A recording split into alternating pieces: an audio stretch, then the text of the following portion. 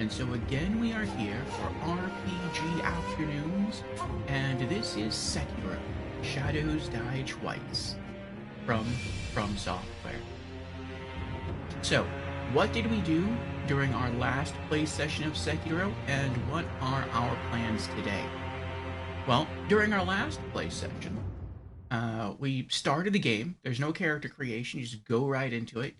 We are playing as Wolf, um, who I guess is the protagonist of our tale.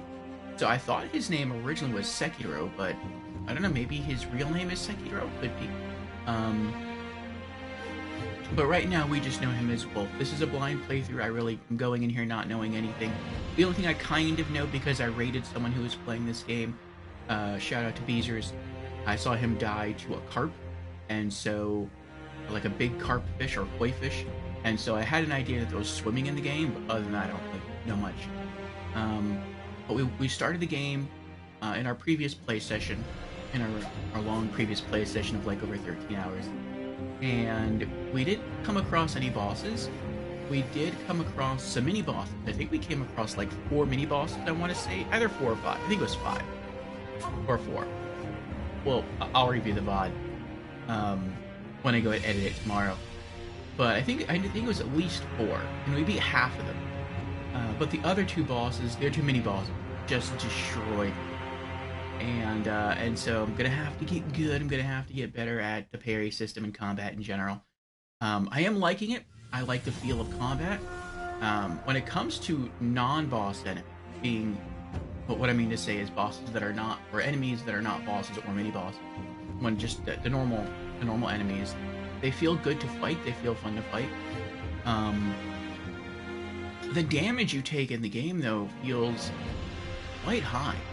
Even from environmental damage, like if you walk too close to fire that's burning on the ground, you get hit for a lot of damage. So I'm gonna have to start calling him Wolf. I was gonna call him Sekiro again. So Wolf appears to be very vulnerable to damage in the game. But that's probably going to change the more we play the game, and I guess maybe the more we invest in certain upgrades, and the more prayer beads we get. So we'll see how that goes. But as far as our plans today, we're going to dive back into the game, and we'll start logging in now. And we're going to see how much further into the game we can get. One of our viewers, Fusion, who is here now, let me know we're close to the end of our previous stream session, that we actually missed the first boss in the game. And I totally believe that, because this game seems like you can go a lot of different places very early on. It feels a bit like Elden Ring. It's not open world like Elden Ring. Actually, I don't know. Is it open world like Elden Ring? It feels like there's a lot of different routes you could go. And if you don't necessarily know where you're going, you can find up someplace you don't necessarily mean to. But, I mean, that's something that's in a lot of Souls games. And typically the way the developers kind of steer you in the right direction is with difficulty. So if you're going in a certain direction and it feels too hard, then you're probably not meant to go that way. You're probably meant to turn around, retrace your steps, and try to find a different route. And so I thought that the routes that we were going were 2 of the only big routes we could go. We did, I think, find 2 other routes, but those seemed daunting. But I mean, there's probably a 5th route to go too, so we'll see. Let me pop in my earbuds and say hello to chat, and then we'll get into the game. And Fusion's here. Welcome in, Fusion. How are you doing? Fusion says hello and redeems hello. I'm new to... Well, welcome in, Fusion, for the very first time again. Hope you're having a good weekend. And Fusion also redeems hydrate. Very well. Start things off with a sip of water. Cheers, Fusion.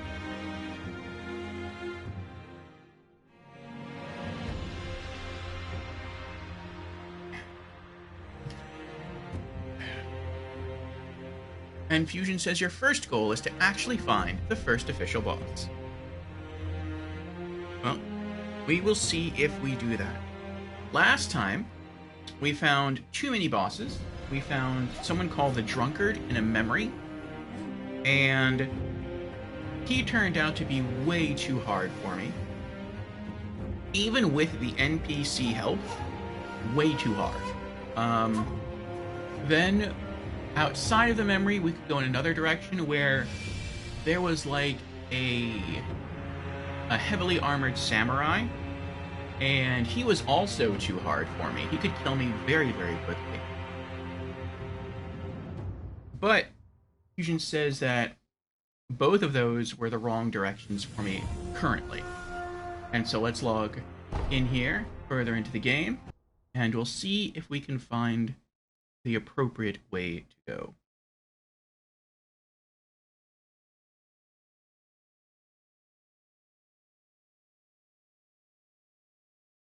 Oh, finisher death blow.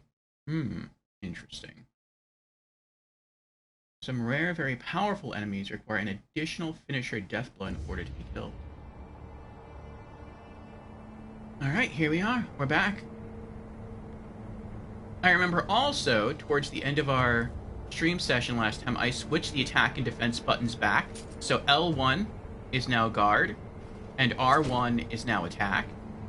So I want to try to get used to more of the default controls. I'm still leaving the other controls the way they were, so I have to press down to scroll through my items, kind of like you would in Dark Souls or in Elden Ring.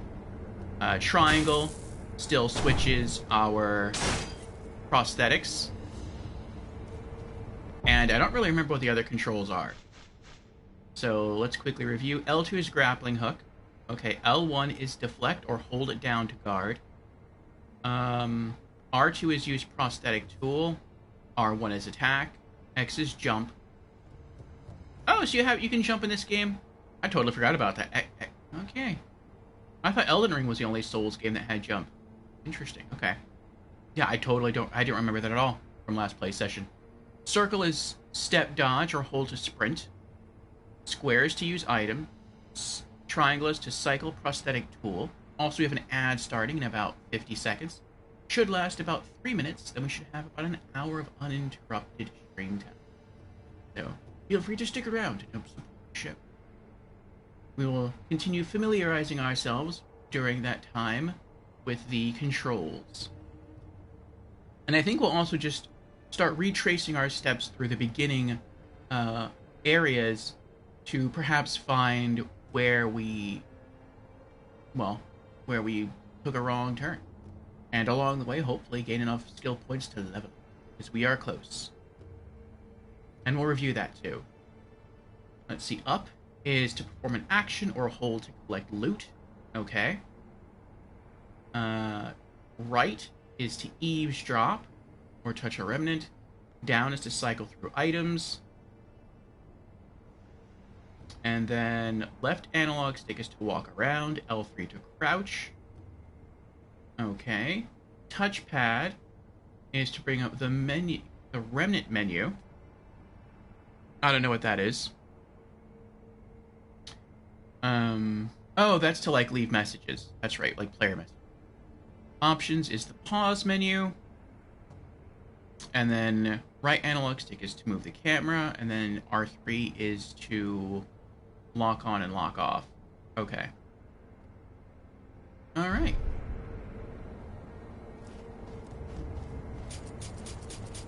Yeah, I remember during our first play session, I was getting confused for the majority of the playthrough because I would want to attack an enemy and I would hit L1 and I would just keep guarding. And I wouldn't understand why that was happening, why it was so deeply ingrained that L1 was the attack button, even though in every Souls game, attack is always R1, not L1. And then it finally clicked close to the end of the stream session that the reason that was happening is because in Elden Ring, which is the Souls game we played right before this one, I power stanced daggers. And if you wanted to use the power stance attack, it was L1. And so that's why I kept hitting L1, and so that's why I originally changed controls. It started to feel more natural. But eventually I switched it back because I like having similar things on the same sides of the controller. So if the right half of my controller is going to be like offense, being prosthetic tool use, then I also want that to be attack, as far as swinging your melee weapon. and then left is utility. Yeah, left is block, and then left is grapple. So that kind of feels more comfortable for me. I have to think of this more as like a shooter or an action game rather than a role-playing game like Elden Ring. So that sort of mindset I think helps me a bit more. Now let's rest up. We don't need to, but I want to see the skills. We have 3 prayer beads. We just need 1 more. And you can see we're like halfway, we're like halfway to a 3rd skill point. And so let's go to acquire skills. And we have 2 skill books now, Shinobi Arts and Prosthetic Arts. But there's moves here that I definitely want to acquire sooner rather than later. I want to get the Shadow Rush ability. That seems like it'd be good to deal with certain mini bosses, especially the drunkard guy. I found out that I could sort of kite him. It looks like he doesn't really want to come all the way across the water. He will, but it doesn't look like he really wants to. So maybe I could sort of get across the water and then do Shadow Rush and then back off and then do it again and rinse and repeat until I eventually finish him off. So we'll see about that. But to get there, the fastest route to get there is I have to purchase Shinobi Eyes, which Shinobi Eyes in itself is not too bad. It just increases damage inflicted to posture upon executing a successful Makiri counter. And Makiri counter seems like a very useful counter. That's the first thing that we got down here. And I also really want to get Breath of Life Light. I feel that would help me out a lot because I do a lot of, or at least I try to do a lot of critical kills, a lot of death blows. And then these 2 would also be useful. So there's a lot of useful things that I want here in the Shinobi Arts. Not everything, but there's definitely a lot. Let's review what we have already. And let's scroll up here. Welcome back, everyone, from the ads. Appreciate you for sticking around, or appreciate you for just joining. Fusion says, I know the names of the optional bosses that lead towards the first boss, but don't know if I should name some that maybe you did fight. No, that's okay, Fusion. I know we did fight some bosses. Not bosses, but mini-bosses. And, we'll see if we can find our way. I feel like maybe it was just that we were going in the wrong areas, like you were saying. At the beginning of the game, once we got the sword and once I kind of learned combat, yeah, we were still dying in the early game, but I felt more comfortable with the combat and I was really enjoying it. So I think I think I just wandered into an area, or actually a couple of areas I just wasn't meant to be at. And so it's almost a bit impressive that I made it as far as I did last time. And Vulcan Reaver is here. Welcome in, Vulcan. How you doing? Is it boss time? We'll see. We'll see if we find the first boss. How are you doing? And Carnage is also here. How are you, good sir? Doing well, Carnage. Doing well. Enjoying my coffee, enjoying a great game, and enjoying a lively chat. Good all around. And Geist is also here. Welcome in, Geist. How are you doing? Geist says, how are you today, Wolfio? There are so many areas that seem insurmountable. Yes, we will surmount them all. And doing well, doing well. Also, as a reminder to everyone, we were unable to have our co-stream of the Video Game Awards on Wednesday. For those of you who were there, we streamed the pre-show, but then we started having some major bitrate issues and stream just kept crashing, and we tried for a while to fix it, we just couldn't do it. So to sort of make up for that, we're going to try streaming tomorrow at 7 p.m. US Eastern, and we're going to do all of it all over again. Hopefully not the crashing part, though. But we're going to go through the pre-show, and we're going to go through the main show. I don't know a good chunk of the announcements. When I wasn't able to view it, the rest of the show, I just stopped looking at anything. So there's probably a lot of you out there now that know all the announcements, but there's still going to be plenty of surprises in there for me, and so you will get some authentic reactions to things that happen as far as awards and whatnot, and trailers during the show. And Dread is here. Welcome in, Dread. How are you doing? Dread says hello, and Dread also redeems. Hello, I'm new. Well, welcome in, Dread, for the very first time. Good of you to be here for the first time every time. How are you doing? Alright, so our current skills that we've unlocked are the Mikiri counter. Acquires Shinobi Martial Art Mikiri counter. Enables one to counter enemy thrust attacks by stomping down on an enemy's weapon, dealing a large amount of damage to posture. It is nearly impossible to perceive the speed of a thrust, but not for sharp eyes of a shinobi. Okay. And then Run and Slide, another shinobi martial art, allows one to slide into a crouched position while running, sprint through an area and slide into cover or otherwise out of view.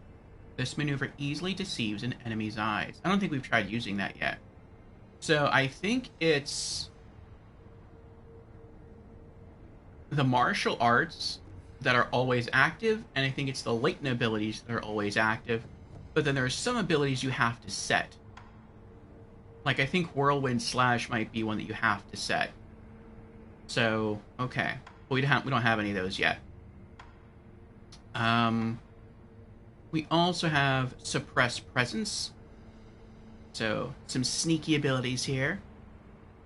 A latent skill that reduces an enemy's ability to perceive those who are in stealth. Removing one's presence is part of what defines a shinobi. So I guess that makes it harder for people to see us while crouched. And then we also have Suppress Sound. A latent skill that suppresses movement noise by inhibiting an enemy's ability to hear it.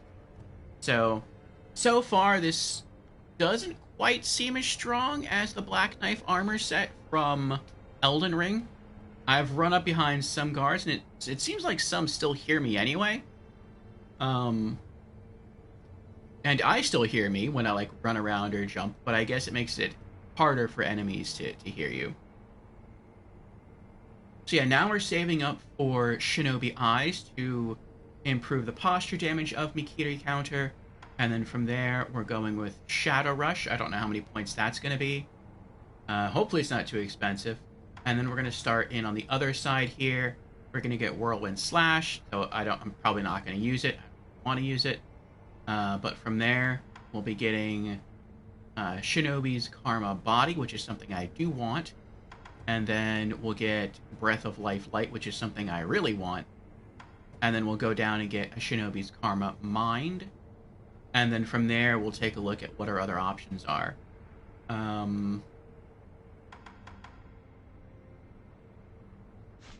What about the prosthetic arts?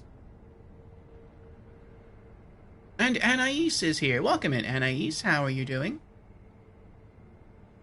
Let me scroll up. And Grim is also here. Welcome in, Grimspace. How you doing? What's up, Orfeo? How is Sekiro? Sekiro is interesting. It's interesting. We're making well, right now we're reviewing the skills here, but hoping to make some more progress today. How are you? Geist is not a fan of the Night Rain game. Yes, that I did see. I saw the trailer. I've seen the trailer a couple times now. And I'm looking forward to seeing it again tomorrow. I'm still going to get Night Rain, no matter what it is. It seems like it's 3-player co-op. It seems you're kind of running through the same map, or the same style of map, but there is some randomness thrown in, like maybe where certain enemies spawn, or maybe where certain loot drops are found. I wish you could kind of create your own class, but it looks like you just pick a hero. Maybe there's some minor customization you can do, but you're really just playing with sort of a set build. Kind of like you're sort of playing with a set build here in Sekiro. Yeah, it's not exactly what the main audience of From Software Souls games is into. But when when I look at Elden Ring Night Rain, what I see is a more limited version of Monster Hunter Freedom Unite. But it's more actiony. And I'm okay with that. So for those who have never played Monster Hunter Freedom Unite, there's a lot more customization. You do get to create your own character. But what's very similar with Monster Hunter Freedom Unite is that you basically run out on the same map. Now, I think there's actually like 5 or 6 different maps, maybe 7. But for the beginning of the game, you're really just running out on the same map. The map is always the same. The enemy placement is always the same. You are under a time limit, and you are trying to find and hunt down a very specific mob, but you can kill other mobs along the way and collect other things along the way. But you have basically 59 minutes in order to find and kill the big boss of the area. And that's very much what Elden Ring Night Rain looks like. It's like, okay, you have a certain time limit to really go in. At the end of that time limit, you have to fight this boss. But until then, you can sort of go around and do your own thing and explore and gain loot, learn the combat system and everything else. And so, because of some of those similarities, I am interested in that. It's going to feel like a group hunt. And so, yeah, I'm still planning to pick it up, and we'll still be streaming it here for RPG afternoons. No one knows when it comes out right now, but that will definitely be something we go into and stream. Anais says, boo, play the game. I'm giving you mess. LOL, I'm kidding. It's good to see you, Anais. How are you doing? How do you like this game so far? So far, this is the hardest of the Souls-like games we have played, developed by From Software. But to be fair, we've only played it for a single day. And so the more I play, the more I learn. The more I learn, the probably easier it's going to feel. So, might just take time. Guys, so basically Mikiri Counter is the ultimate disrespect. It sounds that way if I can pull it off. Dread says, I'm great. I'm playing Darktide. Darktide. What's Darktide? The subtitle is familiar. And he says, ooh, won't be able to be here. My nervous tummy. Oh, I hope your tummy calms down, Anais. Grim says, doing great. About to practice playing Sekiro myself. Yeah, Grim is doing speedruns of Sekiro now. Grim says, I plan on getting Night Rain 2 no matter what. It looks like it might be fun, even though it's not Souls-like. Guy says, if you haven't, where have you been? I would like to actually, I can show you. I was going to say, I'd like to show you on a map. Like, in Elden Ring, I can just press the map button. I can just be like, I've been here and here and here, and just move the cursor around. You can't do that here in Sekiro because there's no map. But I can show you the travel points that I've been to. So that would give you an idea. And I'll do that right after we finish looking over some of these prosthetic art skills. Fusion says, it's a roguelite. Okay, Fusion's describing Night Rain. It's a roguelite, which I like. 8 characters, which I like.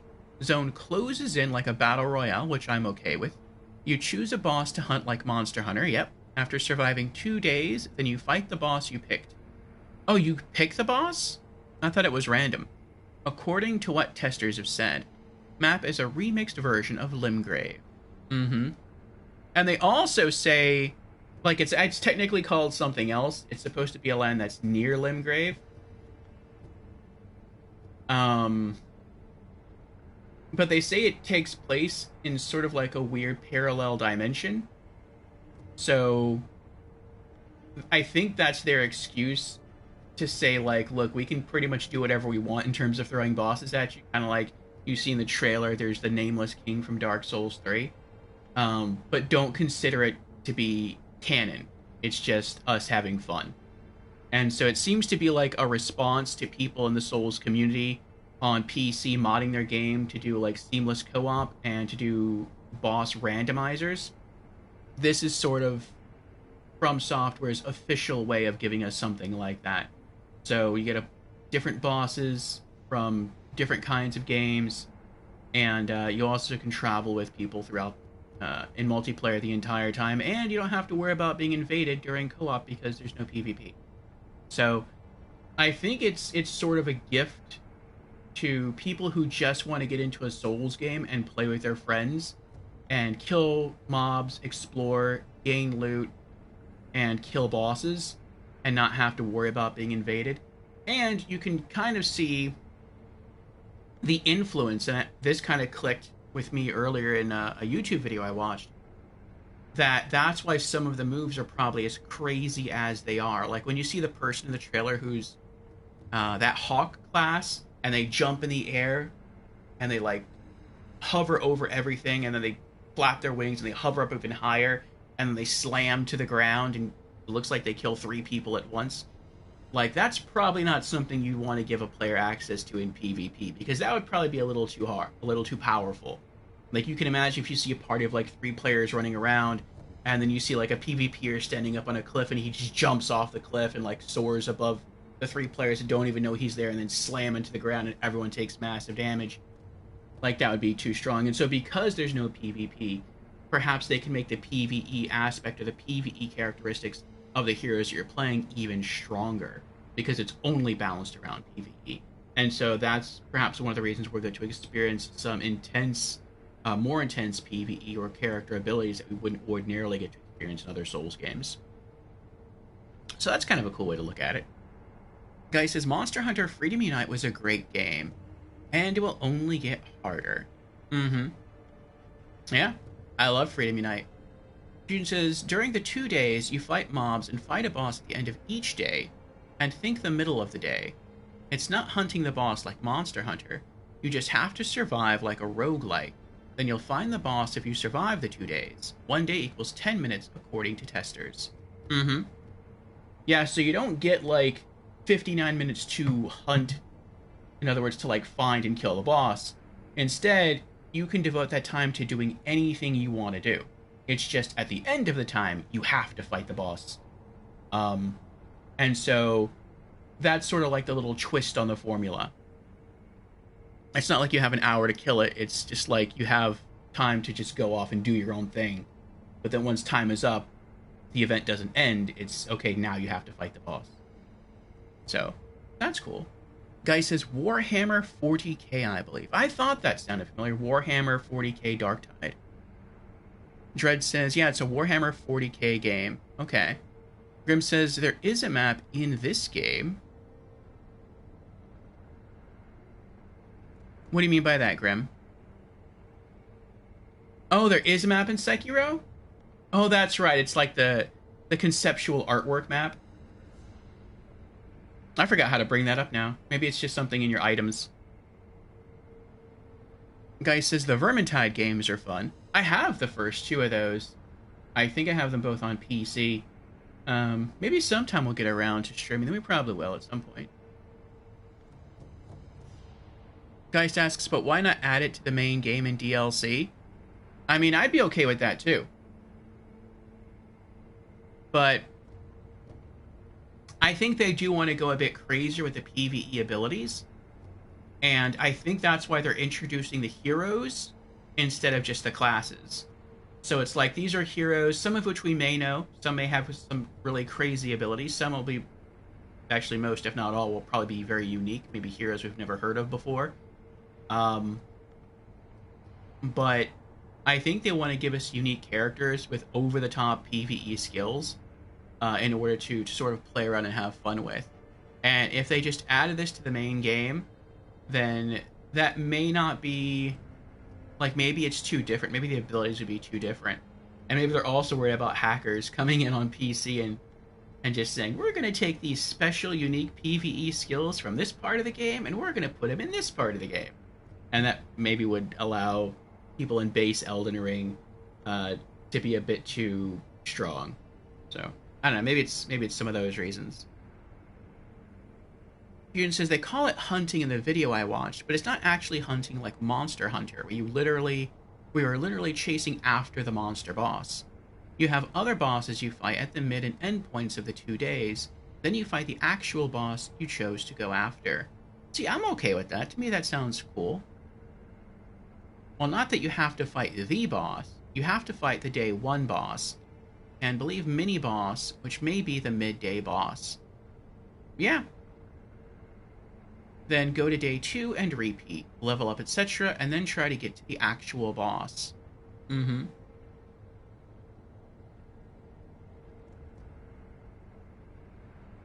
The game is sped up way faster than base Elden Ring. It's very different.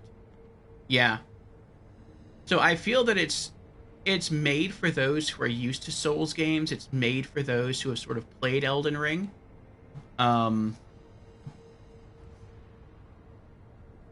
Because it's so... I'm hoping that it does have a separate mode where you can just kind of go in and just sort of learn different techniques without necessarily having to fight a boss. Every Souls game has a tutorial level, and so I'm hoping you can sort of do that, like choose a hero, even if you're not sure, like maybe you like this hero, maybe you won't like the hero, you don't know.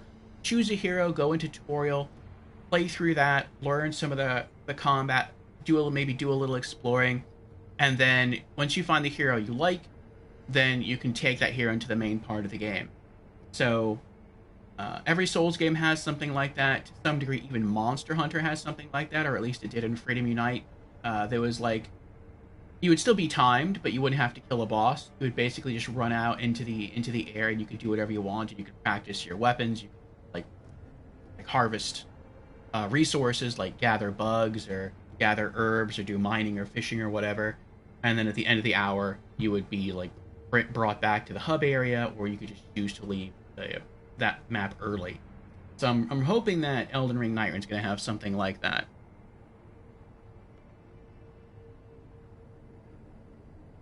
Okay. All right. Well, let's navigate some of these prosthetic art skills to see what we might want after that, and after we finish with the Shinobi arts. And then I will go through some of the map locations we've been to, and then from there we'll start retracing our steps. So prosthetic arts, we have access to Chasing Slice, Shinobi martial art that allows one to perform a forward dashing sword slice after using certain prosthetic tools, allowing one to close distance on enemies instantly. Applicable tools, the loaded shuriken, the Shinobi firecracker, and there's one other that we have yet to find.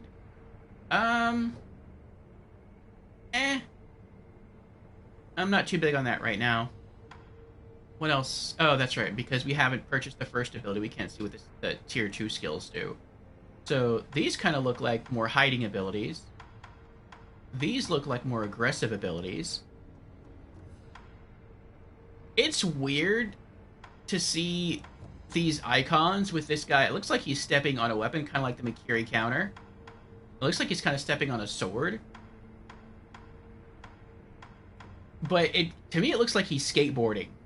Like he's popping a jump right there. He's a samurai on a skateboard. Anyway, looks like this is the more offensive path, and maybe we also have some sneak abilities here. What skill is this? The grappling hook attack. Maybe I could use this, but I feel like I probably won't.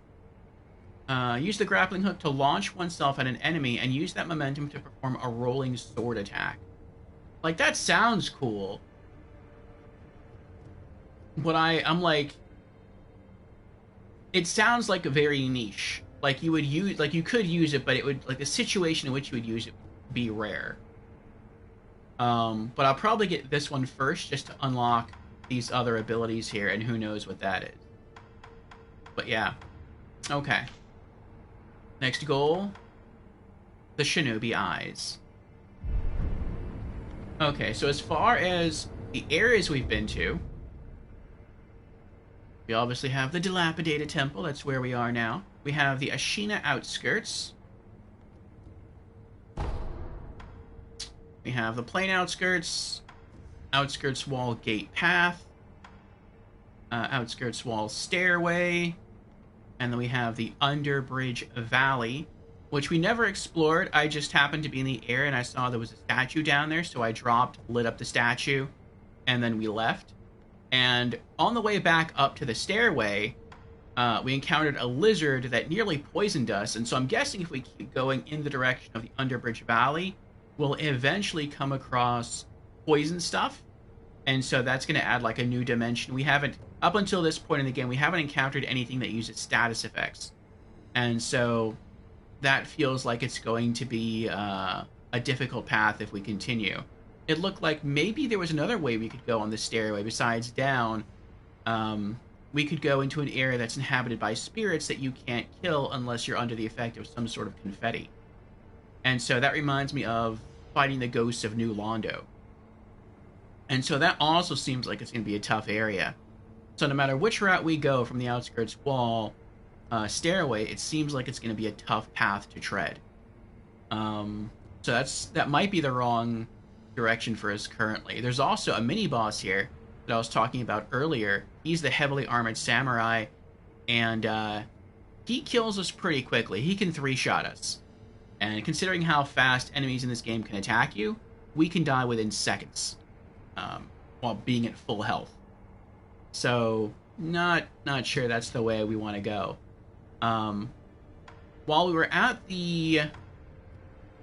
I want to say while we were at the Ashina outskirts, right before you cross through the gate path, we were given a bell by an old lady, and we returned to the dilapidated temple, and using that bell, we were able to gain access to what seems like a memory, the Hirata estate, and we started making our way through this. We got through the Dragon Spring, the estate path, the bamboo thicket slope. Around just before the bamboo thicket slope, we fought another mini-boss, and then we got to the Hirata estate main hall, and then that's where we fight the other mini-boss, the Drunkard, and we could get kind of close with him, but we couldn't finish him. I had to be very stealthy and kill all of his guards one by one, and then I would go talk to the NPC, and he would help me fight the Drunkard. And even before then, I could also get in like one stealth attack on the Drunkard to drop down his two, I'm not sure what you'd call them, the 2 critical points. Like you need to take out both and then he dies. I could take out one, and then while the Drunkard was recovering, I just sprinted to the helper NPC, talked to him, and then we both tried to fight the Drunkard together. And even then, both of us attacking him, I could only reduce the Drunkard's health to like maybe a third of his overall health, and the helper NPC would die. And I couldn't finish the fight because the Drunkard was just too strong.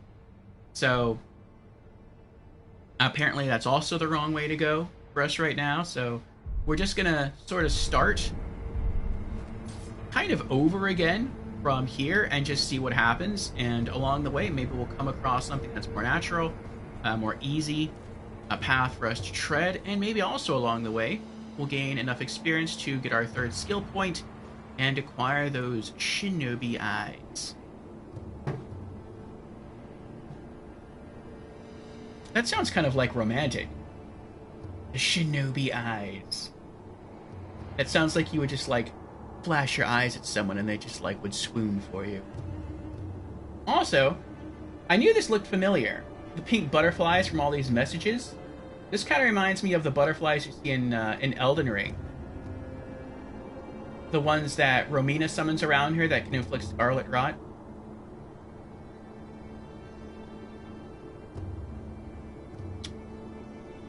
Grim says, shred skill arts. Can I make a suggestion on which route to take?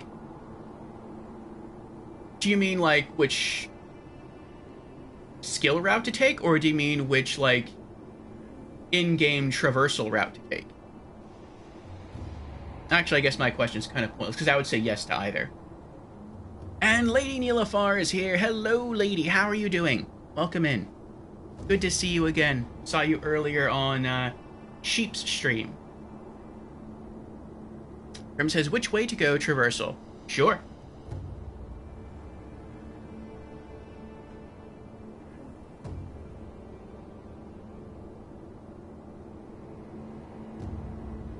How was your hike, lady? I know you talked about doing that earlier. Lady says, I'm good. I just got back from a hike. Oh, there we go. Hope you enjoyed yourself. Got to stretch the legs, take in the warmth of the day. Or at least the sun of the day. I don't know how cold it is where you're at. Grim says, LOL, Underbridge Valley is next. Underbridge Valley. Okay. And Bagotis is here. Welcome in, Bagotis. How are you doing? Bagotis says, evening, Orfeo. How has Sekiro been treating you? We just started. I know we've been streaming now for like 43 minutes. But we've been sort of chatting and getting reacquainted with some of the controls and talking about skills and routes and stuff like that. So we're still at the beginning area here. And yes, I know Bagotis has started Sekiro himself. So how is your journey through Sekiro?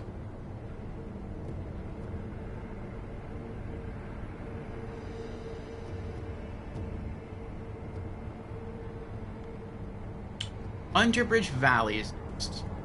Let me see. Travel. Ashina Outskirts. Underbridge Valley. Okay, so the air with the poison lizard. Do you concur, Fusion?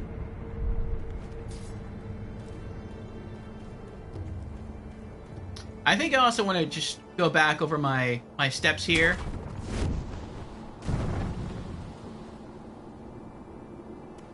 To get used to combat again. We've only played this once. Oh, I didn't mean to do that. Oh well. Oh, that just switched it. Never mind. Okay. It's... Yeah, I feel I need to get used to the controls again.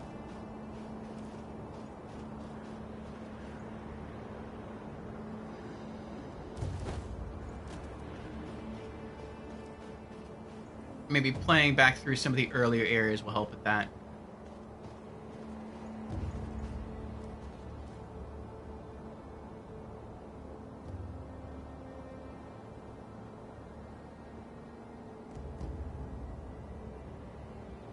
Oh my god, this is exciting. I've just started as well. I am struggling, to say the least. Yes, it is a very, very different beast than any other Souls game I have played. To me, it really doesn't feel like an RPG. This feels more like an action-adventure game than a role-playing game. And I think that's why some people have said, like, this is not a Souls game. It's a Souls-like. Because it's made by FromSoft and it has similar characteristics, like learning enemy attack patterns and being able to counter in certain ways. But it's really not a Souls game. And I'm starting to understand what they mean by it. Like, to me, this feels like a mix-up, and I think I said this last stream, it feels like a mix-up between, like, Metal Gear Solid, Tekken, but like a watered-down Tekken. And,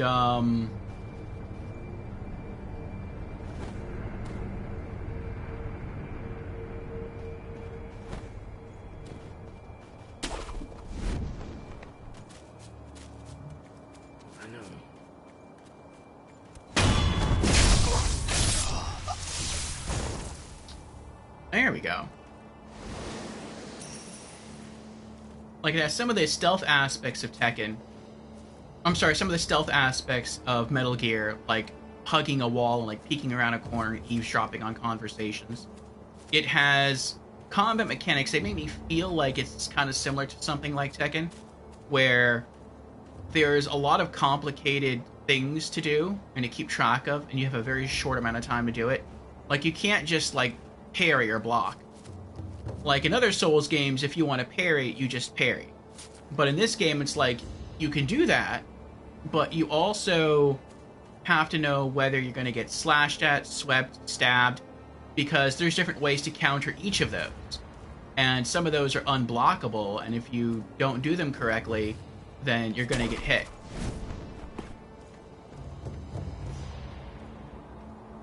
But I think the more I play, the more I'll get into it. And I will say that from what I have experienced so far in the game... Oops.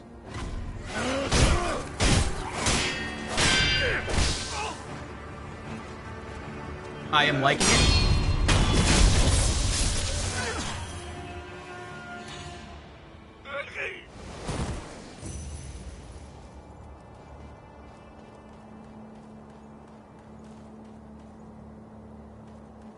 I wonder if I can change something in the controls again, though.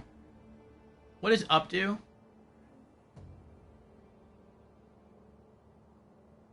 I guess you can't. Well, I don't know. Maybe you can. Maybe you can. I would like to make... I would like to separate the action button and the collect loot button, if that's possible. I don't like that when I collect loot, if I'm near a wall, I put my back against a wall.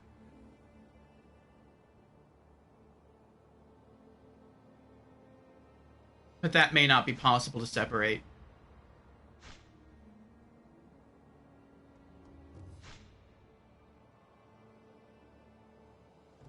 No, it's the same thing.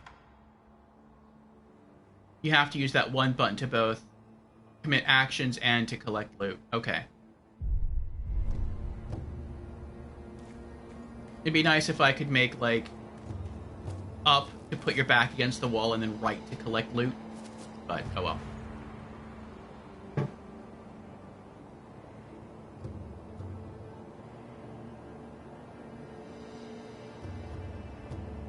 Lady answers, my hike was good. It was chilly and beautiful. Nice.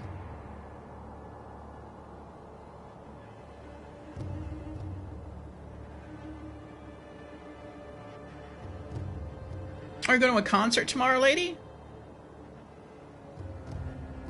And Geist has redeemed Hydrate. Very well, Geist. Cheers.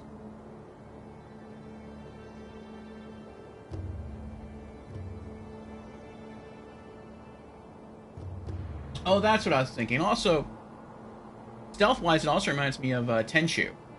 And it reminds me of Tenchu in terms of level traversal as well. So yeah, it's kind of like a smash-up of Tenchu, Tekken, and Metal Gear Solid. But I mean, those are all three good games, three great games. And so, you know, it's an interesting experiment.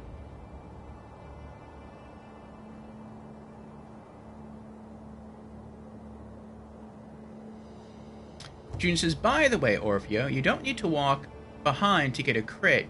You can do crits jumping down on an enemy. Yes, that's actually what I was trying to do right there, but I guess I messed up. I jumped and I was waiting for the red dot to appear as I was, like, falling towards the enemy, but it didn't come up, so I guessed I didn't jump close enough. But the reason I didn't jump close enough is because I was scared. I thought I would jump too far and, like, hit the enemy's head, then slide off the enemy, and then, like, slide off the edge of the cliff and just fall to my death.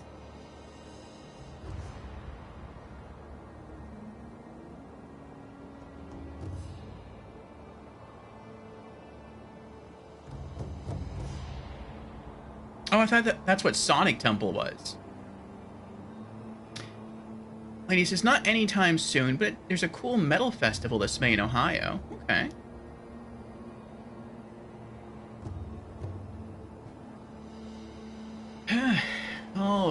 Alright. So, there's that guy down there. And I think there's... No, I think the dogs are over there. The guards here are also really tight, despite this being the beginning of the game.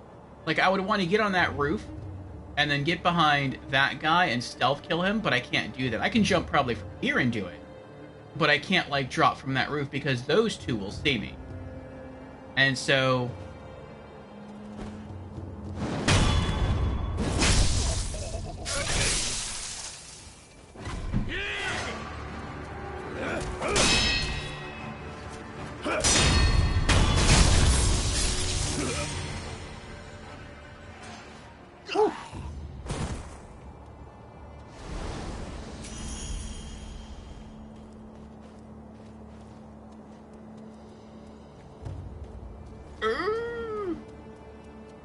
I forgot he was there. I love the grappling hook. I haven't had this much fun with a grappling hook since Tenchu.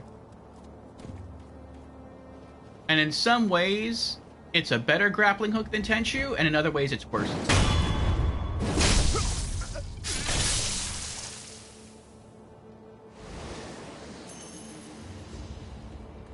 I like the fact that there's auto lock on now. Like, there's hotspots you can lock onto, because I think it makes sort of getting around the levels easier, and you don't have to focus as much on, like, where to shoot. And I think that's something that was praised in the PlayStation exclusive Spider-Man games. Like, when you're Spider-Man, you shouldn't really be thinking about where to shoot your webbing to web swing. You should just, like, do it naturally, and you can do that in the PlayStation version of the game. And it's a little like that in Sekiro. Like, you always know where you have the ability to, like, latch onto it, the grappling hook, and swing there, and I think that's kind of nice. So you can pay more attention to sort of the flow of combat. But, and I like how flash it is when you pull yourself up too, how you do that, like, little twist in the air. Points for style.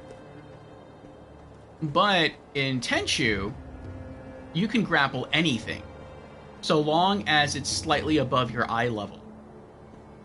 And that kind of makes the grapples in this game a little weaker than in Tenchu.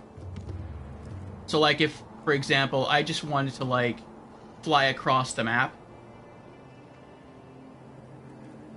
I'll sort of go down there and show you.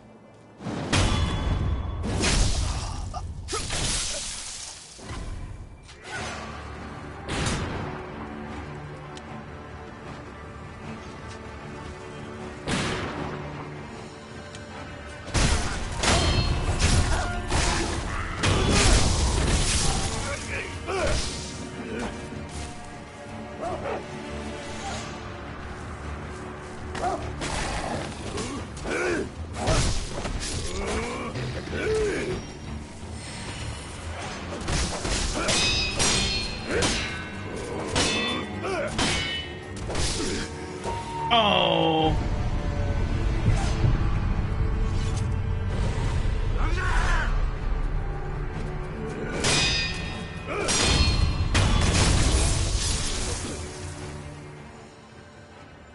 Oh.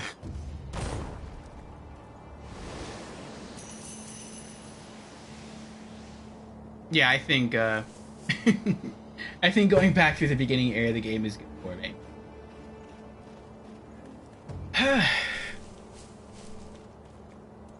I need a refresher. But, like, in Tenchu,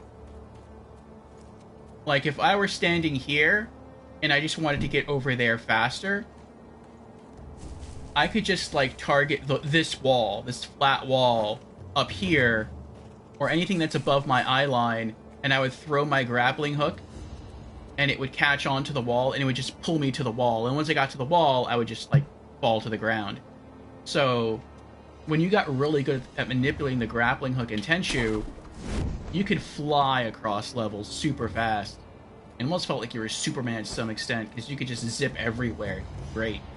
This game isn't as strong with that, but it is still really cool.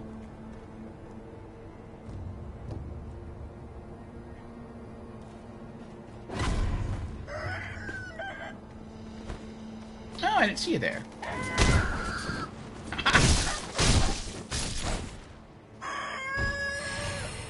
You've crowed your last.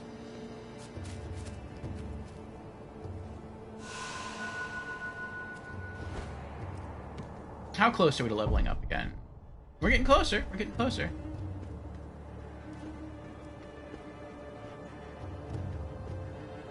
Alright, so we fought one mini-boss at the very beginning of the game. We woke up in the well after we got our sword. We killed that one. There was another mini-boss here that we killed. Another pretty heavily armored samurai. I think he was using a Naginata.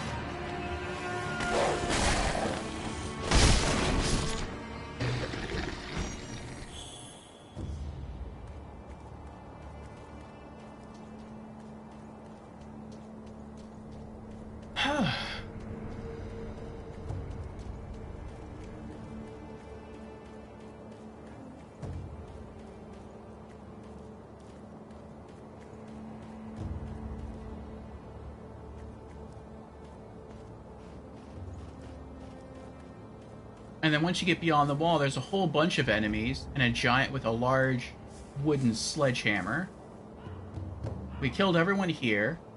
We also found how to get to a hut. I think the hut's like way up there. And we actually got a trophy for it, which is kind of cool. And it's a rare trophy too. It's like, I think it was like something like 65% of people had figured out how to get up there. And we did that towards the end of our stream. So that was kind of cool. Oh, I hit the jump button. He didn't jump.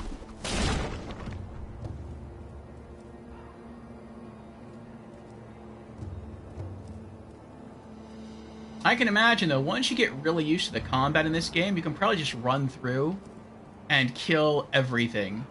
And I bet that feels really good. Whereas, like, right now...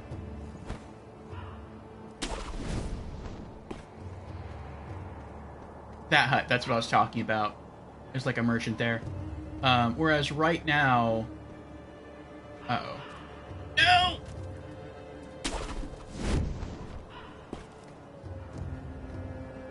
Whereas, like, right now I have to be more stealthy.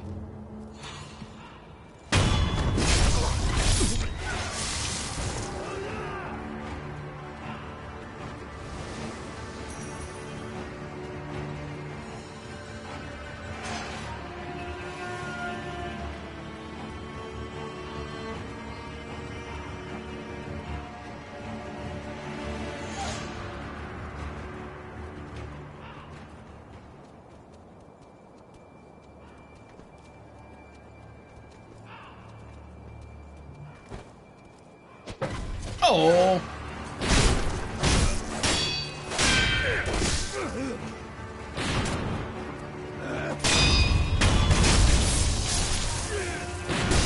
Ow! I didn't even know where he shot me from. I only see bullets coming at me. Bro!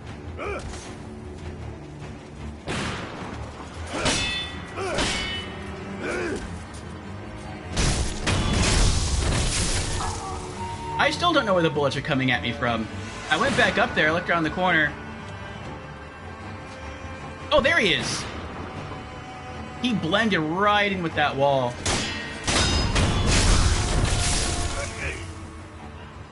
It's like the yellow armor was blending into the,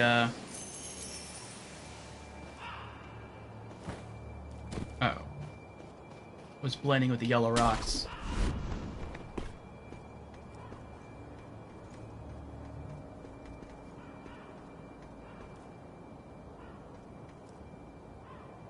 I'm completely out of heals. And I only have one revive left. And I'm so close to our third skill point.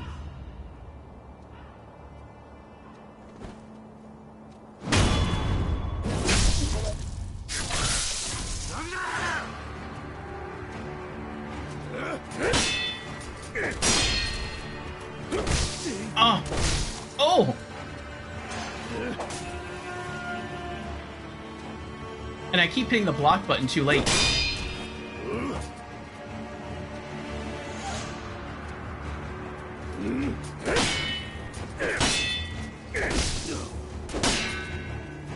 Oh, I'm gonna die.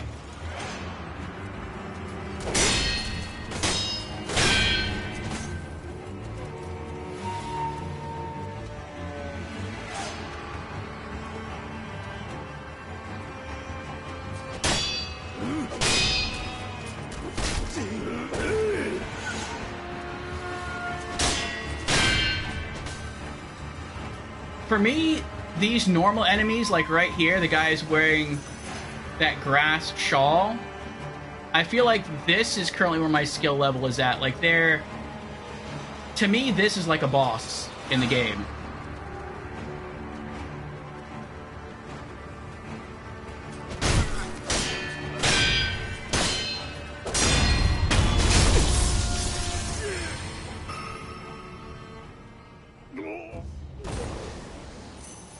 And I didn't react right there for the block. I just thought that after attacking him like 3 times, he would try to attack me. So I just hit the block button.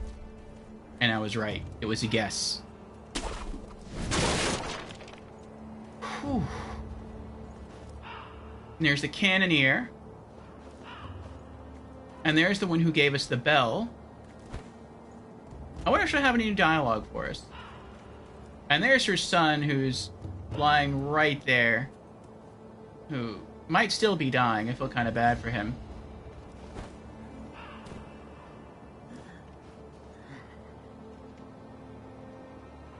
She sounds different now, and she's sitting down, though. Huh. You okay? The dragon rot.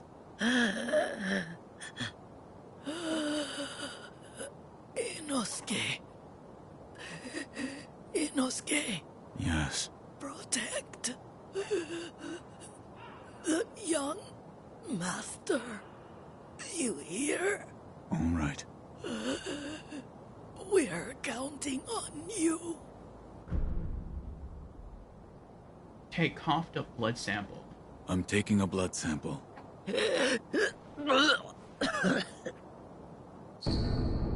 Dragon rot blood sample. Blood sample of a dragon rot victim contains stagnated blood. Emma can use this to find a cure for dragon rot. Now to bring this to Lady Emma. Oh, it turns out there was a helpful thing we did there. Protect the young master. And Short's here. Welcome in, Short. How you doing? We're counting on you. Yes, she gave us the bell, and we made our way to a mini-boss called the Drunkard, and he absolutely destroys us. And that happened at the end of our last stream session. And we tried going a different route. We made our way to another mini-boss further along in this direction, who was like a really tanky samurai, and he can 3-shot me in seconds. So I thought maybe I'm going in the wrong direction. That's what Fusion told me about towards the end of our last stream session. It appears I'm actually going in the right direction. And I just need to keep going beyond where I was to make it to the first boss. But I feel like I just need to practice the basic enemies first. I've already died once, I have no healing items left, and I'm on low health. And that's just fighting these normal enemies. To me, these normal enemies are hard. So, I feel like if I can't beat them easily enough, I don't know what chance I have against a boss. An actual boss. We haven't fought a real boss yet.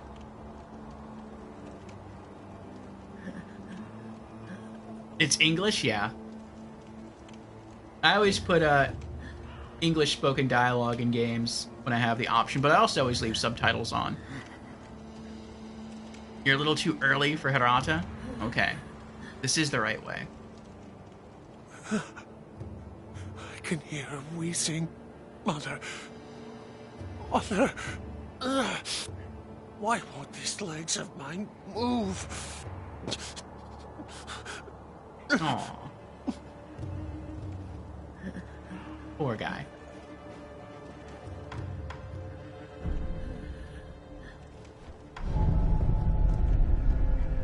Alright, well.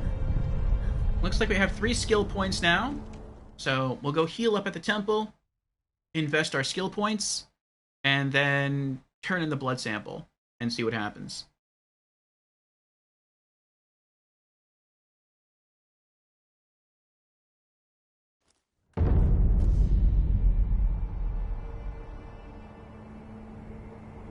All right.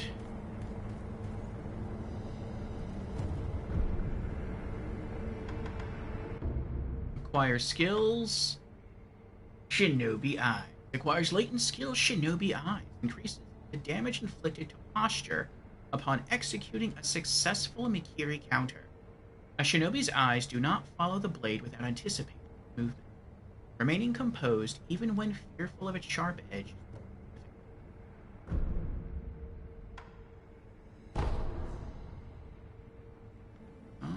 right. Oh. I guess I have to have both of these paths open in order to, like, get this. Okay. I guess we'll start going down the other path sooner rather than later. Alright, I guess next we're saving up 1 skill point to unlock Whirlwind Slash.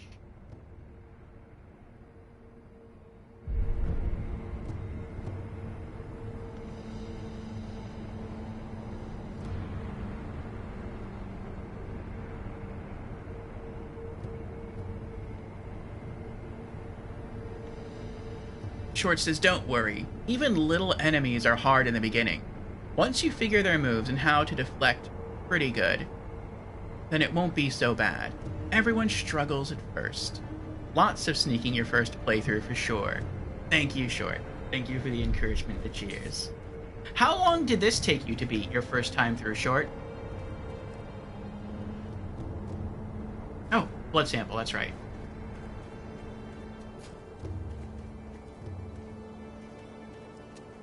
I'm glad you've come, Master Wolf. Give Dragon Rot blood sample. I've obtained one. A blood sample. Let me see. The coloration is very similar to the sculptor's. The color is just slightly tainted. But what's this? Do you have enough blood? I believe so. Allow me to continue my research into the Dragon Rot. When we speak again, it's likely I'll have made a breakthrough. In fact, count on it. Oh. I can now continue my research on the Dragon Rot with the blood sample you gave me. When we speak again, it's likely I'll have made a breakthrough. In fact, count on it. I wonder if I can just sit down, reset the area, and then come back and talk to her. Also, we have an ad starting in about 10 seconds. Should last about 3 minutes. Then we should have about an hour of uninterrupted stream time.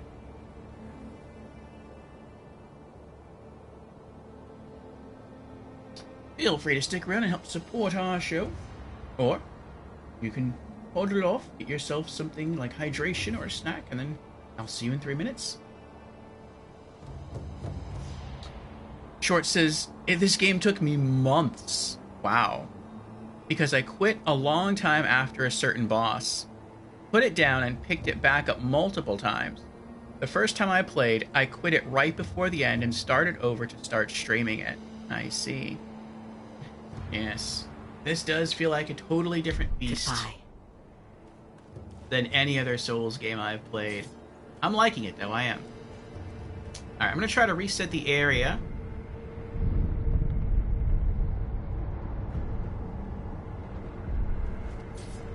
And let's see if she has new dialogue. I've been waiting for you. Oh, Any yes. progress?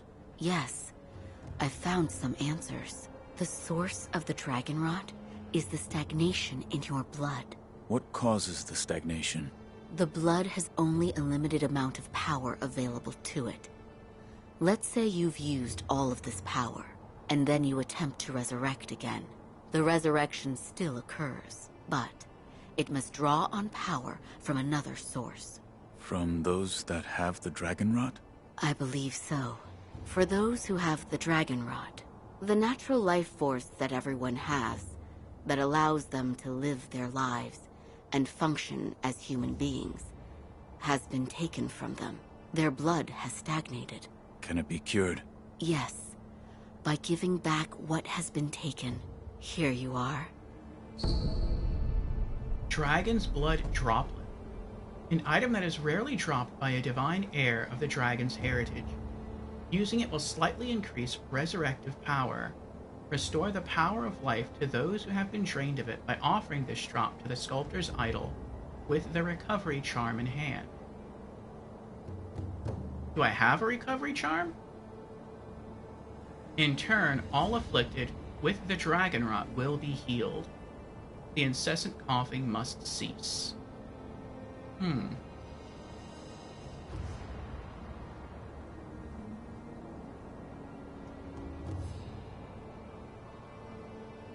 So it sounds like using it, somehow my resurrection power gets stronger, and everyone gets cured at the same time, so it's a win-win? Or is this like a win-lose? Can I just like pop the item in my inventory, and like I'll gain a third resurrection, but everyone remains sick? Or I can use it to cure everyone, but then I won't gain like a third resurrection.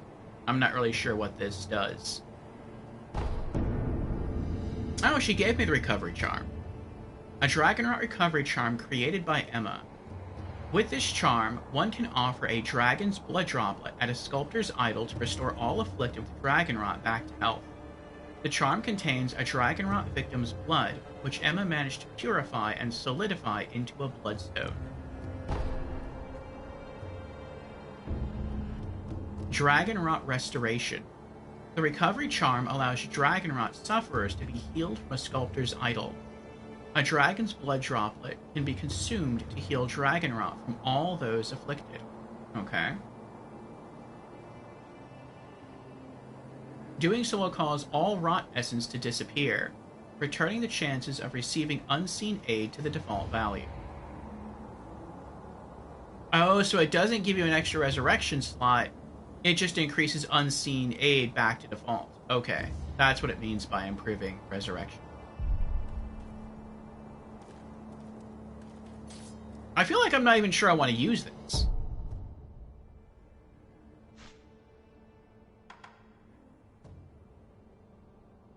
Because knowing me, I'm just going to go die a lot again. And so I feel like if I use it now, I'm going to waste it. And welcome back, everyone, from the ad.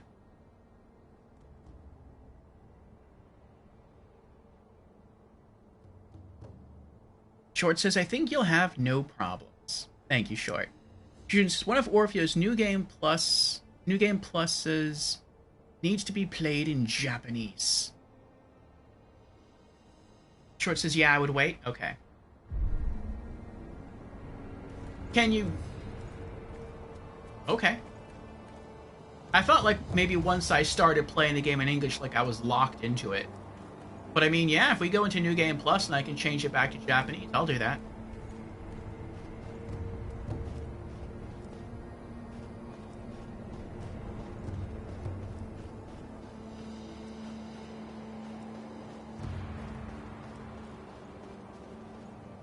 Oh, it's you. You may use me to hone your swordsmanship, if you like. Let's do some more training. In that case, I stand as your opponent.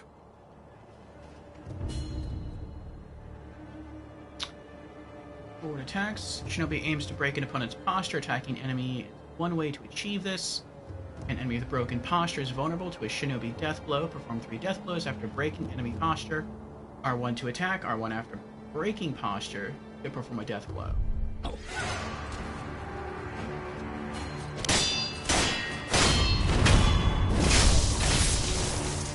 Face me again.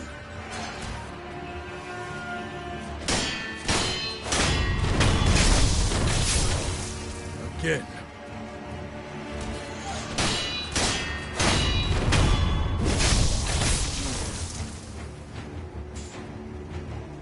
Yes. Splendidly done.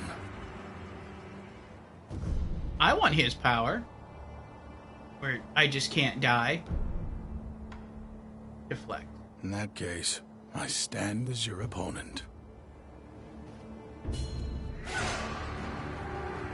Short says, save it for when you finish a big boss or need to continue a mission that you need a certain NPC though. Okay. June says you can switch it right now if you want. English stinks. I like English. I think for the first playthrough we'll keep English, and then for New Game Plus, if we get to New Game Plus, we'll do Japanese. Sometimes a relentless attack is not enough to break an enemy's posture. Deflecting an enemy's attacks also damages their posture, and a Master Shinobi will both deflect and attack. Deflect enemy attacks and perform 3 death blows. L1 the moment an attack lands. Which is what I've been trying to do, but it seems like when they get ready to attack me, I hit the block button, the deflect button, and nothing happens. And I think it's because I'm pressing it too late. Maybe my reaction time is like low. R1 after breaking posture, perform the death blow.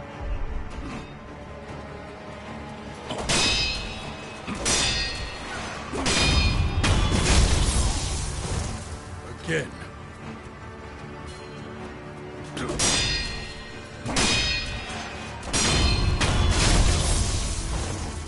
Again. It feels a bit easier when he does it because he has a long windup.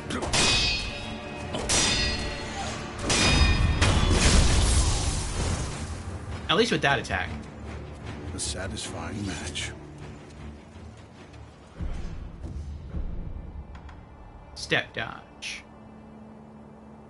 In that case, I stand as your opponent.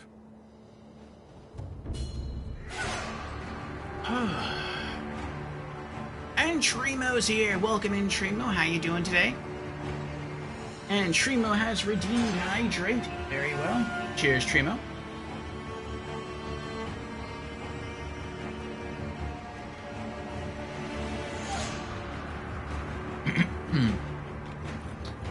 Trimo says, I'm going to say it once, and that will be it. Astrobot did not win Game of the Year. Astrobot bought Game of the Year. Wukong was the only game that qualified for Game of the Year, even though it wasn't perfect. End of the rant. I'll proceed to enjoy the stream. That's something else I heard about. We'll be watching the Game Awards tomorrow. Again, at 7 p.m. U.S. Eastern. We'll be rewatching the pre-show and all of the main show, provided Bitrate holds out. Fingers and toes crossed for that.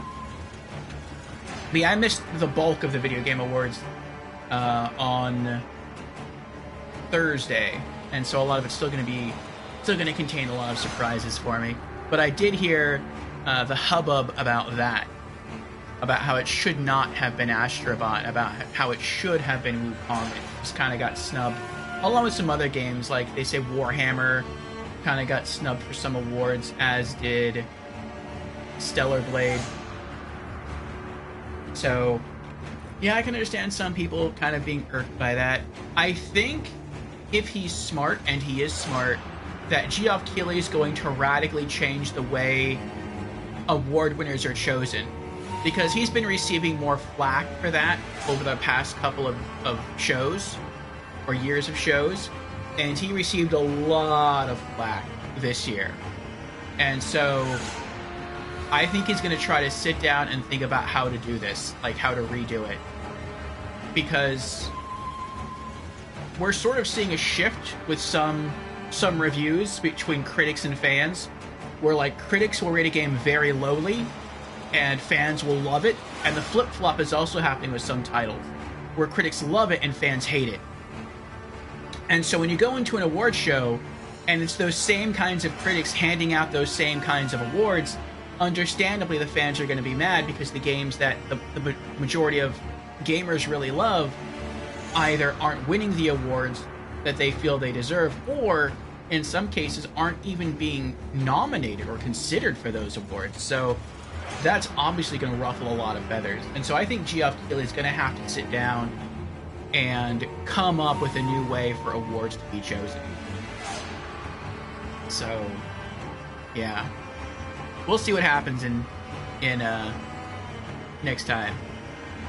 Did you spoil it? No, I knew about that because I had seen some people complaining about that on YouTube. There's just a lot of trailers I haven't seen yet, and I don't know the award winners for all of the categories. So that's going to be a surprise for me. That day internet was bad, just in general. It was for me anyway. Alright, step dodge. Step dodge allows one to avoid attacks. Dodging won't compromise enemy posture, but it may help one avoid damage. Evade enemy attacks, then attack and perform 3 death blows. Circle to step dodge. After dodge, R1 to dodge counterattack. I guess I did this at some point. For me, dodging feels a lot weaker in this game. Your character dodges in this game similar to how your character dodges in Bloodborne, where it's not a dodge roll, it's just a sidestep. But for me, the sidestep in Bloodborne feels stronger. Like, it feels like there's more iframes, and it feels like you travel further. Well, not about traveling further, but it feels like there's more iframes in Bloodborne's dash.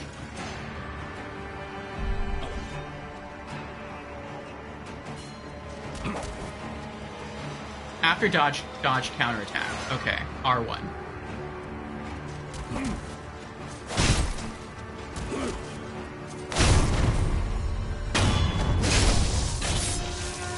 Again.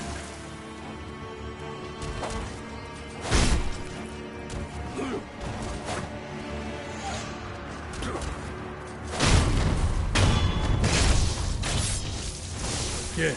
I don't think this is something I learned last time. The dodge counter.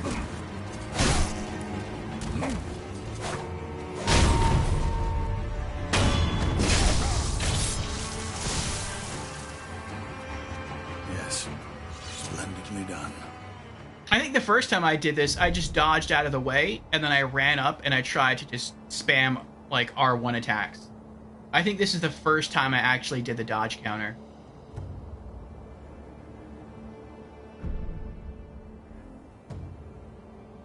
I wonder if there's an ability later on, like a skill ability later on, you can purchase to make it more effective. Because a good chunk of the time I thought I was just going to miss with the counter attack. And in some cases, I think in one case I actually did miss because I was just so far away. Even though I dodged into the attack. In that case, I stand as your opponent. And Arctic is here. Welcome in, Arctic. How are you doing? Arctic says maybe we should just have no game awards and have a community talk about how good your game is. Should be enough. I mean, there's definitely some aspects I would change with the Game Awards if I could. Like, I would do more interviews, I would do more world premiere trailers, and... excuse me. I would do more, or allow more time for award speeches, and I would cut out all music, except for maybe like a small video game-oriented bit of music at the very beginning of the show, and then one at the very end of the show to close it out. And so, if you do that, if you cut out all the music in between, you'll have more time for award speeches and things, and interviews. But I think he also likes to have, he being Geoff Keighley, the host, I think he likes to have some showmanship kind of thrown in there as well. It doesn't have to be that way, though. But I think he tries to sort of emulate other award shows like the Emmys and the Oscars and whatnot. And so, like, I get it. He wants the Video Game Awards to have that sort of same kind of prestige. And so he tries to set up the show like that. But video games are their own thing. And, yeah, the show needs to be reworked. But we'll see what happens in the future. He has to do it. And if he doesn't do it, someone else will eventually step up and they'll do it. So, we'll see.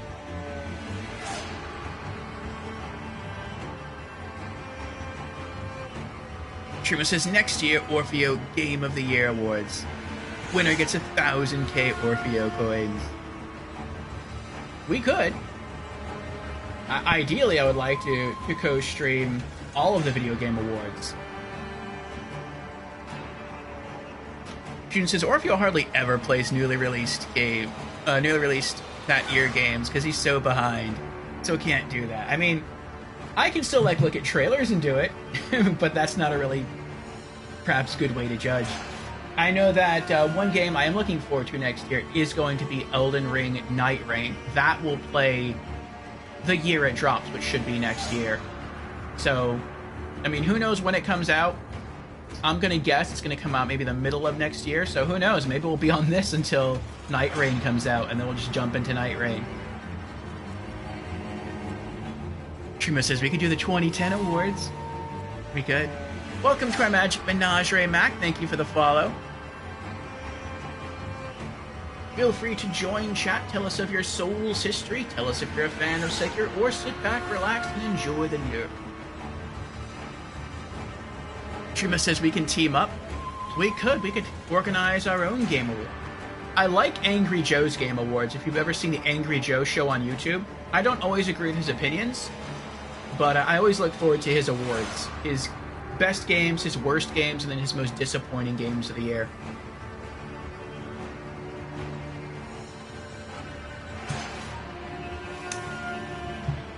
Oh, team up. Oh, you mean team up for Elden Ring Night Reign? We could, yes. I'm gonna guess there's no crossplay, so it's probably gonna have to be all people on PlayStation together, all people on Xbox together, and all people on PC together. But yeah, if anyone wants to join for PlayStation, we can do it. We'll team up. That'd be cool.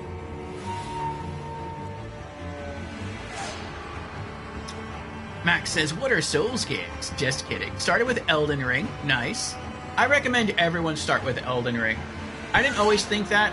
I would always recommend playing the Souls games in release orders. You can see how the technology evolves and to experience the more advanced mechanics throughout the series. But I think some people will play the early games and sort of think they're too hard or too clunky, get disenchanted, and leave. And I think Elden Ring is very, very approachable, especially if you take advantage to everything the game offers you. The co-op, the spirit summons, as in the NPC spirit summons, but also the spirit ashes, the Pokemon-esque vibe it has to it, where you can upgrade your spirit pets and then have them fight alongside you. All the weapons, all the different playstyles it caters to, Elden Ring is a great starting point. Then you went into Dark Souls 3. Okay, Dark Souls 1, alright. Lies of P, alright. Bloodborne, nice. And now Sekiro. Oh, so you're currently playing Sekiro. How far into Sekiro do you think you are? Like, if you had to guess, do you think you're halfway through? Or have you beaten Sekiro and now you're in New Game Plus? I'm still early on. I haven't fought my first boss. I haven't even found our first boss yet. I've killed some mini-bosses, but I feel like my combat technique is still too weak. And so, normal enemies are killing me. And so we're back here to do a little bit of training.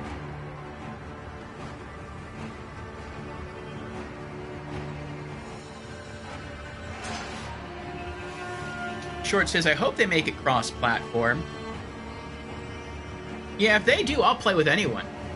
We can all get together, play on Xbox, play on PC, PlayStation, that'd be great.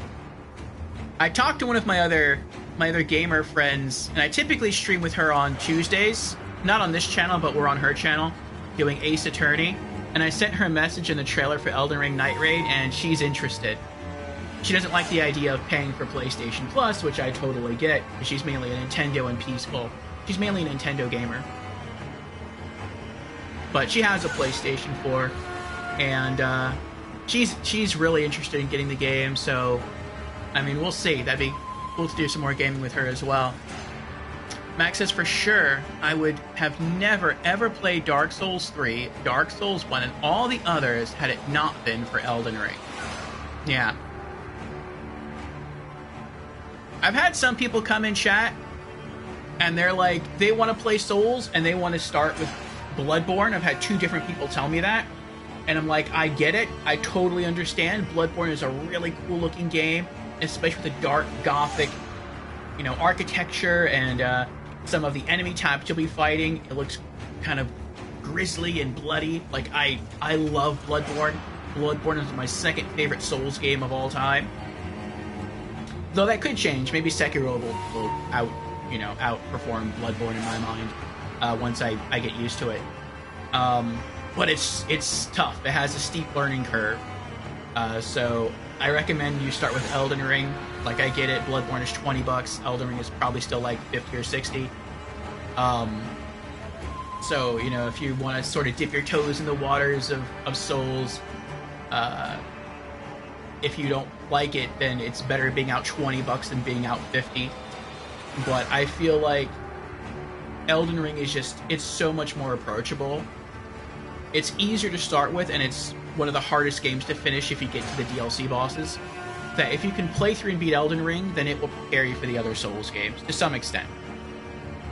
Sekiro seems quite different, but Elden Ring should prepare you pretty well for all the other Souls games, for Demon Souls and Dark Souls 1 through 3, and even to some extent Bloodborne.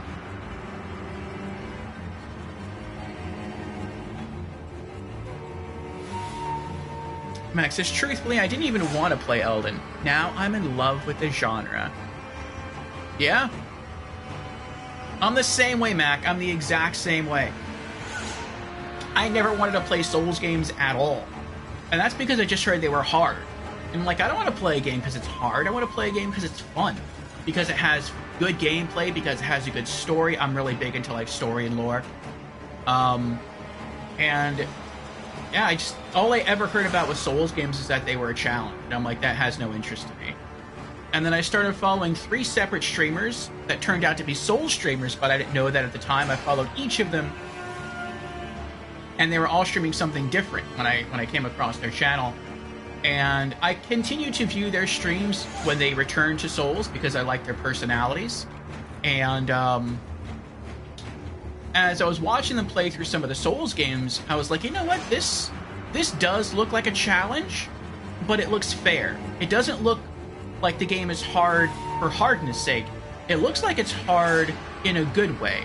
It looks like the game expects you to learn its systems, to learn its combat mechanics, and to learn how to use items in your inventory. And if you can do that, then you can beat the game. And that's very fair. So I had a copy of Demon's Souls that my cousin gave me a very long time ago for PlayStation 3. And I think he went to the game store to trade it in, and they offered him like $5. And he's like, I don't want to just trade this in for $5. Do you want it? And I'm like, I mean, I could add it to my collection, but I'm probably never going to play it. And he's like, I don't care. And I'm like, well, do you at least want $5 for it? And he's like, no, you can just have it. And I was like, all right, well, thank you. I appreciate it. And I just filed it away. And it wasn't until probably over a decade later when I pulled it back out. And I'm like, all right, well, I guess I'll try this game since I own it. And I popped into the PlayStation 3. I streamed it. The footage for that is on the YouTube channel. And I fell in love with the game. And after that, I had to play the rest. And so we did. We streamed them all in roughly release order. Went from Demon's Souls to Dark Souls Remastered, then to Dark Souls 2 Scholar of the First Sin, Dark Souls 3, getting platinum trophies all along the way. Then Bloodborne, then Elden Ring, and now here we are, very early on in Sekiro. And next year, we're looking forward to Elden Ring Night Rain, or at least I am. And it's going to be very different from what we're used to, but yeah, I want to play all the Souls games. And some of the Souls-likes. Short says, I did Dark Souls 1, Dark Souls 2, Dark Souls 3, started Sekiro, Elden Ring, finished Sekiro. That's quite a break there. All of Elden Ring in between. Then I'll finish Elden Ring and Lies of P. Oh, you haven't finished Elden Ring yet. Where did you leave off in Elden Ring? Max says, for Sekiro, probably about 4% in. Okay, so you and I might be about the same length then. Or maybe you're even ahead of me.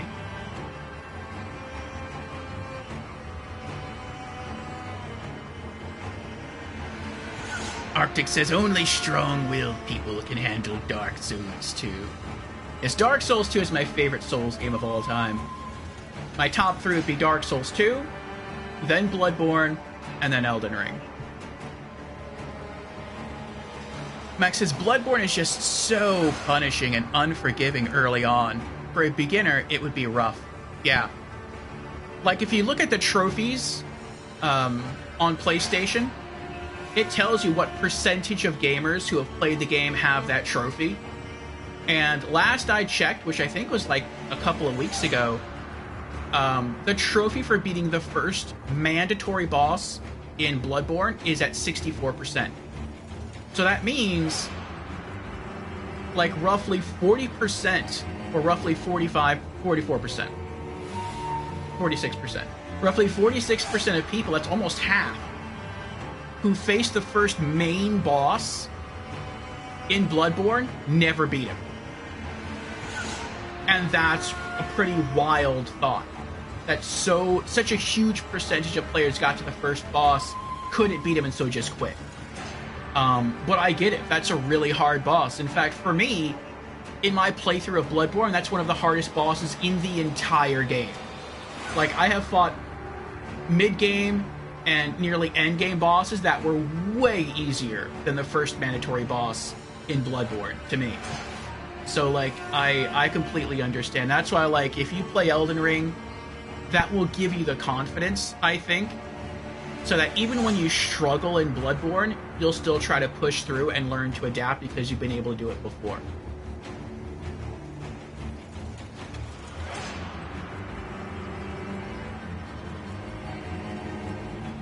Max says, for sure, I heard they were hard in a way that was masochistic, so I never even considered them. I'm glad someone close twisted my arm and forced me to play Elden. Nice. That gift he gave is now worth way more than $5. It proved to be priceless. It did. Sorry for the chat spam. Thank you for the good convo. Of course, that's why we stream, for convo.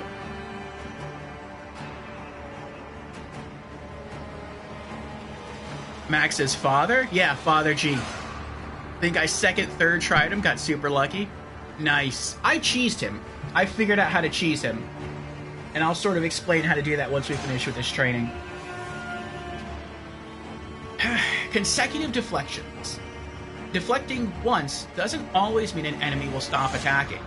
Consecutive attacks can be countered with consecutive deflection, which can greatly damage enemy posture. Deflect all enemy attacks and perform 3 death blows. L1 as attacks land for consecutive deflections. Okay.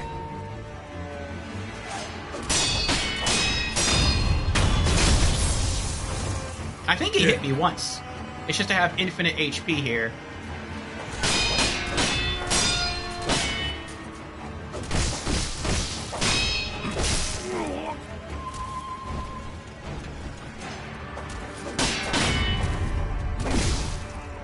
So he only has to, like, hit me once with a hard attack for me to, like...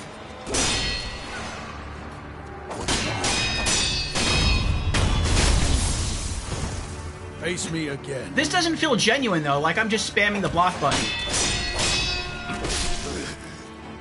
When I try to time it, I'm hitting it too late.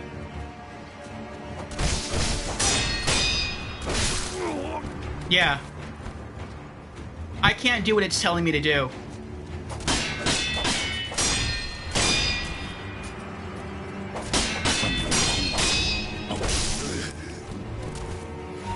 Like, I'm consistently hitting the button too late. I have to hit it before I think I have to.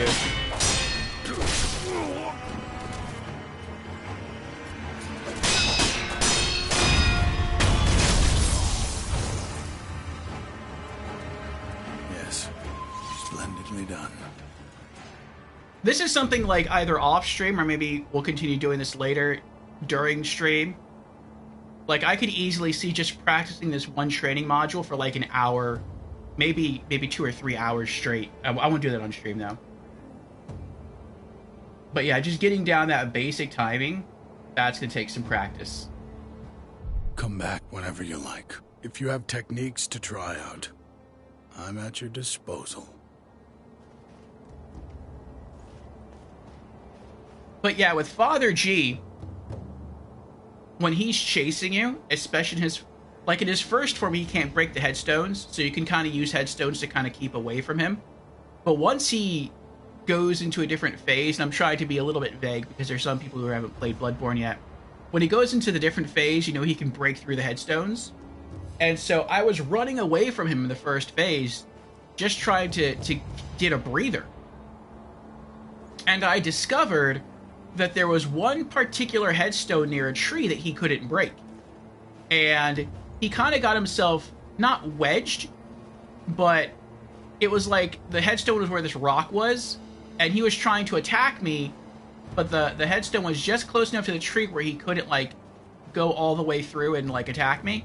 And I was standing here, and so long as I stayed standing, like, roughly here, he would just keep trying to attack me through the opening, and he couldn't reach me.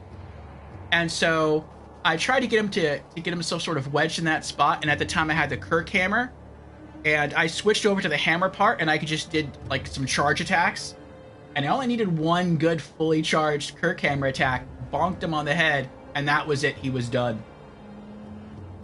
So, yeah, that was first playthrough, and then every playthrough after that, I think I just outright beat him. just because I happen to get better as I continue to play through the game. Max says, it's kind of wild. Father G is one of the best bosses. He's so early on, yeah. Oh, it's you. You may use me to hone your swordsmanship, if you like. Okay, let me try that one more time. In that case, I stand as your opponent.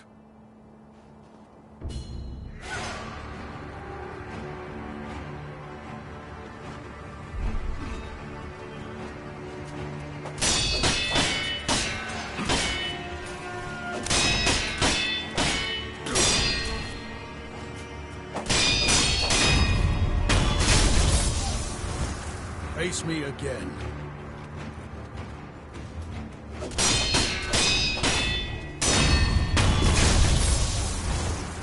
Again.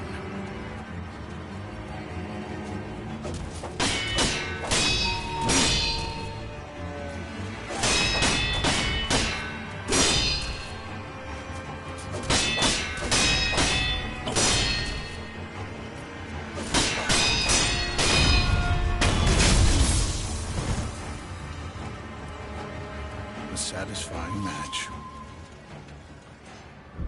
Okay, I think I'm getting it. It's weird because I can't look at the character.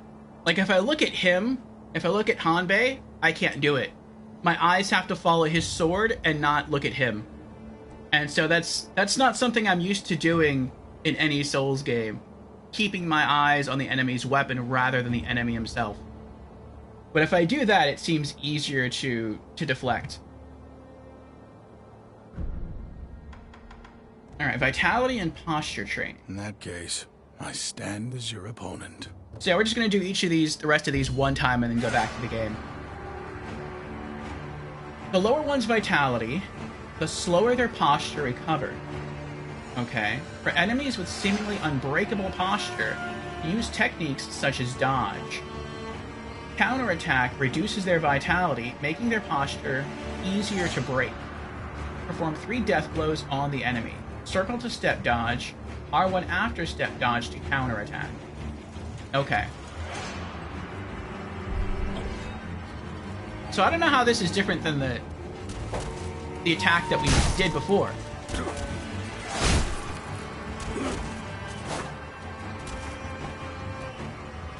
I guess it's just showing me that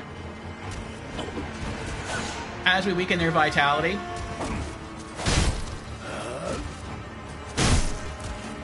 they're going to be easier to take down. Something wrong? I'm doing what the game's telling me. Now focus on breaking posture between a death blow. Oh, okay. I see, I see. Again. So continue to dodge and do counterattacks until their HP gets low. And then once their HP gets low enough, when it gets to about half, maybe lower, that's when you can go in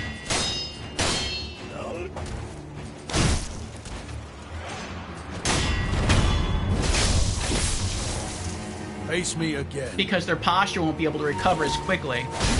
I see.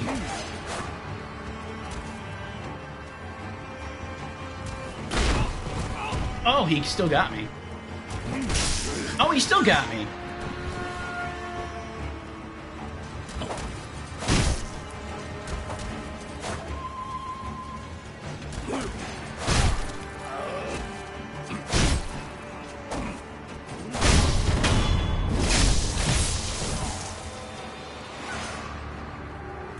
Yes.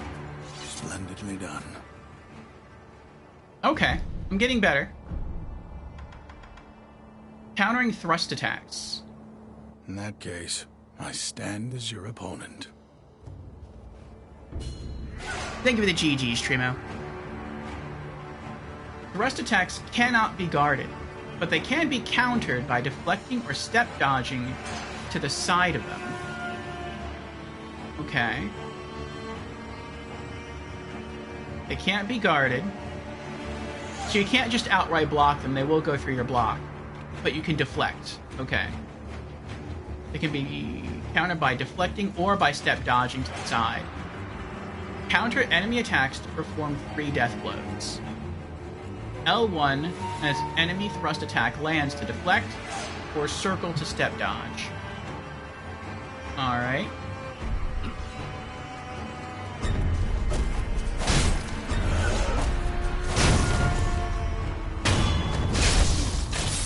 I prefer the step dodge. It feels safer. Though...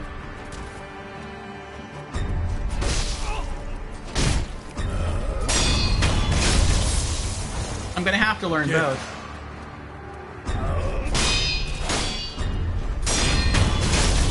There's probably some bosses where it'll be harder to evade A satisfying match.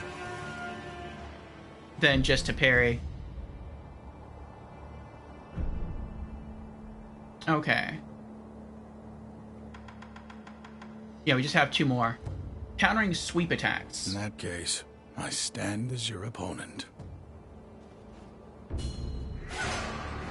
Mikiri counter. That's the last training. Countering sweep attacks. Sweep attacks cannot be guarded or deflected. They must be jumped over to be avoided. Jump kicking an enemy during sweep attacks deals heavy posture damage, often leading directly to a death blow. Okay. Counter sweep attacks to perform 3 death blows. X to jump, X in mid-air near an enemy for a jump kick. Okay.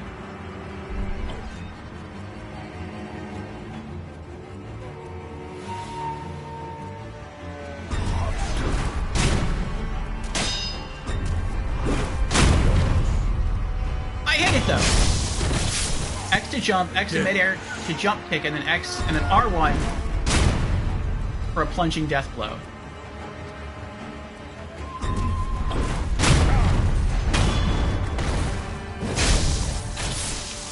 Face me again. So I have to wait for the...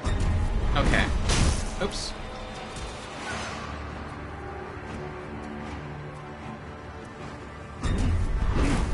I did... I just want to attack. I have to hold back.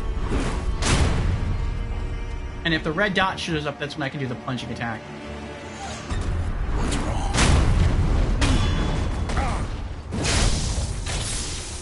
wrong? Okay. A satisfying match.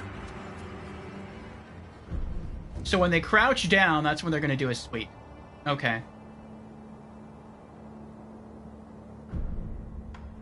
The Mikiri counter.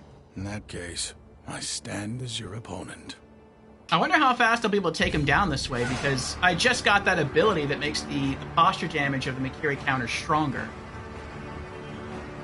A shinobi can perceive incoming thrust attacks and counter them by stepping on the enemy blade. Known as Mikiri counter, this is a powerful, if risky, move that deals more posture damage than a regular deflect. Use Mikiri counter to perform 3 death blows. Okay.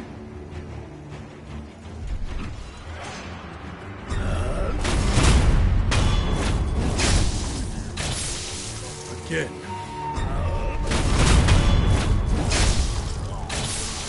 Face me again.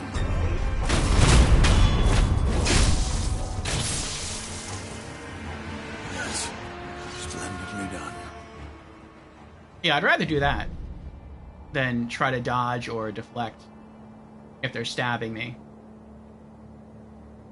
I want to do that one more time, though. I need to see... Like, I was getting ready to press circle because I knew he was going to stab me, but how do you tell they're going to stab you? In that case, I stand as your opponent. I need to see what stance he's doing.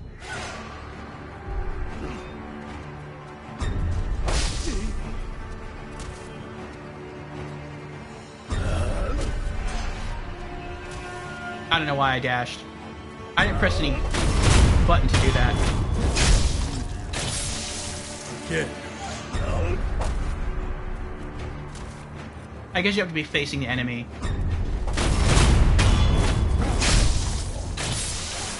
Again.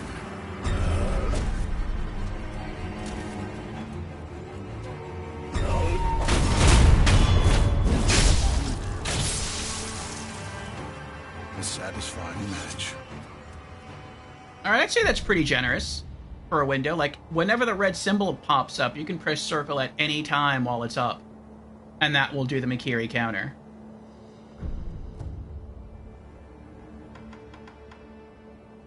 Now, I don't remember. Was that the only time that red sign pops up? Or did it also pop up for sweep attacks? In that case,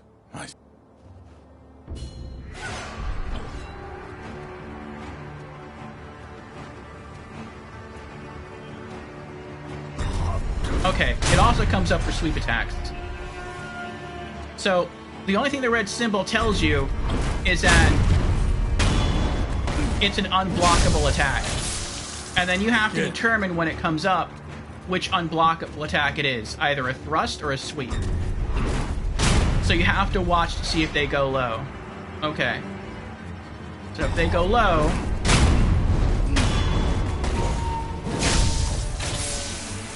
you have to jump and then kick.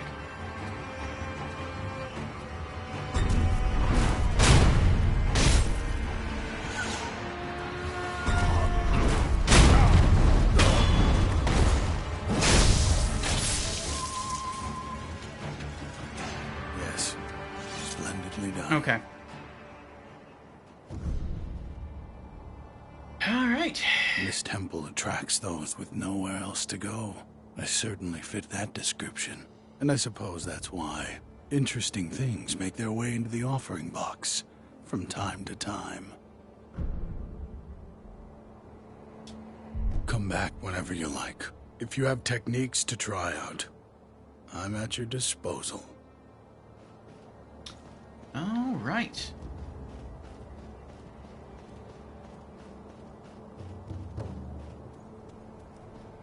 Let's make our way back.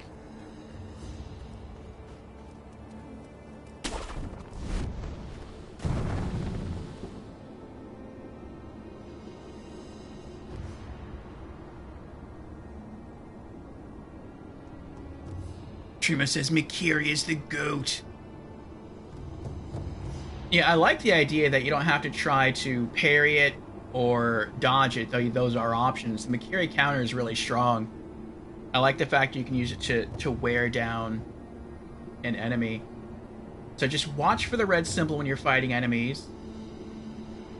And if they don't crouch, then hit circle to do the Mikiri counter, because it's going to be a stab. If they go low, then get ready to jump. Okay. And Creepy's here. Welcome in, Creepy. How are you doing? He says more points, more power. Every time I see more power, it reminds me of Back to the Future 2. With the hoverboards. And Creepy redeems, hello, I'm new to stream. Welcome in, Creepy, for the very first time, again. And Creepy redeems, hydrate as well, very well. Cheers, Creepy.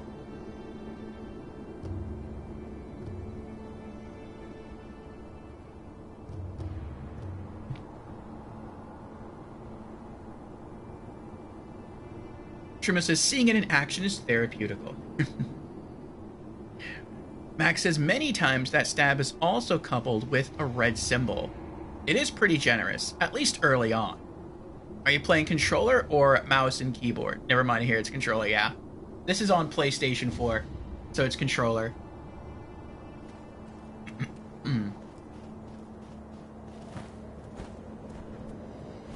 And yeah, I can imagine later on, even with normal enemies, they probably chain their moves. So maybe you'll get like some quick swipes followed by, when I say swipes, I mean like swipes of a sword. And maybe they'll follow that up with a sweep attack, or link that into like a stab attack, and you'll have to be able to just like react, like deflect, and then jump in the air, and then do jump kick, and then like I can imagine they're going to chain all kinds of crazy moves in the future, and you just have to be able to recognize those attacks and be able to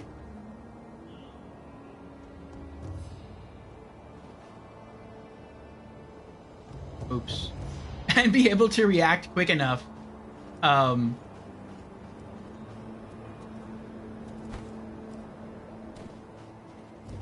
to not die. Max says the mix of moves does start to get tricky. F. Indeed F. I'm going to get my health back. Dragonrot Restoration. The Dragonrot Restoration menu is now unlocked in the Sculptor's Idle menu.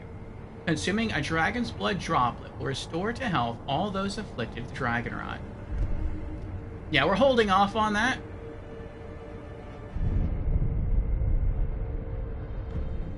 Because I'm probably just going to die again anyway, considering regular enemies are hard enough for me, and mini-bosses are destroying me. So once we reach the first actual boss, who knows how long that'll actually take. And who knows how many more times I'll die. I'd rather just wait.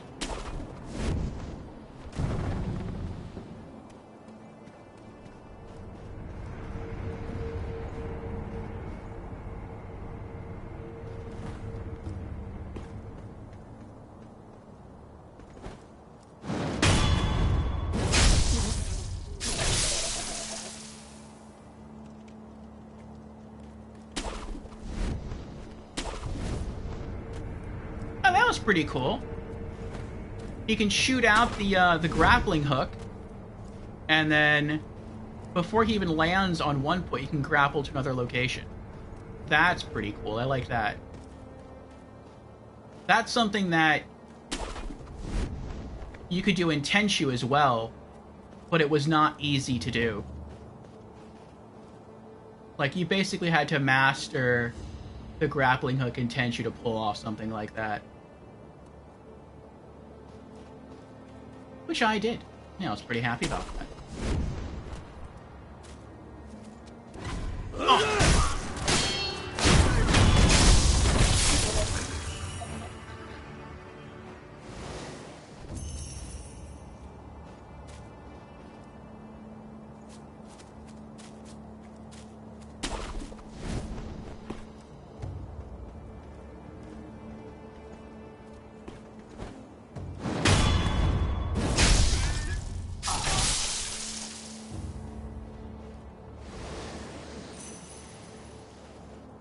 Alright, starting to gain more confidence here.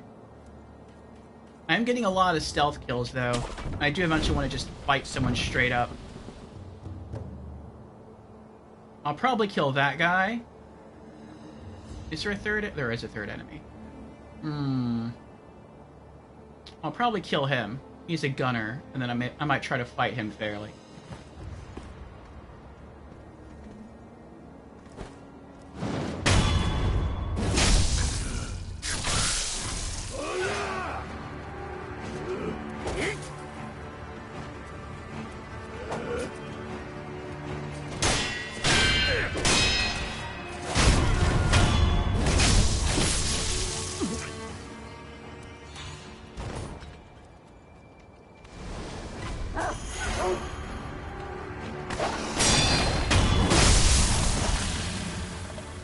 An interesting experiment. I didn't know if I could pull that off. I didn't know if dogs were parryable.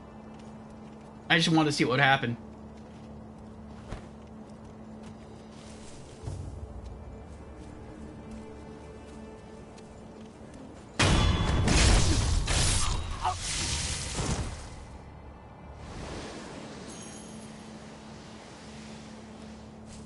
Okay, I will say I like that a lot.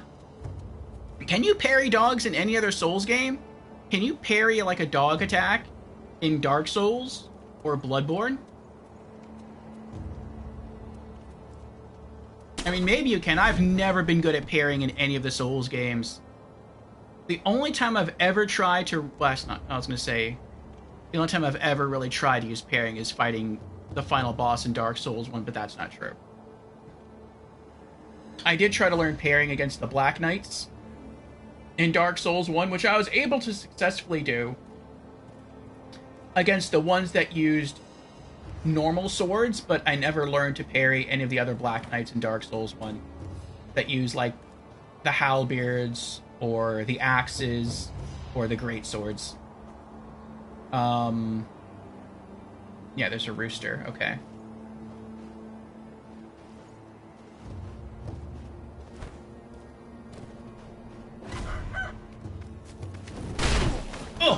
Oh, he uses his feet to attack you.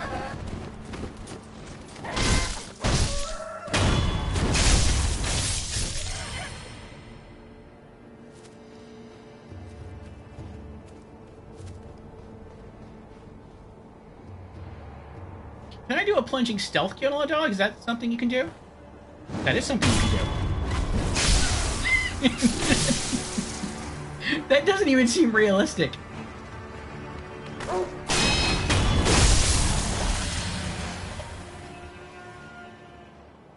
You jump on the dog, roll around with it, pin it to the ground, and then pull out your sword and stab. I mean, I guess that could happen.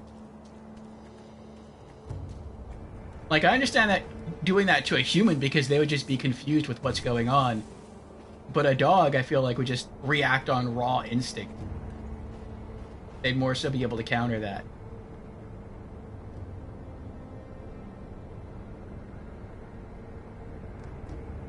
See, I wonder why that's there. It looks like you can go out to the edge of this branch and then run and jump. Oh, there's something else down there. Wait, is there something else down there?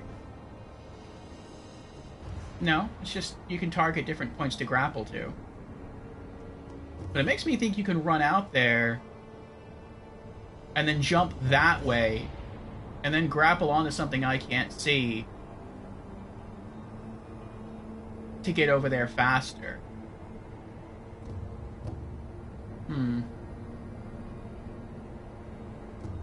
Interesting.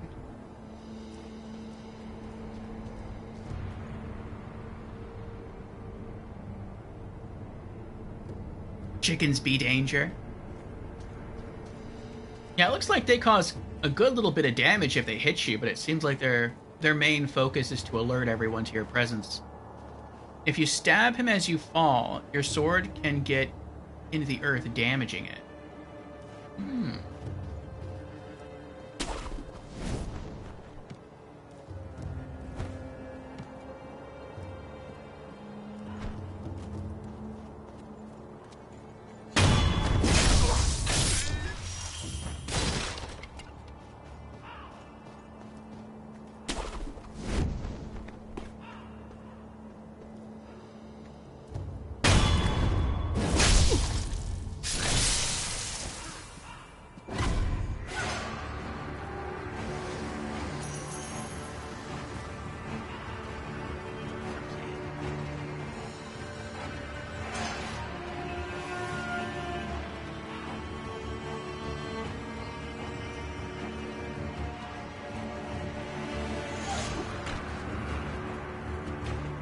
Oh, he's throwing rocks at me. I was like, what is that noise?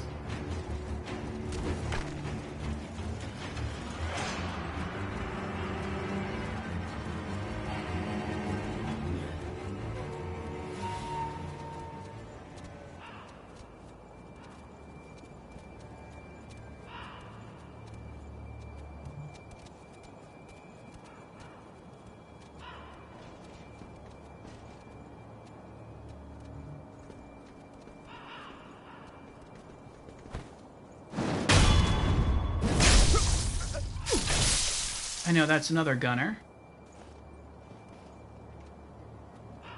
That right there, that guy wearing the grass shawl, he gave me a really hard time.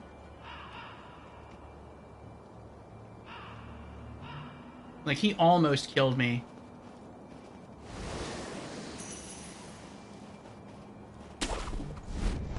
Just a little while ago.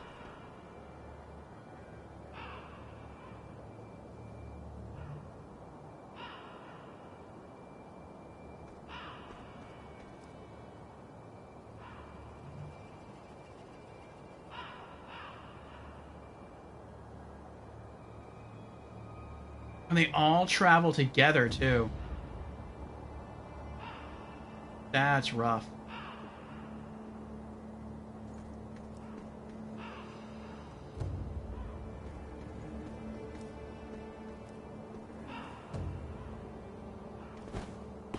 I'll try and take out the last one.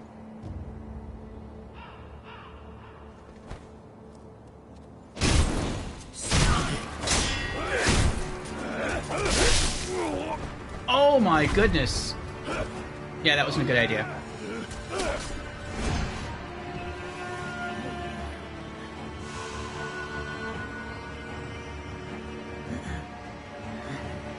Sorry. I don't mean to get you involved.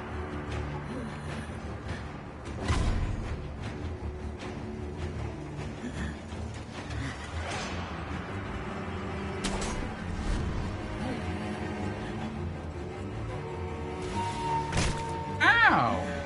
You meanie.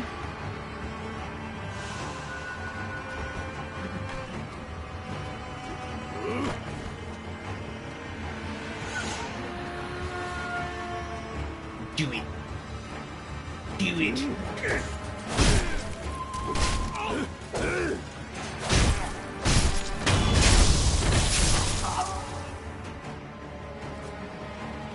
Yeah, that went a lot smoother.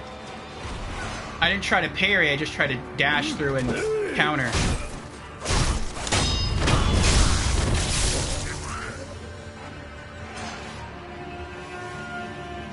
He already has low health. Oh!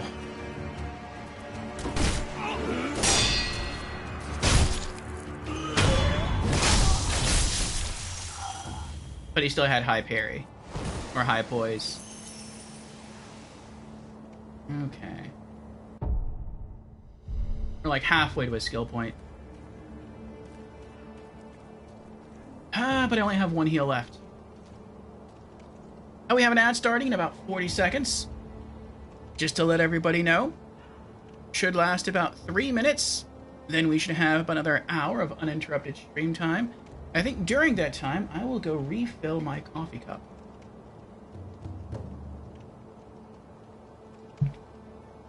I have one mug left in the pot.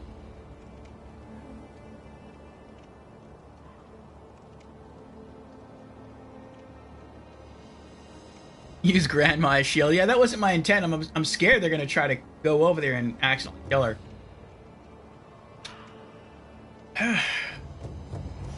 So, Mac, if you're still there, what is your favorite, or what is your order of favorite Souls games? Like, if you had to organize them from your most favorite to, like, your least favorite, what would that be? And anyone else is free to offer their answer as well. Looks like the ad should be starting about now, so I'm going to go step away and get that cup of coffee. BRB. Thank you all for your patience. Okay, let's catch up on chat here. What's Frosty been saying? Meanwhile, let's catch up on chat. Chat's on fire today. Trimo is all about that Nikiri life, calling it therapeutic to watch. Creepy knows the score. More points, more power. Meanwhile, Max dissecting gameplay mechanics and controller choices. And amidst the Sekiro slashing, Stream Elements keeps us plugged into future game with YouTube shenanigans. Don't forget, chickens are the real bosses here. And Trimo says, for best to worst, Bloodborne, Dark Souls 1, Elden Ring, a tie between Dark Souls 2 and Sekiro, Dark Souls 3, and then Demon Souls. Interesting, interesting. Yeah, Bloodborne always seems to be pretty high on everyone's list who's played it. And welcome to our Magic Menagerie, Chef Paul. Good to have you here. How are you doing? Chef says, always ready. Oh. Are you an actual chef?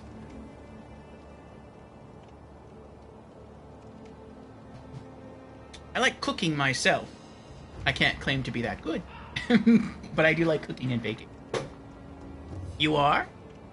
Nice, nice.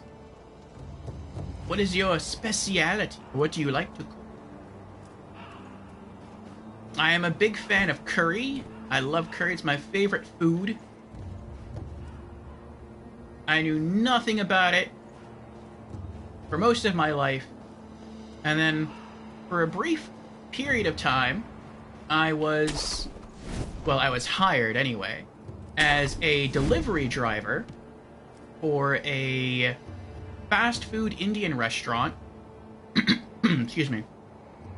So most of the time, I was actually washing dishes, or sometimes I ran register, or sometimes I helped to prepare food. And they had a sort of a deal where... Have I eavesdropped on them before? I have not. Interesting. Where if you worked a full shift, like a full 8-hour shift, you got free lunch. And I'm like, sure, I'll take free food. I'll try it. And I fell in love with it. I fell in love with everything they had. Now the place is no longer open. It's since closed its doors. But for the time being, it was a great introduction to Indian cuisine for me. It became one of my favorites. Chef says, I cook roasts, smokes, and braisins. Oh.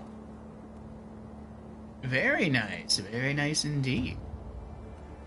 Do you have a favorite food to eat? Bagata says, Indian cuisine is great. It is. This battle, do you think it can be won? I fear we may not prevail. What? We'll be just fine. Look, Ishin may be sick, but he's still going strong. Genichiro is a terror with the bow. And of course, we have Gyobu the demon. Ah, Gyobu, of course. Good point. As long as he is with us, no man could ever breach the Ashina Castle gate.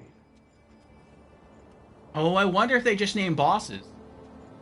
This battle, do you think it can be won? I fear we may not prevail. What? We'll be just fine. Look, Ishin may be sick, but he's still going strong. Genichiro is a terror with the bow. A bowman. Of course, we have Gyobu the demon. Gyobu the demon. Ah, Gyobu, of course. And Ishin is Good sick. point.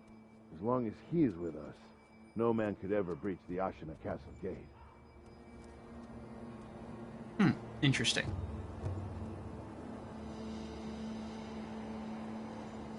Trima asks, is curry Indian or Arabian? It's all kinds. There's a lot of different places that have curry. And I like them all, or at least I like all the ones that I've tried. I've tried Chinese curry, though Chinese curry for me is very, very spicy.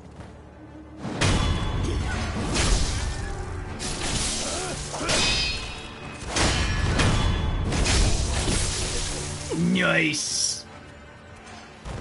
Your coin is mine. Flawless victory.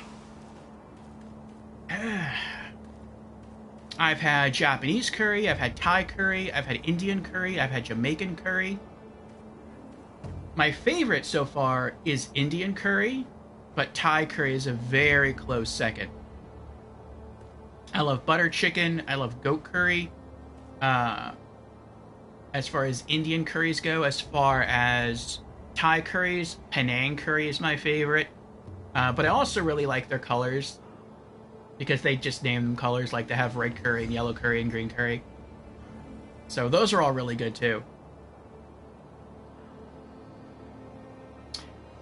Chef Paul says, yes, curry originates from both actually. Indian and Middle Eastern curry are very different in flavor.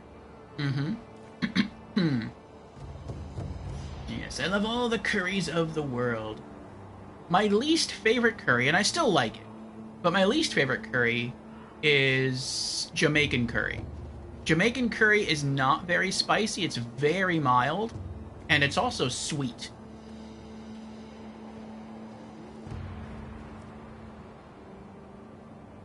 Isn't there a giant here? I thought there was a giant here with like a huge wooden sledgehammer.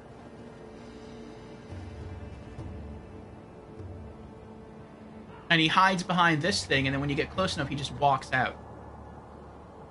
I wonder if he's going to trigger when I just walk down the dirt path that way, if he's just going to spawn out of nowhere. I'm going to look down here one more time just to make sure he's not here. Oh, he is there! I see him now. Okay.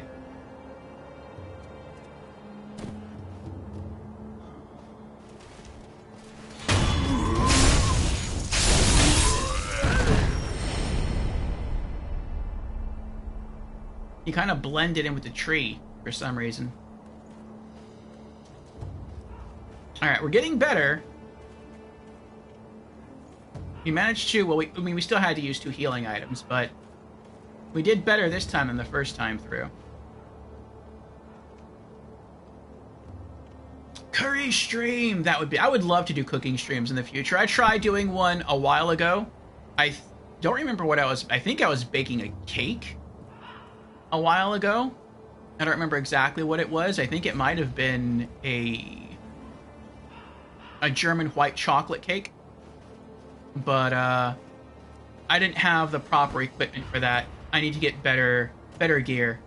Like, all I had was my phone, and I had no way to, like, hold my phone to show what I was doing, so I just ended up, like, either leaving it flat on the counter or, like, trying to prop it up against the wall, and you could hear me talk, and at times you could see my face, but most of the time you're just, like, looking at the stove or looking at the ceiling and just hearing me talk. And I can understand that, like, not being very entertaining. I would love to get a pair of glasses, and I don't even know if they exist, but a pair of, like, glasses you can wear, or maybe something that would clip on to, like, my glasses that would have, like, a mic and a camera, and you could stream directly from the glasses. And I would love to do some cooking streams that way and some IRL streams that way. I think that would be a lot of fun.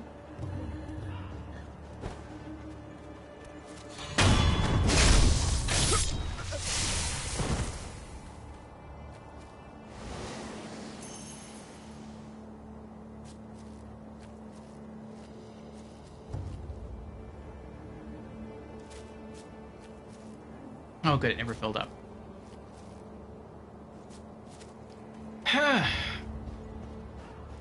I have seen advertisements lately for, I think they're glasses, like smart glasses from Ray-Ban. And it looks like they can record video, they can record audio, they can take pictures, but I don't know if they can stream.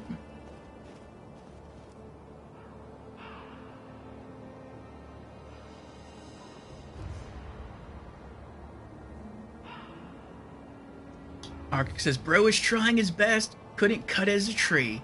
Nope, he was big and strong, but didn't quite have the leaves and bark to pull it off. Pagata says, it seems like stealth is very useful in Sekiro compared to the Souls games. I agree. Stealth is very strong in Elden Ring if you get the Black Knife armor set. And crouching helps too in Tall Grass. But you couldn't do, like, plunging attacks in Elden Ring like you can in Sekiro. You could do jumping attacks, but you couldn't really do plunging attacks, which is interesting. But it would probably make Elden Ring, like, too overpowered. You can do that in Dark Souls. You can do, like, plunging attacks, but you can't really pull it off in Elden Ring. But the plunging attacks in Sekiro feel really strong, since they're, like, insta-kills. Truman says, shame I missed PFB cooking stream. I wanted to see those anthropomorphic animal cookies. I think I missed that one too. Chef Paul says, my wife says you should check out Metaglass. Oh, Metaglass. Let me write that down.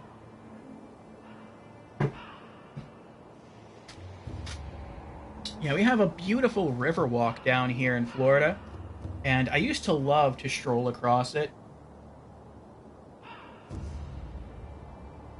Now, the price of parking has gone way up. But, I mean, there's times when I would probably still want to go down there.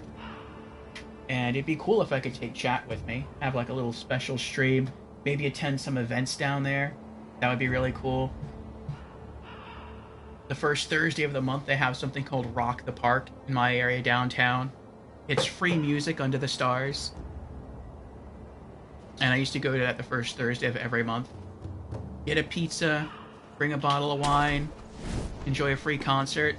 It's pretty awesome. But yeah, thank you. I will look into that. Alright, what am I doing?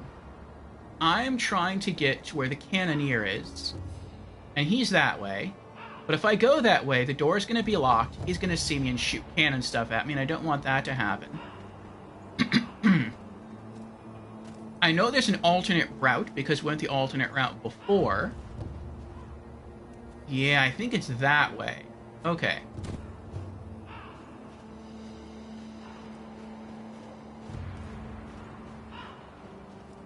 And are you a Souls fan, Chef Paul? Or more specifically, a Sekiro fan?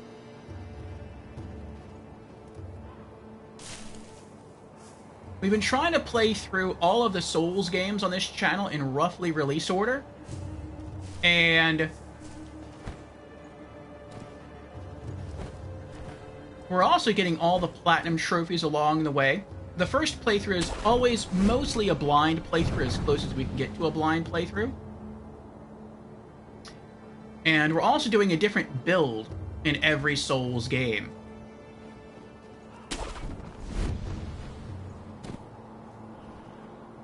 Okay, there he is. And the reason for that is just because I started with Demon Souls, and I looked through the class list in Demon Souls, and I was like, you know what? Excuse me. I like the look of all of the classes in Demon Souls. I would love to beat the game with all of them. But I know if I do that, because I take a long time typically to... Yes! I typically take a long time to play through certain games, that it would probably take me like a year or more to just complete Demon Souls, to beat it once with every game. Or once with every class, sorry. And so I said, you know what? I'll compromise. Instead of beating with every class, I'll just pick one class, learn it really deeply, and then every other Souls game we play after that, I will pick a different class. And I'll force myself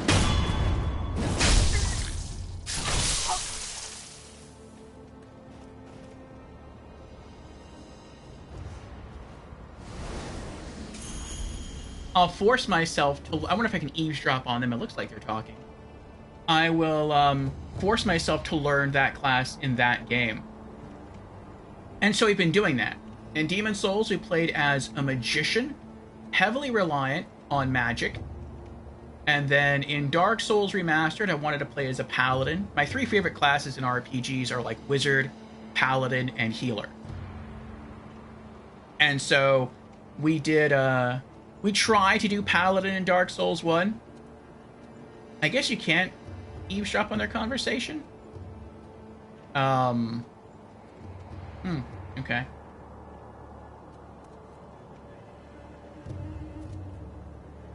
Yeah, I guess not. Okay. There's a Paladin class in Demon Souls. It's called Temple Knight, but that doesn't exist in...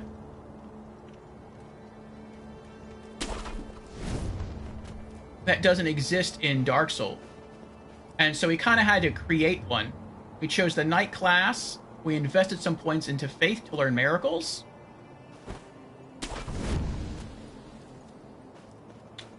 And it was pretty fun. We used the Astora Straight Sword, which is a divine straight sword. It's like natively imbued with divine. And we did sword and board.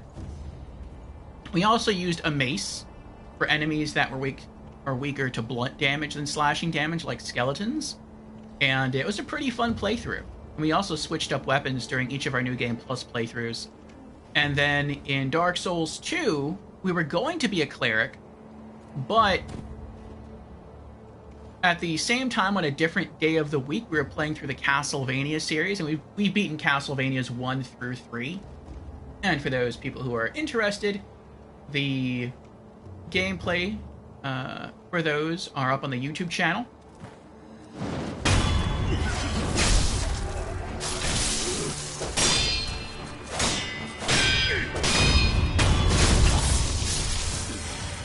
Yes! Nice.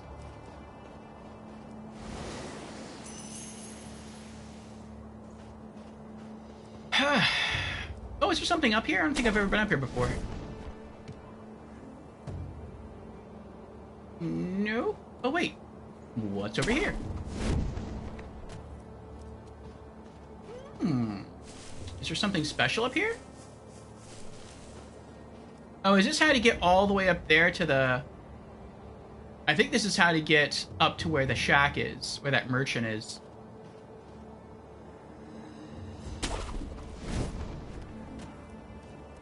guess we could sort of see what he has. I don't remember what was in his inventory to sell. I think he sold us the firecracker prosthetic. I know someone else has a different prosthetic. I think it's something that just makes noises in general. And I don't remember who that merchant is. Actually, I think I remember who the merchant is. But I think it costs something ridiculous. I think it's like 3,000 or 5,000 coin. And we do not have anywhere near that. Care to purchase an offering?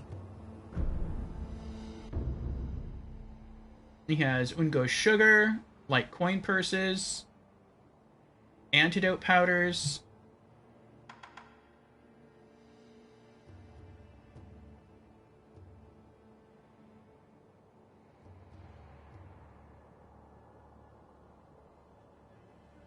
I wonder how much coin is in each purse. Why would you spend coin to buy coin? I feel like there can't be 110 coin in each. I mean, that'd be a great trade, but he wouldn't be gaining anything. It must be something less. Maybe like 50 coin in each? But the trade-off is you don't lose it if you die?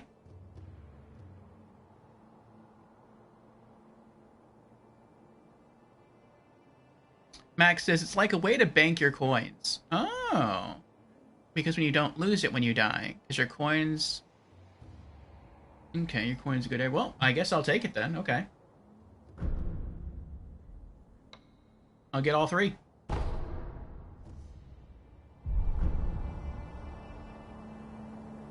May the departed rest in peace.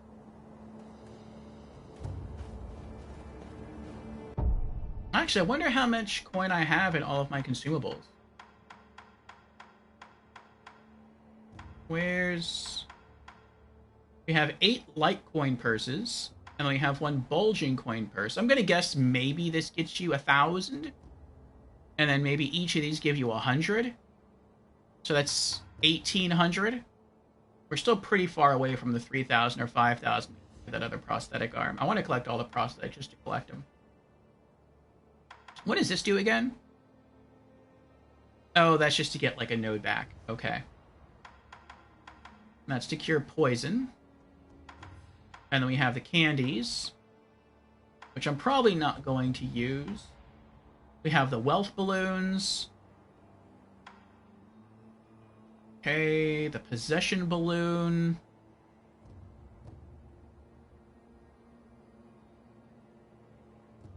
Higher chance of obtaining items.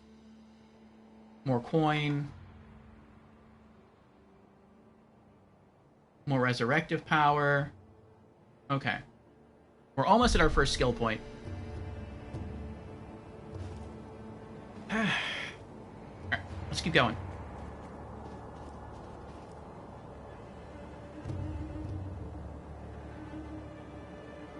Max says you're spending 110, so you'll have 100 in your inventory regardless of deaths. Ah, nice. So basically just gets like, he charges you $10 for the bag to keep your coin in. That's not bad at all. Thank you for the GG, Streamo. Ashina Bank, with 10% interest. Interest is used in resurrection research. Can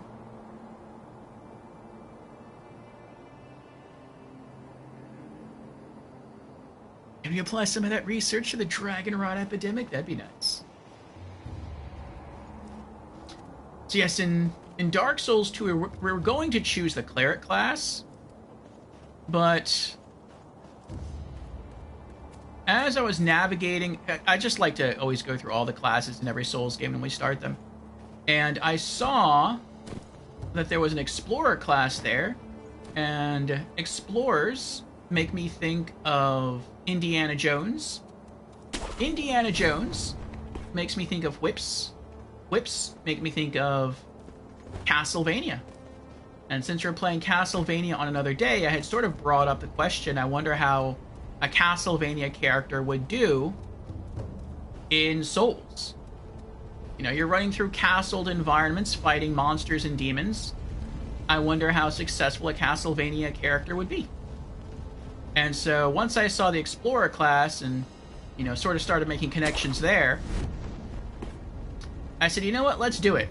We're going to try to make a Castlevania build in Dark Souls 2 instead of a cleric, and we'll see what happens. We'll see if they can, if they'll survive.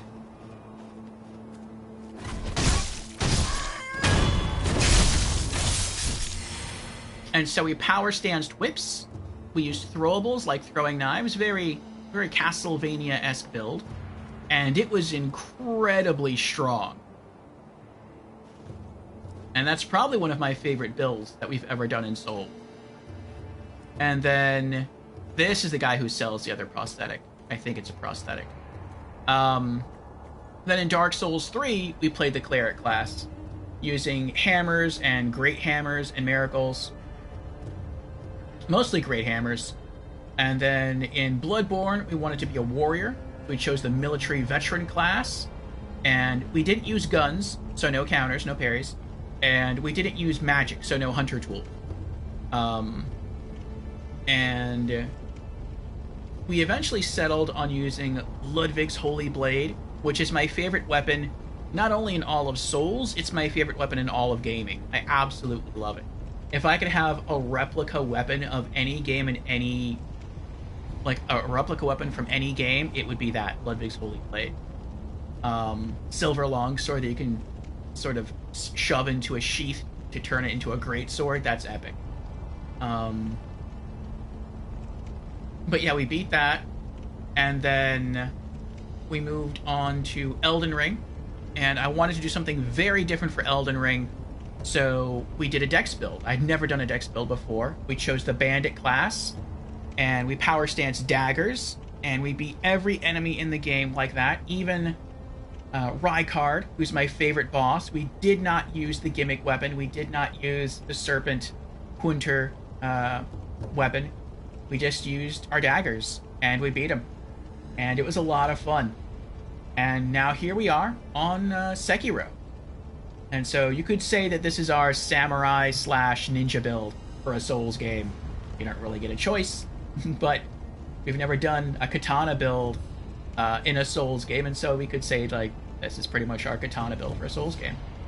And I am looking forward to Elden Ring Night Rain next year, though that's going to be very different. And we'll see what else we get up to. I do role-playing games. Right now our only role-playing game is Sekiro. On Wednesdays through Saturdays. And then on Mondays we have a variety day. And right now on Monday I'm doing a racing game called Grid Legends. And then I typically take Tuesdays and Sundays off. Though, tomorrow we will be streaming at 7 p.m. US Eastern. Our plan was to co-stream the Video Game Awards, which I look forward to every year. But the bitrate of the stream just kept crashing on Thursday, which is when it was live. And so we're going to try to do it tomorrow from 7 until whenever it ends. I think it might be like a 3 to 4 hour show. So we'll see what happens with that. And I'm looking forward to seeing some of the announcements I missed, seeing some of the awards. We can talk about those and everything we see.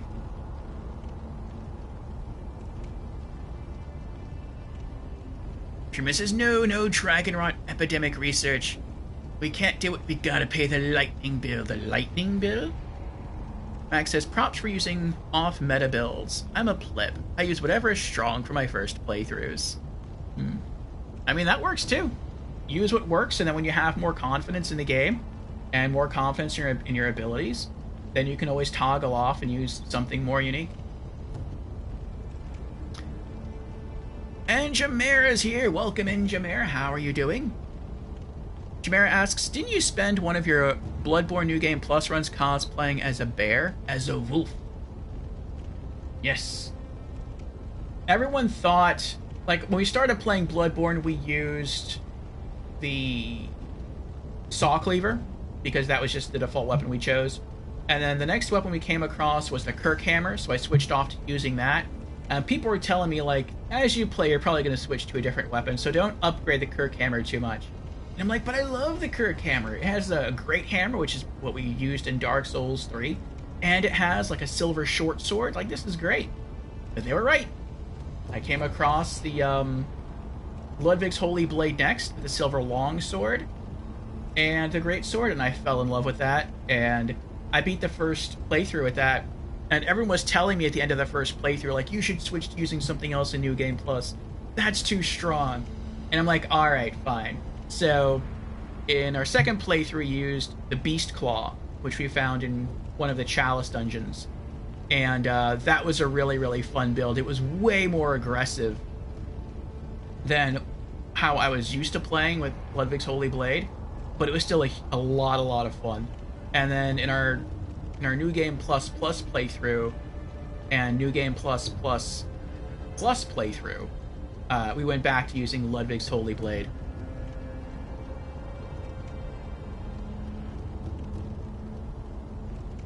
And Jameer has redeemed Hydrate. Very well. Cheers, Jameer.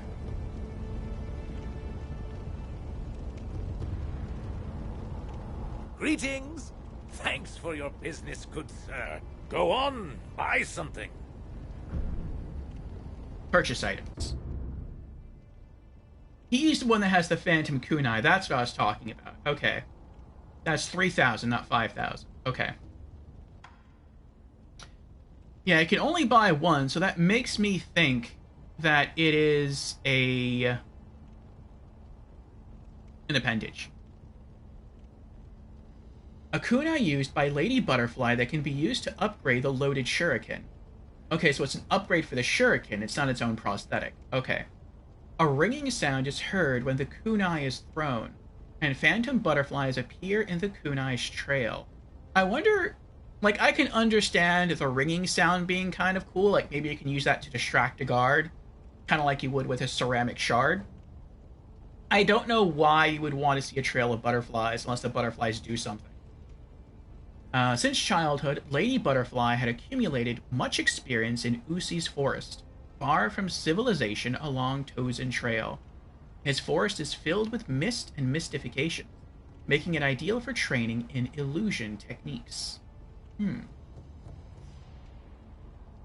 Interesting.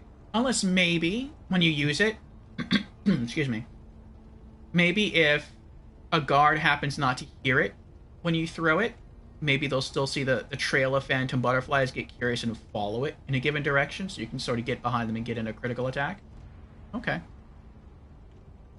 But that's our next coin savings goal. Shima says, when we co-op in Night Rain, I want to be Maria. Gotta make Cainhurst great again. Oh, Lady Maria? I wonder if she'd be one of the heroes. That'd be pretty cool. Lady Maria is my favorite character in all of Souls.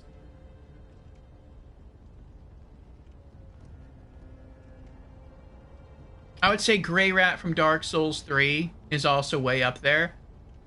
But for me, no one can beat Lady Maria. She has a great backstory, great character, the best piece of gaming music I have ever heard in all of gaming.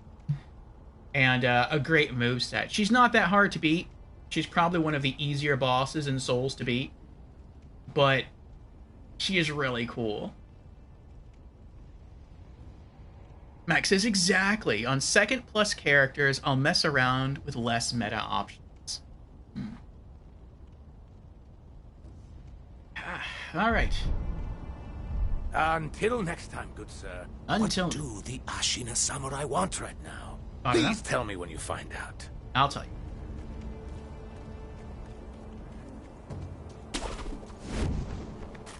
This guy, well, not those two, but the big guy that was chained up to the bench over there, he took me a long time to kill. A long time to kill.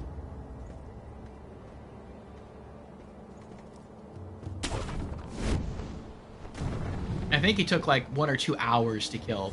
Maybe more. He was fun, though. He was challenging, but he was fun. Hi. What do you want to do? What do you want to do? Come on. Take a swing. Do it. Do it. Come on. Come on. I don't know. What? Instead of dashing, I went to dash around him and I just dashed into him. And I still didn't get hit.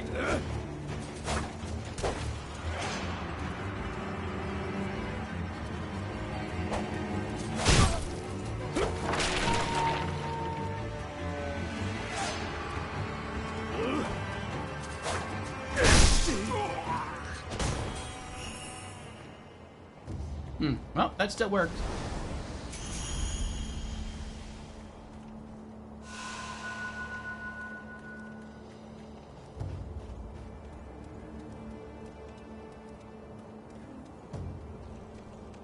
And this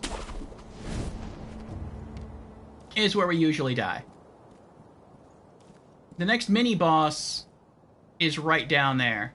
And he's the one that 3-shots me from full health. And he has everyone... If he were alone, if it were just him, and no other guards down there, he would still be extremely hard. And I doubt I can even beat him. But with all the guards around him, he becomes invincible. So this is as far as I've gotten along this route. And I'm told that the way to continue this area is to get where that gunner is up there. And I think drop down behind him, and that's the path to the first actual boss of the game. But I would really like to kill that first mini-boss here before we move on. If we do, then he's probably going to drop a prayer bead.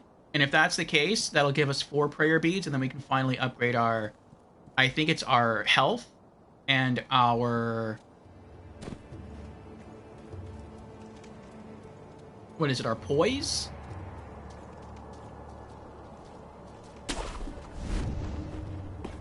So I guess we'll try that next. Though we are really close on a skill point. I'm pretty sure this is going to get me killed. But at least we won't lose coin.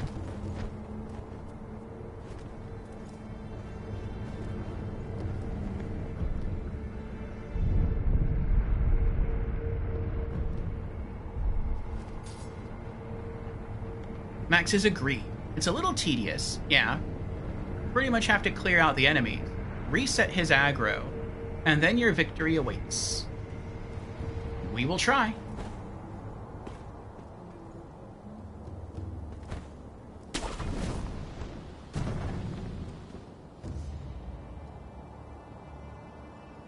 I was thinking maybe I could just bypass fighting them all together. I mean, you probably can if you just run.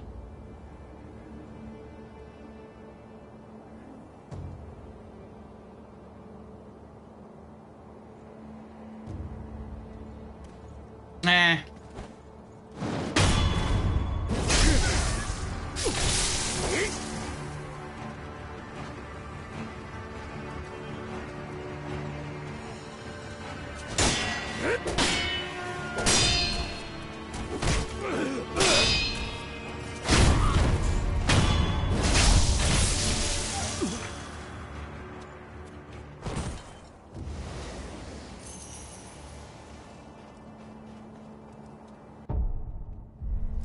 Hopefully by the time I clear everyone out over there, I'll have enough blue meter to get a skill point, and then if I die, I won't really be losing anything. In Souls and Souls-like games, running is almost always an option. True, true. The only time that's kind of not the case is in Dark Souls 2 that I found. But in every other game, it's always a valid option. Alright. And they even make the placement of enemies hard here. Like, even in Dark Souls games, it's not this hard. Like, I gotta rifle him in there, and he'll see me once I go outside, and then there's a ton of other guards. And if I try to fight him, I mean, I can probably kill him pretty quickly, considering he only has a rifle. But everyone's gonna be on top of me by the time I kill him.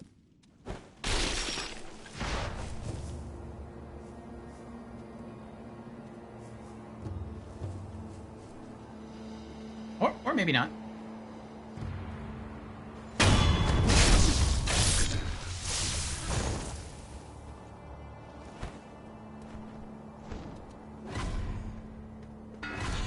Oh. What?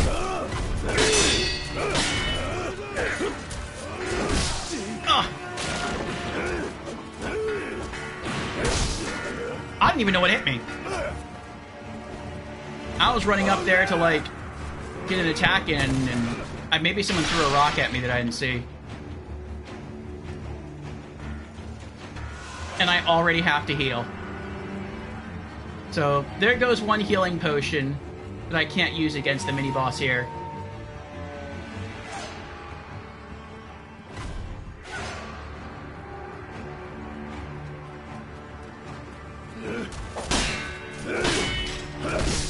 Oh, I hit it too slow.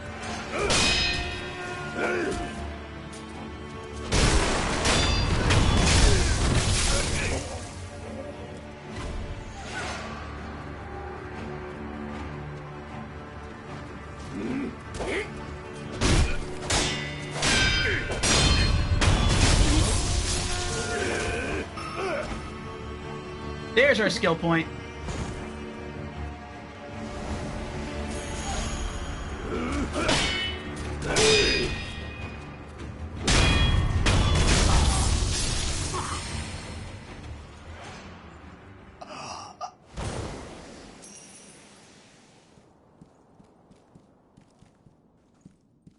But there's still more guards to clear out.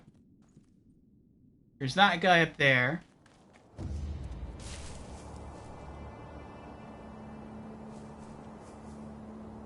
The mini-boss is on patrol now.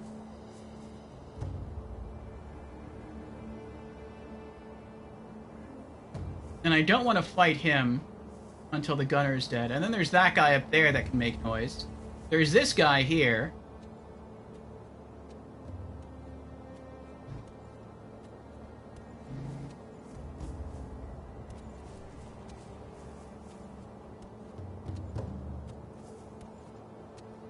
I feel like he's probably gonna find me. I can't lock onto him for some reason. There we go.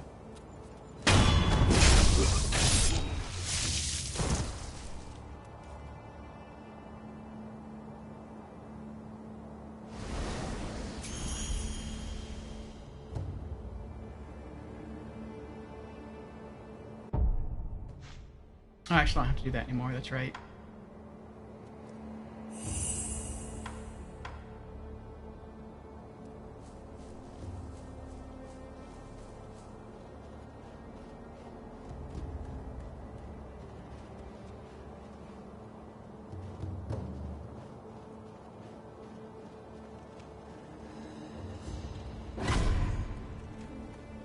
Someone just saw me.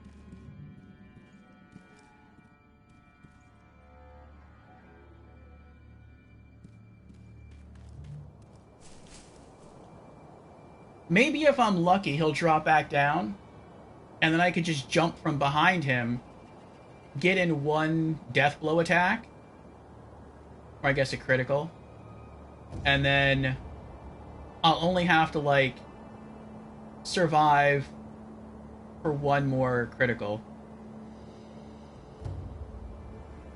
Yes.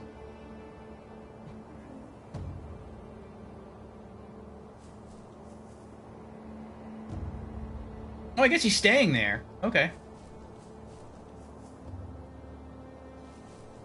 That's something else I've noticed in Sekiro. Sometimes enemies will move to a new location, and when you lose aggro, they won't go back to where they spawned. They'll just stay there, like wherever they last decided to leave off, which is weird.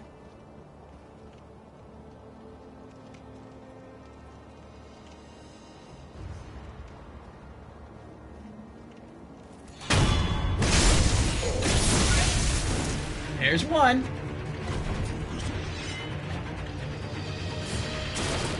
If I'm gonna fight him, I want to fight him out in the open.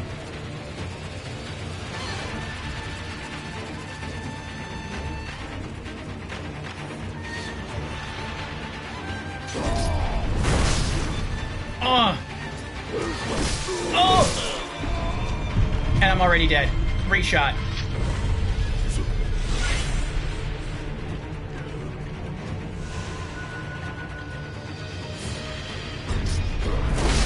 Oh, that was a stab. There's a sweep, and I couldn't get away. I'm trying to dash through him like I did with the other enemies, but I can't do it.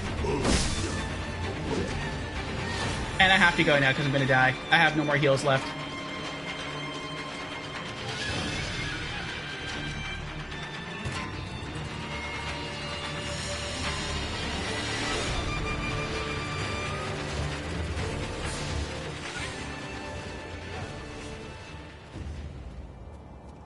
And so that's what happens to me with this guy.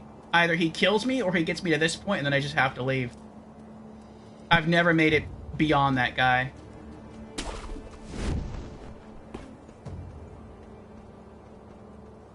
Like, he seems to move a lot faster than the regular enemies. And so when he telegraphs the stab, like, he can do both. He can do the sweep attack or the stab. And it's like I have to understand what he's doing and then respond in time to make it work. And I feel like I'm not... I don't know. I feel like I can't react fast enough. Like, I can't understand what he's doing and then hit the appropriate button to respond fast enough to what he's doing.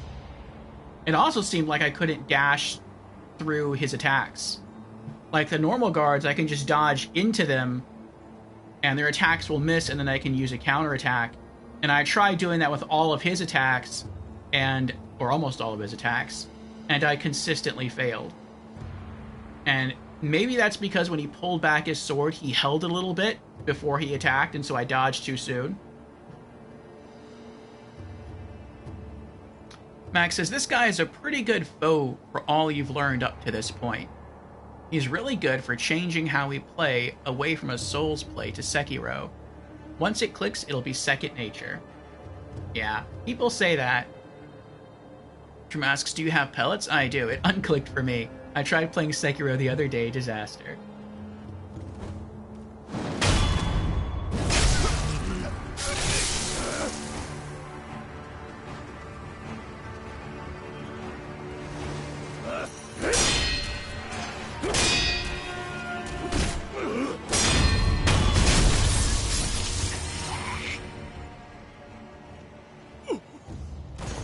Also, the kick move always catches me.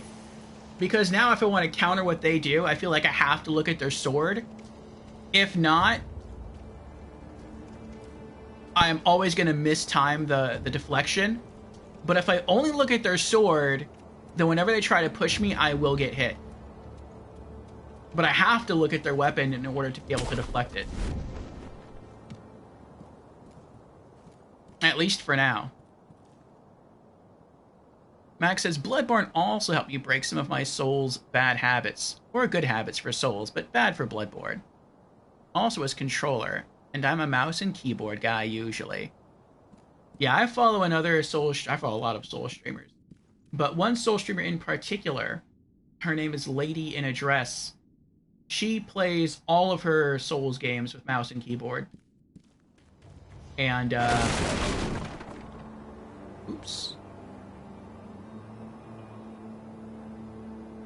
And it's been fun watching her navigate through Souls games that way.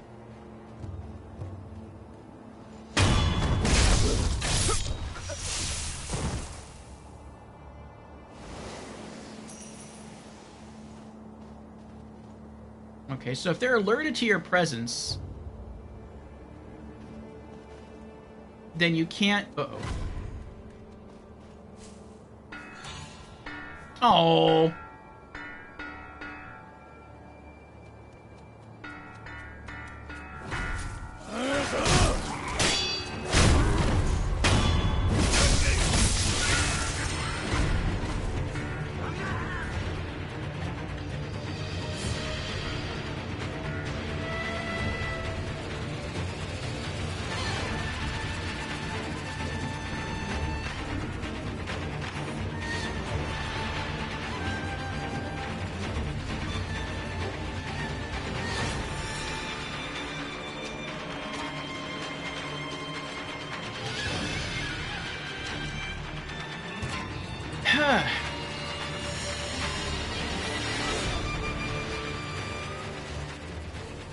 I forgot what I was going to say now. Max says, thanks for mentioning her. I'll have to check her out. Yep, it's rare to find another mouse and keyboard mains for Souls and Souls. Yeah, she's beaten...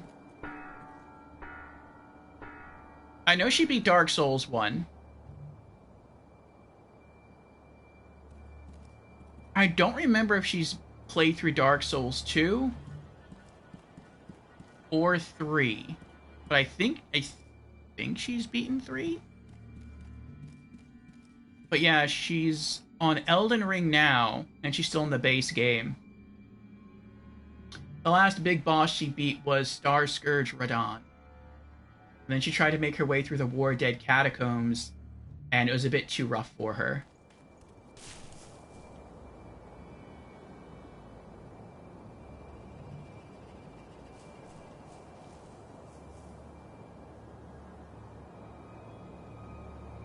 Oh.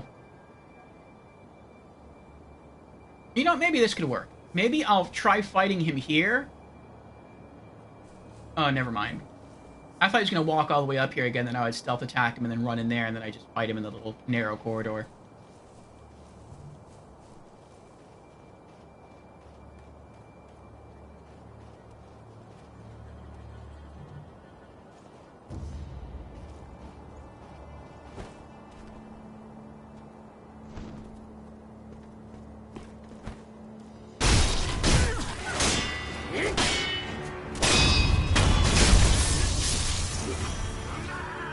Oh, there's 2 more up here.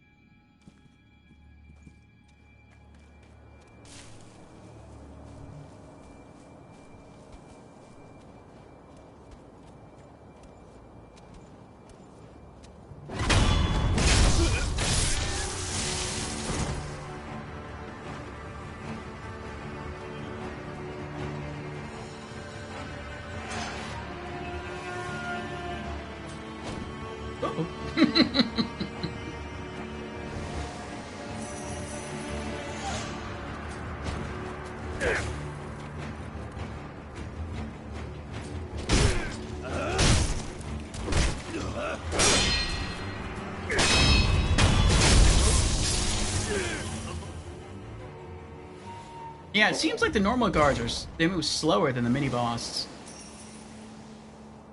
And I think it's only today that I'm starting to get used to the speed of the normal enemies.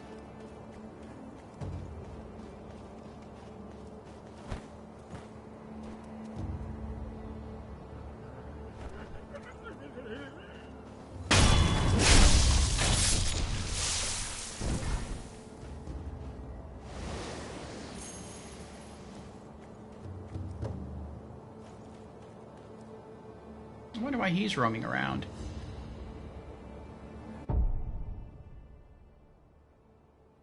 Oh, when I got some rest, I should have used up the skill point. Oh well. I mean, I don't have to. It would have been kind of nice.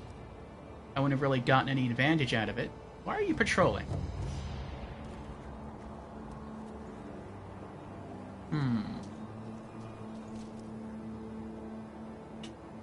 How far do you patrol? Not very far. Okay. I think what I'll do is run across the rooftop and hide in the tall grass over here. Actually, I'll just wait for him to turn around. No, I don't have to do that. I can jump on him, probably. Wait, where'd he go?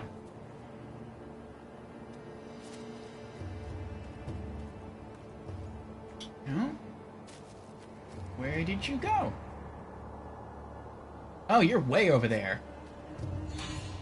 Wait, who's seeing me? Oh, there's the rifleman? He's still alive? I wonder where he was.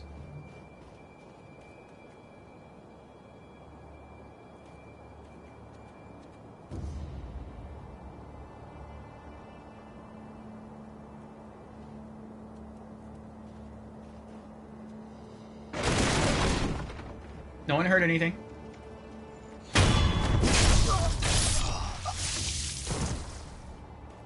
Okay, okay. Alright, now where's the other guy at? There he is. Okay. I can probably plunge attack him from up there.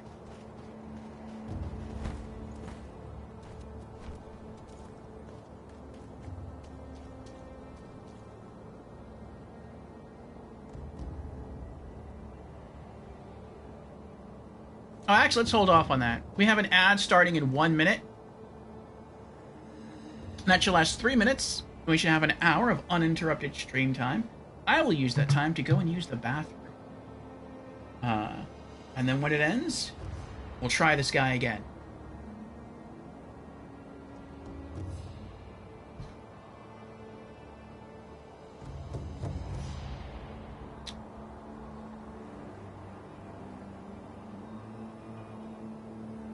And yes, I shall give Lady in Address a shout out so you have the exact link.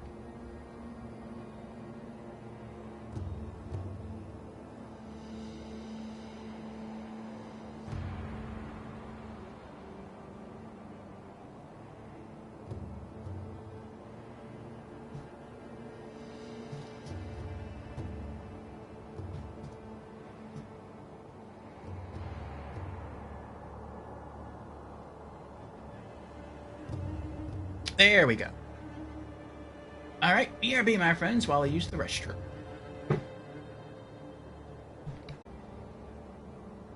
Okay, we're back.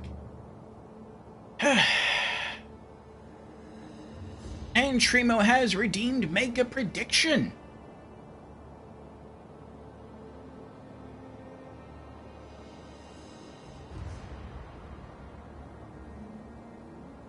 Welcome back from the ad, everyone. Thank you for sticking around or coming back after the ad, either one. Appreciate it.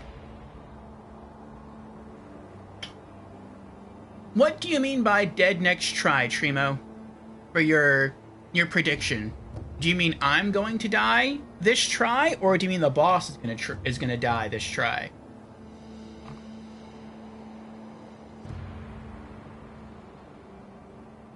The boss? Okay. I will set that up. Let me untangle my earbuds here. There we go. These are pretty good earbuds. They're actually anti-tangle earbuds. But sometimes just the cords get wrapped around one another. Okay.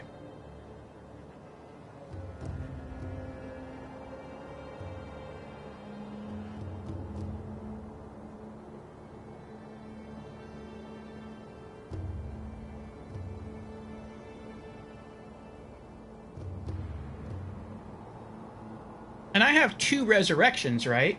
I think I have 2 resurrections. So even if he kills me, I can revive. It'll be at half health, but I'll revive. And then if he kills me again, then I can revive again. Alright, well, Orfeo beat the mini-boss this attempt.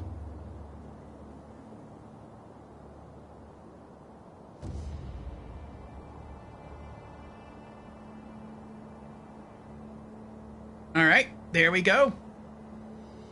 The prediction is up, and you have 2 minutes to make your prediction. And then after the 2 minutes, we will give the mini-boss here a try. If you can't see the poll, or not the poll, the prediction, you may need to refresh the channel. But you got some time left to do that. You got 1.5 minutes left. So we'll see what happens. I'm hoping that we're going to beat the boss this try, or the mini-boss this try.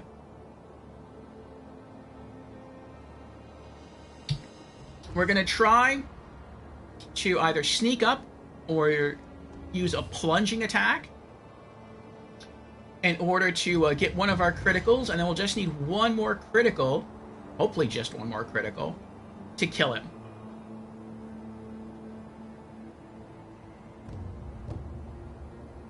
I'm not sure how we're going to get it. I don't want to just spam attacks, because I feel like he would just attack through me. His poise is probably a lot higher than mine.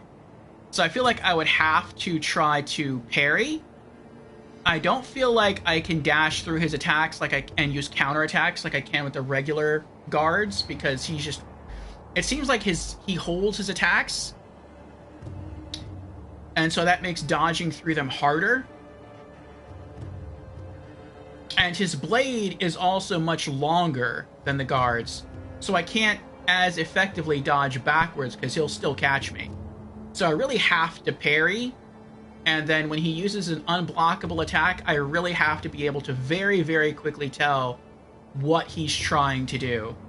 Either he'll crouch for the sweep, or he'll back up for the stab. And that makes it hard too. Because in order to know whether an enemy is going to stab or whether they're going to sweep, I feel like I have to look at the character. But if I look at the character, then I can't see their weapon to deflect it. So I guess I could always look at their weapon, like look at what they're doing with their weapon. If they hold it low, they're going to sweep, and so get ready to jump. And if I see the red symbol and they don't crouch, that means they're going to stab, so just hit the circle button for the Mikiri counter. Okay, 2 minutes is up. Here we go. Let's see where he is.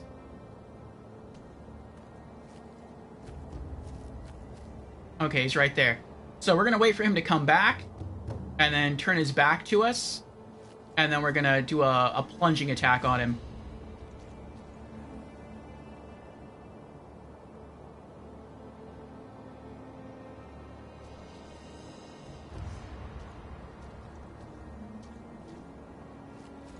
Wow, okay, never mind. We'll just run up.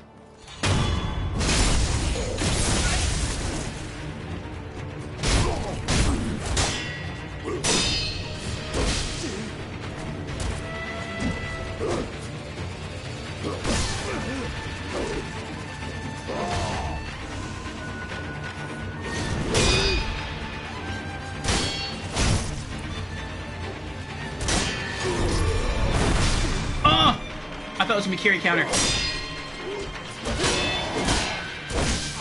Oh!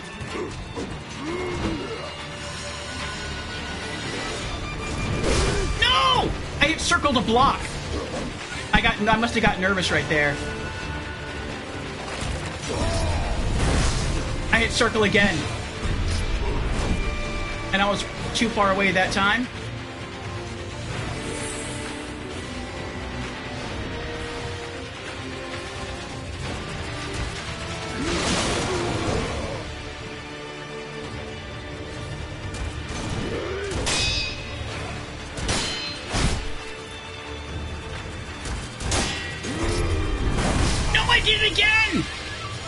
To hit X. I can't. Ugh. I see the sweep attack coming, and I just hit the wrong button consistently.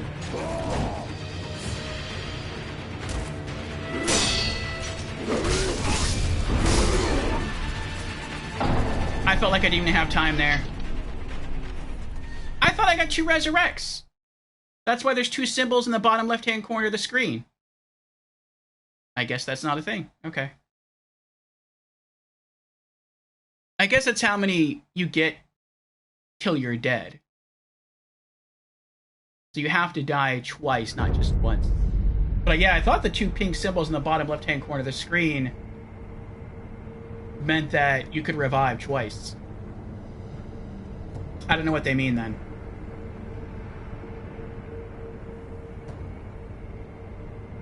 All right.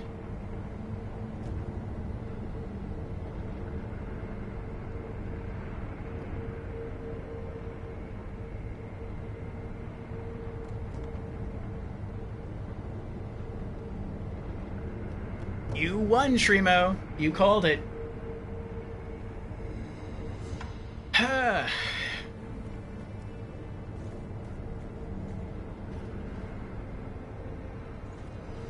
Well, we'll just keep trying.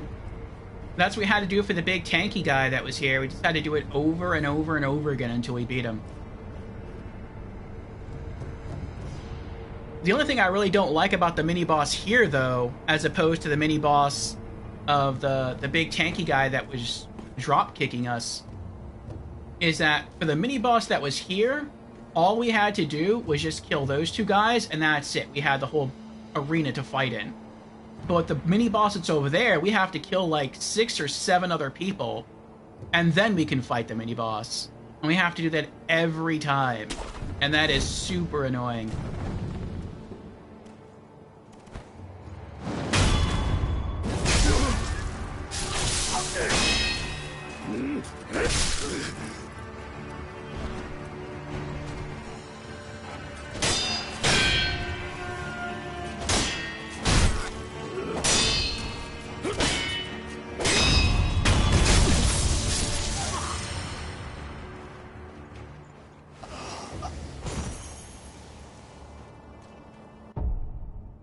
Oh, wait. Let me do this real quick.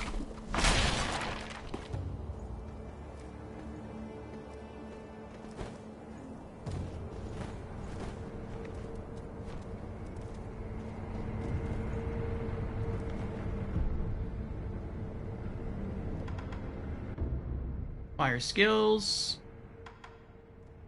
Whirlwind Slash. Requires Combat Art Whirlwind Slash. A spinning attack that can hit several enemies at once. The sharp cut combined with the force of the spin can strike multiple foes and deal damage even when guarded.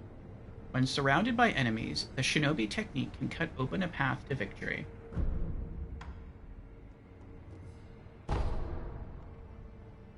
Alright. What was this one down here? Vault over?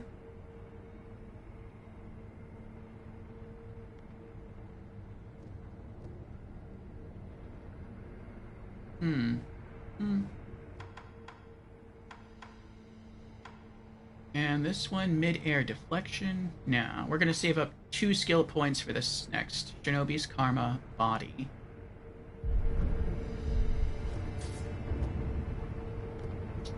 Combat Arts. Combat Arts are special attack skills based on the strengths of the fighting style they belong to. They must be equipped in the Equip menu to be used, and can be learned through the Skill menu, or found in special esoteric texts. R1 while holding L1. Perform equipped combat art. No, we're not going to use that right now.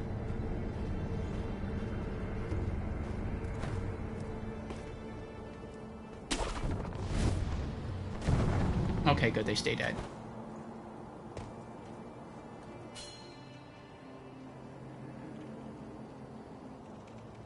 Trima says you can, but you have to refresh them with another death blow on enemies, the boss, or a special item.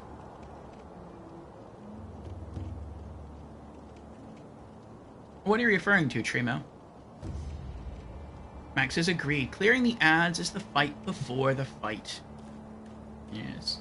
That's one of the nice things about Souls. About, like, Dark Souls and Elden Ring, where even if you have enemies chasing you, you can always run through the fog wall and then just fight the boss. And maybe that is the case here with actual bosses. But it'd be nice if you could do that with mini-bosses, too. Especially since, for me, the mini-bosses are harder than many actual bosses in, like, Souls games. In, like, Elden Ring.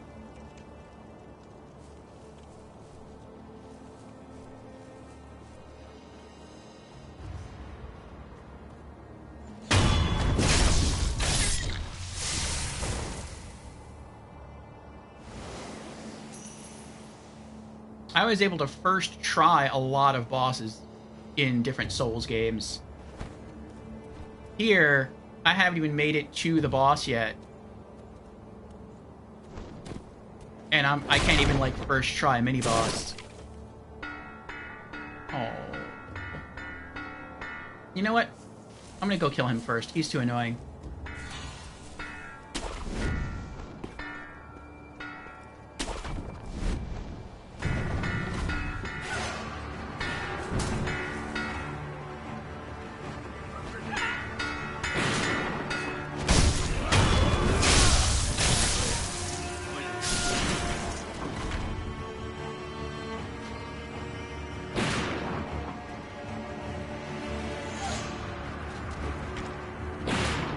And then I have to wait for them all to lose aggro.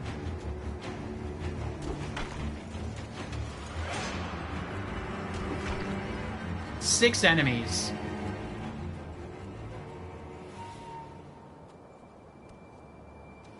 There's no way at my skill level I can fight all 6.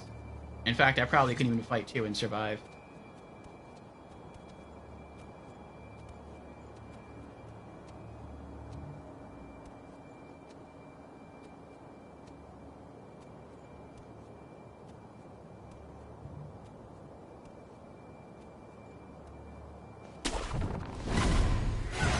Come on!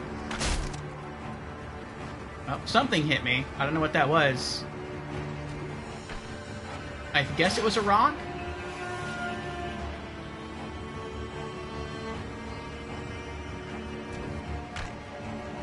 It sounds like they're throwing rocks. I'm not even sure who threw the rock. It happened so quickly.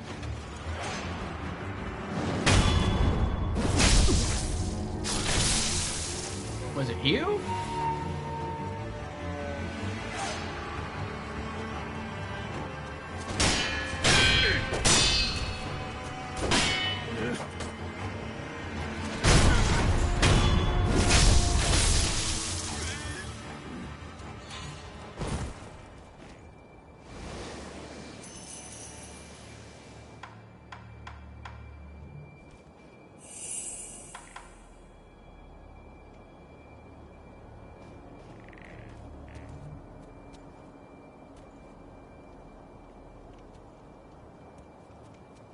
Alright, there's the rifleman. Don't see anyone else around.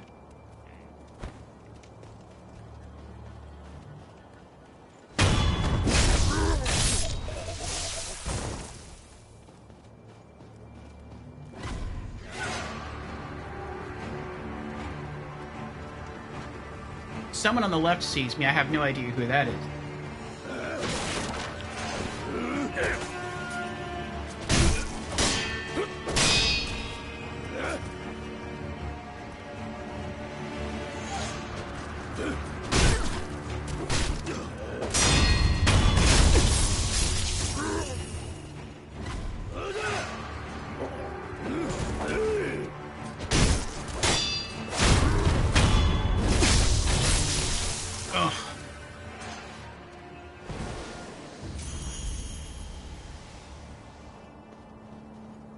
Alright, is it everyone?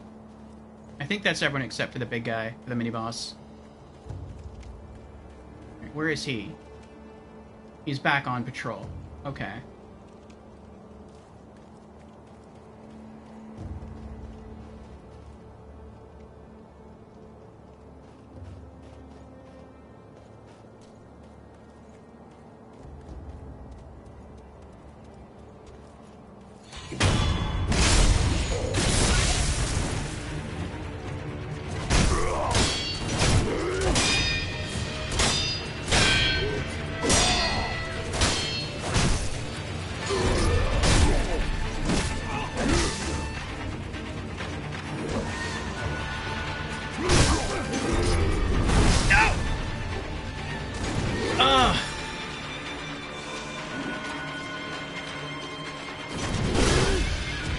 Wow!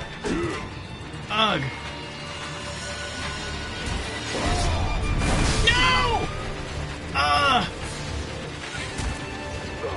He's not even like I can't. Oh, it's. Ugh.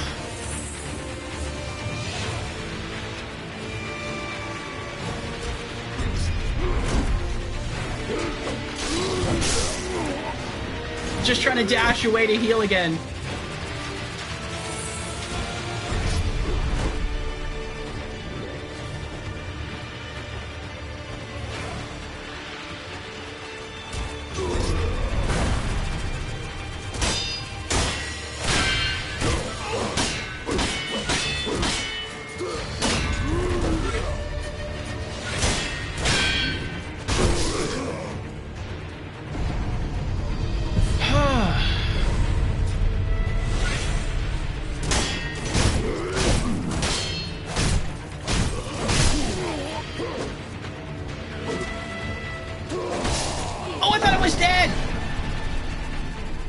That's why I didn't do anything. I thought he killed me.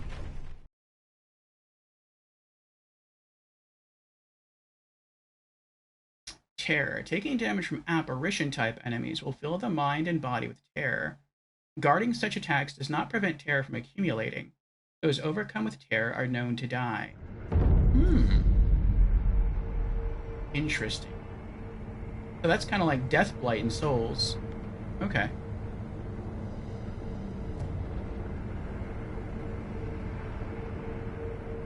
Truman says you can, but you have to oh, you're talking about the pink thingies. Okay. You can, but you have to refresh them with another death blow on enemies, the boss, or a special item. But didn't I have 2 resurrects, though? And then he killed me, and then I resurrected, so I had 1 left, and then they killed me again, and that was it. I couldn't resurrect a second time, even though I had both pink symbols. Unless the pink symbols mean something different, which they might because they have different icons. Max is relatable. It takes a bit of recalibrating for us to adjust and get into the flow. And he says, that looked like a good attempt. Thank you, lady. Thank you. I think you'll be pretty good at this, lady. You've been getting in some good parry experience, Flies of P. And so I'm sure some of that's going to transfer over.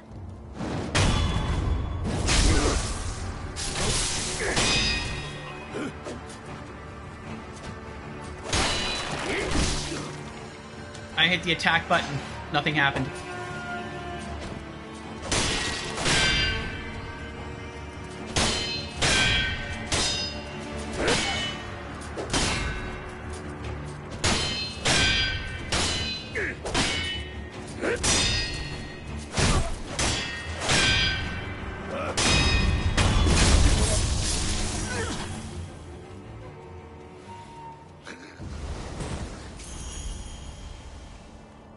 Ooh.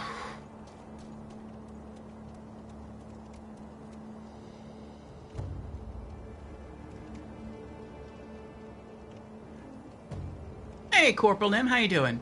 You used up 1 res, so the other does become available until you get the next death blow. Or kill, as chat said earlier.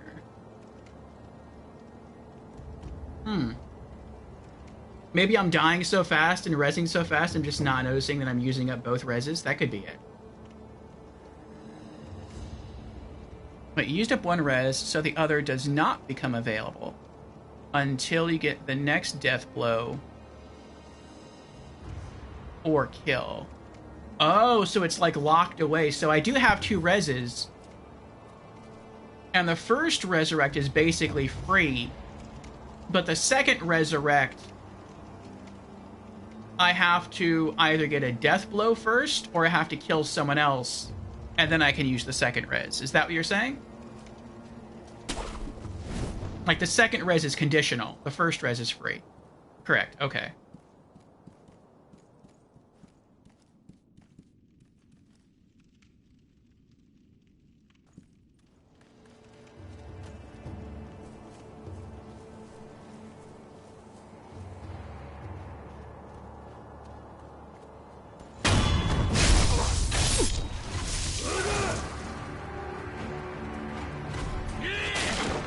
I don't know what happened there.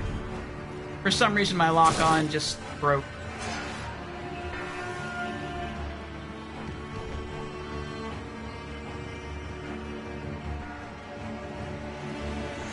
I was locked on, I did the charge stab, and then lock-on went away. Maybe it's because he moved behind one of those shields, those wooden shields that were standing up, and that caused my lock-on to, like, automatically break.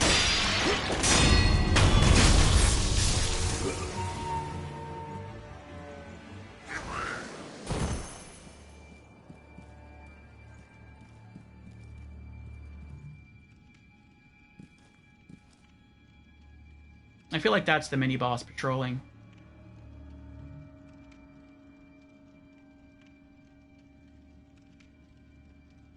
Nope.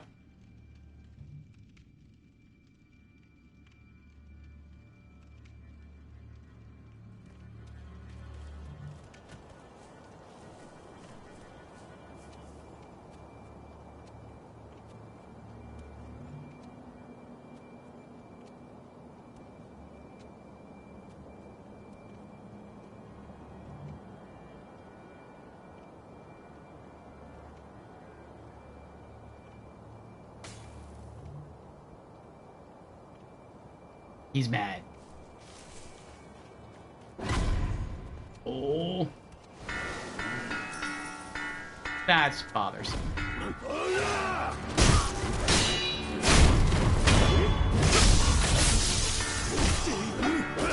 Protected by irons. Oh!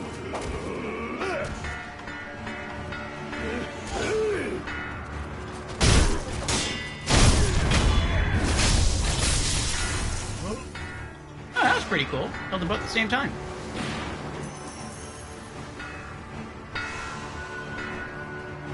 Oh no. No, no. No, no, no, no.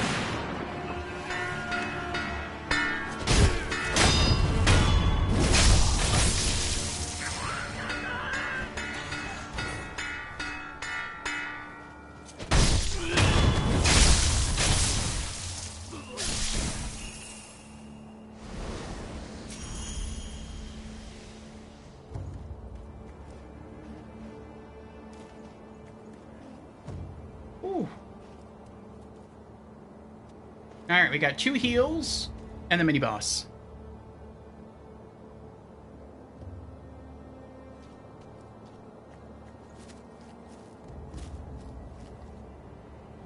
Oh, he's just standing there. Okay.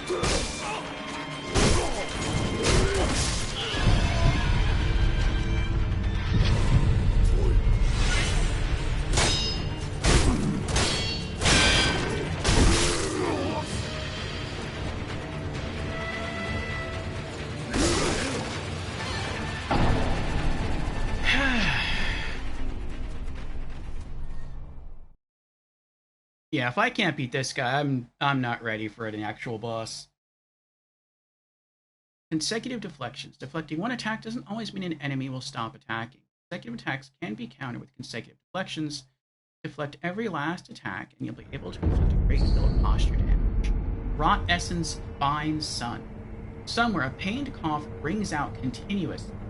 The coughing and wheezing sounds of a man thinking only of his sick mother.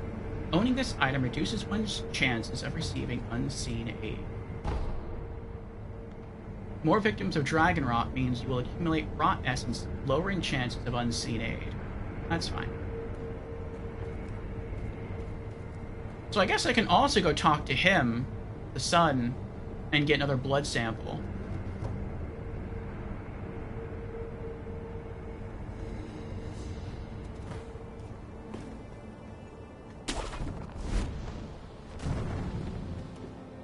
You're not sure about what, Tremo?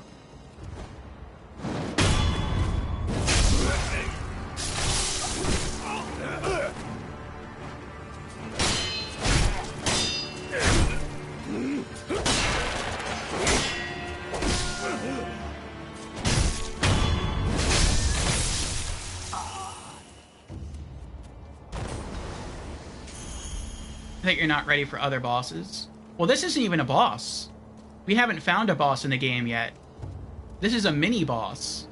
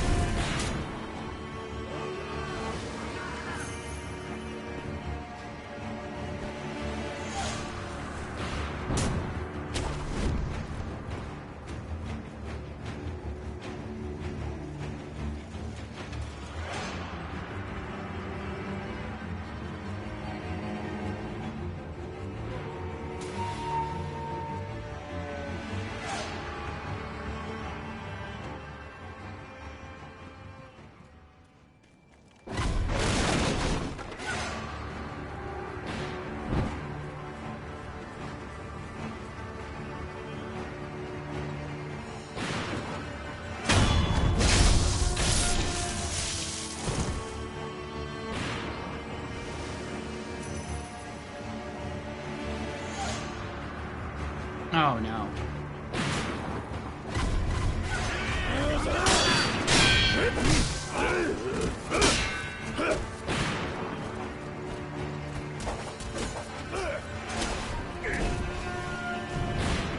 Whoa.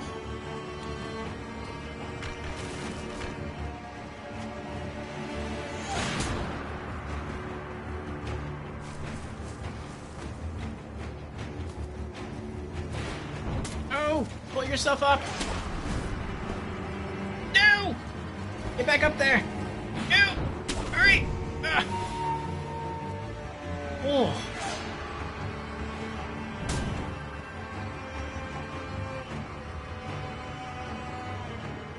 Oh. Lady says, it kind of stinks you have to clear out ads each time, but I guess it keeps you warmed up. True, true. And it's also just for a mini-boss, it's not for an actual boss. Like I said, probably for an actual boss, there is probably something like a fog wall, or maybe just... maybe there's no enemies around once you get to an actual boss to interfere with the fight. But I guess they anticipate you, by this point in the game, being able to take on multiple enemies in addition to a mini-boss. But for me, just the mini-boss by himself, even if there were no ads, I can't kill, because he's so hard. And apparently, this is actually where I'm supposed to be in the game. I'm not supposed to be... like, there isn't an easier area for me to go to.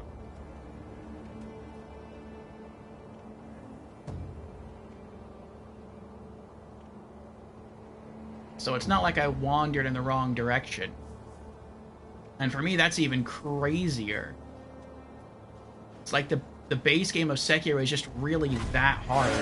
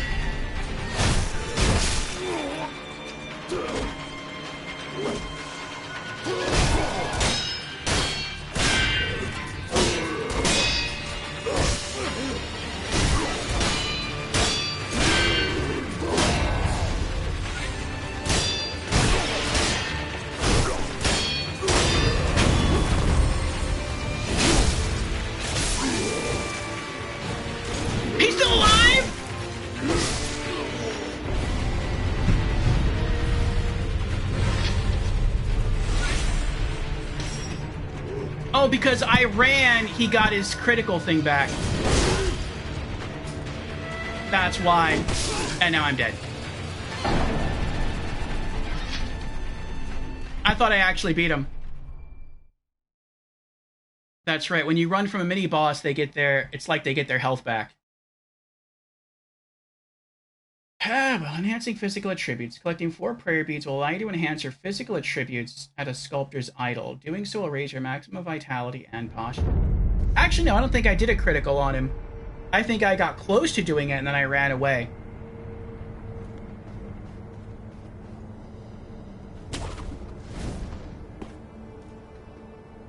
June says, this mini-boss is very much easy, to say the least. Well, this mini-boss in Sekiro, to me, is harder than many of the bosses, the actual full bosses in other Souls games.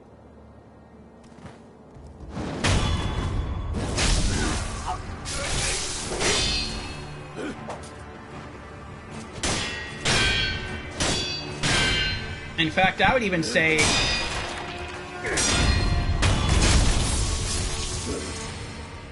I would say the regular enemies here, like the ones that are wearing the grass capes, which I guess are like the slightly more skilled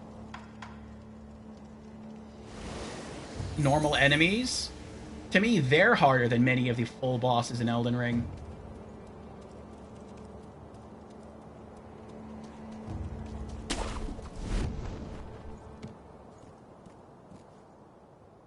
Whew. Ace is getting closer and closer. Yep. I think this environment helped me fight the guy because he couldn't back up as much and do attacks. And I can It looks like I attack faster than he does. I mean, he could probably attack faster than me or as fast as me, but he doesn't. He just does longer to wind up, slower, more powerful attacks. June says, that's mostly because you aren't really playing correctly. Being aggressive is good, but you are being too aggressive. You need to balance blocking and swinging. Yeah, I just don't have faith in my ability to block.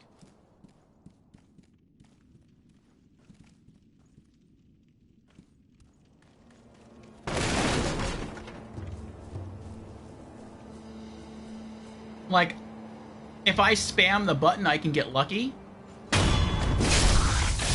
Sometimes. But I don't like doing that. I like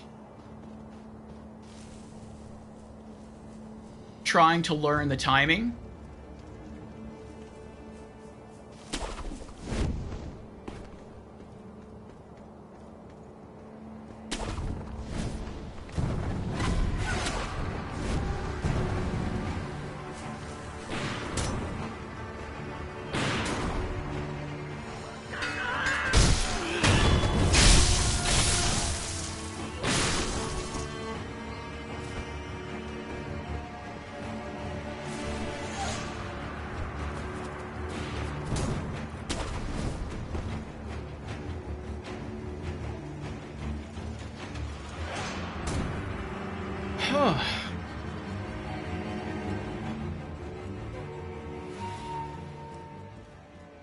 But when I try to slow myself down and learn when I'm able to, like, properly deflect, it feels like I'm always too slow.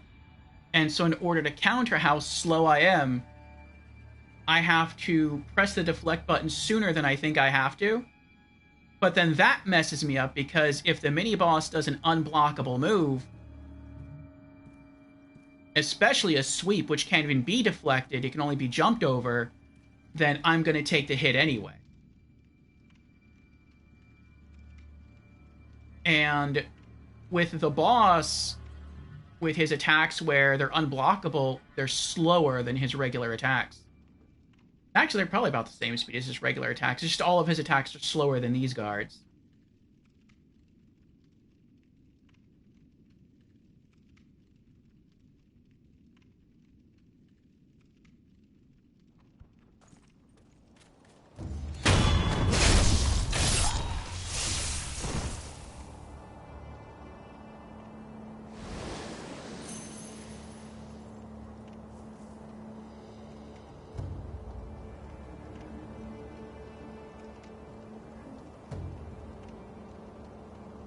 Lady says, this game has a steep learning curve.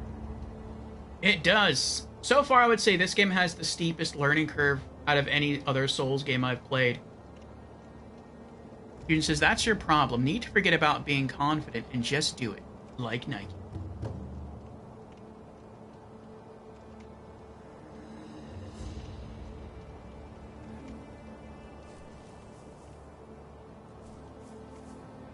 I was waiting for him to walk up here, and then there we go, and turn around. I never saw him turn around.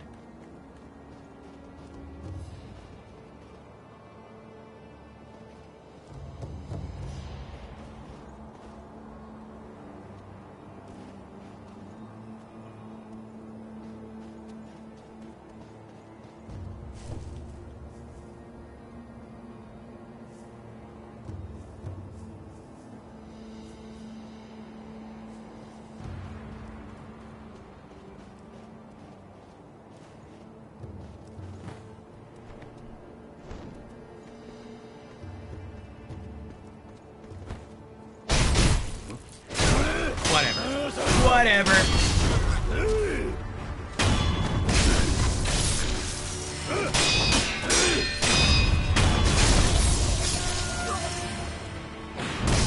Ow! I'm almost dead.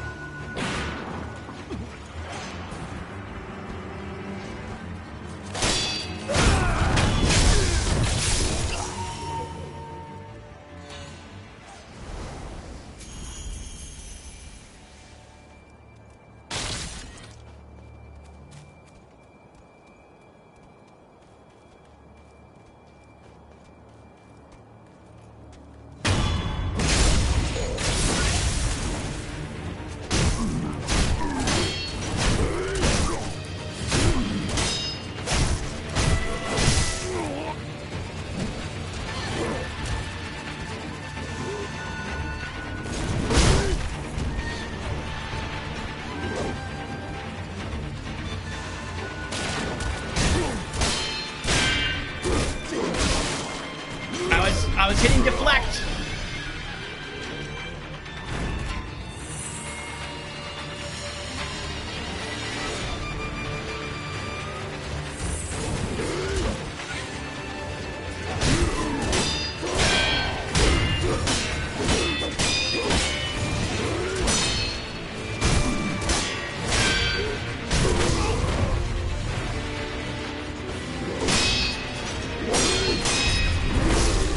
I'm dead.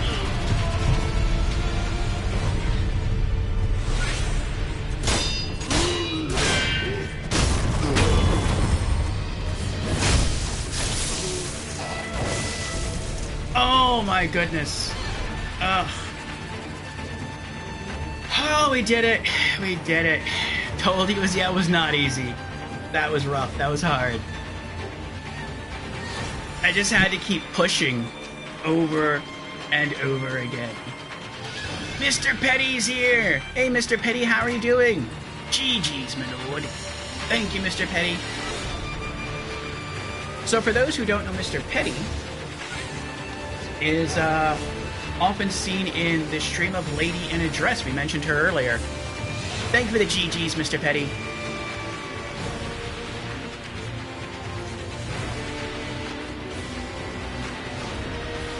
Trimo says, hesitation is defeat.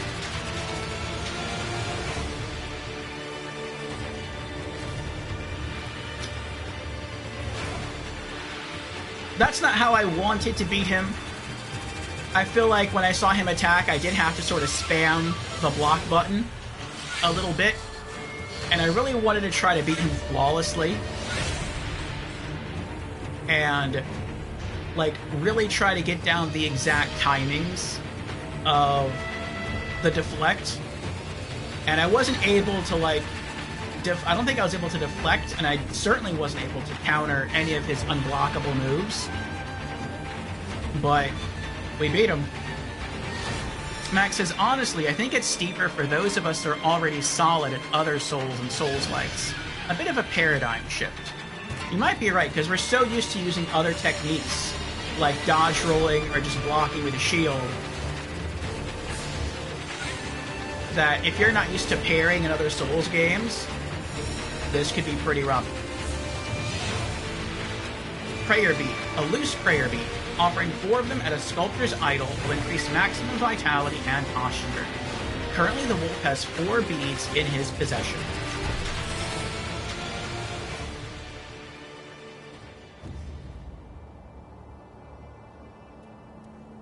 Oh.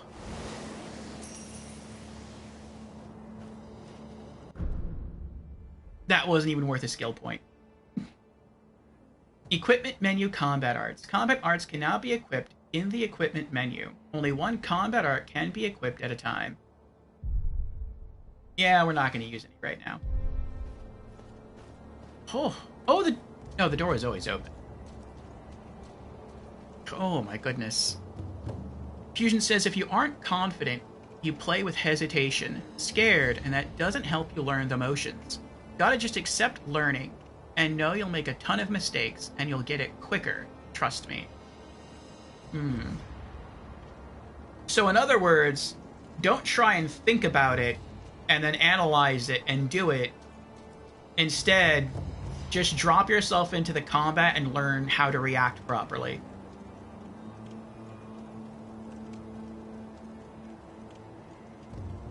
Thank you for the GG's, Tremo and Corporal Nim. Max says, I'm still not good, yet. But less thinking, and more feeling, and just going for it helped. Yeah. And Max says, nice, GG's, and thank you for the GG's, lady. And thank you for the 100 biddies, lady. I appreciate it. Lady Nilafar, the adventurer who conquers both treacherous hikes and Sekiro's steep burning curves, eventually. Drops a cheer like it's a power-up in a boss fight. Your support is the katana to Orpheo's Sekiro journey, slicing through the toughest battles with style. Hype! Let's keep the hype and the hikes going strong. Yes, thank you again, lady, for your generosity. Fusion says, if you just don't let your mind get to you. Just accept the fact you need to learn and accept that you're gonna die over and over. You'll learn faster because you're not expecting to win every fight. Go in with a different mindset and learn what is actually going on instead of playing how you would normally. It's a tough learn, but once it clicks, and it's very satisfying. Truma says, yeah, I agree with Fusion. Slow-paced is good in other Souls. Here, it's about being one with the sword. Okay. Well, we've made some progress. 4 hours into stream, and we beat him. We sort of learned how to better counter other enemies, like non-boss enemies, and we finally beat our first, well, not our first, but we at least beat this mini-boss. Oh no, this isn't emergent, this is a paper sign here. Temple posting. Turn back if you value your life. You can't behead the headless. Our swords and pikes do nothing. Okay, so this is telling you that if you try to go in that direction, it looks like down where those statues are, and maybe down where those icicles are, I think that seems to lead you in an area where there's ghosts, but I was told that's not the way that we're supposed to go from here. We're actually supposed to go... Can I get around this way? I can. Okay. We're supposed to go down here, where that statue is.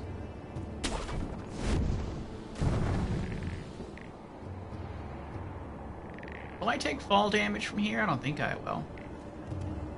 And then there's that lizard under the bridge.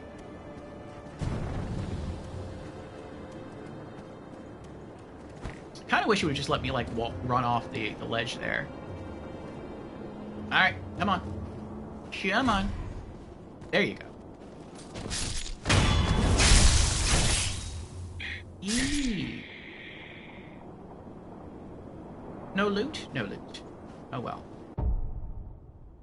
We're getting closer to another skill point. Right. Let's rest.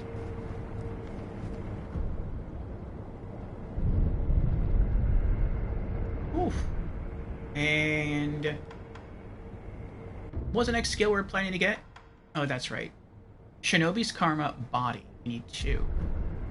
And enhance physical attributes.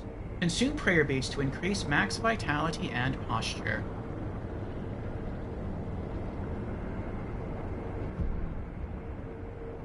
Yes. First prayer necklace. Loose prayer beads strung together in offering to a sculptor's idol. Increases maximum vitality and posture. A prayer bead necklace befits the strong. The ferocity of Ashina's army is renowned throughout the nation. Its generals are especially talented, every one of them accomplished in the Ashina sword style. Yay! Physical attributes enhanced. Maximum vitality and posture have increased. Alright, vitality went up by 1. I guess it looks like our health bar went up by a little bit. And so I guess it'll also be harder for enemies to break our poise. That's pretty nice.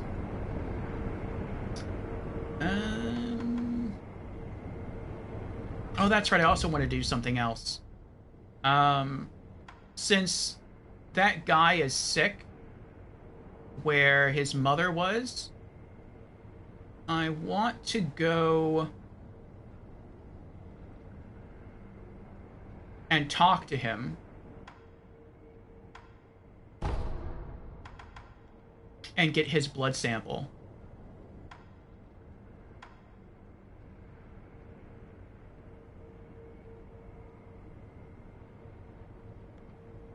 I'm trying to think where he is.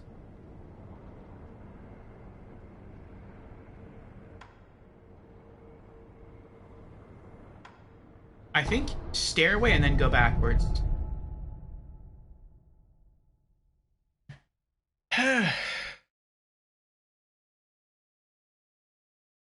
Fusion says yes. I wouldn't go in over-examining everything, because you're just overthinking at that point. Just fight and learn from what you play against, and what works will work, and then fix the rest. If you over-examine everything, then you're just setting yourself up for a harder time than needed to be, lol. But once you see how it's basically a rhythm game, it's very fun.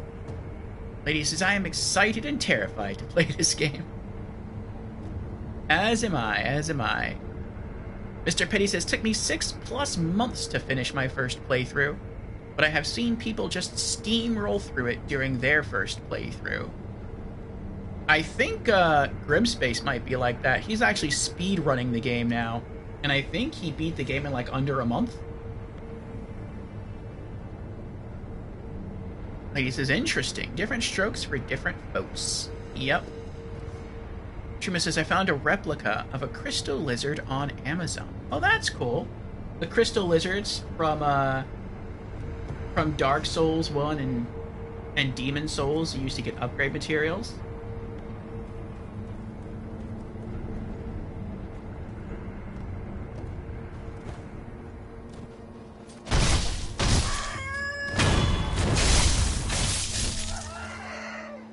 No crowing for you. Okay.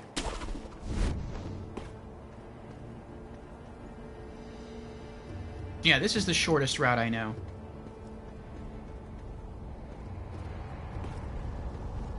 It also looks like we have an ad coming up in about 5 minutes. Which is good, because I have to use the restroom again.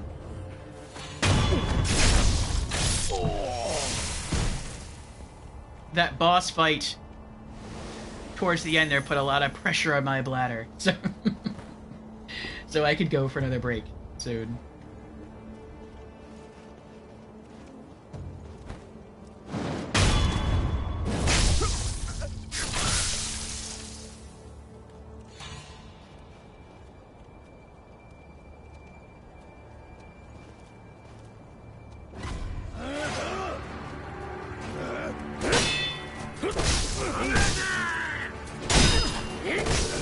I don't get that.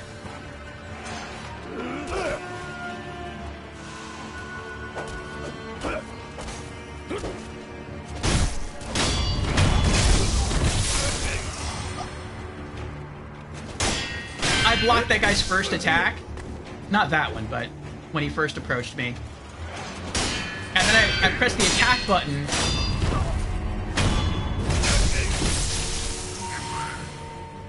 And he was able to recover from my deflection and then attack faster than I was able to just attack.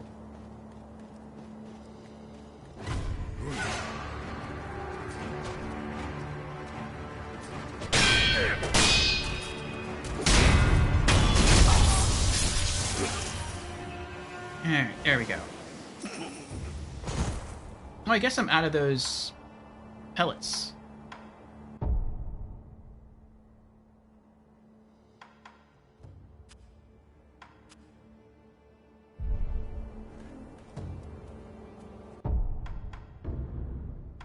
I wonder if you can use the homeward idol during battle. Nope! I forgot. I'm coming here to see him, not her.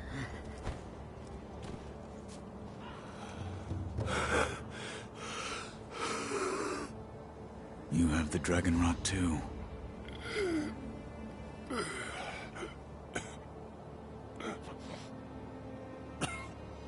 Someone... anyone... I'm here. My mother...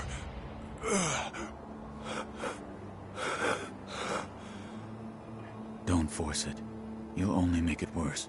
Forget about me. My mother... my mother...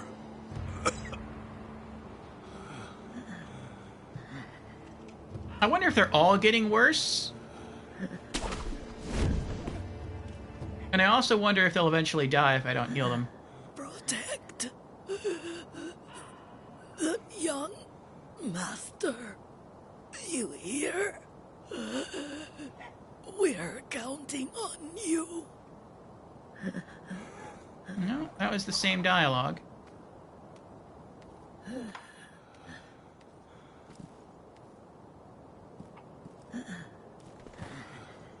Oh wait, he didn't give me a blood sample. Forget about me. My mother. Help my mother. No. I guess I didn't get a blood sample because I still have the Dragon's Blood amulet in my inventory.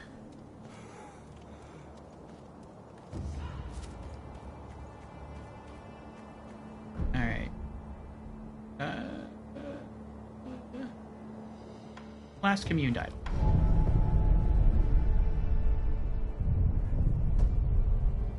All right. Looks like the ad starts in about half a minute. When we come back, we'll continue making progress through the level.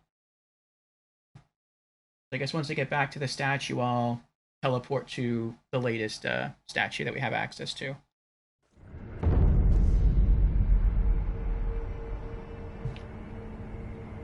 Okay.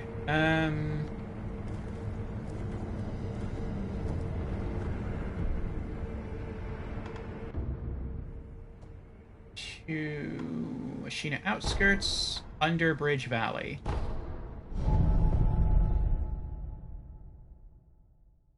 Quick items. Press down to toggle quick items, square to use quick item. Use the equipment menu to equip or change quick items. Equipped items can be toggled with down, and the currently selected one can be used with square.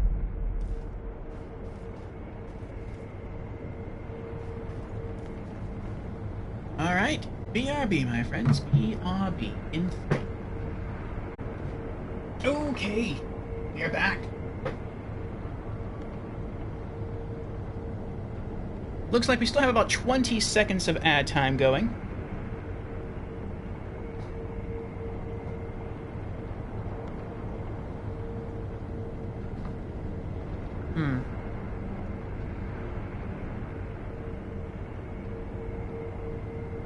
Gives me a little bit of time to untangle my earbuds. And welcome back, everyone, from the ad. Lady Nilafar said earlier that she didn't notice I was streaming. I didn't notify her that I went live. So I guess she just kind of stumbled across the active channel list. And I just noticed that in our Discord, it wasn't posted that we went live either. Maybe something's going on with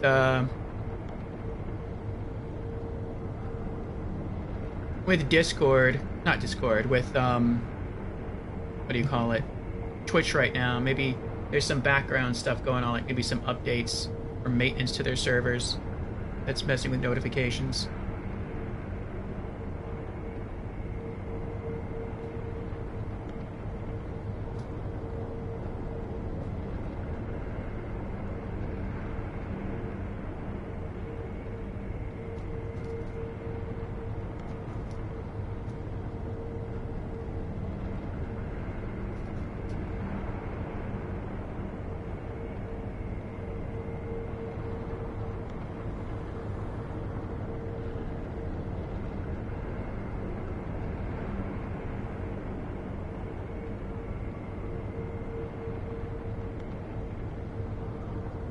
Okay.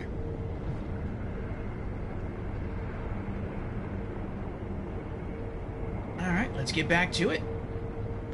So I've never been further than where I'm standing right now.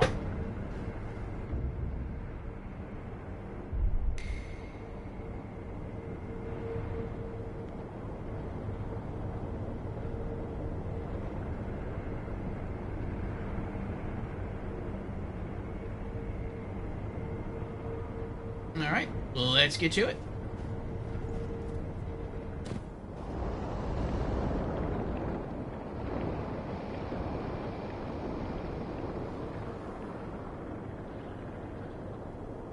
That's concerning.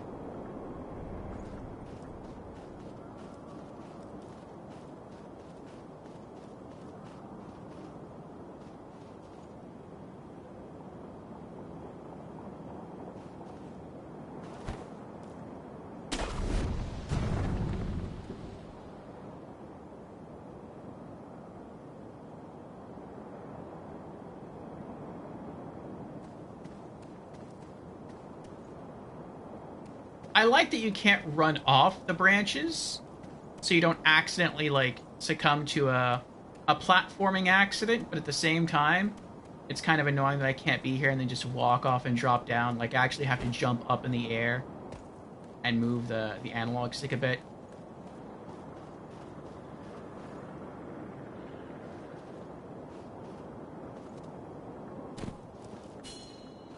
Mid-air grappling hook.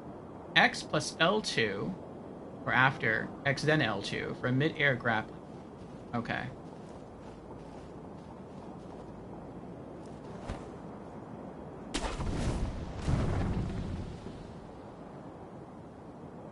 Well, I can go that way. Or I can go... I mean, I guess we can go this way, see what's over here. I also wonder if we ever get a lantern.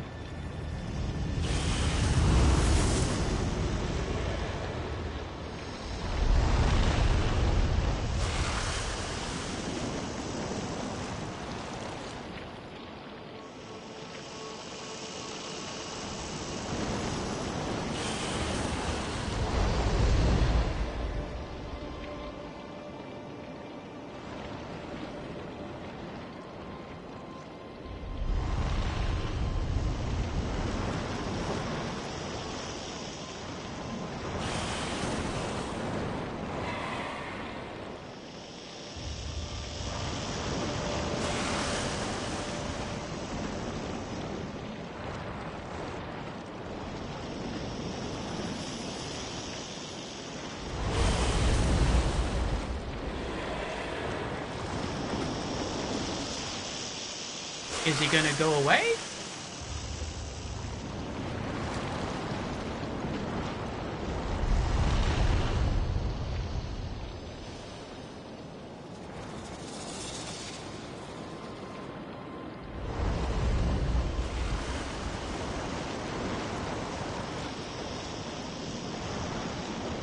I don't think he goes away. I think you have to jump over to that branch and then drop down there and hide in the grass. Oh boy.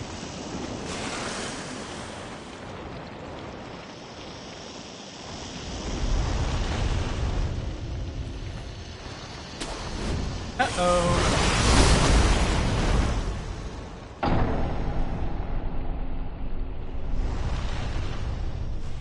Well, so much for that skill point that we're getting close to.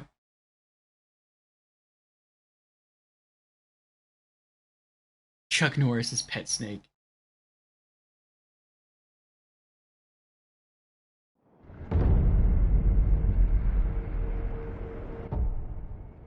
Ah, well.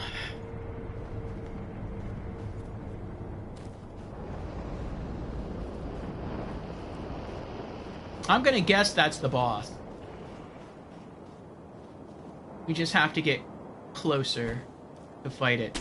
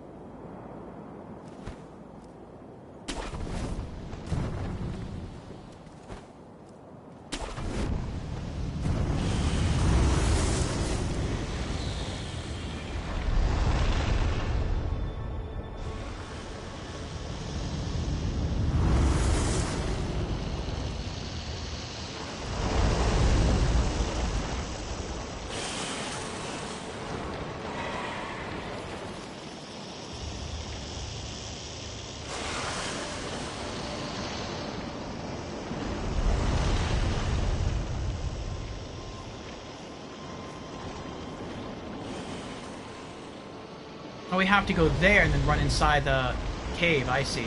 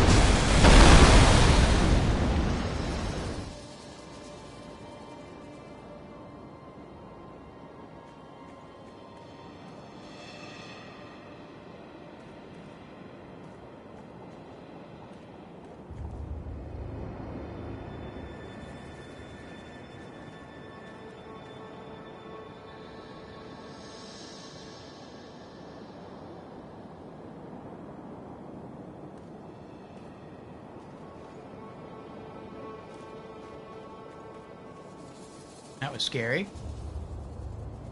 Speaking of Rykard, yeah.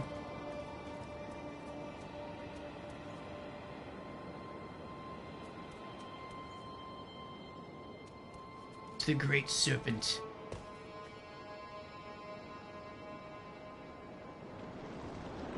Oh, I hear him again.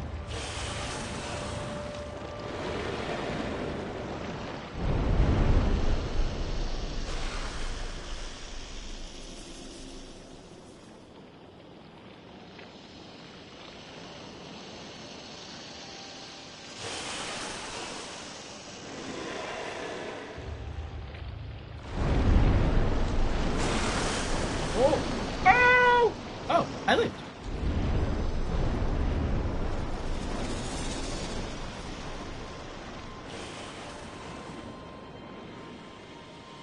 Can you get back up there?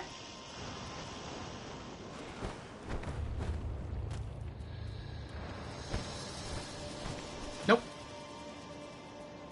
I guess you gotta go this way?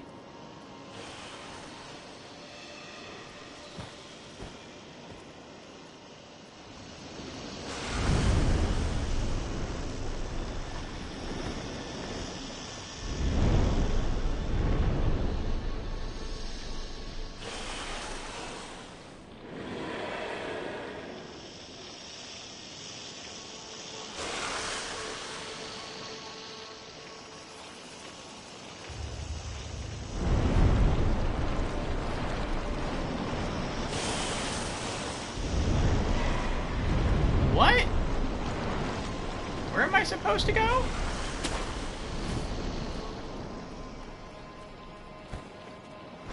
Oh, I think I see. Well, now I might die, but I think I get it.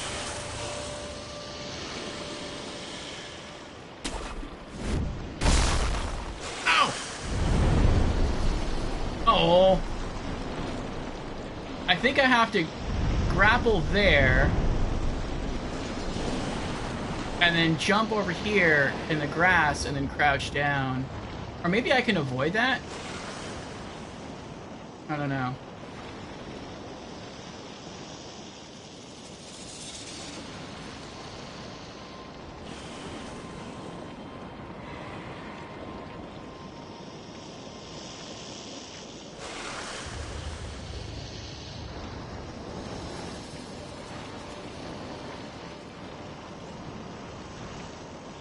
He's not coming back anymore.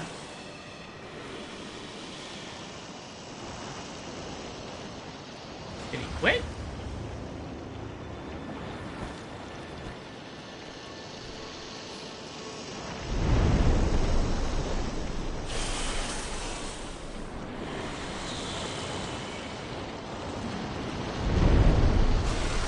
Oh, that was close.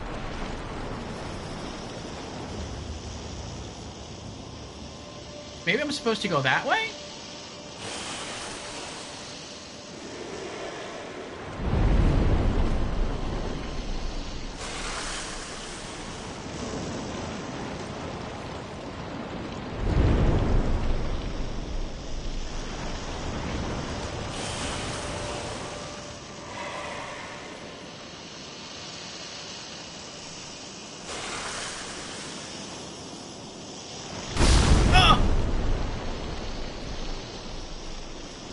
At least it doesn't do damage.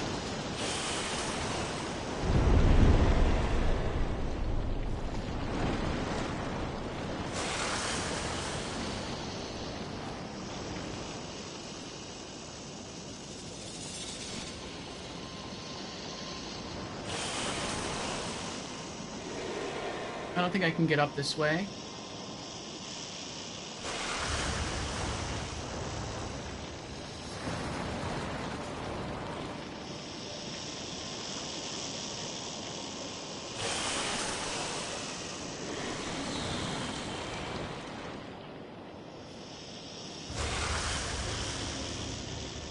Looks like I have to put my back against the wall and go that way.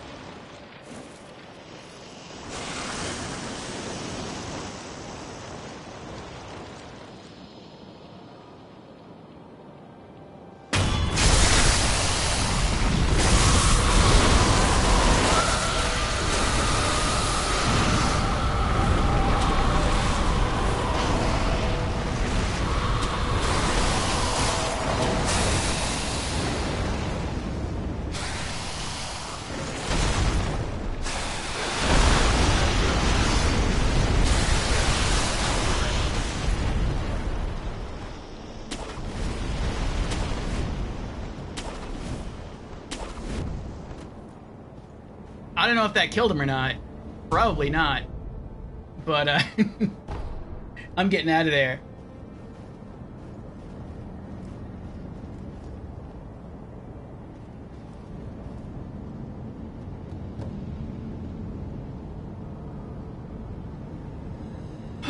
Thank you for the GG, Streamo.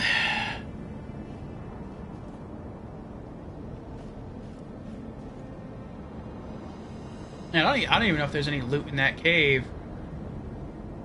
I will say, though, if he does turn out to be a boss, which I think he probably will at some point, then we'll probably go back and take our time touring through all those areas after he's dead. Oh. Hi. It's a pumpkin head.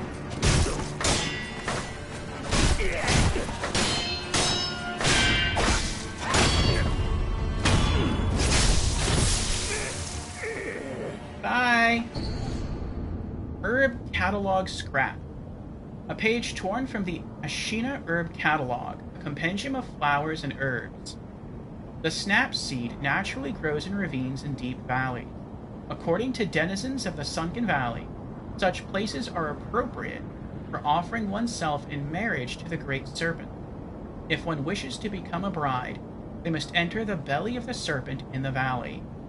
I don't think it's going to be, I don't think it's going to want to marry us, or even be happy to see us, considering it's one eye short.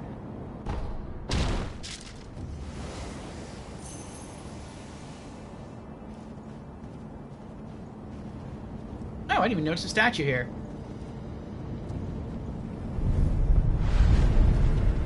Sculptor's idol found. Yay!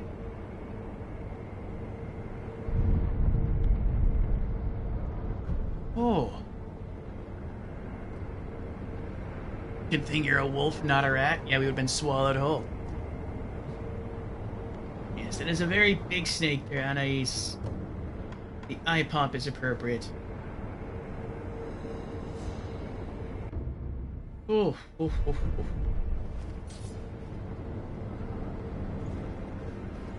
Alright, well, let's continue. We can drop down and go that way. Looks like if we wanted to, we could drop all the way down there. Okay. What if we continue up, though?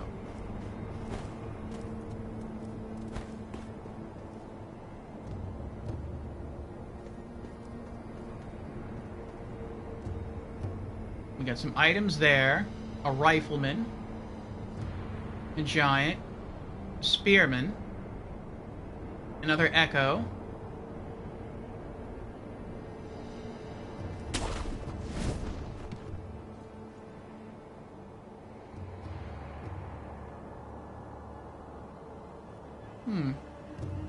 We have someone crouching down there. I don't know if that's an enemy or not. I'm gonna try to clear this area first. Oh, there's more enemies down there. I can probably eavesdrop on their conversation.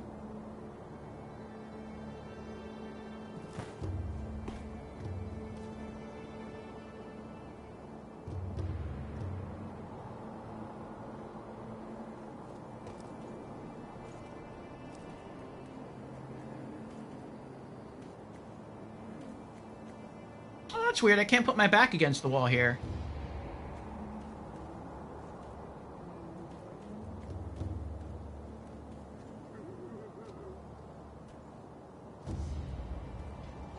Huh.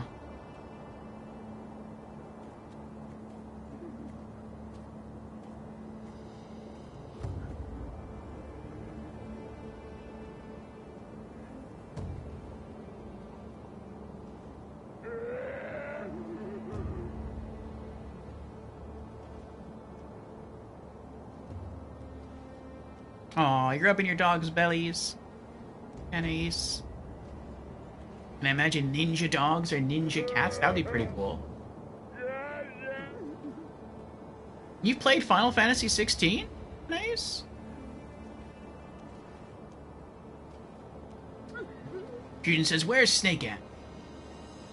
I don't know. We hid in a palanquin And then I was planning to wait till it looked away and then run out and try to see where I could go. But I guess the snake got close enough that we were able to execute a stab attack into one of its eyes. So we did that. I'm not sure if that killed it or not, but after stabbing it, I just ran as fast as I could. I didn't think that would be enough to kill it. And we got away. Did I happen to look everywhere where the last bonfire was? I found a little guy that we killed, and we got some sort of recipe book or page. I'm not sure if that even shows up in our inventory.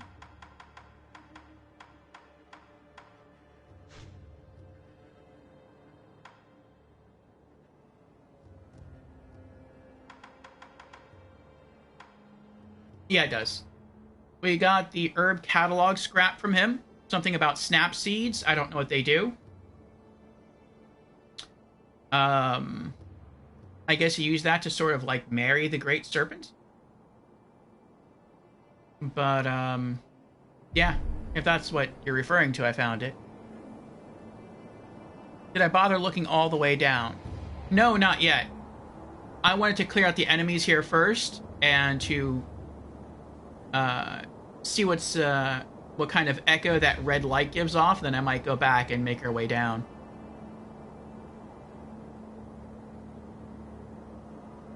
Fusion says maybe that's a small hint. I don't know. And he says, giant snakes are nightmare fuel in video games. That acid-spitting snake in Final Fantasy 15 I'll never forgive. I haven't played 15 yet. I want to, eventually. And Markysaur is here. Welcome in, Markysaur. How are you doing? Markysaur has redeemed. Hello, I'm new to stream. Welcome in, Markysaur, for the very first time. Again. Markysaur asks, greetings. Is this catching Pokemon in Japan? I would say it's a bit tougher than that. Shun says, I would go see down where you killed the small fellow. Okay. Yeah, we'll definitely do that. It looks like he's sleeping there. I want to go this way and see what's around here. Kokage, my poor horse. All it took was a bit of gunpowder. He startled, and now he's dead. Aww. But it looks like the safest way to clear this area out is to go up and to the left, and there's a big hole in the wall. Right there. Maybe we can get through there, interact with the red light to see what the echo's about, and then from there, pull ourselves across to that tower to take out the rifleman. And then once we're safe from the rifleman, we could try to clear out everyone else.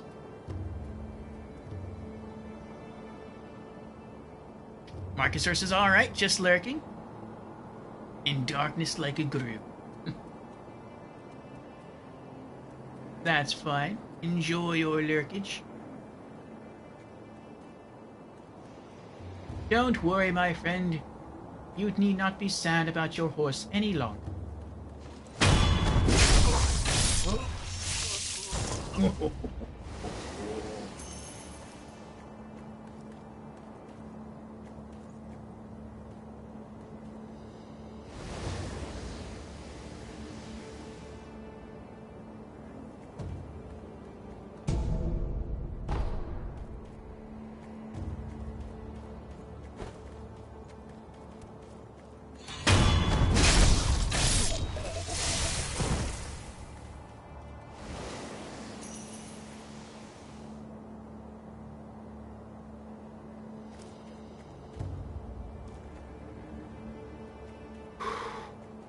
Alright, we can go in there. It looks like we can go in there. I'm not sure. We can go up the stairs. What's around the corner?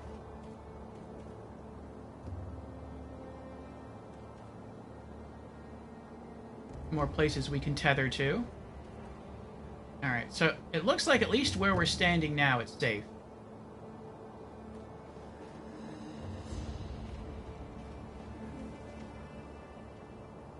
don't see any riflemen on the roofs. Okay.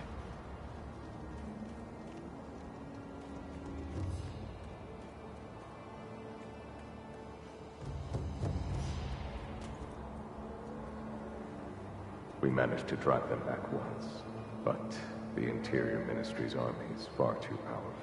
And that is why you wish to use the power of my blood. It doesn't matter how much power you obtain.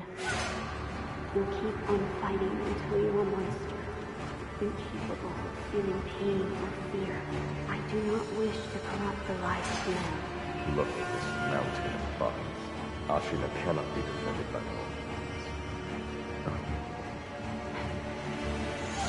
I could never be as strong as you, Lord Genichiro. I do not yet know what it is I should do. It's been a long time since that happened. Wait all you like. It'll do you no good.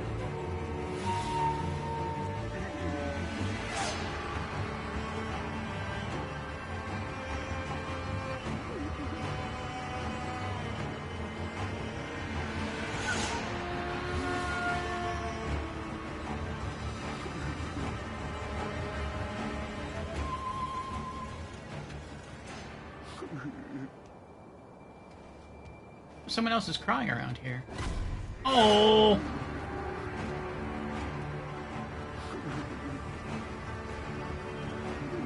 Oh, it's the giant.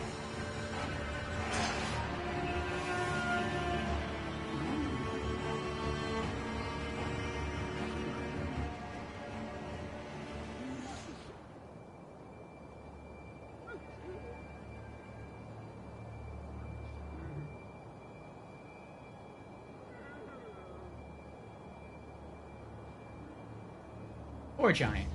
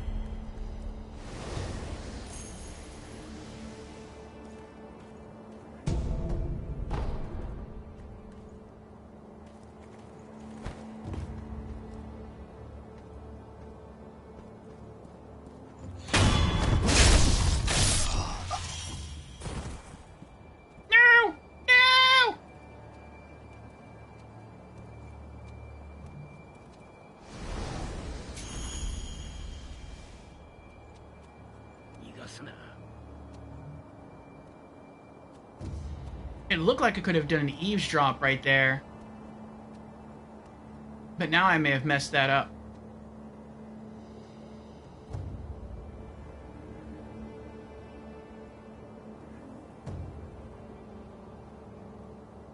Hope you're fine today. Seems like you're a happy camper.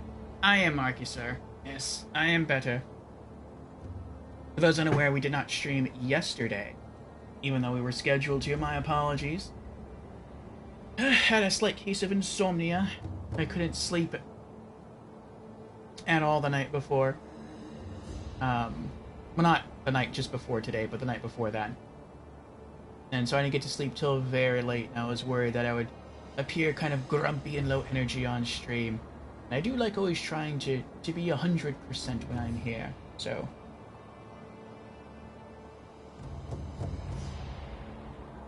if I can't give you something approximating my best.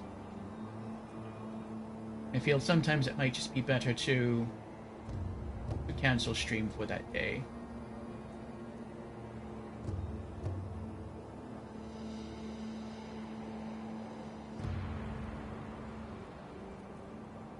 Well, now how do I... oh, I can probably eavesdrop from there. Okay.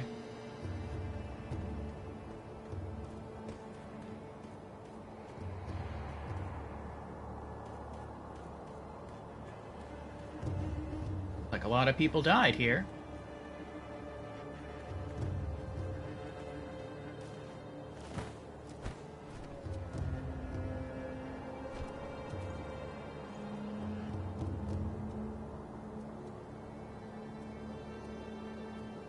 There we go. Look, a smoke signal from the Great Castle Gate. Is it Lord Gyobu? Yes, that's definitely Gyobu the demon. Ashina is safe so long as that man guards her doors. That's the second time I've heard him name drop. Maybe the snake isn't the next boss. Maybe the next boss is going to be this demon guy people keep talking about.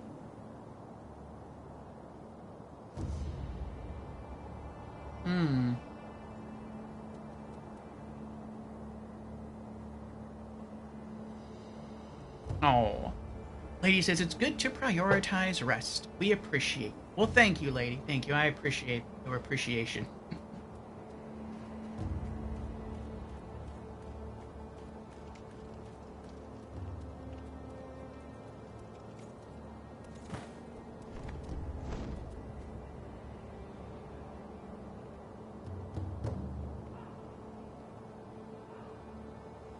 I wonder if I can get on that wall, and if I can, if there's anything on the other side.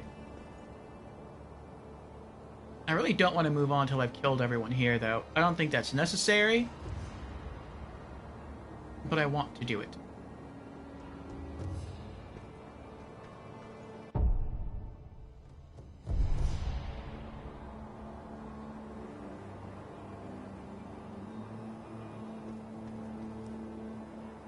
I also wonder if Gyobu the Demon is called Gyobu the Demon because he's half beast, half man. And maybe that was a clue that this guy was giving you, that his horse got scared from a loud noise and that affected him. And maybe since Gyobu is half beast, you can scare him that way. Which we have the firecrackers, that's what they're supposed to do.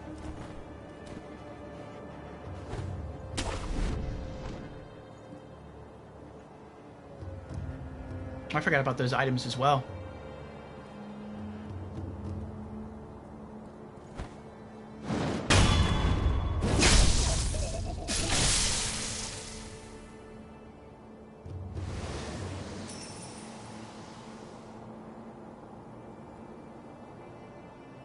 Alright, 2 enemies left.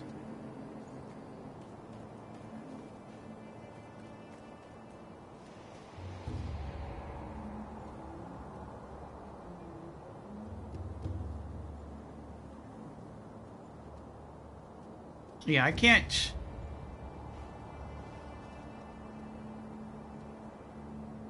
I'll try killing the spearman.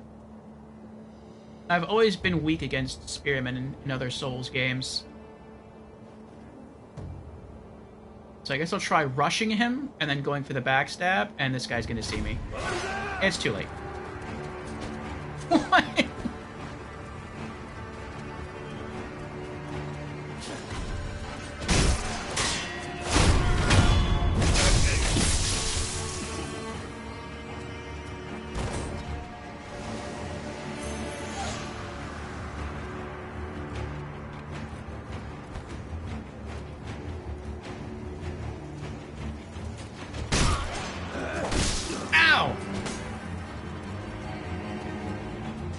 I feel like that should be a thing.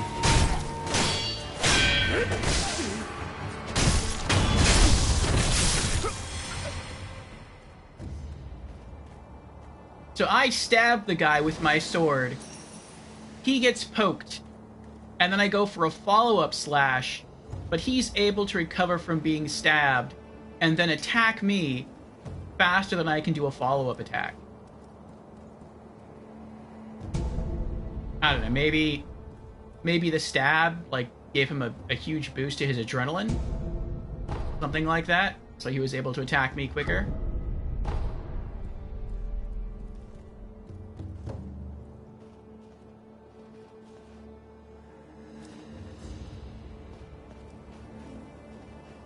Oh, I bet that was a way, maybe to drop down here, sneak inside, grab the loot, and then get out of here without them necessarily seeing you.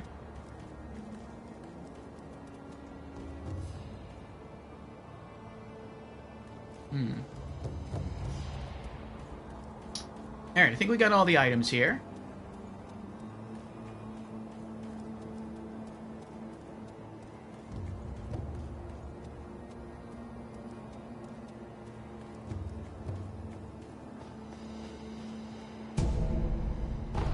got some more pellets.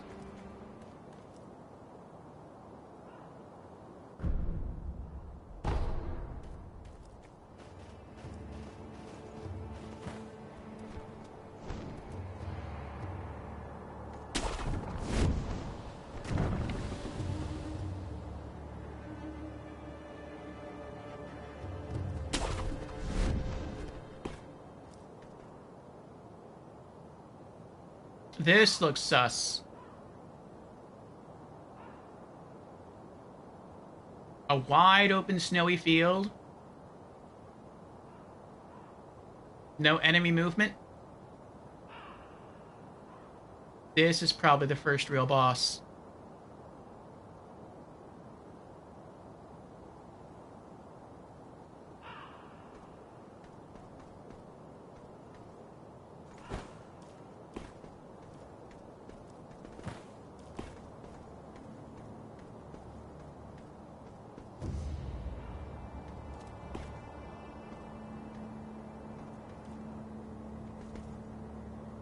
I can't grapple up anywhere. So you're probably not supposed to get over to that wall. Alright, well, before we fight the boss, I want to see... Actually, I want to listen to that again. I was being interrupted by loud music from being caught by the enemy. Or being notified by the enemy. Or noticed by the enemy, I should say. And then I want to go back down to where that little guy was and explore down.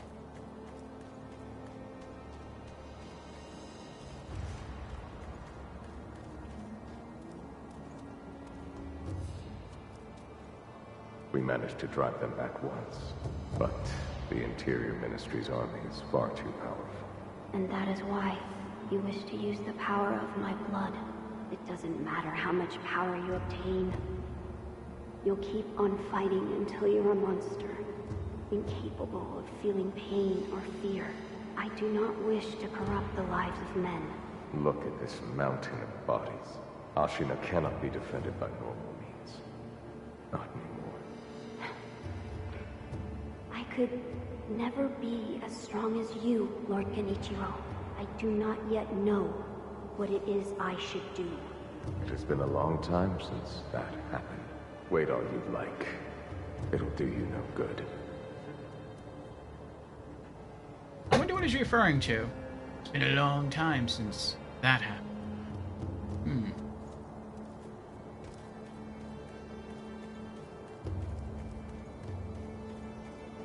Now, I wonder if there's a checkpoint at the boss battle.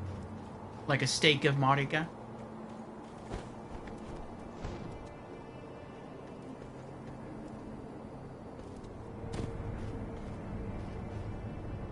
Probably not. You probably just pull yourself on the roof and then go to the right. Pull yourself up there, and then that's it. You've just avoided all of the conflict. All of the random enemy encounters.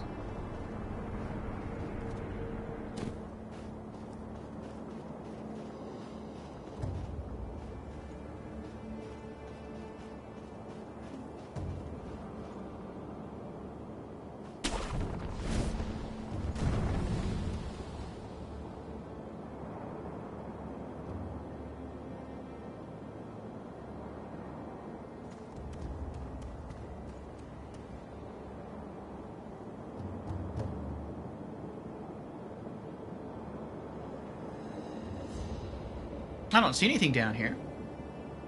Fusion says, I recommend going back to the edge before this. Wrong way. Go to where the little guy was. Oh, okay.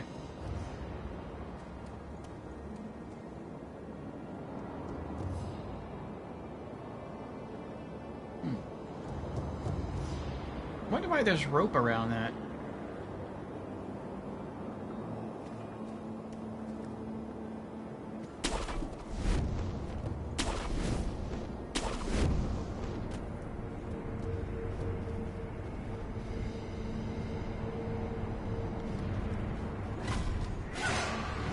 Did you even hear me?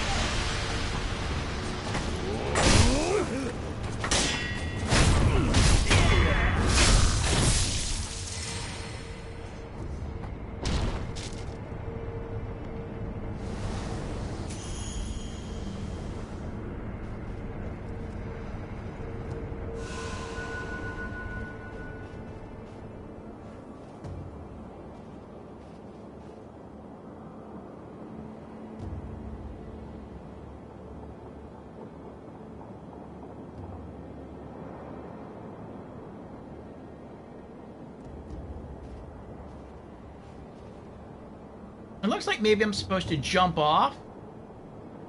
And there's no symbol there, but maybe I'm supposed to jump off and, like, tether over to that tree?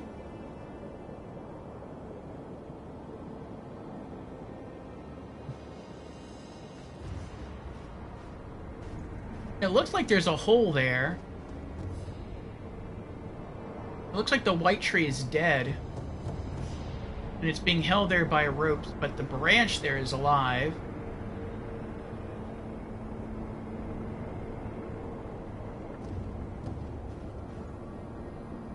That's the palanquin down there. And the snake was looking back and forth, and we stabbed it in the eye. And then we ran like crazy. And we did our best to escape, and it kind of sounded like it was trying to follow us, like it was right behind us. But I didn't even bother looking back. I just ran and grappled as quickly as I could to get up here.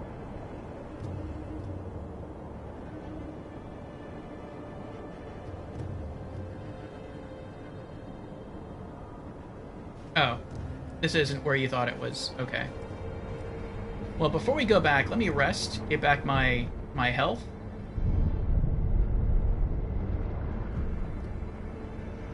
Okay.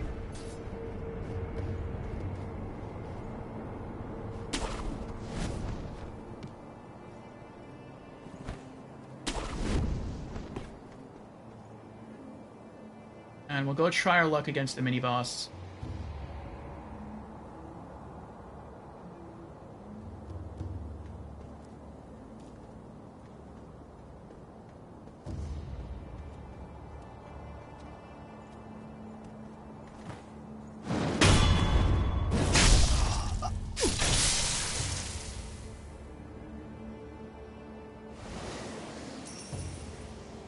Or not mini-boss. I'm guessing it's a full-on boss.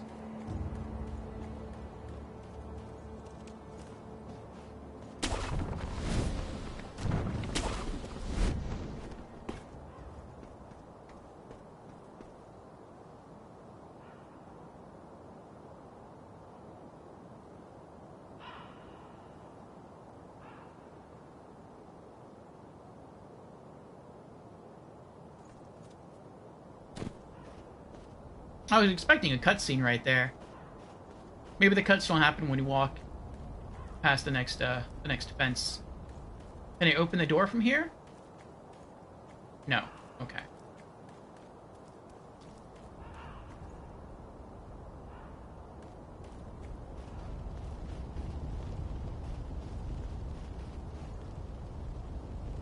Good luck, thanks.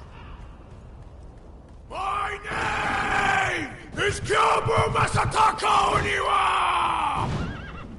Oh, this is... As I breathe, you will not pass the castle gate!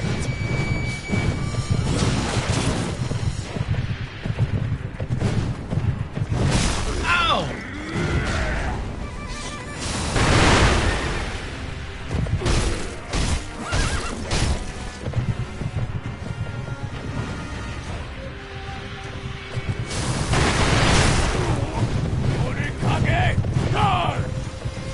Did I just get hit with my own fireworks? Allow me to show you the wrath of a man! Oh my goodness! Oh, you're still standing! I'll strike you as many times as it takes!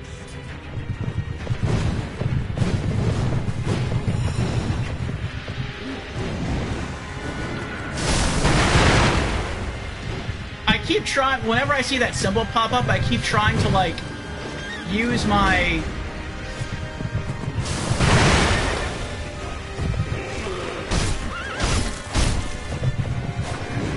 that right there. I keep trying to use this.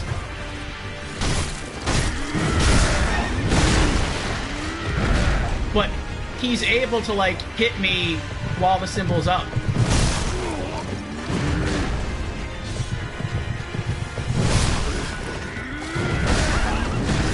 The whole time I'm just spamming dodge to get away from this guy, and I can't do it.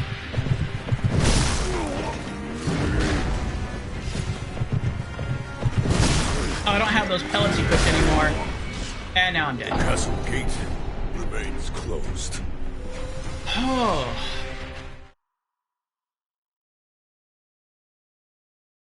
That hurts. That hurts. You're not even trying to fight. You're just trying to, like, dodge away, and you can't do it. His reach is too great. His reach and speed are just too much. So I guess I just have to try to deflect. Welcome to the first official boss of the game. Only took 18 hours to get here. Has it been 18 hours? Actually, yeah. Our first stream was like 13 and a half hours. Been going now for like 5. Welcome in, Nougat. How are you doing? And he says, I want to play this game. Didn't this come out like 2 years ago? I think this came out in, was it 2019? Yeah, Fusion says 2019. So 5 years ago? How are you doing, Nougat?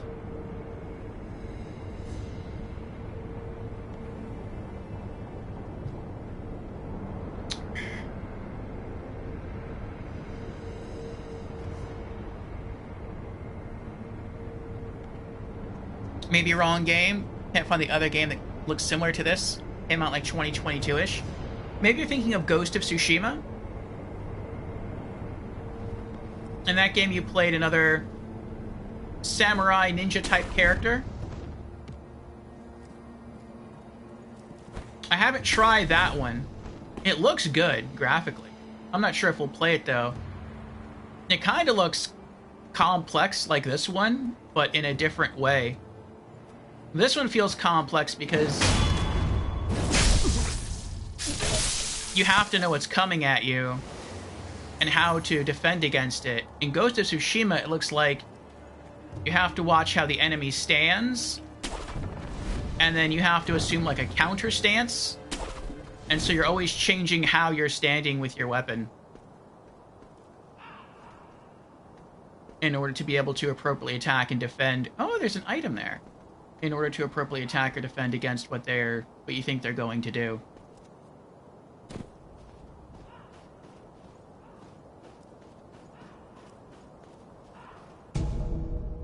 My name is Kyobu Masataka Oniwa! As I breathe, you will not pass the castle gate! Kyobu the demon.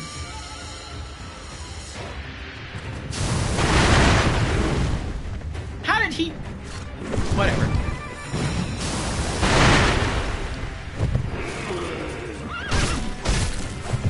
You just...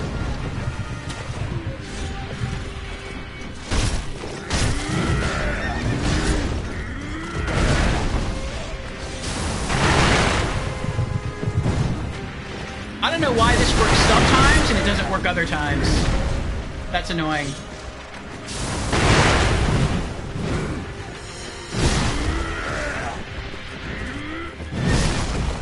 And I'm dead.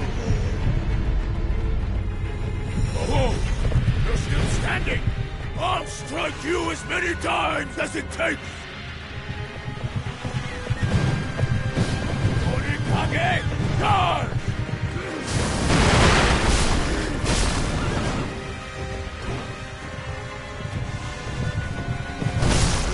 I dodged through that.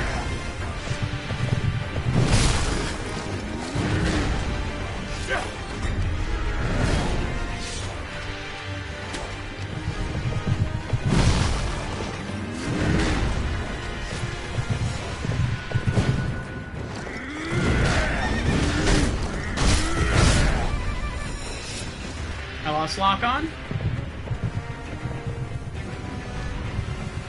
Will he run through the fire? He's probably not that stupid. Allow me to show you the wrath of a man who stood with the Ashina when they took this country!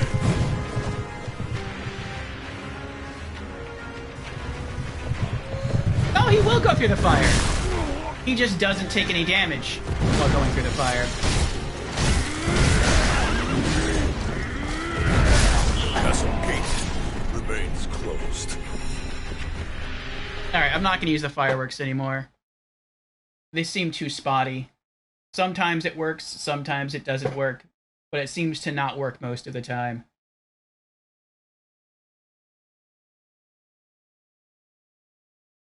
Even when I set them off right in front of the horse.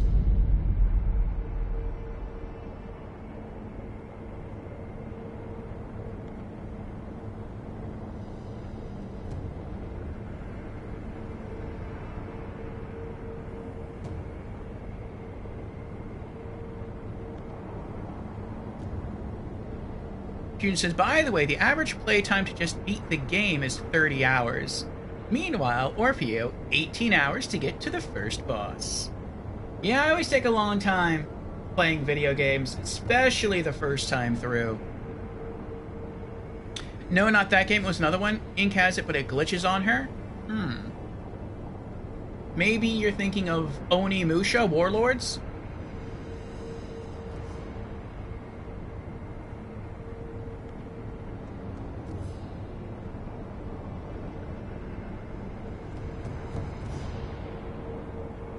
Kind of roid horse is he on, right?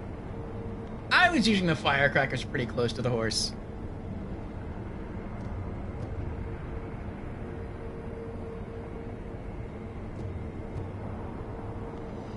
Instead of backfooting, actually run. Purple Limb says, firecrackers here have a 20 to 30 second cooldown before the animal reacts again. Oh, okay. Firecrackers is what you use, you just don't use them correctly. Alright, I'll try again.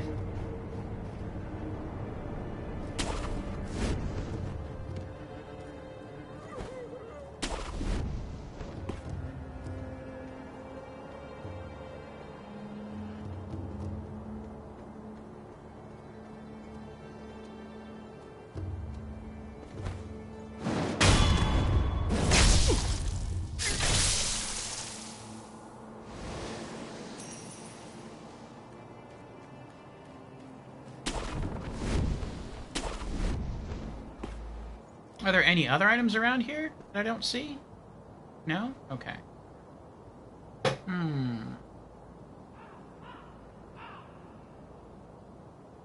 I was just thinking maybe I can use the terrain to my advantage, but I don't think I can. There's probably no grapple points around here.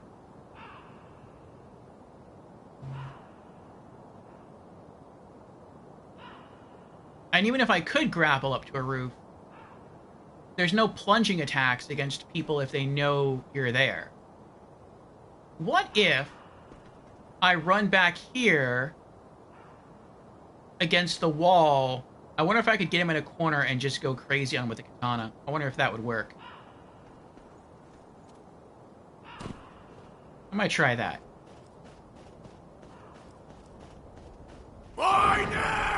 Oh, it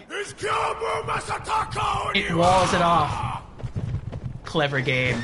As I breathe, they knew they were trying. Will not pass the castle's gate.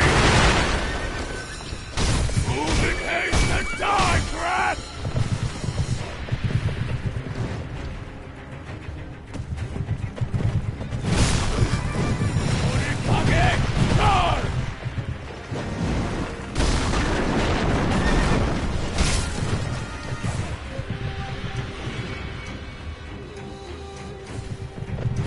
Oh, there he is.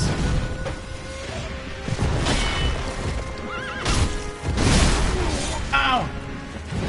Ow! Oh! What? He goes to strike. I'm past him. And I get hit anyway. I'm blaming the hitbox on that one.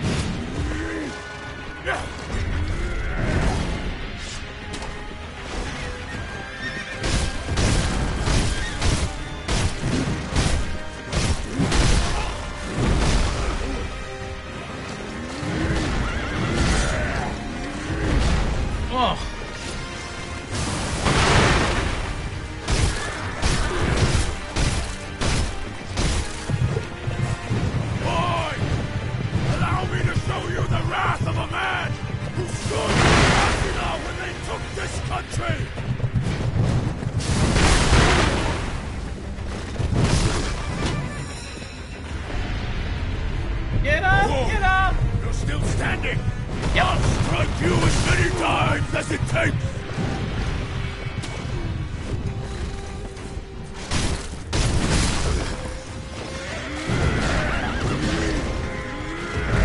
Ugh.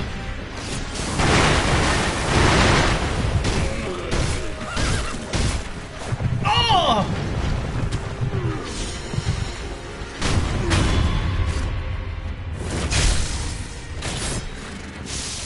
You will not take this Kyobu's head!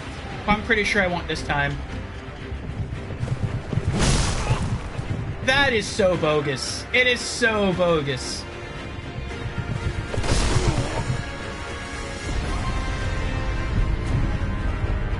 His blade is here. I dodge roll here. And then he hits me. Oh, I can resurrect again? Still you stand! Inishiro has many burdens! And I consider you one of them!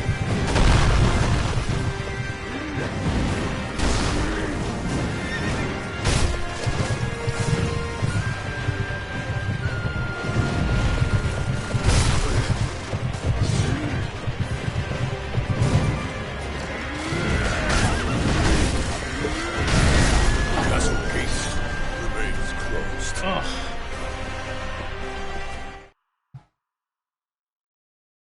Oh, I see we just entered an ad break.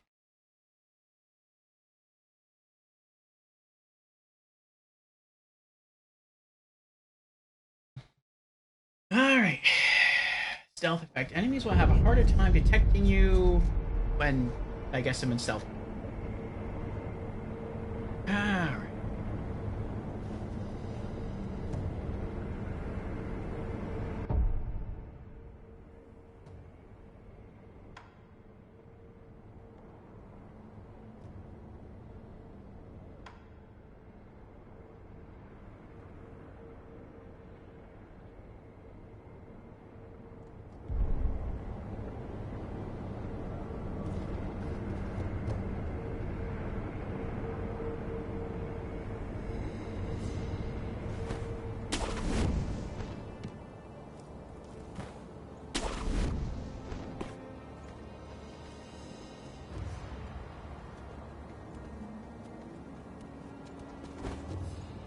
Oh!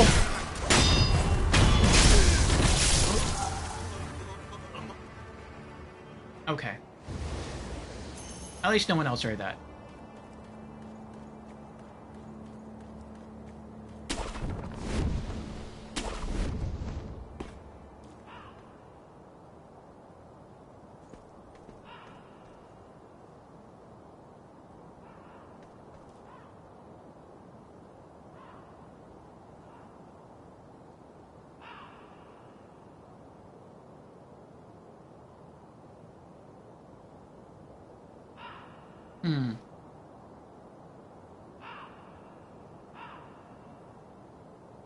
Fusion says, now I know you're feeling this boss isn't as hard as you thought. I mean, it depends. It depends. I feel like it's easier to attack this boss, like just spam attacks at this boss, than it was against the mini-boss that we beat earlier. But this boss has a bigger health bar, and he probably has not only a full health bar, like a larger health bar, but 3 health bars. So I'm guessing I have to wear him down, and then I have to perform a crit, and then I have to wear him down all over again, then do another crit. And then I don't know if after that he's going to have a 3rd bar, or if he's just going to be dead after the 2nd crit. If he has a 3rd health bar, he's going to be really hard. If it's just a 2nd crit, then maybe I can pull that off. Welcome back from the ads, everyone. Corporal M says just 2. So yeah, maybe if I can get that crit, then that would give me another revive. So I have 3 flasks and maybe 2 revives to kill him. It seems like the strat is just to stay as close as we can to him and then just spam attacks along the side of his horse. I'm not sure we can deflect his attacks, though you probably can. We deflected one of the horse kicks. That was kind of funny. I didn't mean to do that. I guess that's the strat. 2 death blows as it shows. Okay.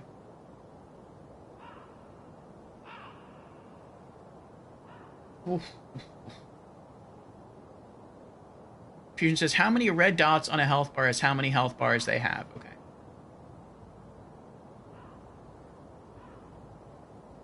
Alright. Here we go.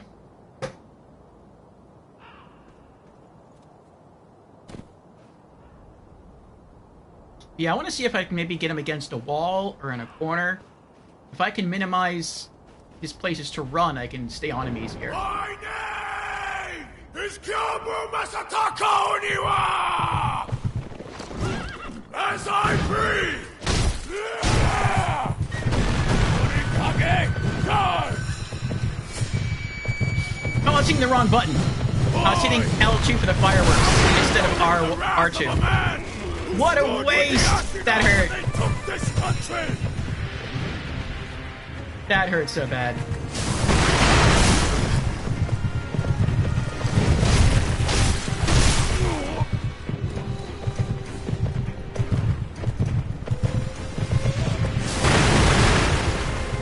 Nope, that didn't work.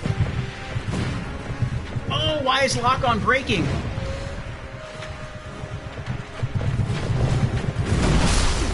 Arg!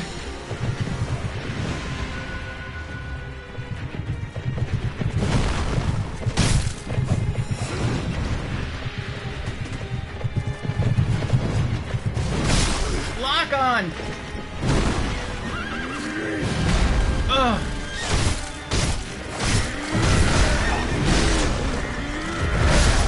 And I'm dead. Oh, you're still standing! I'll strike you as many times as it takes!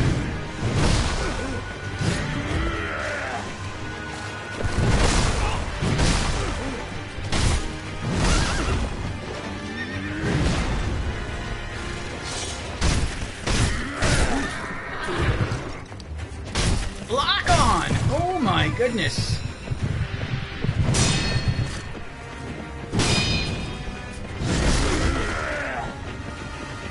The castle gate remains closed. Alright, I'm not sure it's a good idea to have him in a corner. It seems like whenever he breaks line of sight, I lose lock on. That's super annoying. But I mean, that's kind of consistent with Dark Souls 3. As you go through the Souls series, lock-on keeps getting weaker and weaker. In Demon Souls and Dark Souls 1, it's like you never lose lock-on. And then in Dark Souls 2, it gets a little bit weaker. In Dark Souls 3 and in Bloodborne, it gets weaker. In Dark Souls 3, lock-on is really weak. In Elden Ring, I feel like they kind of bring it back to make it a little bit stronger again.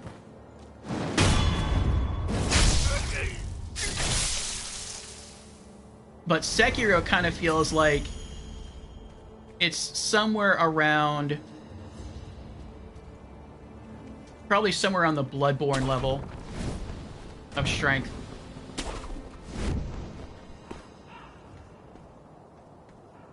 Alright.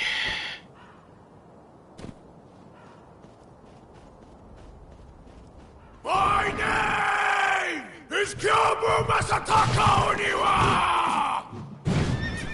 As I breathe, you will not pass the castle gate! Kyobu the demon.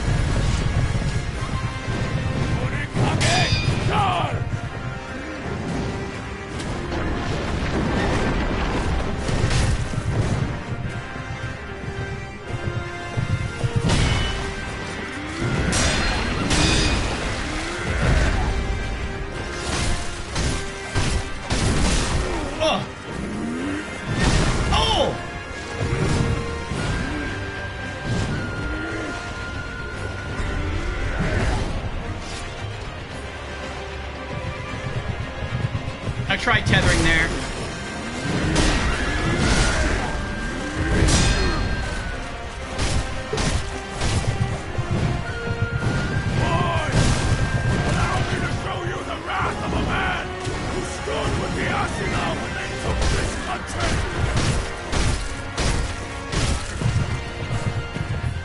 I wish I had another heal.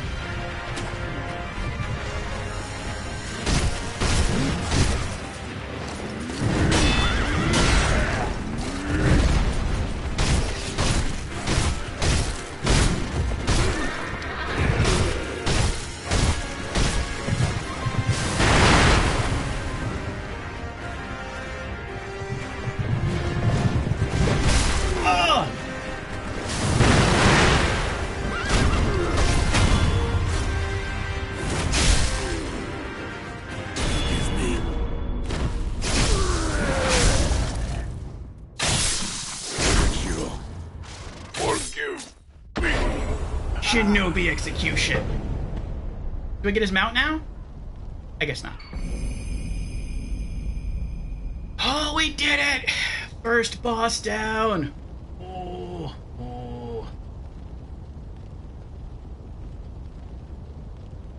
Thank you for the GG's Corporal Nim infusion. Whew. Told he wasn't so bad. Yeah, it was tough, though. It was tough.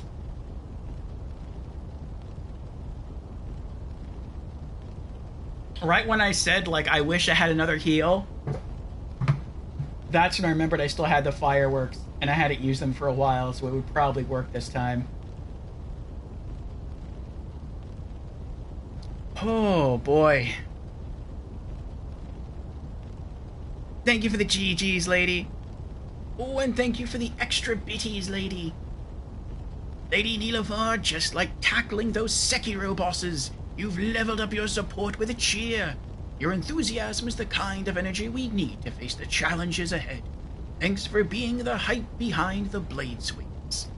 Thank you again for the generosity there, Lady Nilafar. Corporal Nim says, that's how you do it, sir. Fusion says, and you didn't go in overthinking like you normally do. Good job. Went in and learned what to do. Yeah, it's hard. I'm not used to just, like, feeling out situations. I'm used to, like, examining a situation, thinking about it, and then, like, doing it. And I think that's why I like... That's one of the reasons, anyway, why I like Dark Souls 2 so much. Because its combat is so slow, I can actually do that. Whereas this is not that way. I really do have to try and feel it out. Memory Gyobu Oniwa. So I'm guessing this is like a boss soul. The battle memory of an extraordinary foe, lingering in the mind of the wolf. Commune with a sculptor's idol and confront memories of battle to permanently increase attack power. Gyobu Masataka Oniwa was keeper of the Ashina Castle Gate. Mechanical Barrel. A mechanical metal barrel that can be given to the sculptor to enable prosthetic tool upgrades. It appears to have been made to fit perfectly inside the wrist bone of the shinobi prosthetic. A reinforced core is sure to make a shinobi's fangs even sharper. Prosthetic tool upgrades. By giving the mechanical barrel to the sculptor, upgraded prosthetic tools can be created. You can quickly return to the sculptor via the travel option at a sculptor's idol or by using the homeward idol quick item. Reflection of Strength. You have defeated an extraordinary foe who can now be faced once again in memory. What? Reflection of Strength can be accessed via the sculptor's idol menu. So I can fight him again whenever I want to? Is there any reason I would want to do that? Other than just, like, to get the experience again?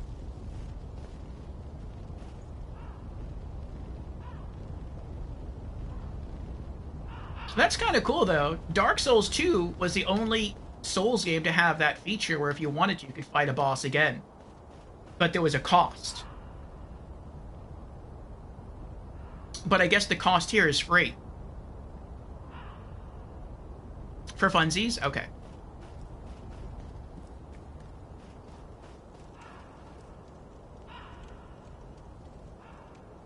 Where did I come from?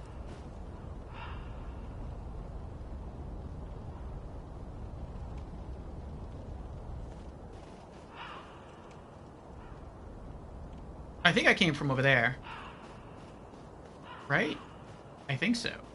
Yeah, I did. I dropped down from there. Okay. So, I can go that way. I can go over there. I'm going to go over there and light up that statue. Or I can go up the stairs. I'm guessing up the stairs maybe takes you back around to this area.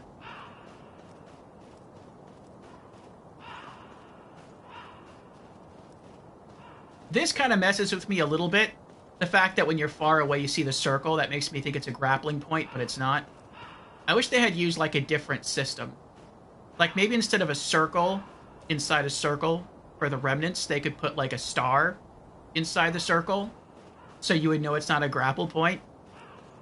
Like I can imagine someone thinking it's funny and putting a remnant like near a ledge, and maybe someone thinks it's a grapple point, and so they try to jump to the ledge and then wait for the circle to go green so they could grapple to it, and that never happens because it's not a grapple point, it's a remnant.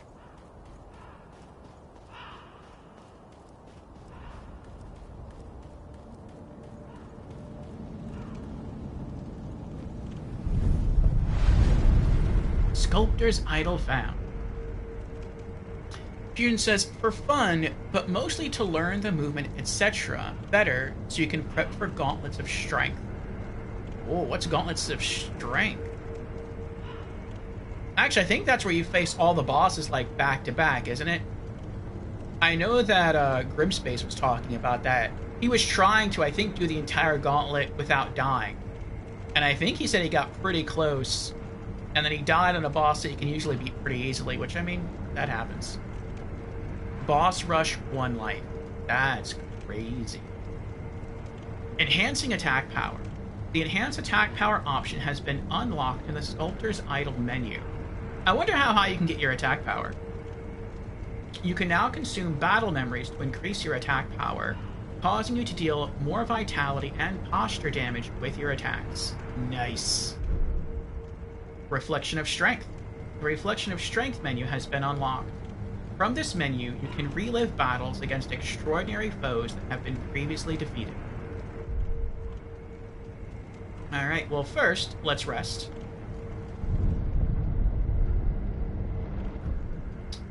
And then, what do we got? I think we need 2, right? We need 2. Okay.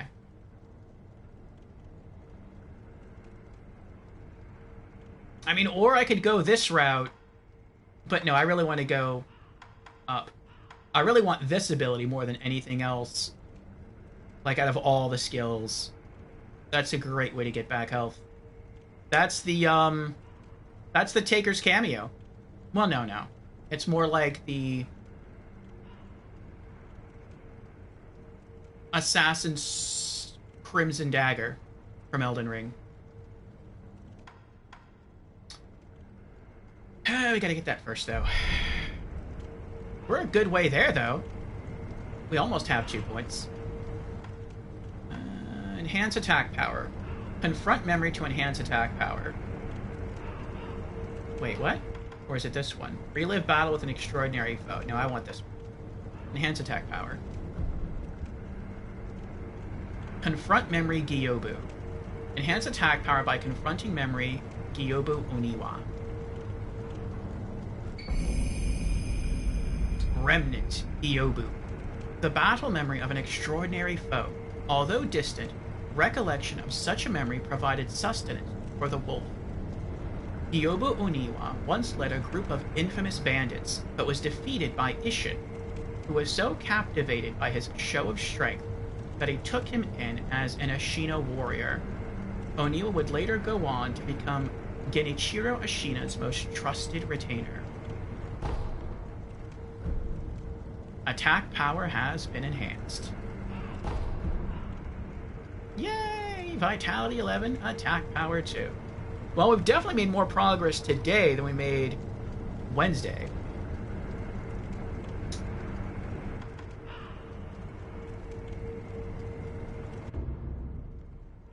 Okay, we can always still go back and fight the bosses.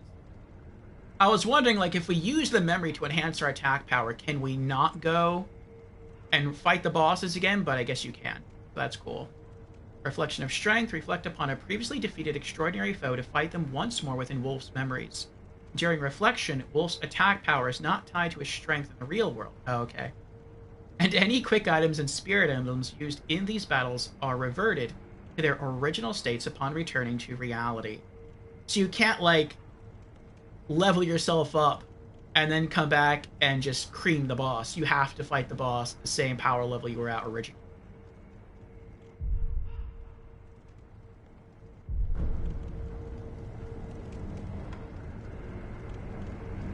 All right. Well, now that we've done this, I want to travel back to the dilapidated temple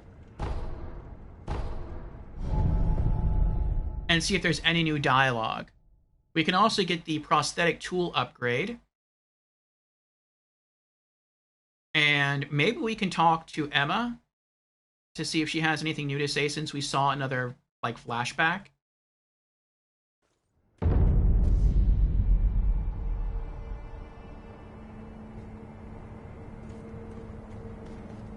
I wonder how much stronger our attacks have gotten now. Are they like 10% stronger? 50% stronger? 100% stronger would be pretty awesome. I'm glad you've come, Master Wolf. Huh. There was a dragonrot epidemic in Ashina once before. New dialogue. Back then, a cure was not achieved. Every single person who caught it died. I see.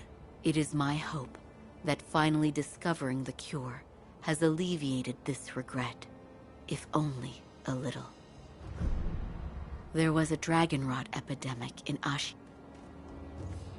Okay, so we're not going to tell her anything about the new thing we came across, the new flashback. Oh, I see you've acquired something quite interesting. A mechanical barrel.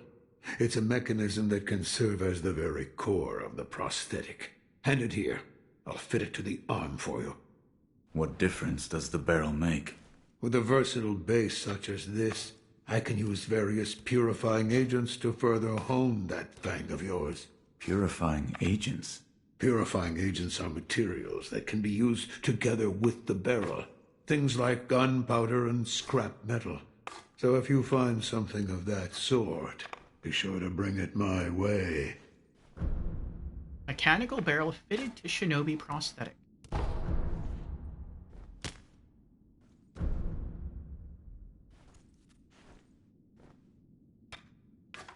Upgrade prosthetic tool. Oh, there's a lot of upgrades. Prosthetic tool upgrades.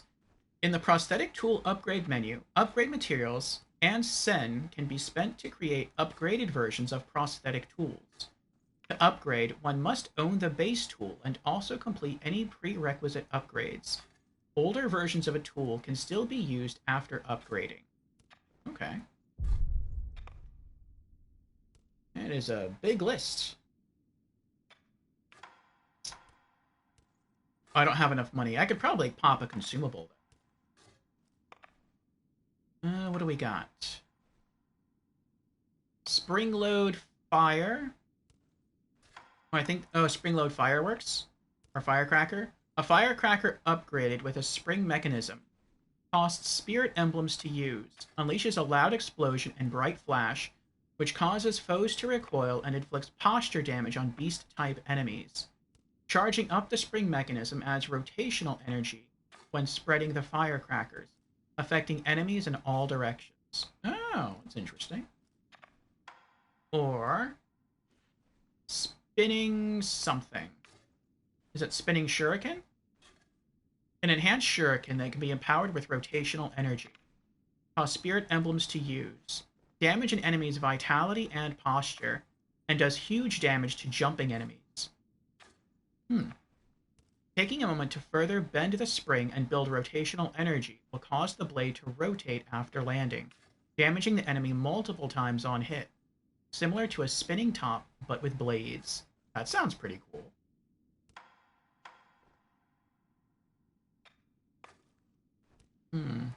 Spring-loaded axe. A loaded axe reinforced with a spring mechanism. Spirit emblems to use. The strength of the loaded axe lies in its heft. The weight allows one to shrug off incoming attacks, nice, and can easily turn a wooden shield into splinters. Storing and unleashing energy in the spring mechanism allows for large, sweeping attacks despite its weight. Okay.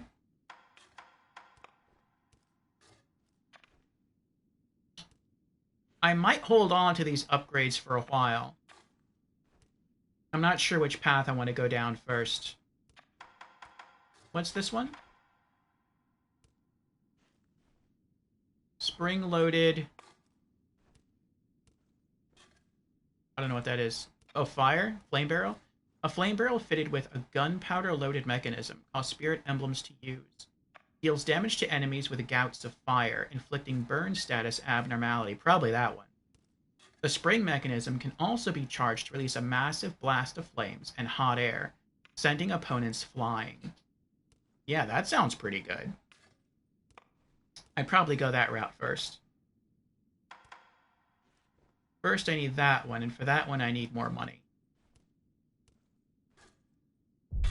Alright. I don't have any new prosthetics, do I? I don't. Okay. Sculptor. I don't need your concern. I'm not normal, you see. No mere dragon rot will kill me.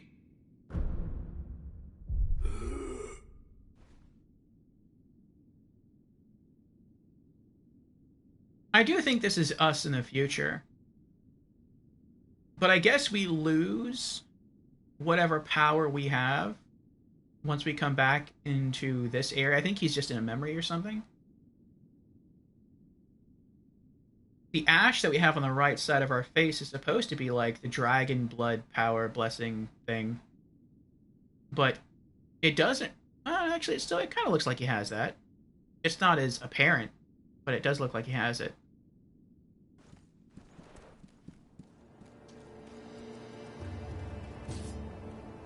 Okay. So what's next?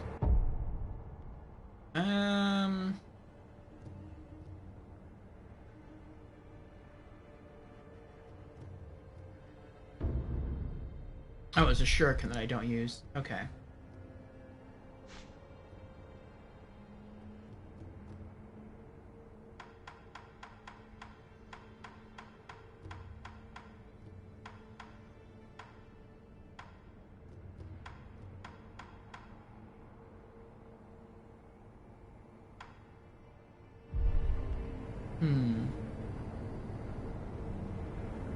You are in present time. I feel like for our character, the character that we're playing as now, it is his present time. But I feel like it's the sculptor's past. Because the sculptor looks a lot like us. Like he's wearing an orange... I'm not sure what you'd call that. A cloak? And we're wearing an orange cloak. And he's missing his left arm. I'm missing my left arm. He commented earlier, like our character commented earlier, that the sculptor seems to know a lot about the prosthetic. And so I feel like that's how he knows about it, because he used to use it. Oh, also, I can see it's changed now. That red cloth wrapped around it. I don't think that was there before. I guess that shows it was upgraded a level. And he has the same marking on his face. The same kind of like white marks. So I know we can go into memories in the past and then I guess affect those memories. I feel like he's kind of doing the same thing. Either he went into a memory so it's his memory but it's our current present, or maybe he actually went back in time. Maybe it's not a memory. But that would also explain the dragon rot. Maybe like the first time through, all those people lived, but the more I die, the more it jeopardizes the future. Because they're all supposed to survive, but they only survive because I'm able to save them. But if I keep dying in this timeline, then their timelines become unstable, which is what the Dragon Rod is. That's like what I'm piecing together. I mean, I could be totally wrong about all of that, but that's kind of what it feels like.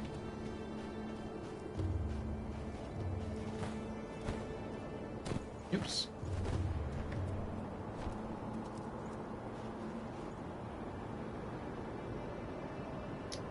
NAS asks, what time do your 24-hour streams start? Well, now when I do them, they start at 5 p.m. U.S. Eastern. They used to start at 2, but I've since started, or I've developed a new stream schedule now. They all start at 5 p.m. U.S. Eastern, like all of my streams. Nim says, he's living in old memories, that's true. He's dealing with some bad karma. The sculptor, that is. Okay. Alright, scroll up to Fusion's message here. Fusion says, oh, so Orfeo, news from me. Normally, where I'm at, in real life, we don't get tornadoes, but early this morning into the late morning, we had a massive storm. Ooh. The town I grew up in, 40 minutes away, a nearby town of that place got hit with a tornado due to how strong the storm was. Pretty insane since we are just used to earthquakes. It was big enough that San Francisco got its first tornado warning ever in history. That's crazy. Is everyone okay? Was there any damage done during the storm?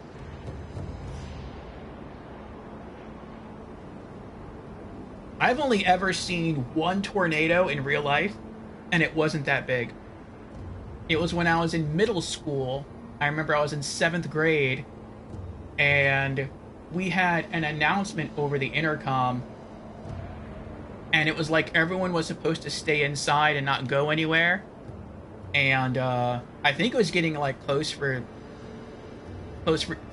dismissal, which for us back then was like 2 o'clock in the afternoon.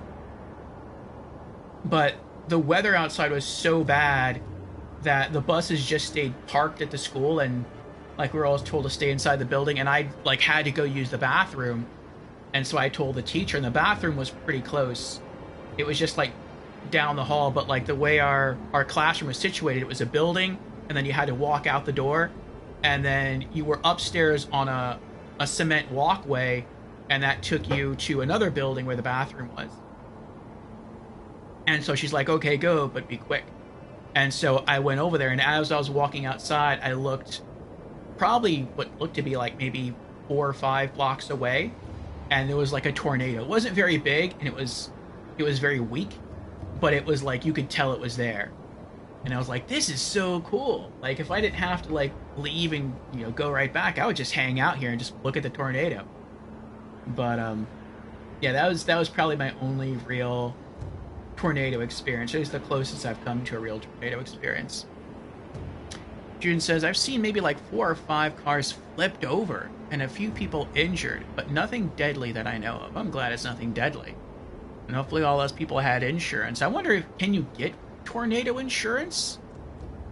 I mean, I would think so, but I would think only for areas that have like regular tornadoes. Wouldn't that be like Kansas? Isn't that what happened in The Wizard of Oz? But I mean, if it was like the first tornado warning ever in San Francisco, I wouldn't think there'd be tornado insurance. Unless like general insurance covers that. And Fusion says, last Thursday, way up north, about 5 hours from me, in the ocean, there was a 7.1 earthquake. Had tsunami warnings for a brief period of time. Fast forward to today, hit with a tornado. California is just done for at this point. Hopefully not. There's a lot of people living there. But that sounds pretty bad. A huge earthquake. 7.1 supposed to be really, really high up there, isn't it? That's supposed to be pretty bad. I've never felt an earthquake. At least I don't think I have. I don't remember if I have. Tsunami warnings, tornadoes. Oof. Hopefully it stabilizes there.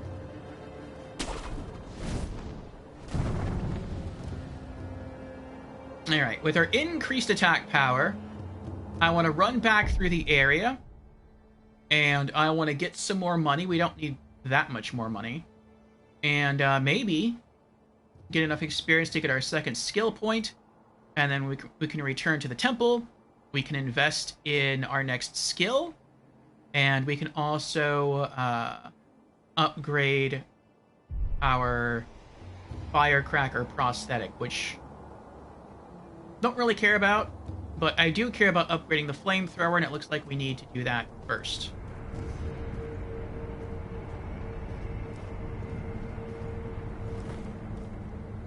I wonder if he would have heard me jump on the roof if I didn't have the silence skill.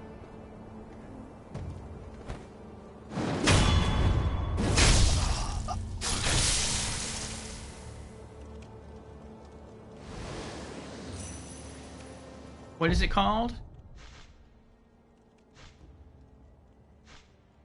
The suppressed sound. I wonder if I didn't have the suppressed sound if he would have heard me jump down on the roof.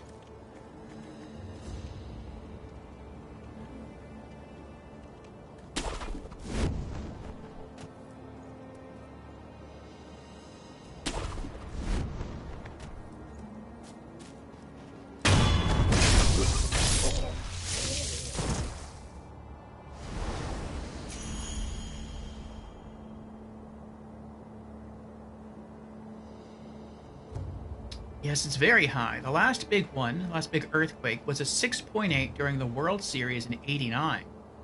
And that did a ton of damage. But this last one didn't do much, because it was in the ocean, so very little damage was done. That's good. The biggest I saw was bottles in a bar fell and broke, and someone's door fell off. Someone's door fell off? Like, the door to the bar?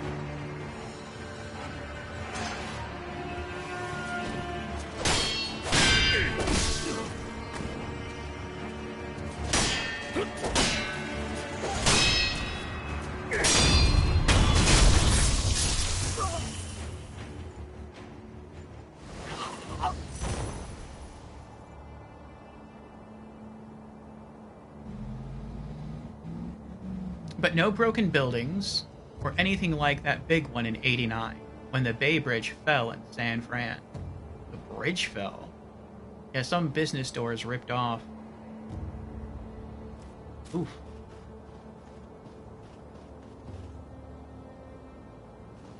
I can only imagine what it's like for people.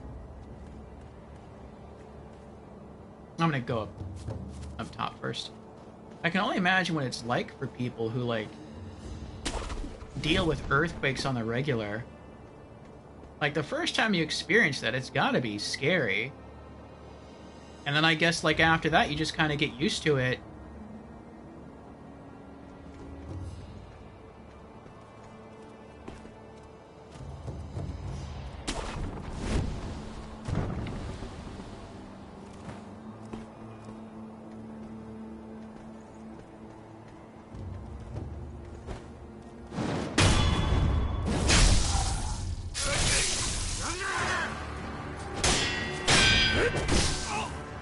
I hit it too slow again!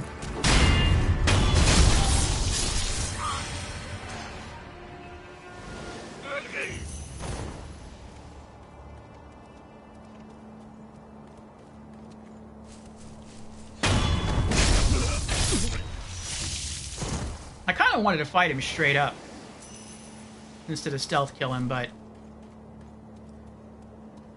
I mean, if it was just going to give me the easy kill, I'll take it.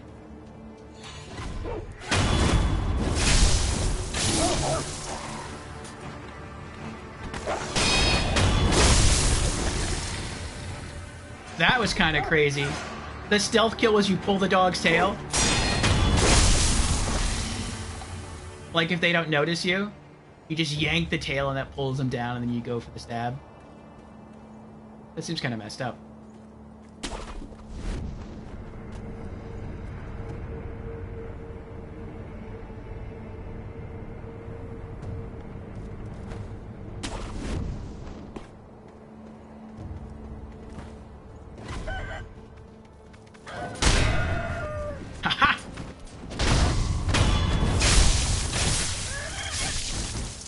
That was my first rooster counter. almost there. I just realized the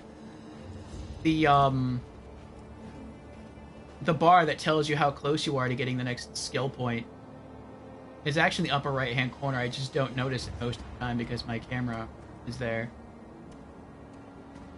Can I jump in there? Is that possible? Maybe it is.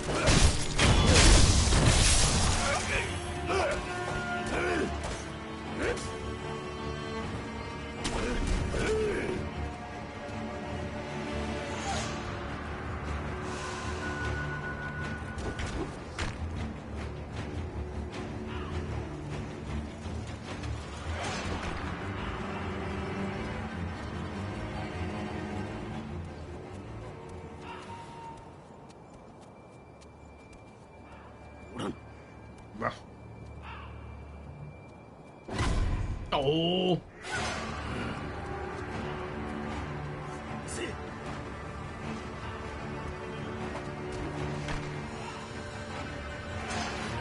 I feel like this is one of the only Souls games, maybe the only Souls game, where I feel like the enemy has better vision than you do.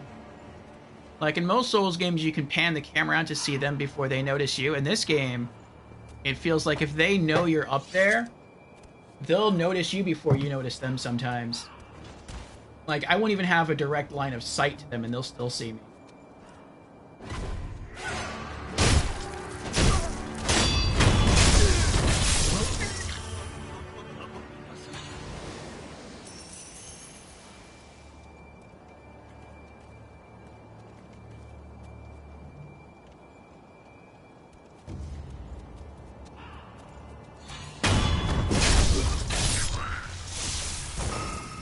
Whew.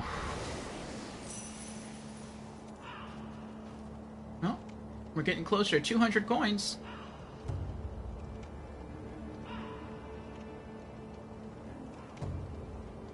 Try approaching from the side.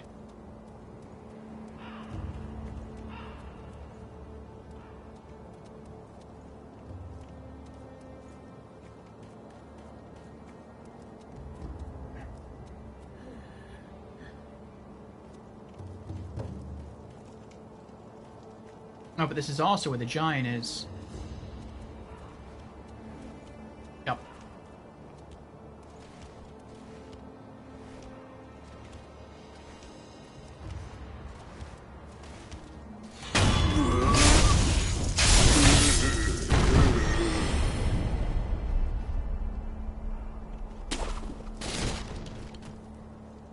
Hello.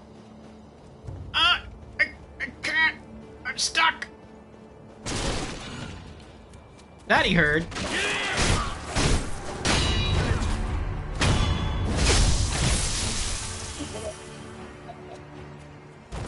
The developers knew. They knew that someone would try to sneak up behind him and perform that stealth kill. That's why they put all that rubbish there. Oh, did I hear that? I did hear the ding. Nice. Okay, we got 2 skill points. How much money do we have? 195. We need 1 more kill. We'll get this guy by the gate.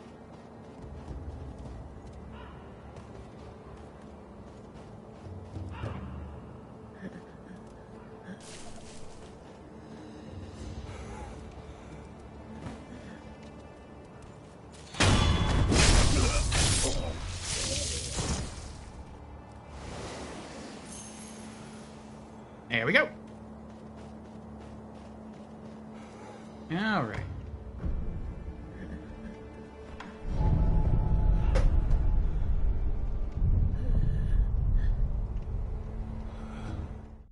That's probably the coolest teleportation effect in the Soul series.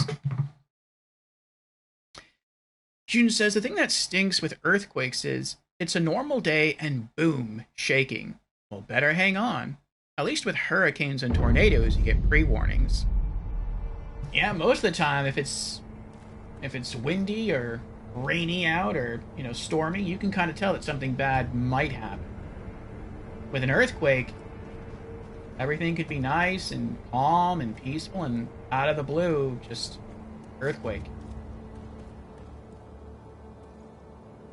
What was I doing? Skill. I want to get a skill point first. Or use the skill points first.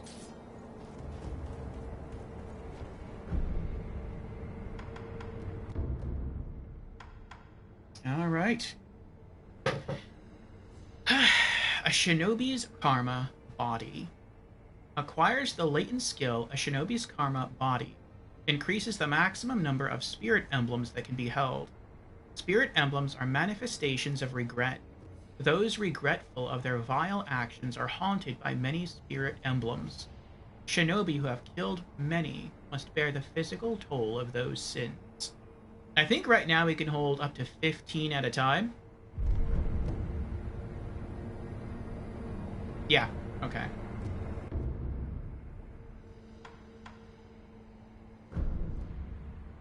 Yes. How many can we hold now? 16. It's only 1 extra. I was hoping it'd be like 2 or 3 extra. Oh, but nice. If for some reason I thought we'd have to get that, and then we could unlock that, but no, we just go straight to that. It's 5, though. That's expensive. Breath of Life. Oh, we've got our next savings goal.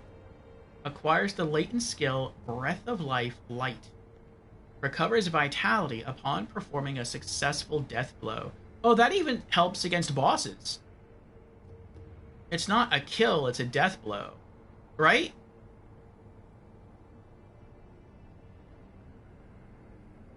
Death blow doesn't mean a blow that kills an enemy. It means a blow that would deplete a health bar. But since bosses can have multiple health bars, don't the criticals count as death blows? Fusion says death blow is one of the red dots. Okay, so that does count. Nice, very nice. Death blows provide shinobi with an opportunity to breathe. A shinobi can calm the body and mind through measured breathing, even while killing. Doing so allows one to continue killing unabated. Yeah, that is epic. That's definitely worth the 5 points. I mean, I wish it were cheaper, but I can understand why it costs so much.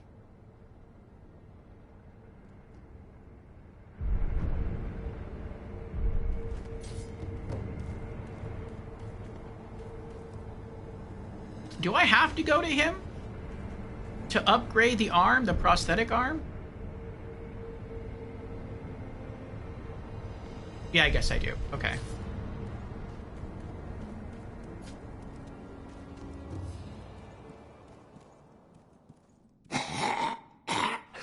What is it?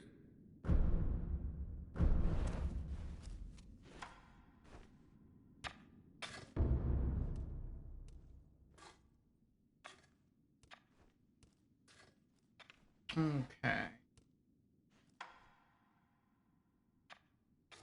spring-loaded firecrackers. Firecracker upgraded with a spring mechanism, causes spirit emblems to use, unleashes a loud explosion and bright flash, which causes foes to recoil and inflicts posture damage on beast-type enemies. Charging up the spring mechanism adds rotational energy when spreading the firecrackers, affecting enemies in all directions. Looks like 2 scraps of iron and a bit of gunpowder. And 200 sec. Tier 3 information is now unlocked. Nice. What? Oh, I can't go that way? I guess that's a tool that I haven't found yet. Like, the reason I upgraded that is because I really want that. Ah, well.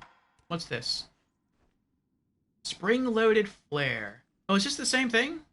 A flame barrel fitted with a gunpowder-loaded mechanism. Oh, spirit emblems. Wait, what's this? Long something. Huh. Deals damage to enemies with gouts of fire, inflicting burn status abnormality. Oh no, that's what I want. That's really what I want. The spring mechanism can also be charged to release a massive blast of flames and hot air, sending opponents flying. Okay, so I can... Okay. But I need 3 scraps of iron and 4 gunpowders. That is expensive. What is this one? Long something. An upgraded firecracker using compound gunpowder. Compounded gunpowder is said to have a long spark, and by increasing the proportion of black gunpowder, the effect can be prolonged for longer than the average firecracker. Oh, so it explodes longer. The flames of the firecrackers bloom for a short while. I wonder if that means, like, if you see a beast running at you, you can set off the firecrackers sooner, because they'll last longer, and so when the beast comes within range, it will just kind of run into the effect and stagger. You don't have to get the timing as exact. Okay, that's kind of useful.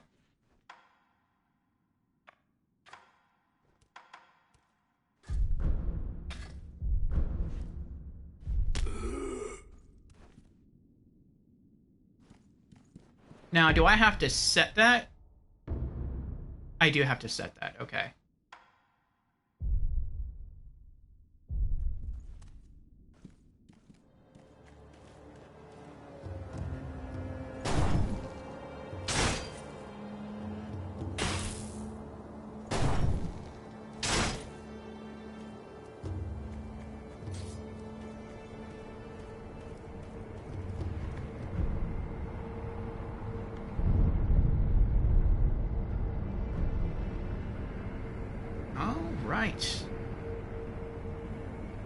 Alright, let's go back.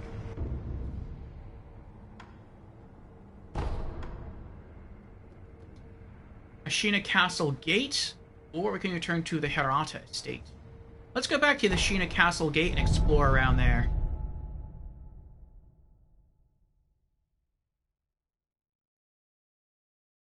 Corporal Nim says correct, about 15% HP back. I would have hoped for more than 15%. But, I mean, any health back is good. And right now I feel our health bar is so low that even at 15%, we would feel that difference.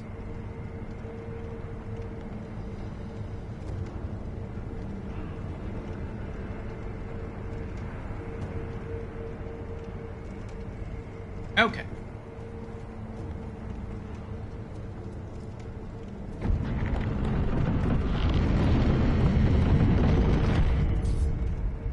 I feel like that's one of the first doors we've opened in this game. Every other door we've come across has said either it can't be opened, or it can't be opened from that direction. We're gonna go through there last. It's probably where you're supposed to go to continue with the level. Alright, so we came originally from that way. What's this way?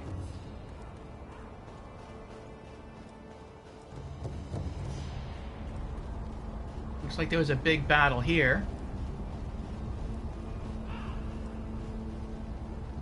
There's a broken bridge over there.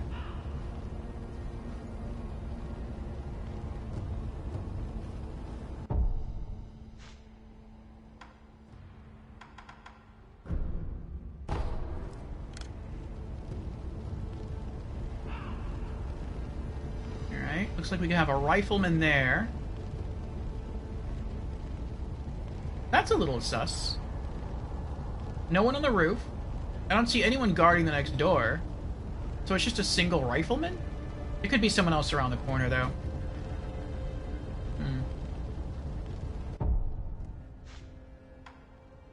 I kind of want to equip this. Like, on my belt.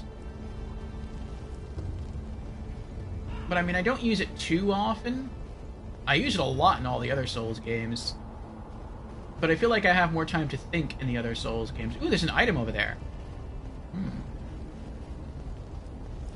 Are there any other items I can see? No. Okay. So I just have to remember that there's an item up there. Alright. Now let's go up these stairs over here. Do you know how much stronger your attack gets when you upgrade your attack?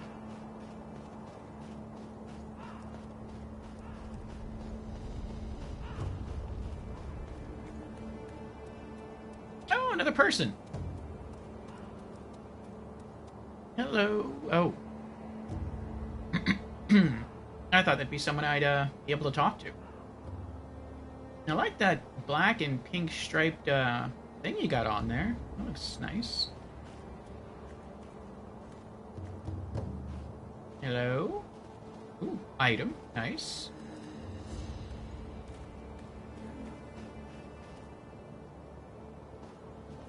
Oh, I probably hear that guy crying over his horse on the other side of this wall.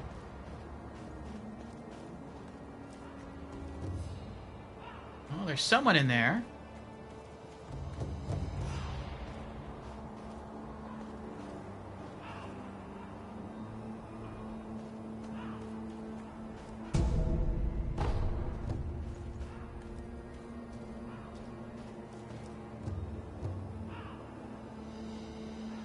There might be someone up there, I'm not sure.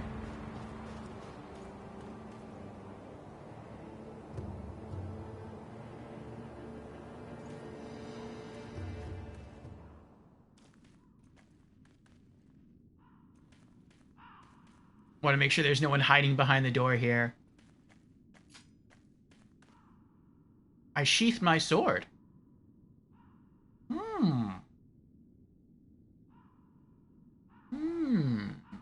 Well, I see you have an ad starting in about 20 seconds. So I'm going to hold off on approaching this person. I guess there's going to be a bit of story here. We'll save that for after the 3-minute ad is up. But do stick around. We still have another 2 hours of stream time left.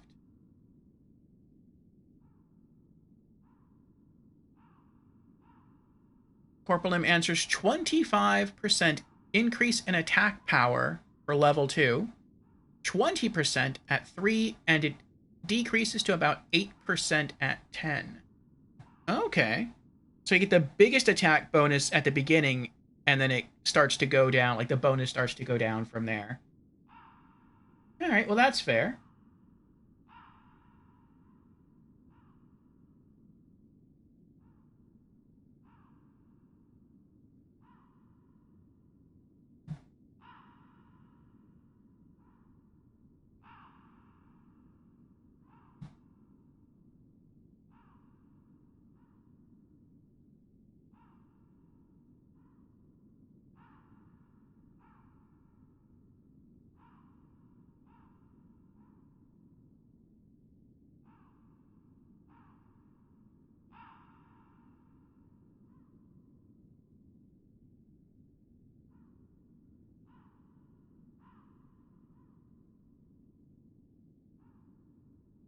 Alright.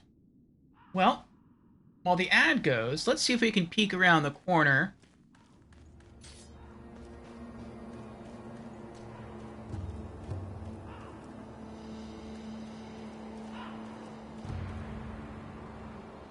I was going to jump up here and try to use the telescope to look over there, but the tree's in the way.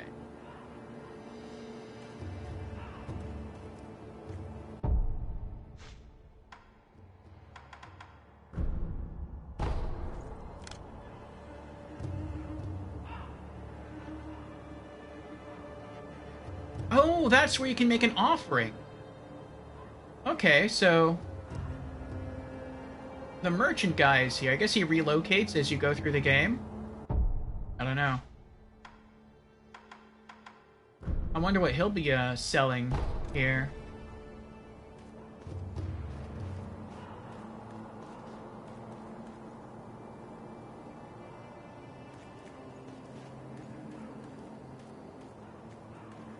Well, tonight we finally beat that really tanky samurai mini-boss that kept killing us. He was a harder fight than the actual first boss that we encountered. For a while, I thought that big white snake was going to be the first boss. That would have been scary. I wonder if once we encounter the snake again, if it will be partially injured. Because I'm guessing you could have just run and not stabbed it in the eye. So, when we encounter the snake again, will, like, one eye be closed and one eye be open? Or will it, like, not matter and it'll just have both eyes open?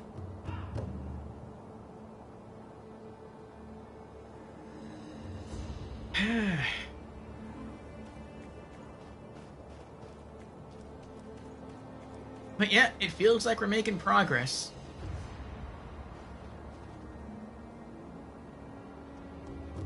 Nim says, I've never not stabbed it. Wonder if I can peek through the little window here. I mean, you can, but you can't really look down. The window's too thick. Or the wall's too thick.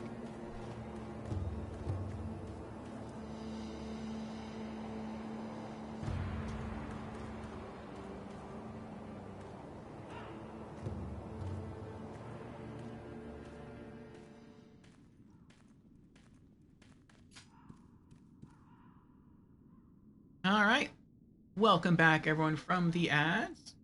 We shall be continuing with the game. He sheathed his sword, so I'm guessing this is a friendly NPC. We'll see what happens.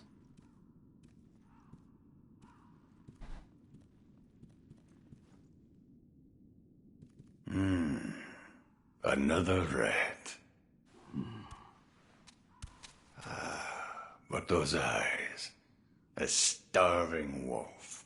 Before I kill you, tell me your name. Tell me your name! No name to give. You shinobi are all the same. You die nameless, with no one to mourn you. That's not However, nice. Your left arm, a prosthetic shinobi arm. It reminds me of... That's it. A one-armed wolf. I like it. Which means Sekiro. That is what I shall name you. Who are you? I am the Tengu of Ashina. Come, Sekiro. Care to hunt some rats with me? What? Rats have snuck into Ashina, scurrying about like they own the place.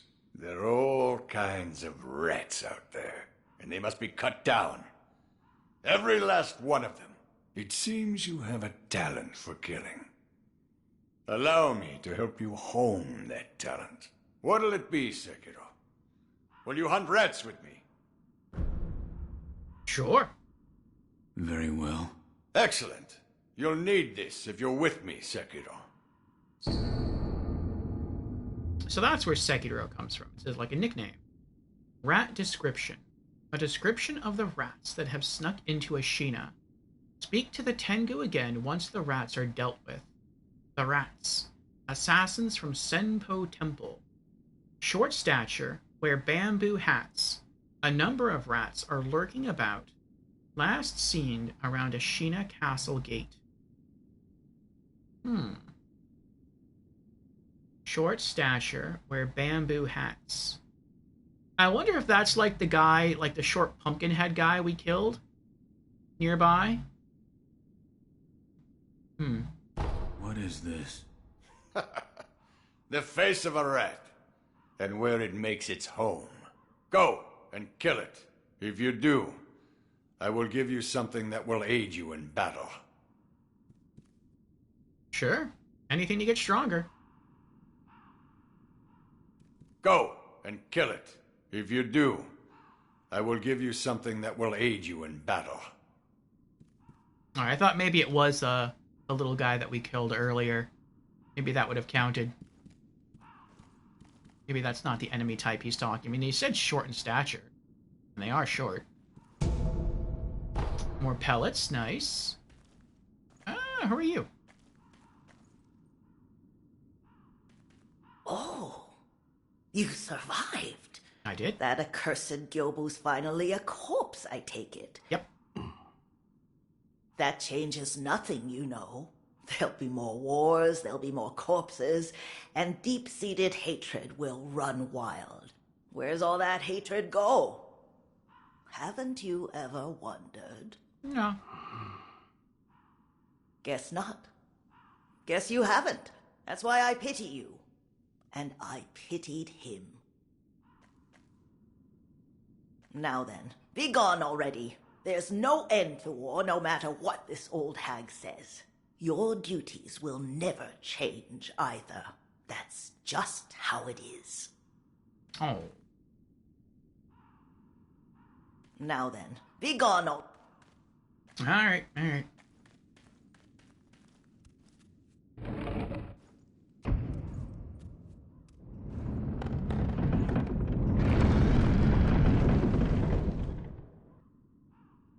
I'm not sure this is a good idea, opening this door. Isn't this where the rifleman is? Oh, maybe he doesn't come all the way up here.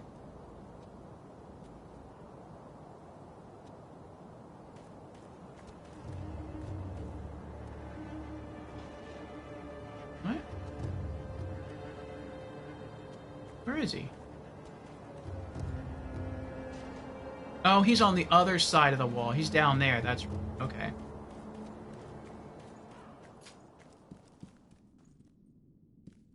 I hope if an enemy chases me in here, I'll be able to defend myself. What's upstairs?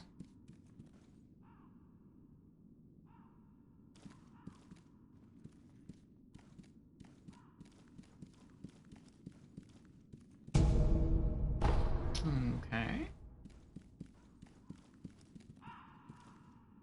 Oh. What do we wait, what? Why can I pull my sword out here?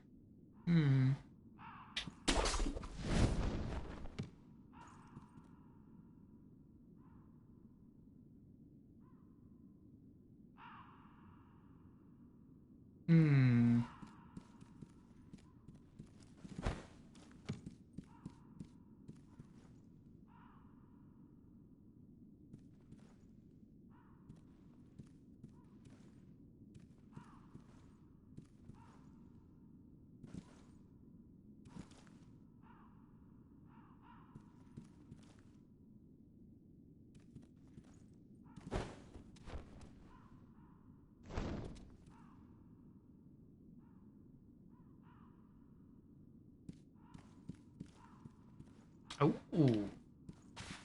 Treasure chests. Wouldn't that be kind of funny?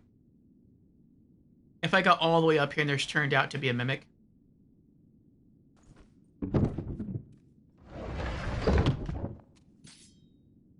Yay, no mimic. Prayer bead.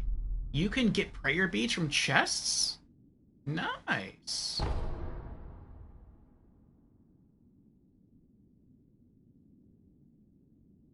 Nice, some people miss this. Yes, well, I am quite thorough, which is one of the reasons it takes me so long to play through games. I remember quite some time ago, I had a roommate And he was always the Xbox roommate, and I was always the PlayStation roommate. And I was rocking my PS3, he his Xbox 360, and he was playing a game that I was really interested in at the time, and that was Tom Clancy's Splinter Cell. And it took him like, I want to say he beat it in less than a week. And then it finally came out for PlayStation. Was it 2 or... No, it was 2. Maybe I'm thinking of the original Xbox. Yeah, because they were on PS2. Maybe I'll still rock my PS2. But anyway, he got the game. He beat it like less than a week. And then I got the game, and it took me like a month.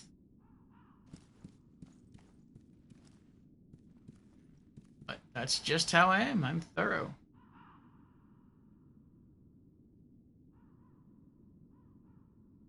I kind of want to just drop from here, but I feel like I'm going to take fall damage. I don't know how to get down safely. Let's just try jumping. Maybe that'll work. Okay. And then... Oh, I can't run off the... Okay. I'm used to, like, souls. Like, normal souls. In normal souls, you have to be careful with your platforming. You can run and fall off anything. Here, you have guardrails.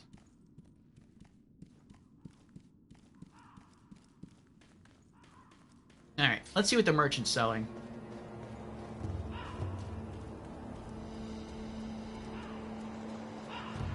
How did you get over here? Care to purchase an offering? Another one. Where you find the departed, you'll find the memorial mob. A battlefield is our paradise. Go ahead. Buy an offering. I mean, I'll see. I don't really have a lot of money right now. Oh, we can buy another dragon's blood droplet. Okay. That seems pretty cheap. What else you got? Antidotes. Nice. Coin purses. Nice. Ooh, a gourd seed. I definitely want that. That's our next money savings goal. 1,000 sen. Okay. Where you find the departed, you'll find the memorial mob. Wherever your travels take you, make sure you bring some offerings.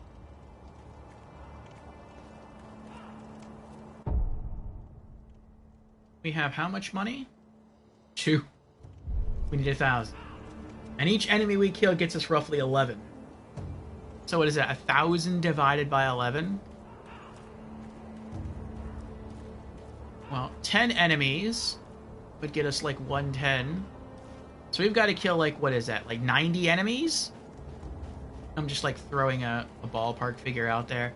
That's a lot of enemies. I mean, I'm pretty sure if we kill like a mini boss or something, wait.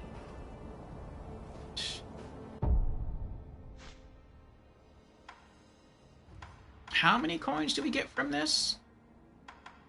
I'm gonna guess we don't get 1,000 from a bulging coin purse. I'm gonna guess 10. No. We were told that gets us like 100 because it costs 110 to purchase. So if that's 100, and maybe that's. We only have 1 of those. We got like 9 of those. So these are a lot more rare. So I'm guessing maybe that's 500 and maybe that is 1,000? Let's see. Bulging coin purse. A purse almost overflowing with sen. It can be used to acquire the sen inside. Hefty enough to bring something resembling a grin to a wolf's face. The sen in this purse is not lost upon death.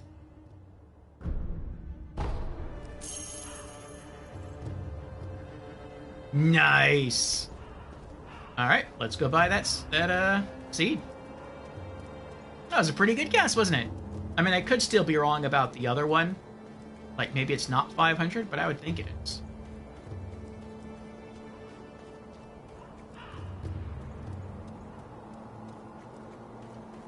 I'm back. Care to purchase an offering? Yep. Gourd seed. Seed from which healing waters continuously spring forth. Give to Emma to increase the maximum uses of the healing gourd. The twisted gourd of medicinal waters was known throughout Ashina since long ago, but it was the extraordinary healer Dogen and his pupil Emma who discovered the self-replenishing nature of this seed. Nice. And I guess the only other thing I would want would be these, just so I don't lose my money upon death. And maybe the dragon's blood droplet, though. I don't really need that right now. Antidotes would be nice. I don't use the ash. May the departed rest in peace. Oh, he has different dialogue if you buy something. Kind of like Patches. That's cool. I wonder if Patches is in this game.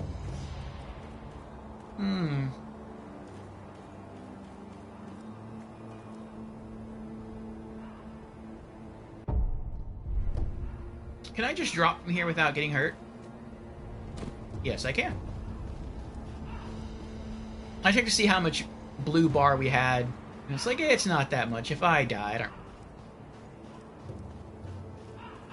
Alright. I want to head back to the temple and hand the seed to Emma.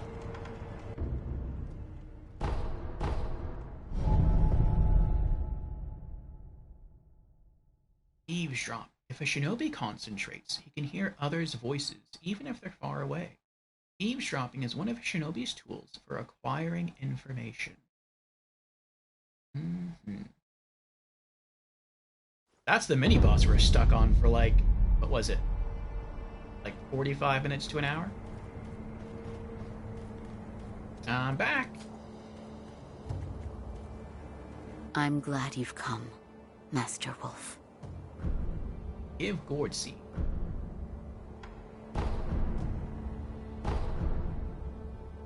Goodbye. Goodbye.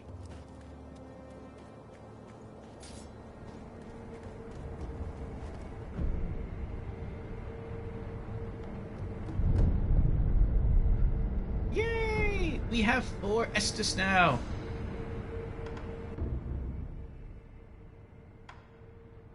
Now I wonder what's going to be the easier path. The Ashina Castle Gate or Hirata Estate Main Hall? Any recommendations? If we go back to Hirata Estate Main Hall, that's going to put us up against another mini-boss, the Drunkard. Or we can discover what's within the walls of the Ashina Castle.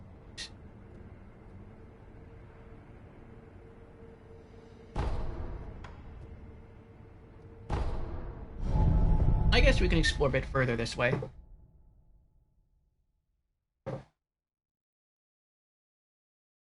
And that's the last of my call.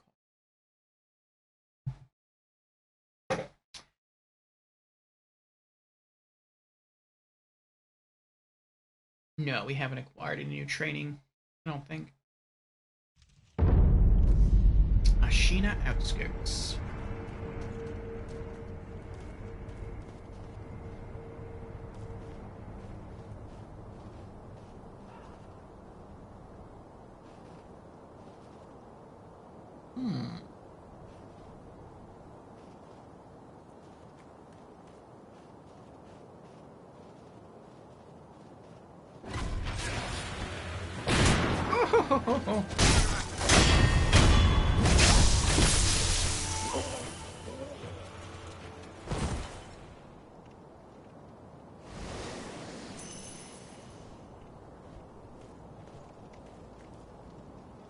Can I open this door?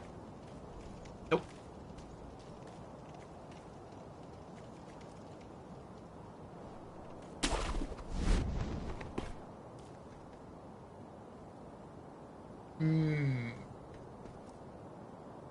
Item. That's interesting. Why is there that little...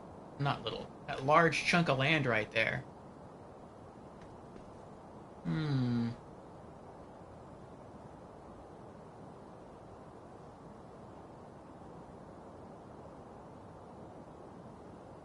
Oh. Maybe it was to avoid the riflemen?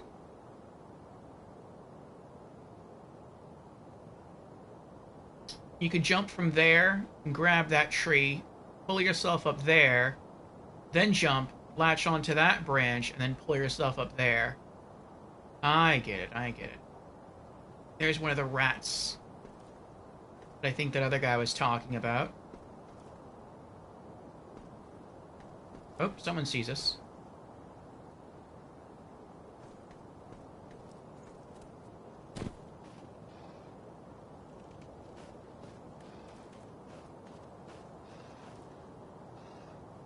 Oh, it's a dog. A lot of dogs.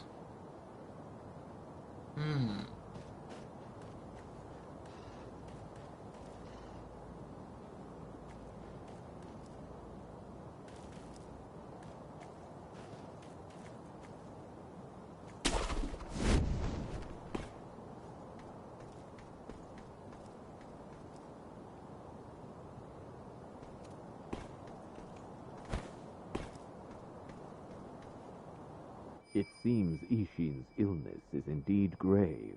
The land of Ashina will not last much longer, even with Genichiro on our side. What about our other mission? Black Hat is fighting like a demon by the Serpent Valley side of the castle. Then that's where we're going next. But keep your wits about you. The Black Hat Badger won't go down without a fight. Well, if they want to kill the Black Hat, that sounds like that could be a potential ally of ours.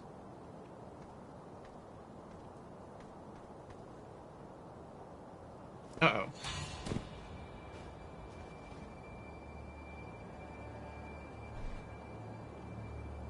Well, I guess they're the rats.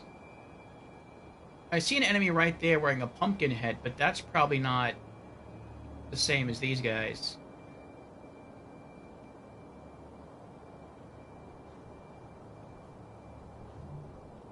Did you beat the drunkard? No. I tried. The closest I came was to kill all of his guards. And then I snuck up behind the drunkard. I did... This probably isn't enough grass to hide me. I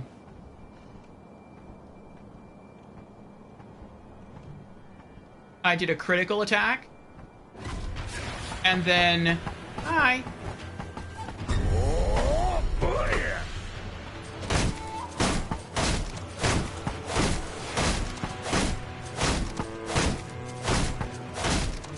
He can nearly infinitely block with his hat. That's funny.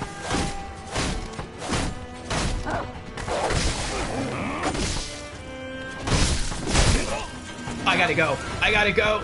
Let me go. Let me go. Let me go. I'm gonna die.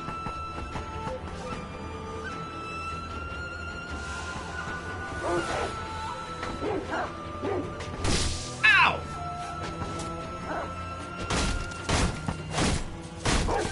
Well, now you're trapped. They can't come down here. Well, I hope they can't come down here. I understand this causes noise, but as long as they can't come down here, I'll eventually wear you down.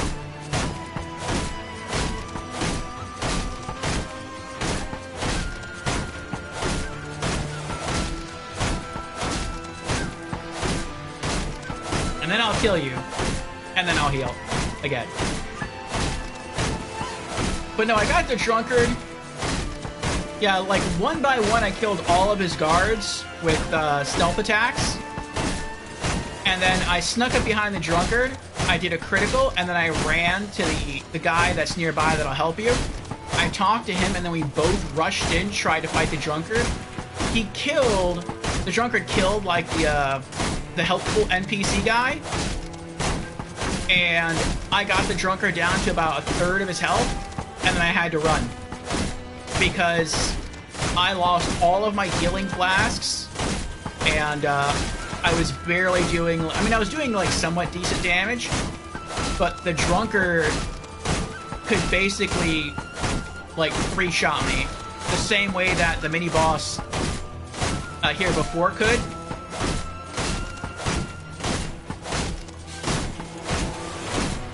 My finger's getting tired. Wait, can I not... Does he have unbreakable poise?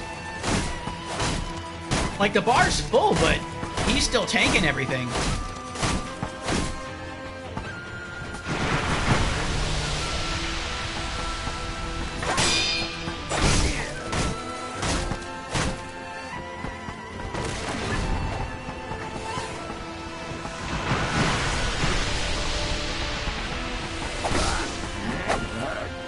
Oh boy.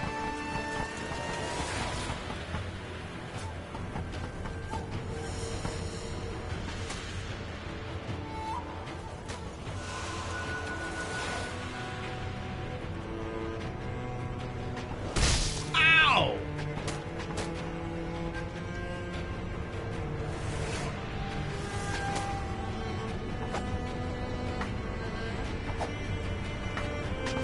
Ah, he can't jump back up there.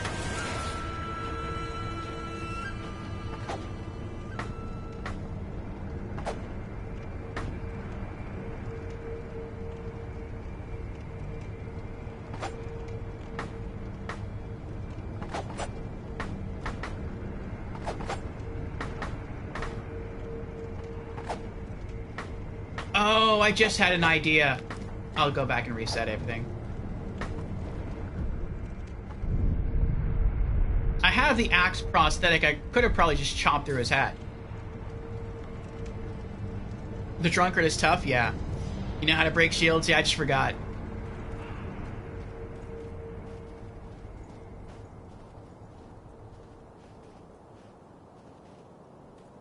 I remember now, though. That's why I have this arm equipped as the default arm. Ah!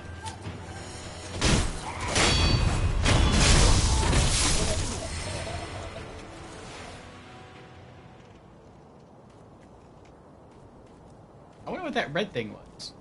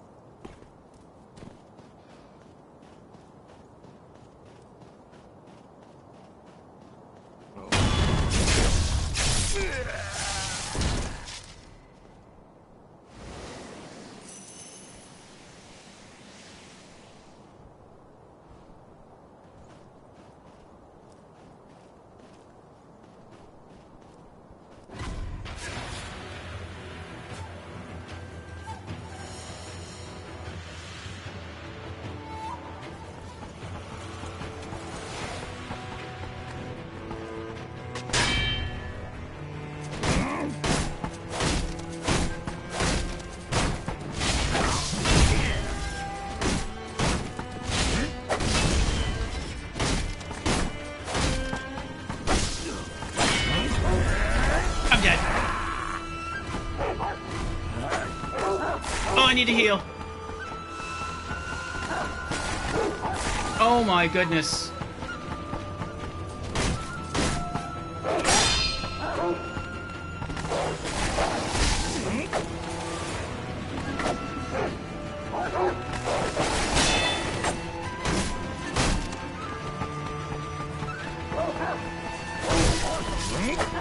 Oh, that's what I can do. Oh!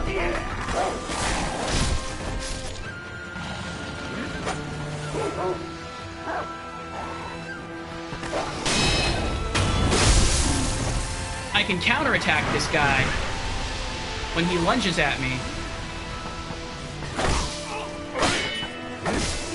Oh. Or not. Oh, I tried to dodge, it didn't work.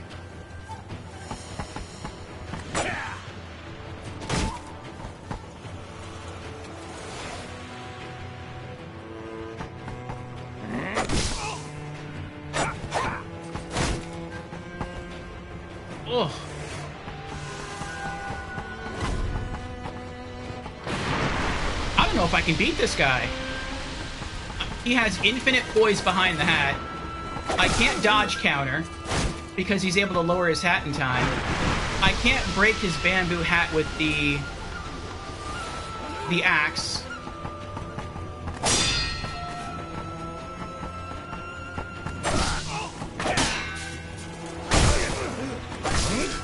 I'm dead.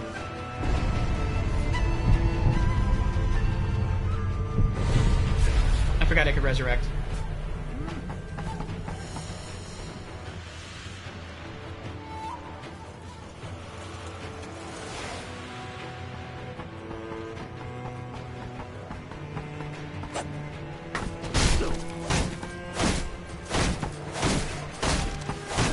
Maybe what I can do, just with him, is I can just keep wailing on him for a ridiculous amount of time until his meter's about to break, like till it's full, and then allow him to attack me, and then try and parry that one attack, and then that might open him up to a death blow.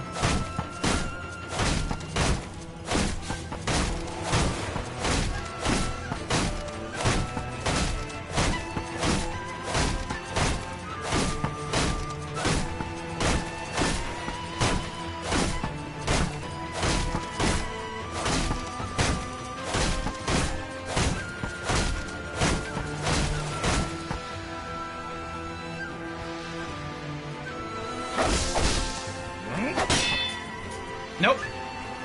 He's faster than I thought he would be. I've got to reset again.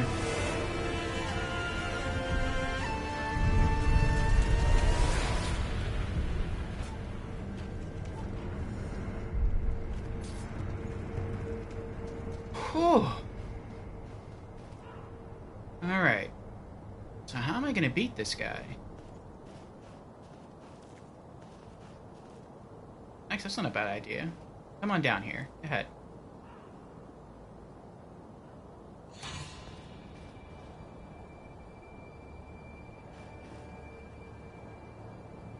Oh, riflemen don't patrol. Okay.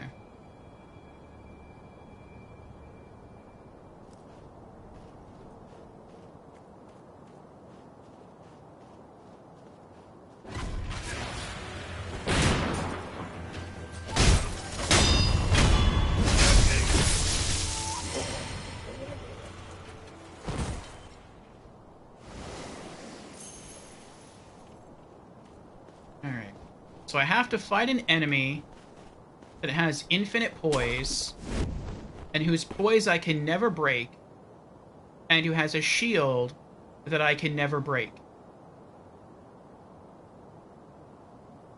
That sounds tough. I think I'm gonna go this way first, and try to kill the guard and the dog separately.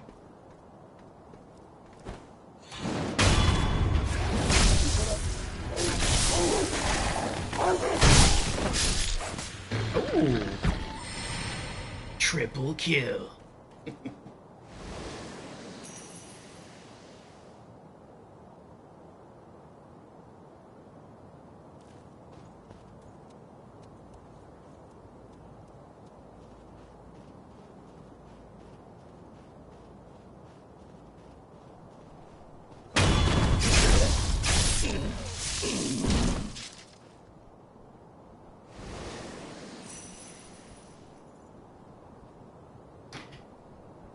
Nim says, you already know how to beat those rats, just haven't applied it correctly.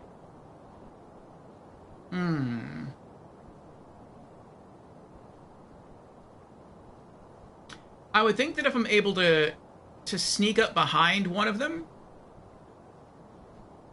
or to drop on top of them, I can execute a quick, like, stealth kill, like a quick death blow.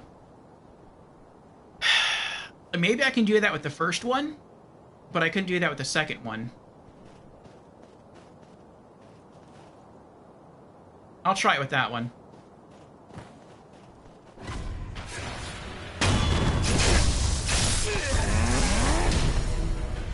Black gunpowder. Yeah, we got more gunpowder.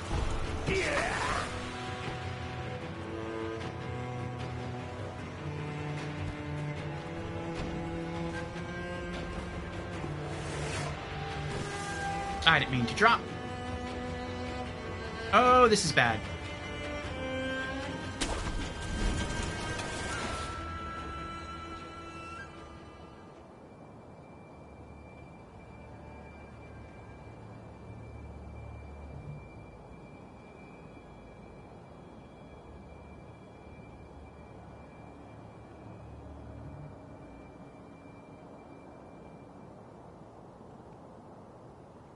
That'll work.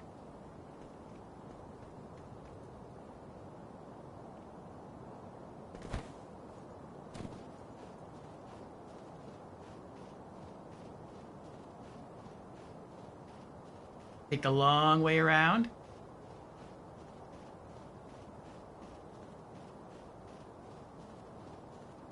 So I'm pretty sure this will work to kill him. I'm just gonna have to figure out later how to kill them in a straight duel.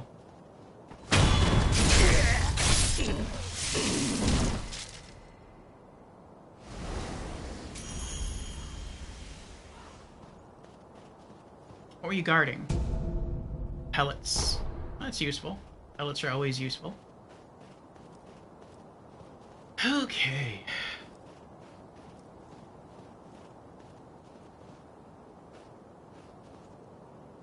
I do want to go back and talk to that guy now. I think I'm going to hold off a little bit, though. I want to see if I can eavesdrop on those two.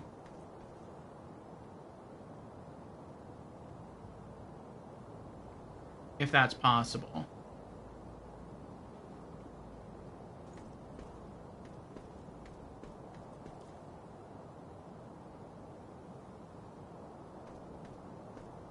Do they talk to one another?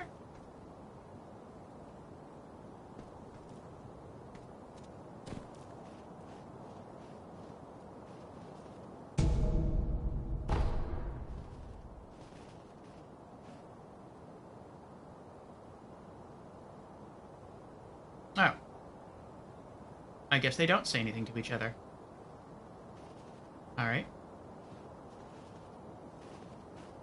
Well, let's go back and talk to the other guy then.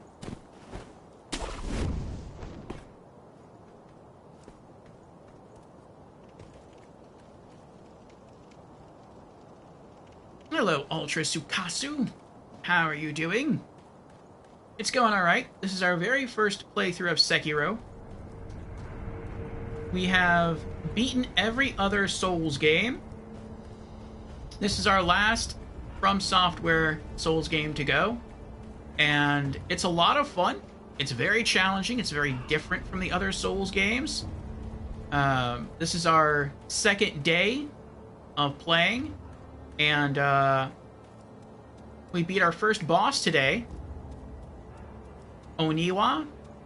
And we beat the really tanky samurai mini-boss guy today. We escaped the clutches of a powerful white serpent. And we got a mini-quest from someone in here saying to kill short guys wearing bamboo hats. And so we just killed 2 of them, so I'm curious if he'll give us anything now. Looks like you've caught yourself some rats. Yes. I knew you had a talent for killing. Wonderful. Here's your reward. Take it. Ashina Esoteric Text. Nice! A compendium of the Ashina sword style. Allows one to learn Ashina style skills. The text reads like a history of Isshin Ashina's battles. When young, Isshin fought desperately time and time again, polishing his technique in the blood of his enemies. He consolidated his learnings under the Ashina style name for the sake of his clan's dominance. This is... The ways of the Ashina Blade. It's our school of fighting. But there are no hard and fast rules. You just win your battles. That alone is the most important rule of the Ashina style. I hope it can be of assistance with your rat hunting. And most of all, your own battles you've yet to fight. Well, thank you. Tsukasa is going well, thanks. Sekiro is by far the easiest in comparison when you finish it. Really, so like once you beat it, you just want to throw yourself back into it because you feel like you've gained so much mastery. I can kind of see that. I think some Souls games, yes, definitely people do deathless and hitless runs of other Souls games, but I feel like to get better at other Souls games, if it's hard for you to get down the timing, you can always sort of offset the need to block or to parry or to dodge by just leveling up and just gaining more raw power by just going out and killing like weaker enemies in the world. It doesn't seem like you can really do that in Sekiro. In Sekiro, you just have to get better. You just have to get good. And so I can imagine once you have learned all the enemies' techniques and learned to counter them all effectively, that you just kind of want to run back in and just use the skill that you've acquired through your playthrough to just dominate. That must feel very rewarding. Tsukasa says, you're just after Oniwa. Yep, new skill tree. Dark Souls is much more difficult. You know, I did a few of those runs yesterday. What, Dark Souls runs? Nim says, Sekiro is extremely fun in subsequent playthroughs. Fusion says, hashtag get good Orpheus 2025. Yes. About the ways of the Ashina Blade. It's our school of fighting. But there are no hard and fast rules. You just win your battles. That alone is the most important rule of the Ashina style. I hope it can be of assistance with your rat hunting. And most of all, your own battles you've yet to fight. Alright, well thank you, sir. I will head back to the statue outside the gate, and I will take a look at what moves we've unlocked. Or at least what moves are available to be unlocked. Tsukasa says, no Sekiro hitless runs. Do you have the flame barrel? I think so. I'll show you what I have once I sit down here. Okay. So we did find 4 prayer beads. We got them all from defeating mini-bosses. And we just got one more from a chest in the room that we talked to that guy. So we're at 11 vitality. We also leveled up our attack power after killing Oniwa.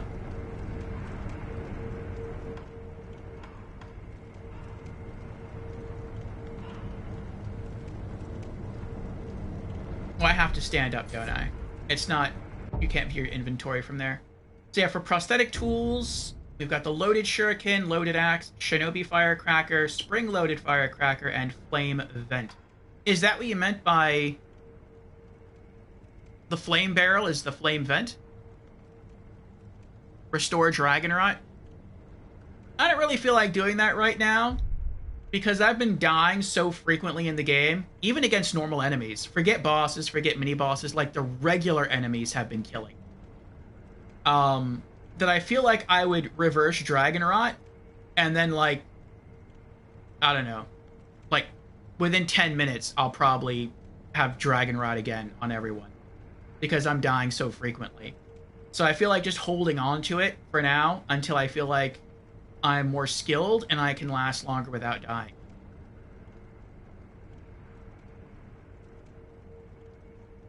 Yes, flame vent. Okay. The dragon rat will be a huge problem, though. I'll figure it out as I go. For that, I don't want any spoilers. I want to just kind of roll into it and see what happens.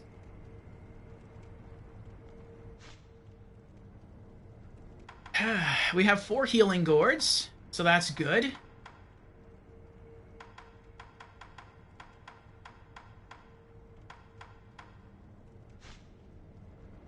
And for skills... Yeah, let's check our skills.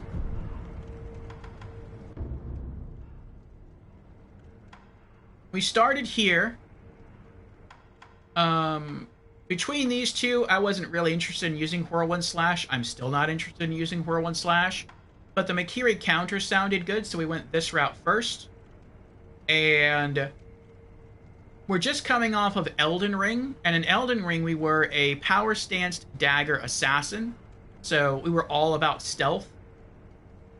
And so I went this route, the suppress presence route, and then I did suppress sound, and then from there I wanted to unlock this, and so I thought I could just come here and get the run and slide, which I don't really care about using.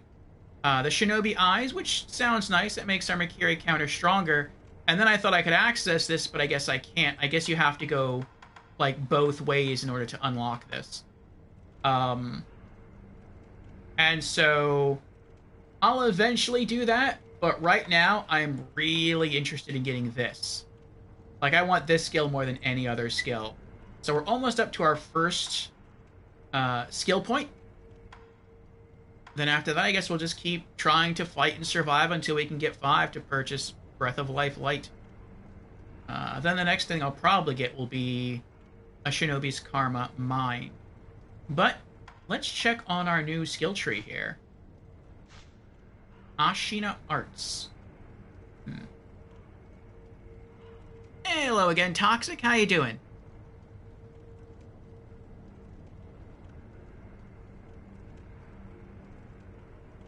Mid-air deflection is a must to have along with Mikiri.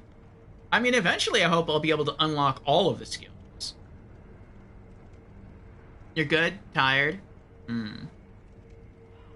Well, you are welcome to hang out here while you either drift off to sleep or just relax. What have you been up to today? Have you helped anyone in Elden Ring? This skill tree is the best of the best. Oh, I'm glad we did it then. I'm glad we obtained the book. And welcome to our Magic Menagerie Ultra. Thank you for the follow. Toxic says it was impossible to help anyone today. LOL. You just been too busy? Alright, what do we got here? Ichimonji? Did I pronounce that correctly? Acquires the combat art Ichimonji. Ichimonji delivers a heavy, one-hit overhead sword strike. Oh, this is a move from Elden Ring.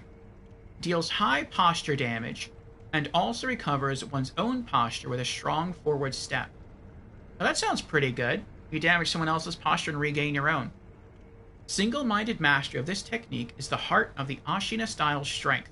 Once mastered, it can likely be improved. I wish that you could actually see, like, all the other skills without having to unlock the previous one. Like, I don't know what these two are, and don't tell me. But, like, I wish the game would allow you to see everything ahead of you and be like, oh, that's a really good ability. Let me save up the 2 points to get that, so that I can pay whatever I have to get that, so that I can get that.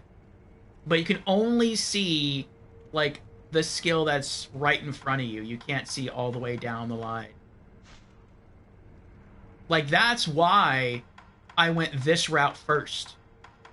Because I couldn't read any of this stuff. And had I known what all this stuff was, I would have gone this route first just to get that.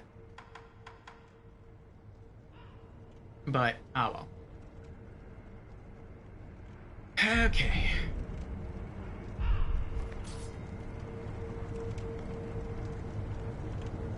Toxic says, massive power outage at my location. Oh, wow. I have to drive about 2 hours away to get to somewhere with power. Ooh. So are you somewhere else now? And luckily a semi-truck didn't nearly get pushed off a 180-foot bridge this time. Ooh. Where are you at?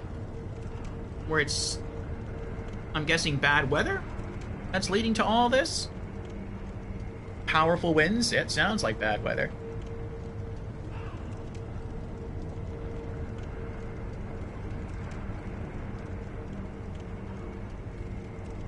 Let's see here. Tsukasu says, Ichimonji. Yes, correct. Just trust me. Get Mikiri with Ichimonji.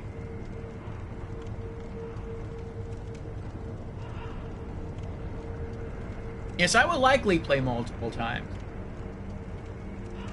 I was very anxious about playing Sekiro because I was told it's very, very different from all the other Souls games, and it is indeed very, very different from all the other Souls games. But I'm trying to get used to it. It is fun. I am enjoying it. With all the other Souls games we've played so far, our first playthrough is always pretty much a blind playthrough. We did know some things going in, but I would say less and less the further into the Souls games we got. And Sekiro I know almost nothing about.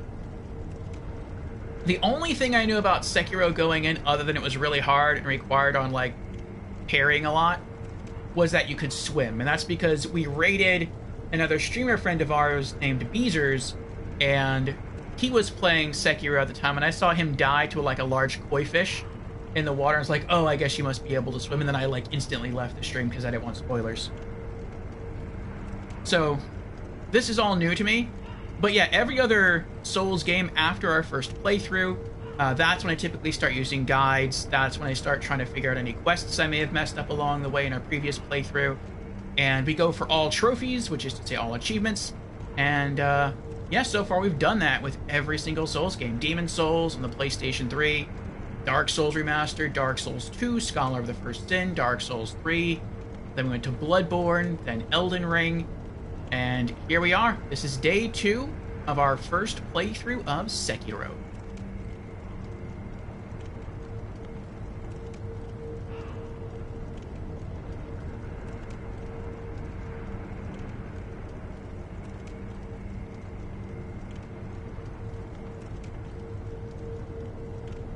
Toxic says, every year my location gets very bad winds, and occasionally a semi-truck keeps almost getting pushed off a 180-foot bridge. Usually. That's horrible. If that usually happens, if usually semi-trucks get pushed off really high bridges, that's horrible. They can't do something with the bridge, like put extra guardrails up or something? Despite how often it happens, nobody gets hurt. That's amazing nobody gets hurt. If you're driving a semi-truck and you take a 180-foot fall, I would think there'd be something, at least something happen, like a bruise to the driver.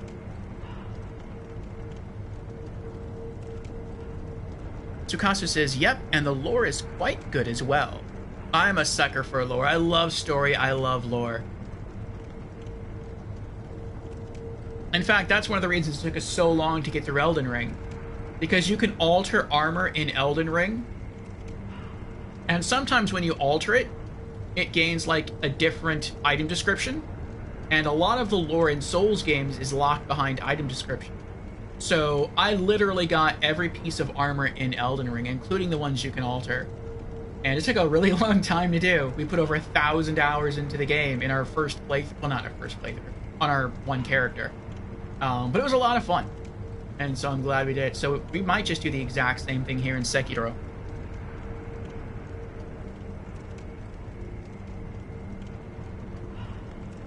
Ah, Toxic in Washington State. Well, that's the very opposite end of the country from me. It's epic lore, very epic. Cool. So no co-op today. Well, I hope your power gets returned to you soon if you're still out of power, Toxic.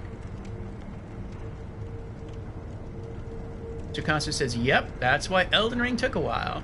Sekiro is about 50 hours of gameplay for any average player. That means it's going to take a lot longer for me. So, I tend to take really long in games, especially if it's my first playthrough.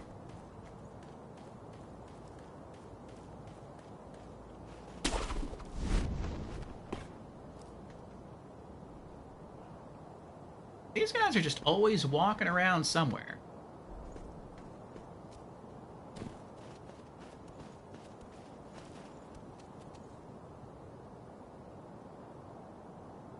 I should have been faster. I could have grabbed him. Alright, alright. And now since they're facing each other, you're not talking, right? No, okay. Now since they're looking at each other, I can't just kill one, because the other one's going to see me.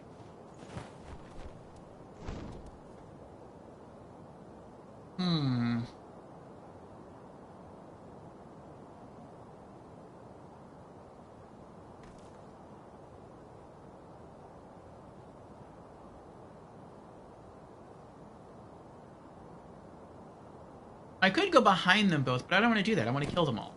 I want to kill every enemy in the game that I come across. At least the first time. Ah, well, let's just go at him.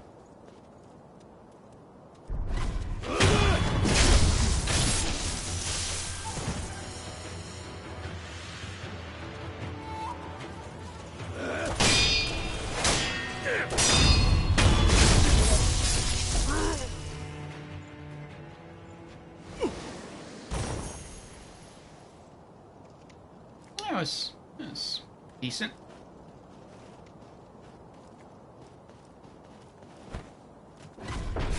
Ooh! I didn't see you there.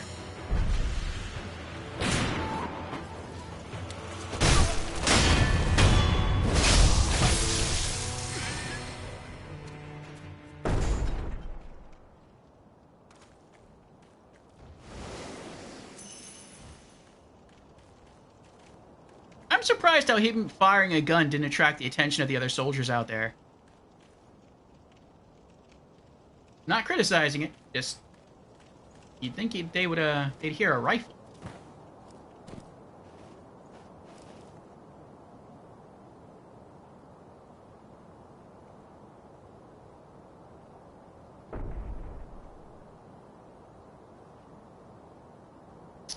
Fusion says it took Orfeo 18 hours to just even get to the area where Oniwa is. Tsukasa says it took me 16 hours to beat a specific boss on my first playthrough. Ouch. Toxic says they are trying to look productive so they don't get fired.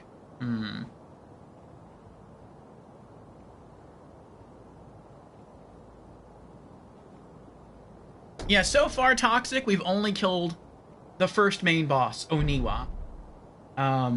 We also managed to kill the really tanky samurai mini-boss just before you come across a white snake. So we're making decent progress today, I think.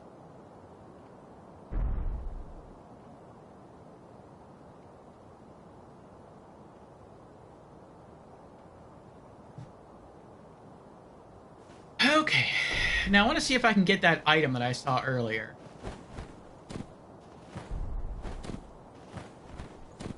What? I don't know why you can't grab the roof. Okay, the item's over there.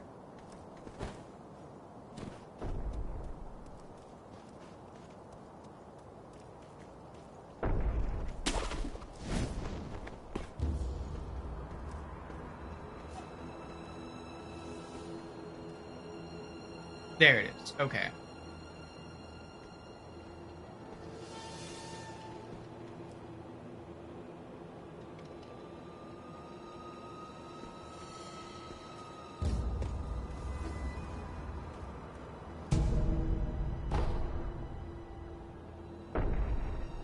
I feel like there should be an item over there somewhere, but I don't see any items.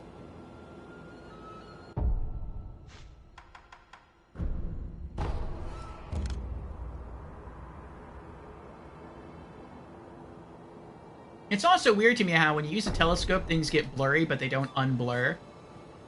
In every other Souls game I've played, at least to memory, when you use, like, binoculars to zoom in, it's blurry at first, but then it sort of clears up. And this one is just, it stays blurry.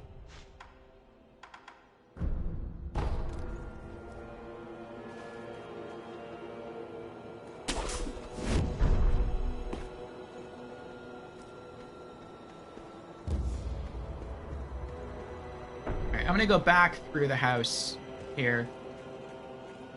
Try and use the thick grass to sneak up on people. One of the roofs, is there? No.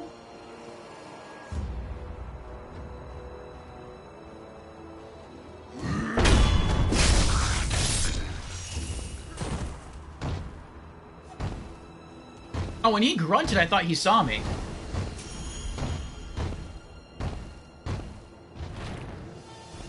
What are you doing over there?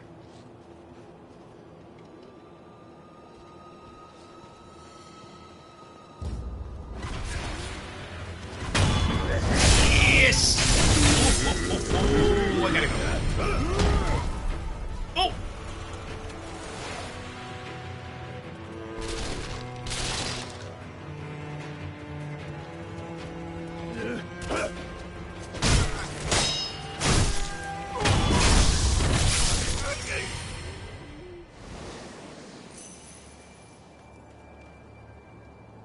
Oh, there was more than one giant. I see. Oh.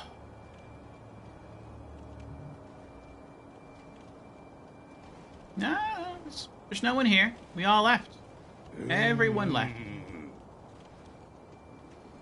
Alright, so just turn around and just go back to what you were doing.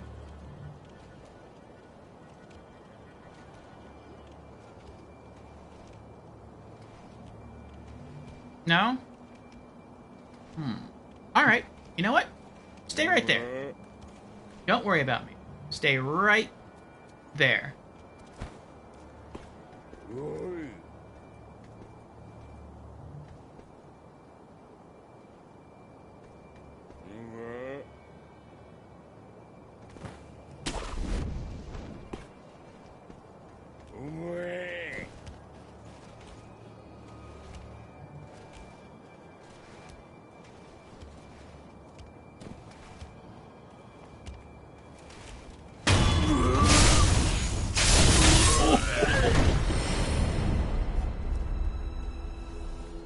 That felt cheap. I like it. I like the cheapness.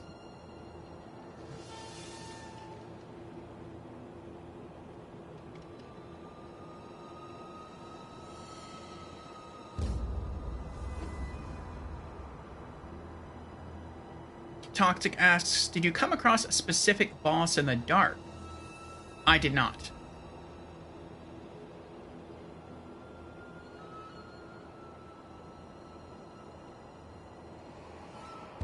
Tsukasa says, sad, there's nothing there. Yeah, I feel like there should have been something there. Like, it looks like that island there was sort of there just to bypass the rifleman that we killed earlier, but... I mean, it's just one rifleman. I don't see the harm in just dashing through or deflecting the bullet and going for the kill. They should have put something there to entice the player to just go explore that area. Also, we have an ad starting about now. Should last about 3 minutes, and we should have about another hour of uninterrupted stream time.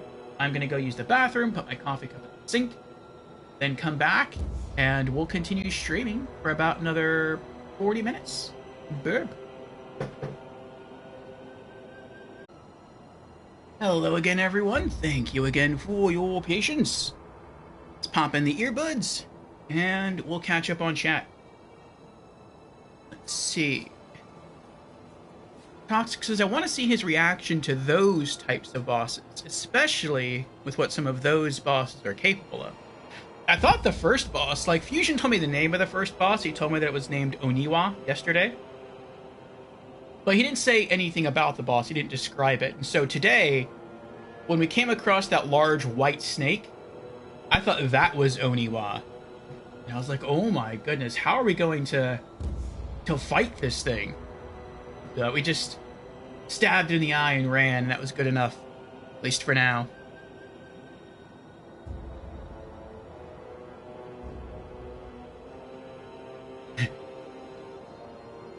Tsukasa says, you're a shinobi. Go and fight everyone like a god. Yes, I'm still learning the ways of the shinobi.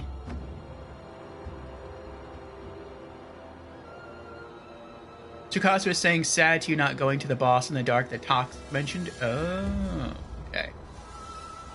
Also, please no swearing in chat.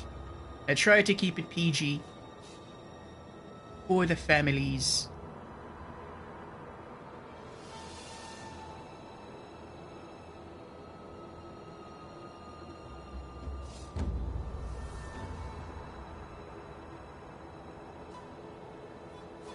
Yeah, who knows? It might take us a really long time. We shall see, though. We shall see. In subsequent playthroughs, I will get faster. But first playthrough is always pretty lengthy. I think if you go watch our Demon Souls playthrough on the YouTube channel, the first playthrough is painfully slow. But some of that was because of movement speed.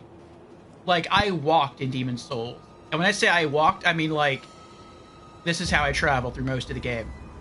At least in the beginning. And when people are like, why are you walking? I'm like, well, I mean, I'm trying to roleplay. I'm trying to make this realistic. Like, you wouldn't just run in the game. You would, like, get tired. So I'm, like, walking. And that also helps me take my time and look around the environment and see if I'm missing any, like, loot or anything. And I probably did that for, like, maybe the first, I don't know, 2 or 3 streams, and then I started to like jog around a bit more. And that's not because I was losing patience, that's because I would die, and then I didn't want to spend time walking all the way back through areas I had already explored, so I just started running. And then I just kind of kept running. I kept up the pace. Yay, more scrap iron. Nice. And welcome to our Magic Menagerie, Corporal Nim. Thank you for the follow, Corporal.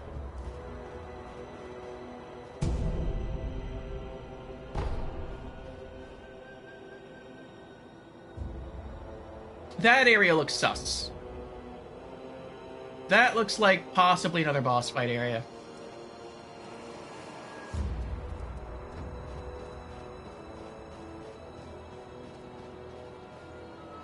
Oh.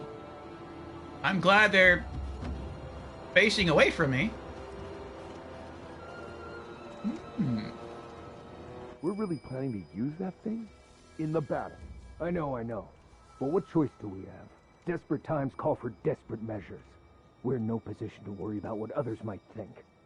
Yes, but... Hey, keep it together, soldier. Keep talking like that, and they'll put you on its detail. And when it's mad, it doesn't discriminate between friend or foe. Oh, that sounds like maybe they're talking about one of the Red Eyes? Okay.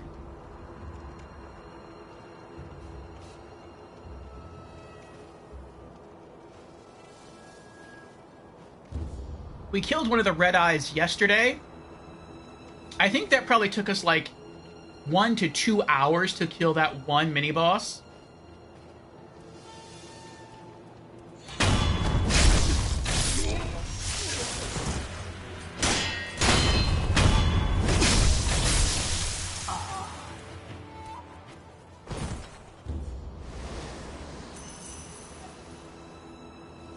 I like to watch their death animations.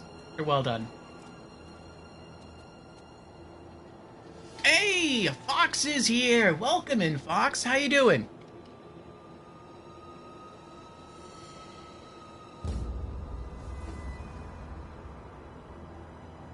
Fox says, how are you? Oh. How are you all? Well today? Yes, doing well, doing well. I have a ton of work to do on some videos today, but I'll be here lurking. Alright, well thank you, Fox. Another Fox. Yes. Fox is another Souls streamer. I've been in his channel a few times. He's still working his way through his first playthrough of Elden Ring. He's beaten the main game. He's up to the DLC. And it's a blind playthrough. So if you wish to see his adventures there, you might want to check out his channel. I believe he is playing on PC. Ashina Castle. Ooh, we finally made to Ashina Castle. And conveniently, everyone's... Oh, not everyone. I was going to say conveniently everyone has their back facing me. But it looks like there's a guard up there that's sort of facing in this direction.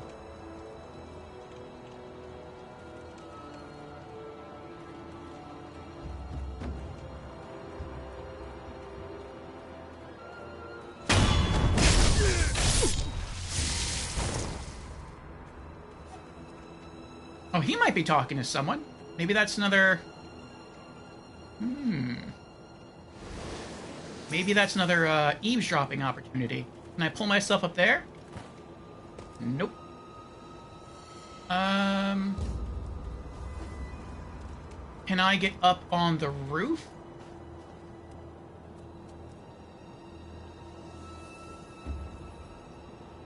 Maybe? Can I get up this way? No. I thought maybe I could jump up there and then jump over there. And then once up top, maybe jump there and then jump and grappling hook over there. Or we just drop down there. That would have been okay.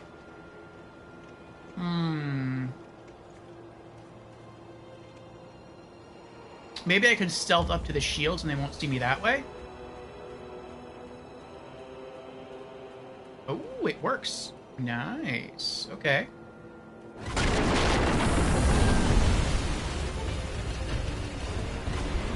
Ooh!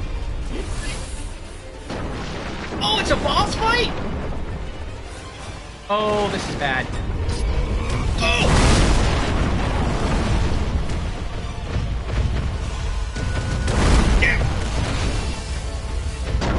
Oh! I was gonna hide behind there.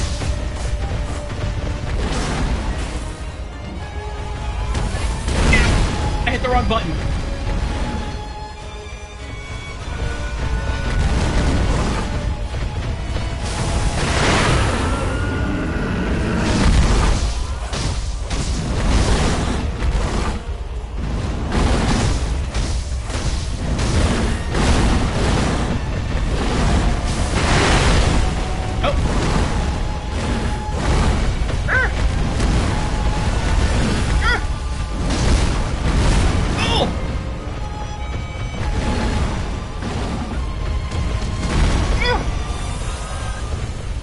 Parry this? Ow! He kicked me. Oh.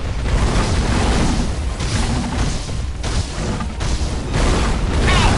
Ow! Ow! Oh.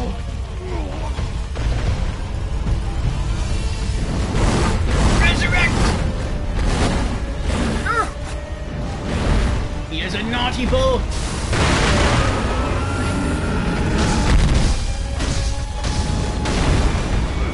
He's almost dead, though.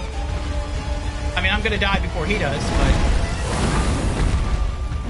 It wasn't too bad. First try.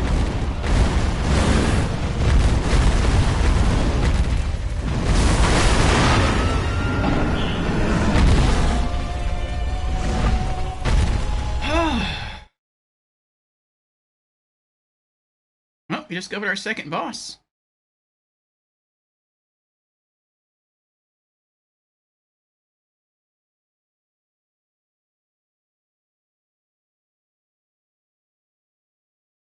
Dragonrot. The more one with the power of the dragon's heritage dies... I get to read that. Okay, okay.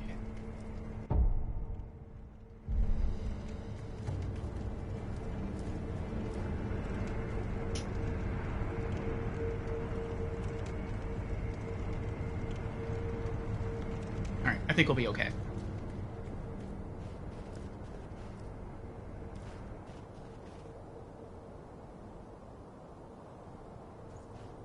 See if we can try the shortcut.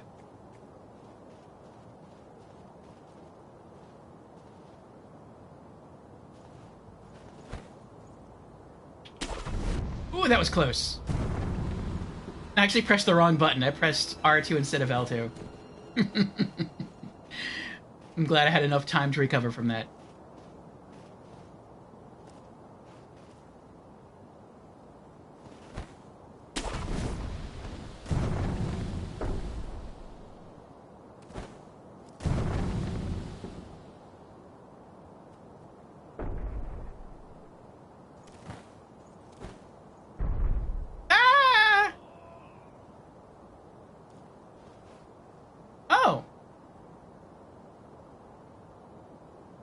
why I start here.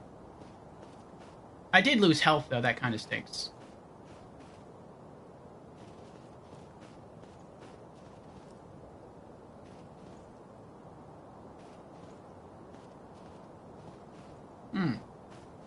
Can you not use this as a shortcut?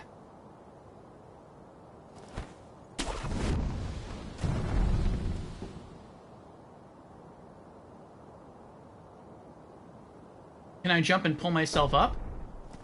Let's see if I can do that. Oh, you can. Okay.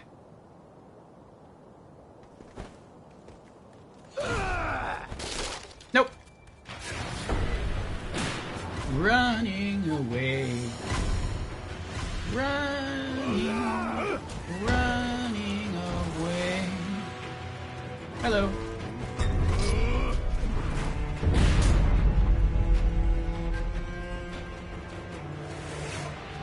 Where'd he go?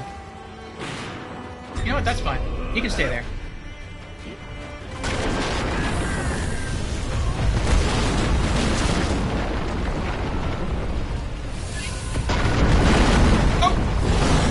That was quick.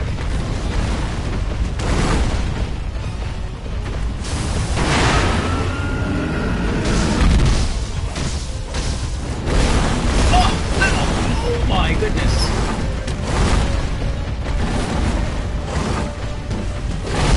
Oh, I dodged too late there, and I'm burning. Oh, he got me again. And again.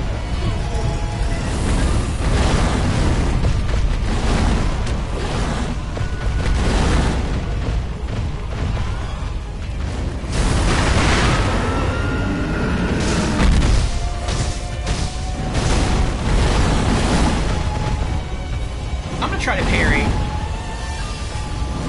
I'm not having any luck here.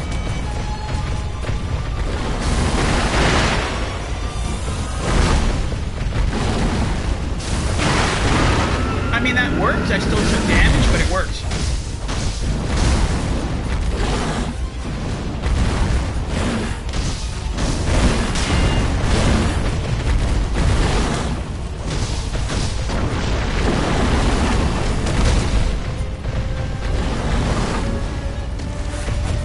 I think parry is the way.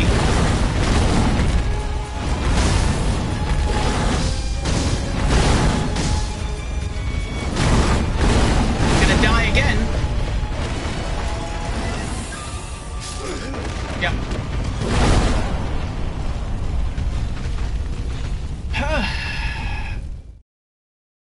Before I was doing pretty well dodging through the attacks. Second boss attempt there, I tried to do the same thing and dodge through all the attacks, but I was just consistently getting hit that time.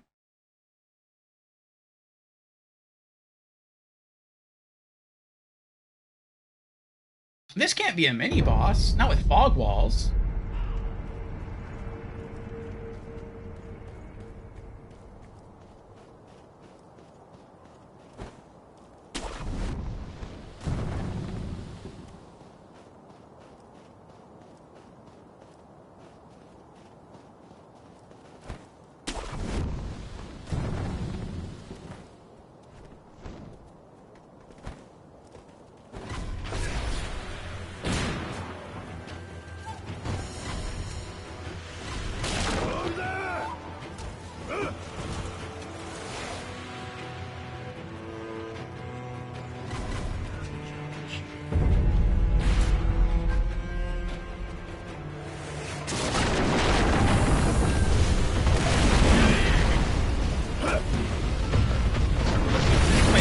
Someone here? Not anymore.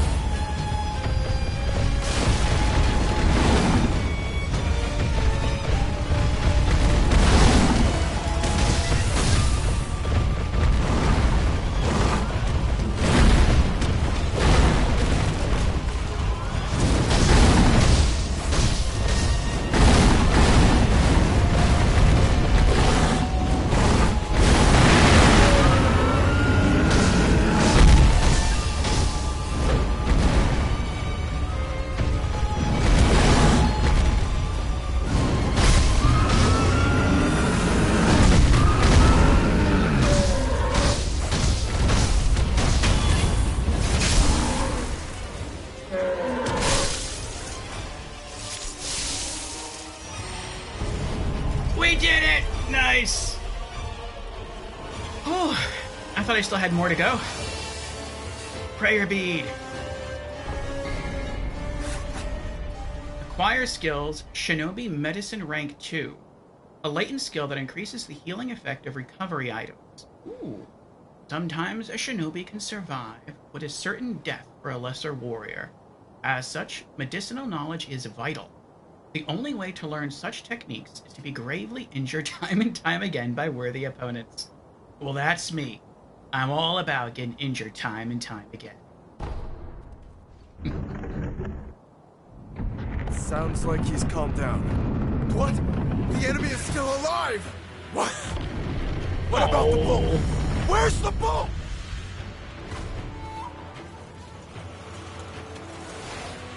I can't revel in my victory. You meanies. Oh! Oh no! No! No! No! Grab it! Grab it! Grab it! Grab it!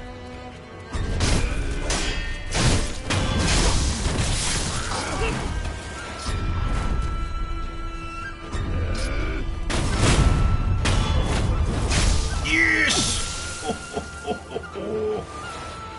I kind of forgot I had the Mikiri counter. Oh.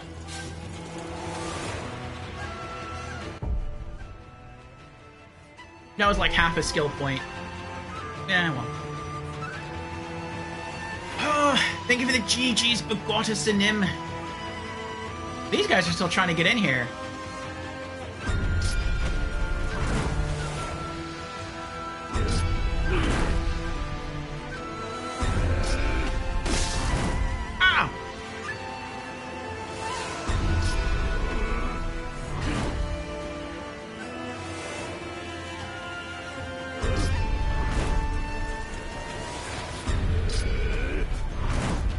It doesn't look like I can open the door.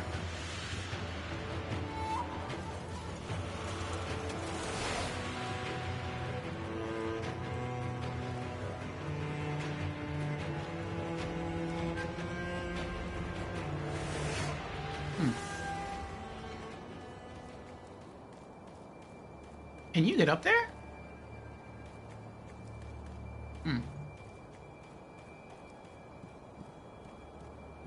Yay! Oh, you can...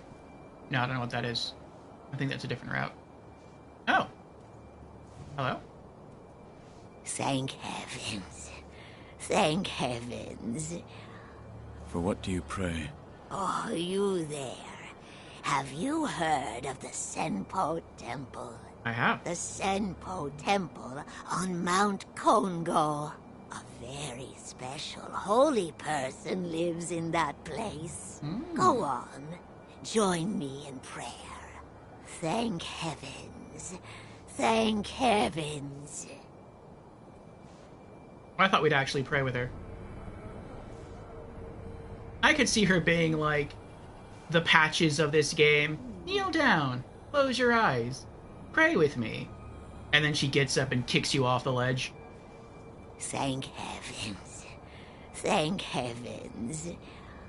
The Senpo Temple on Mount Kongo. A very special holy person lives in that place. Go on. Join me in prayer. Thank heavens. Thank heavens. I like the fact that I was able to hold down the circle button and sprint around the enemy even though I was locked on. Oh, I can see another mini-boss up there. Another heavily armored samurai guy.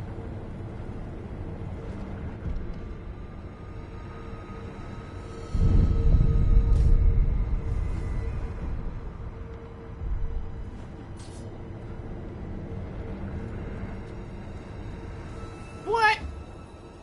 Wait, can I open it? Okay. The gate is firmly sealed shut. Aww. That stinks.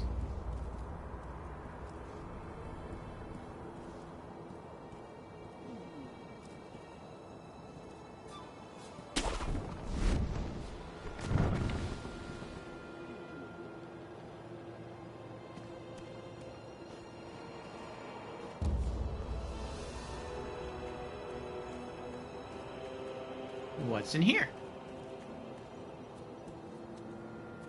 Hello? Oh, item. Nice.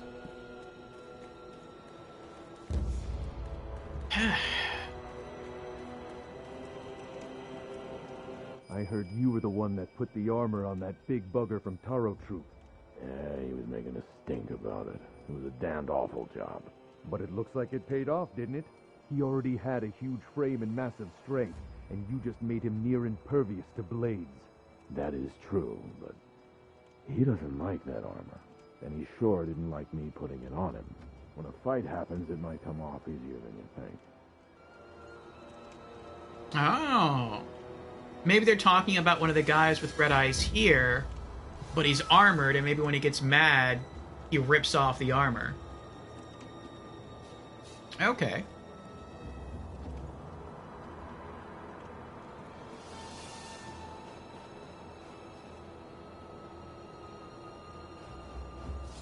So many different routes we can take.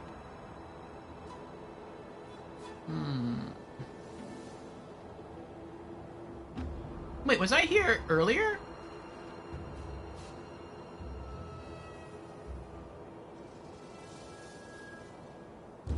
I think I was here earlier. This is the beginning of the game.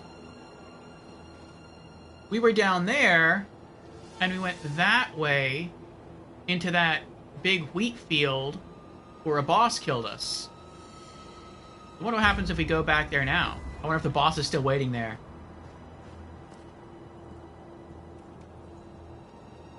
But I thought I saw something different. Can I pull myself up here? Yeah, okay. I thought I saw a broken bridge that led to an island, and I wanted to explore that. Maybe that was back over there? I don't know. Oh.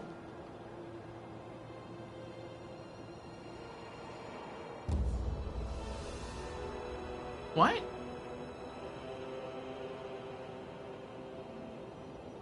Oh yeah, I was just there. Okay.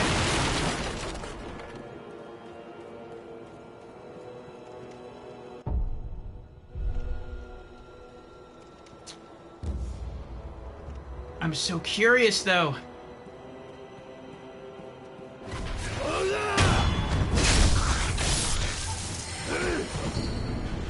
Oh, gatehouse key. Nice. The key to a samurai gatehouse located in the Ashina Reservoir, not far from the well the wolf was kept in. Here, Gyobu the demon's broken horn is respectfully guarded by Ashina samurai. The broken horn is the spear blade once wielded by Gyobu the demon. It's said that no prey can escape Gyobu's horn.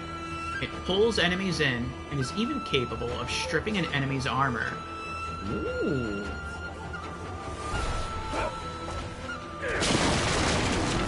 We're so mad. Ow. Ow.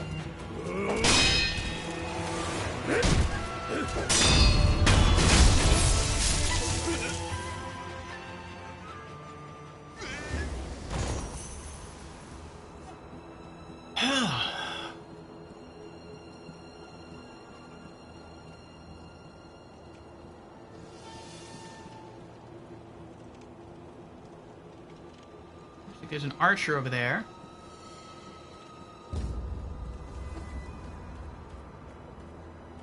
Nothing over here.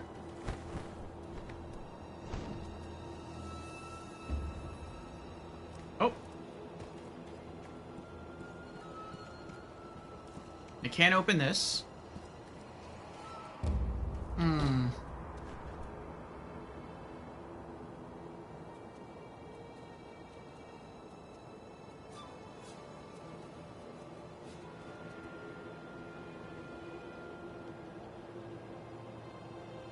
That's a big guy over there.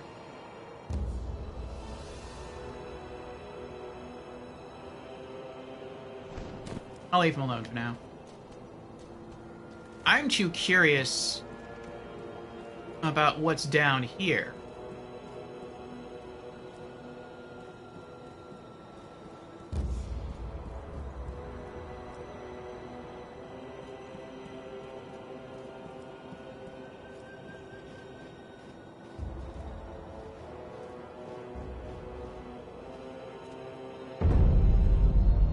Ashina Reservoir.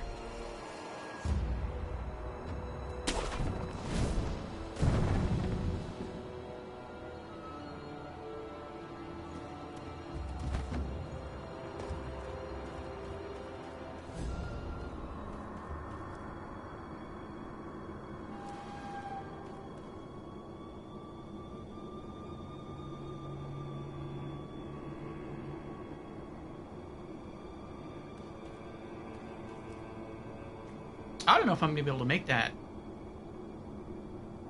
If I were still up there, I could cross the bridge and then drop down on the side, and that would work. But I didn't think about that till just now. Well, I guess we'll see what happens. Oof. That was kind of scary. Okay, I think that's the exit we took last time. Let's go that way.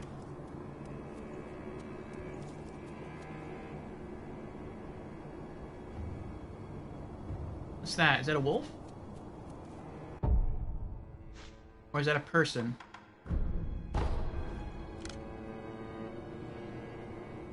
Oh, it's one of the bamboo hat guys. Oh, he's guarding a couple of items over there. I haven't figured out how to kill them yet, though.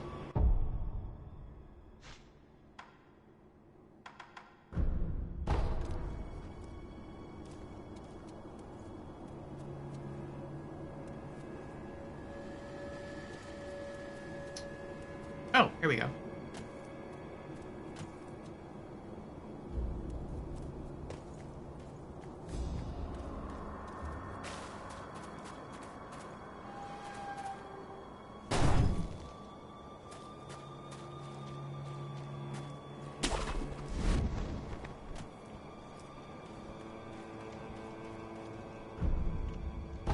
Oh.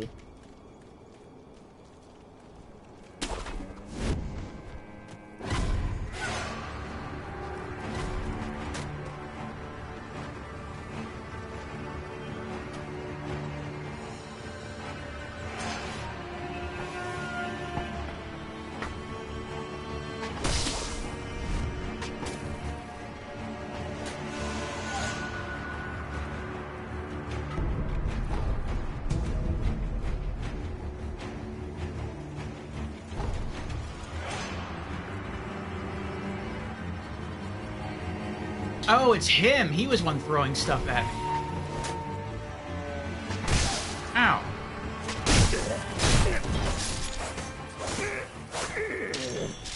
That's what you get.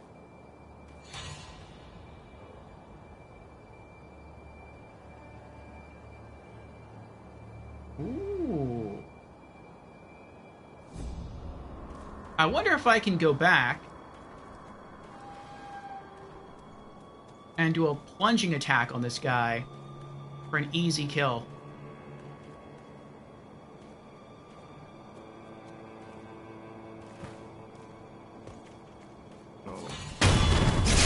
Nope. I guess his hat prevented a plunging attack.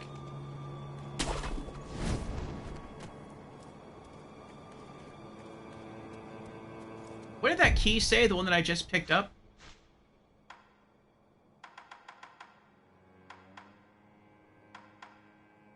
Gatehouse key. So it's to the reservoir. A samurai gatehouse located in the Ashina Reservoir. Not far from the well the wolf was kept in. Okay, so I have to go back there. We're in the reservoir now.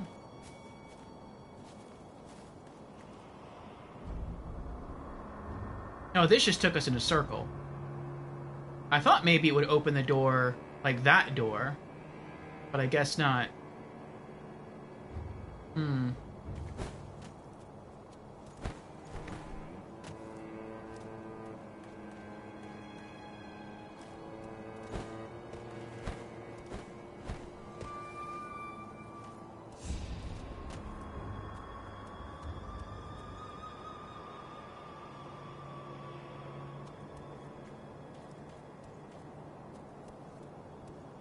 Oh.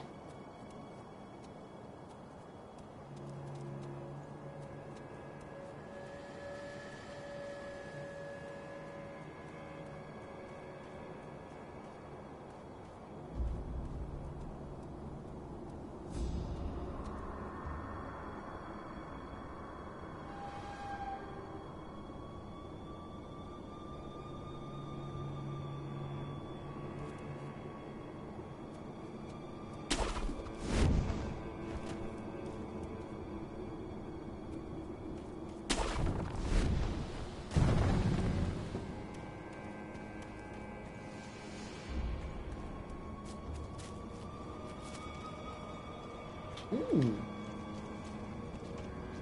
Nice. Heard reports of a shinobi being seen somewhere around here. I heard the same, but lately it feels like an everyday occurrence. I know. Goes to show just how soon the battle will be upon us. Even more the reason to take these reports seriously. I'm sure there's no shinobi around here.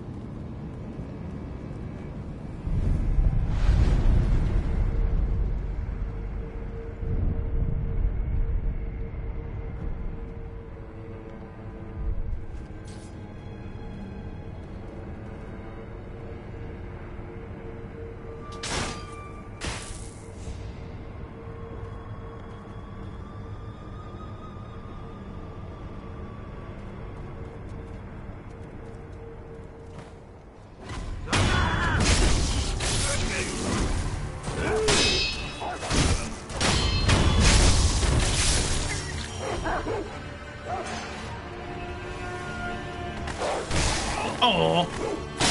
Ow!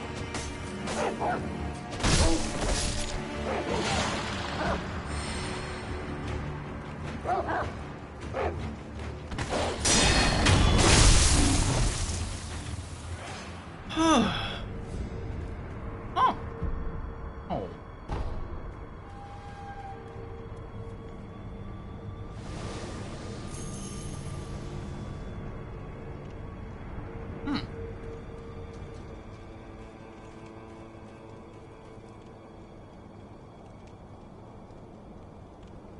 I forgot where I came from now.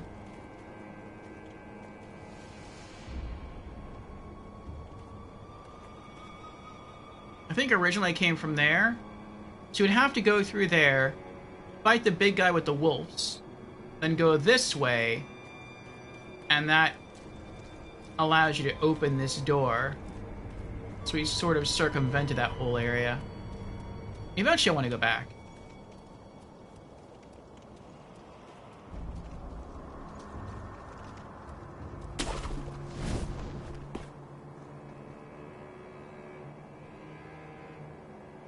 Two giants, two riflemen, and an item.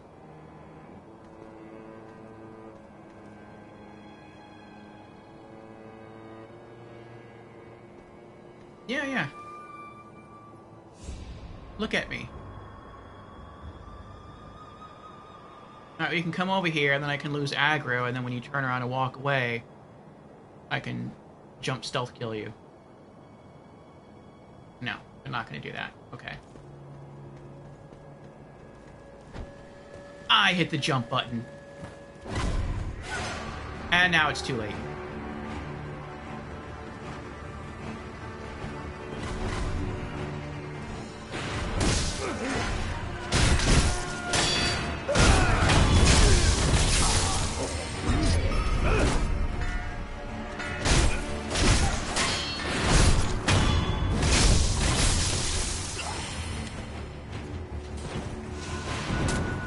Oh, that was close.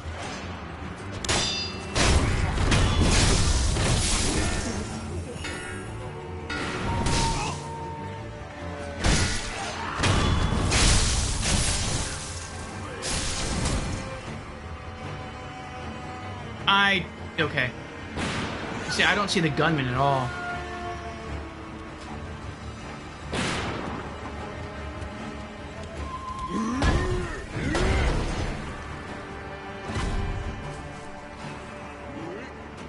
Oh, this is not a good place to be. Oh! Oh! Oh, he's tanky.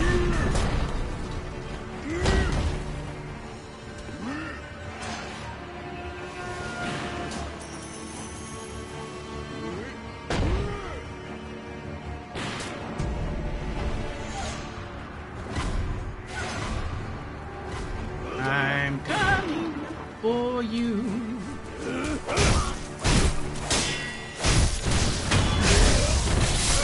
Uh-oh.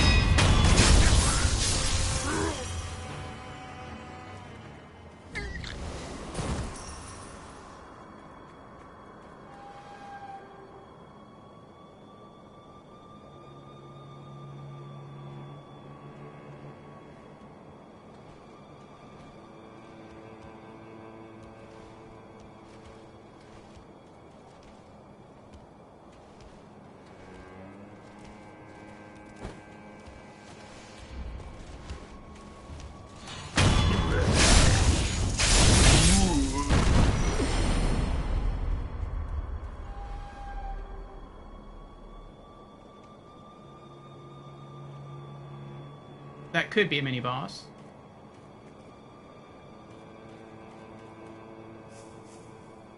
Oh, I know where I am now. This is the beginning of the game. This is where the prince was originally held in the beginning. And we were in the well not too far from here. Okay, okay. So then that means I should be able to... Yes, there we go.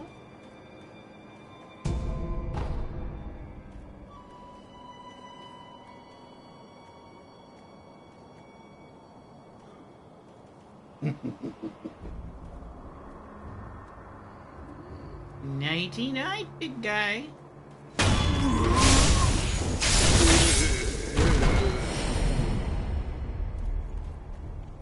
Oh, that felt good.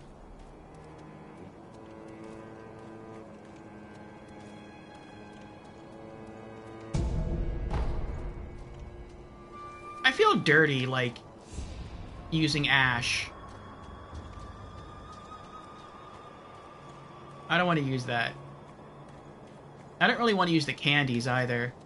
Or the ceramic shards.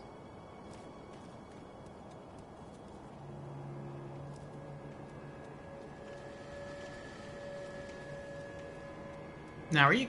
Oh!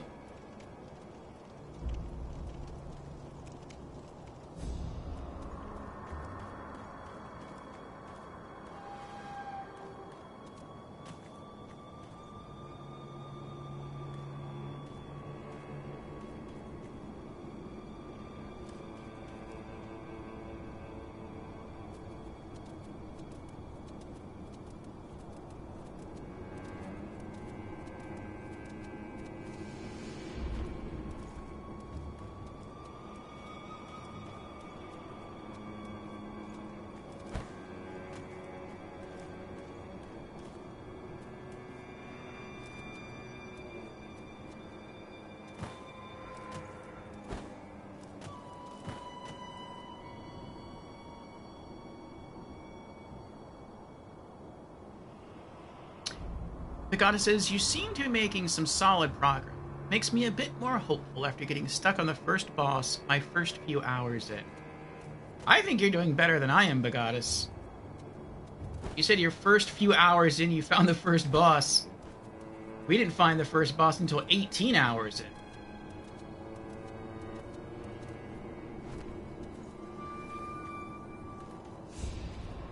But I guess just the more you play it, the more you get used to the mechanics, the easier it gets. I'm not sure it ever gets easy, but it's getting easier.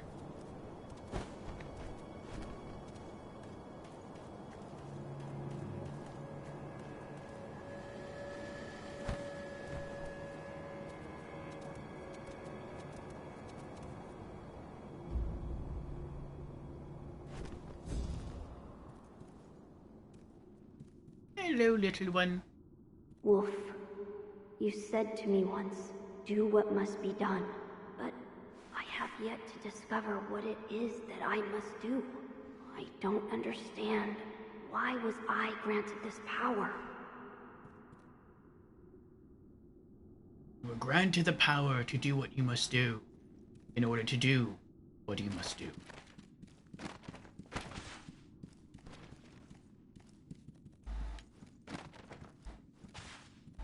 Aww. Oh. Ah, there is loot over there. I think there's loot over there. Oh, there is. I have to get outside, though.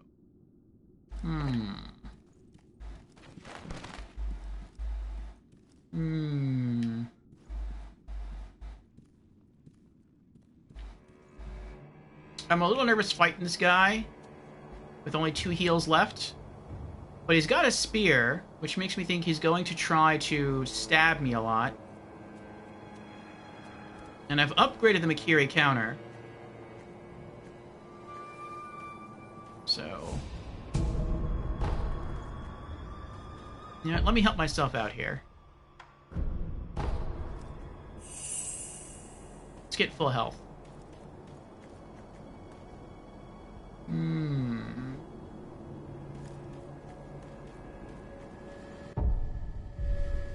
Oh, nice. We're up to 2 skill points. We're halfway to skill point 3. But Goddess says, who do you consider the first boss?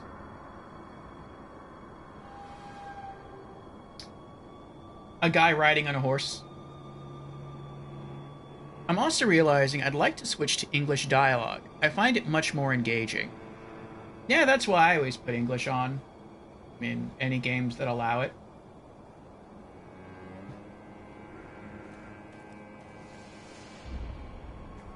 Oh, he's got 2. Alright, let's give it a try.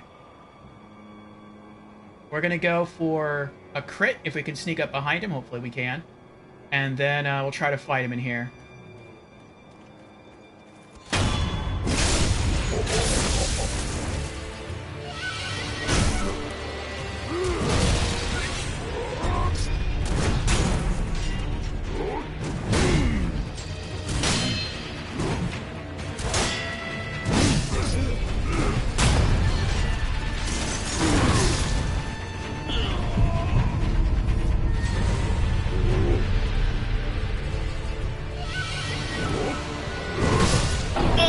Wow! That stunk. Wow.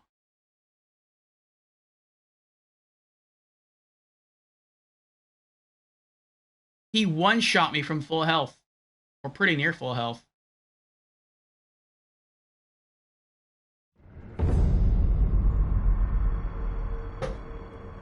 Whew.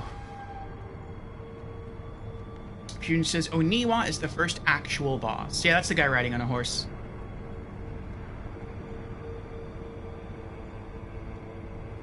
He's tough, this one. Yeah, I was pretty surprised that... like, I stepped on his spear twice. And granted, I wasn't really paying attention to... the, his poise gauge, but I thought that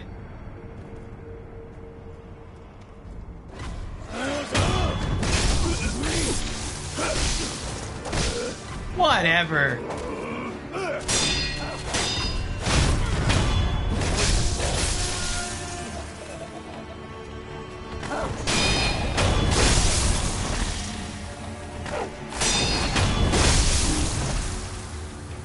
I thought that stepping on it twice would have been enough to, like, break his gauge entirely, but I guess not.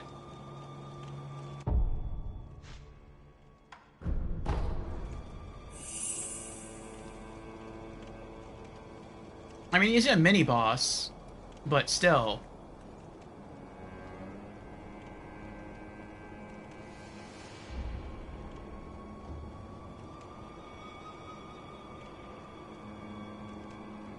Ah, Bagatus has got you been stuck on a mini-boss with a spear. Okay.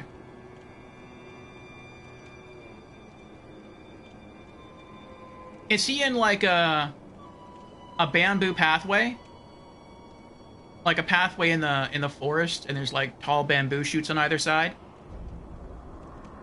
Nim says, not to spoil, I mean, but he was a tough boss for me.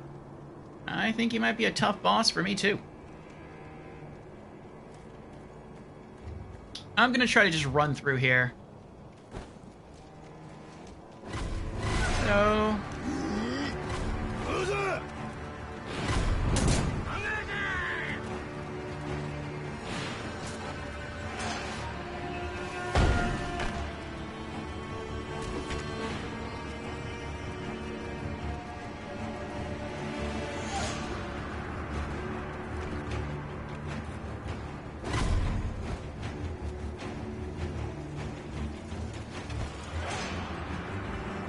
He's after 2 shield enemies. Yes, bamboo.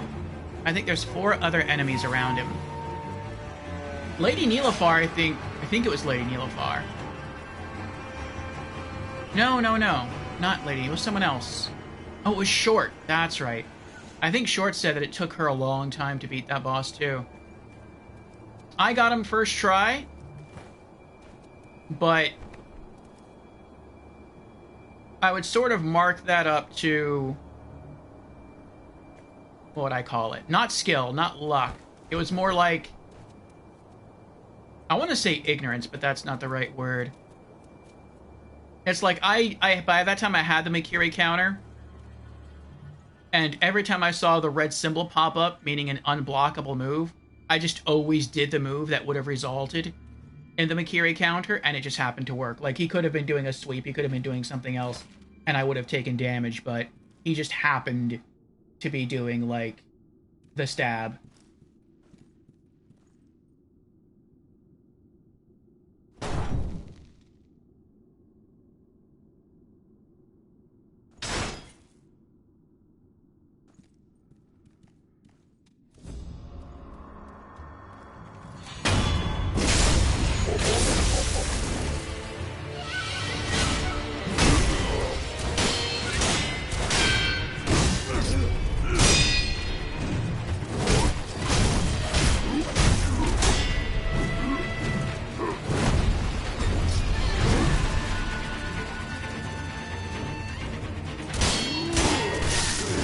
Oh, I'm dead.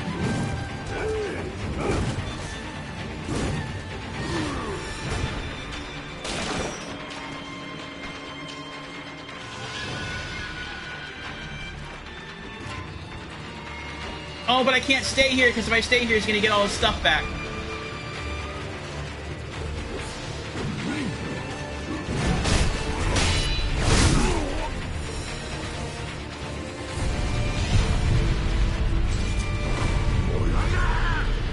I stand no chance right now. I've got 3 enemies on me, and I can't run away. This stinks. This so stinks. I'm just gonna have to go back and reset the whole area.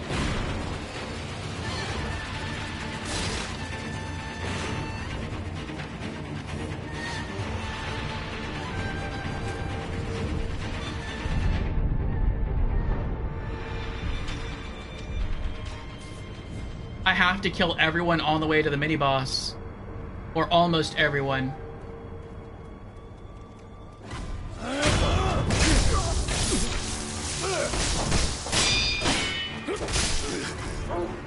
Whatever.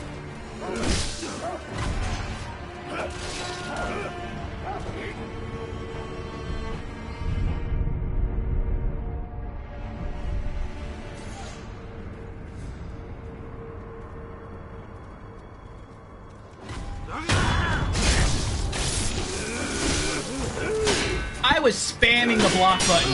I was spamming it the whole time.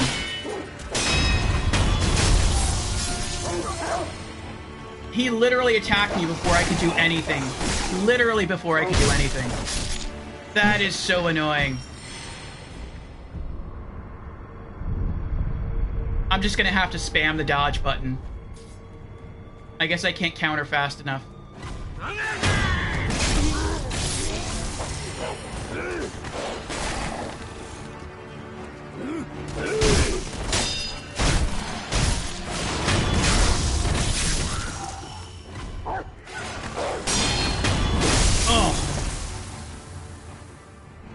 I guess you can dodge faster than you can parry.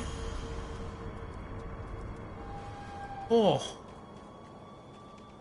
Zim's here. Welcome in, Zim. How you doing? Also, we have an ad starting in about half a minute. Should last for 3 minutes. And we should have about an hour of uninterrupted stream time. I know we're supposed to stop like 15 minutes ago, but I want to keep going. I want to see if I can beat this mini-boss. Zim says, hi, Orfeo, how goes it? What have we accomplished today? Today, we came back across the mini-boss that we encountered yesterday, the really tanky samurai with a sword. And we just kept throwing ourselves at him over and over again. We beat him. Then we got to the first real boss, Oniwa, the guy who rides a horse. We beat him. Then we got to another mini-boss that was a giant bull, and we beat it. And now we just found another mini-boss that uses a Naginata, and we're trying to beat him. So we're going to try to get back there now. He killed us once. Then we ran through all the mobs to reach him, but then other mobs followed us into the fight. And we were trying to kill a mini-boss, along with one of these big giants here, along with another soldier, and it was just way too many enemies. So I died, I revived, and then I ran away. I'm gonna have to kill at least the giant that's nearly naked, and the guard near the base of the steps. But I'm probably gonna have to kill both giants.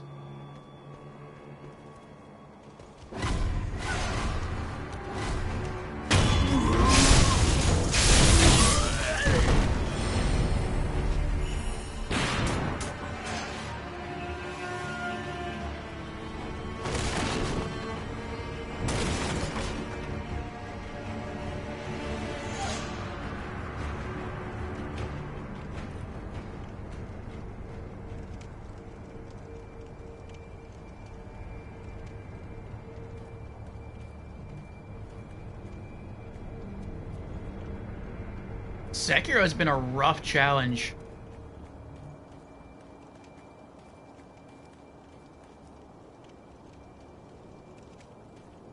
I mean, this is the only... What do I want to say?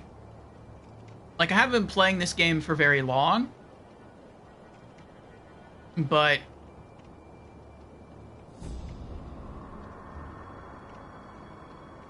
I feel like this is definitely the hardest of the Souls games that I've played through so far. I've heard once you beat it, it feels very easy, and that could be the case. But first playthrough, it's feeling kind of rough.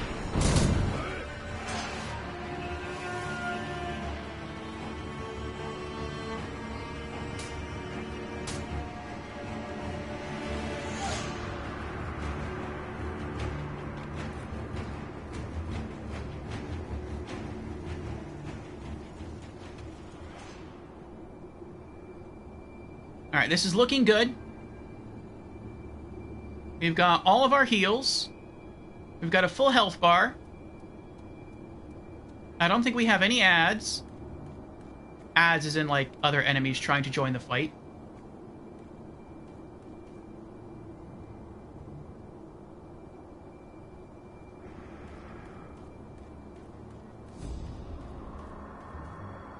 We might be able to do this.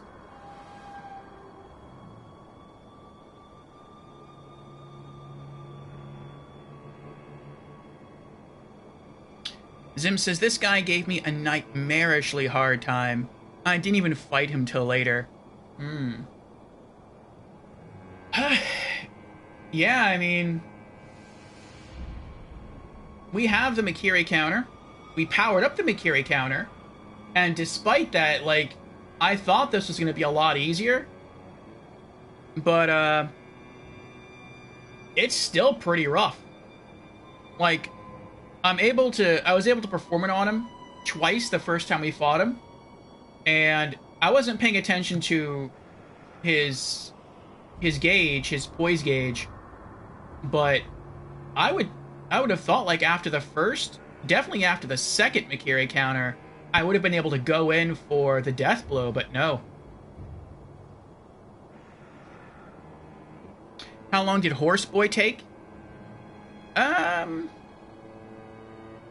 many tries did Horse Guy take us? I want to say he took us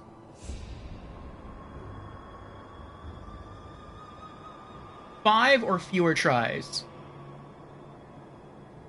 June says, once you play it and beat it, understand it, it's quite literally a rhythm game. And welcome back from the ads, everyone. We're going to try this again. We got 4 heals, a revive, and we're going to see if we can take him down.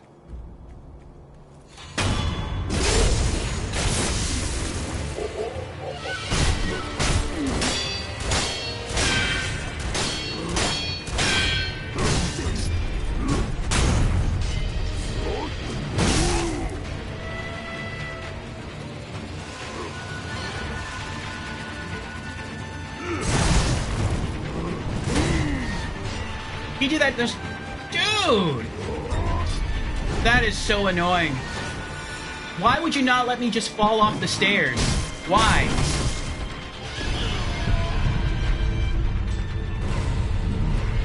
I kept trying to walk backwards off the stairs and the game would not let me do it.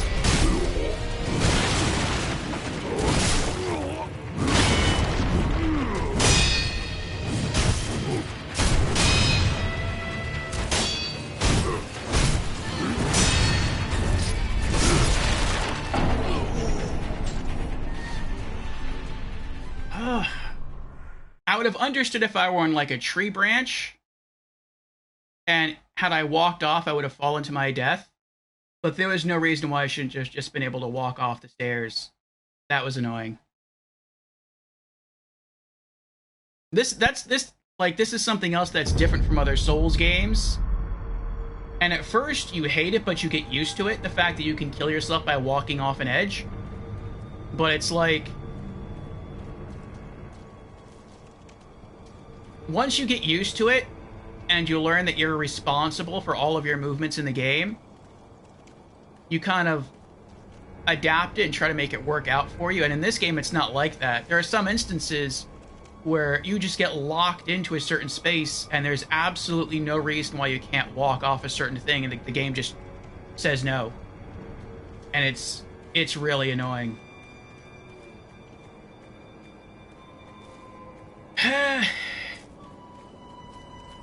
Alright, maybe we'll come back to him later. Let's...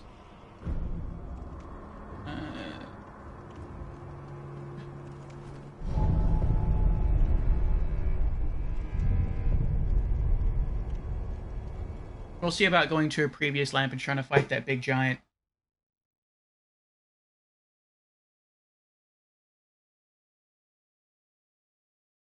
Fusion says 5 to 6 times maybe for Horseboy. Sim says, I'm wondering recently how quickly it'll come back to me if I do another playthrough. Looks fun watching, everyone.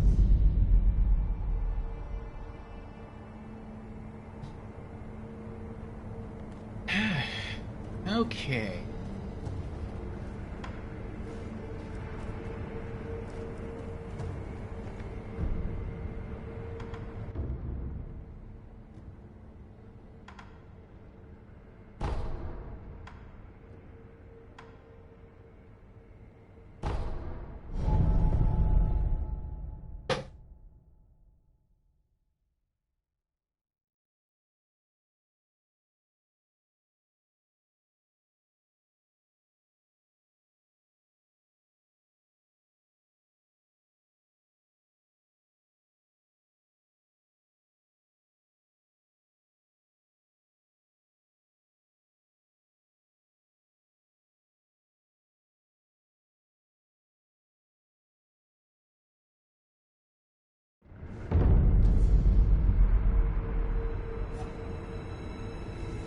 I think that's another mini-boss, too. We just didn't fight him. We went that way.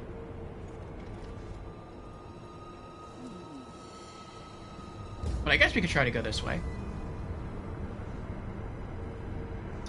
Nim says, when you go back to Souls after this, you will start trying to deflect everything. I could see that being a thing.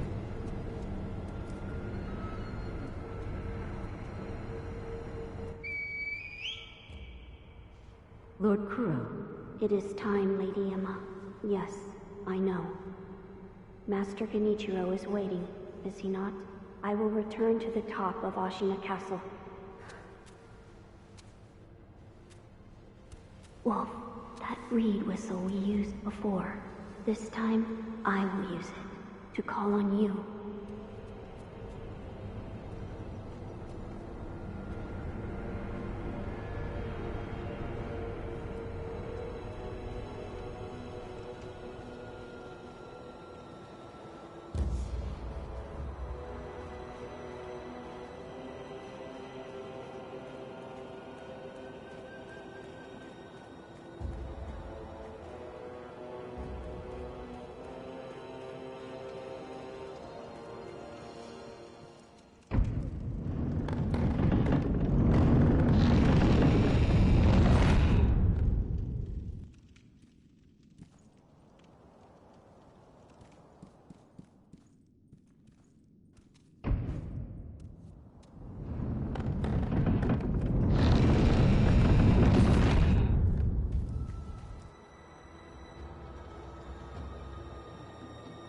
Oh, this is not where I thought it would be.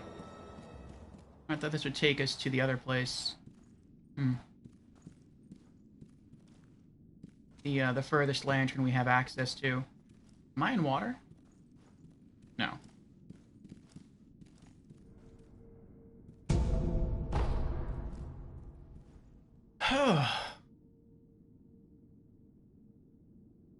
That's a good thing for Orpheus, who needs to parry more often.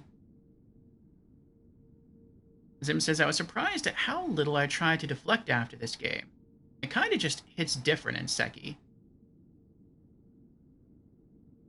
June says, by the way, Orpheus, so at this point of the game, I tell you to go back to the drunk fat man and find the second boss of the game, before finding yourself at places ahead of where you should be. Did we not finish the memory? We did not. He didn't beat the drunk guy. Yeah. We started going that way. We got to the drunk guy, and we couldn't finish him off. He was just too strong for us.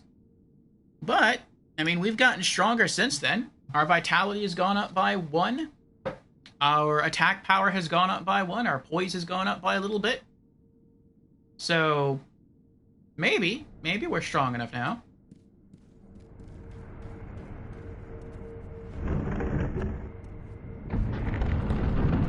This is where I thought we were.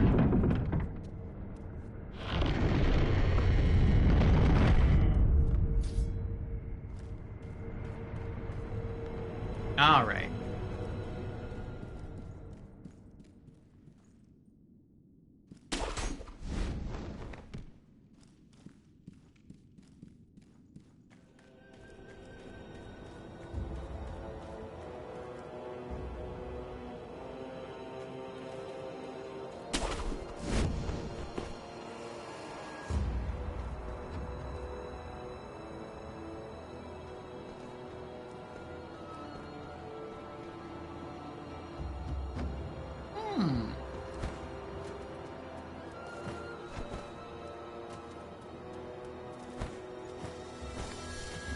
Oh, is this not a thing?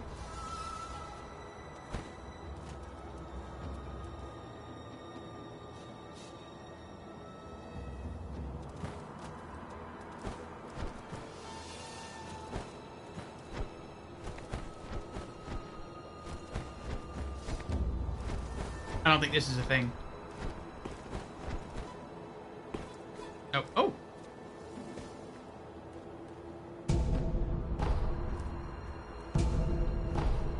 I was gonna say, I wonder what the point of coming out here was. I guess that's the point. Oh I can drop down here. What's down here? Will I find any more koi fish down here?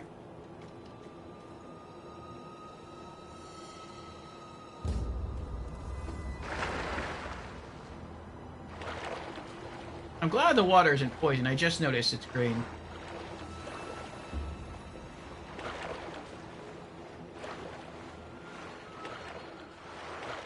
That's weird. There's nothing in here?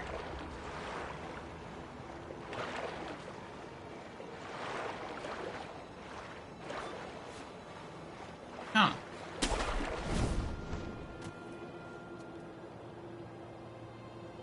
Yeah, that's weird.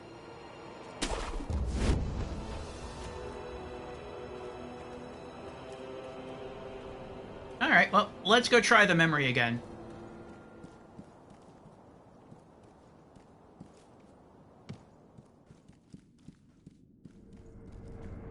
How many skill points am I up to now? 3. Nice. Okay.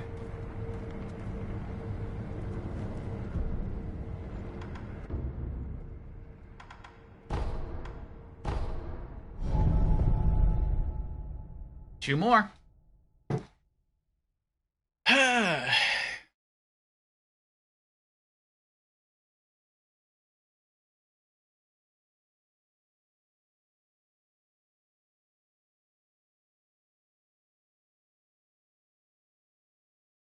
Student says, I told him to find Oniwa, because he didn't know of Oniwa when he first found the drunk guy. Zim says, Drunk Boy is very beatable if you bested Gyobu. Well, we will see. I think the reason why Gyobu is easier for me is because if you stayed on his side, a decent amount of the time you could just wail on him. And you could also use the fireworks to stagger him, sort of, and wail on him some more. And so there were multiple opportunities where you could just stand next to him and just spam your attacks and deal good damage. And I couldn't really do that against the Drunkard. June says, yeah, so I would recommend going back to beat the Drunk Boy and then finding that second boss. Then after you do that, return here. Okay. Sim says, just patient ad clearing. And you can time the samurai friend well to help. Yeah, I tried doing that Wednesday. I didn't actually do second boss till much later because I didn't realize I'd missed the key. I thought you were supposed to just stop after Drunkard and wait till later in the game. Yeah, you should technically fight you-know-who after Drunk Boy. That's the second main boss of the game. Pretty sure I beat G... and maybe even Cormon before I went back to the second boss. Alright, let's try this guy again. I'm gonna try and beat him the same way we tried to beat him during our last attempt on Wednesday.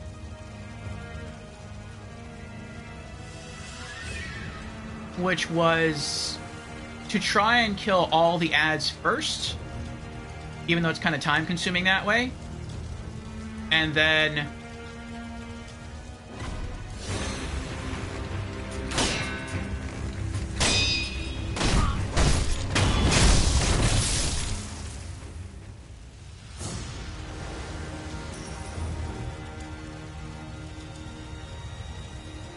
we will sneak up behind the Drunkard, perform a critical attack, and then while he's recovering from the critical, we'll run over to the NPC guy, talk to him, and then we'll fight the Drunkard with his help. And hopefully this time we'll be able to pull it off.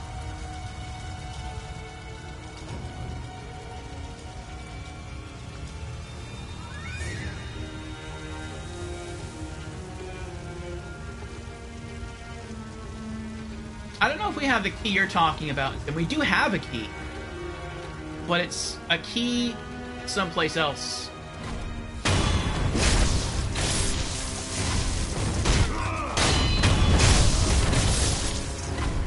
It's a key to somewhere in the Ashina Reservoir.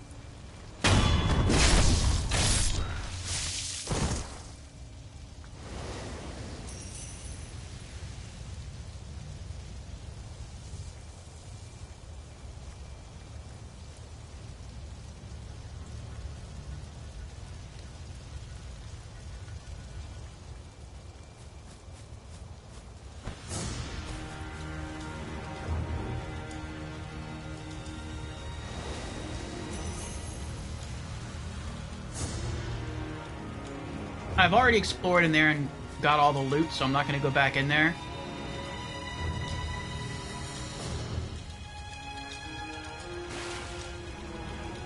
There's the helper NPC. We're going to ignore him for now.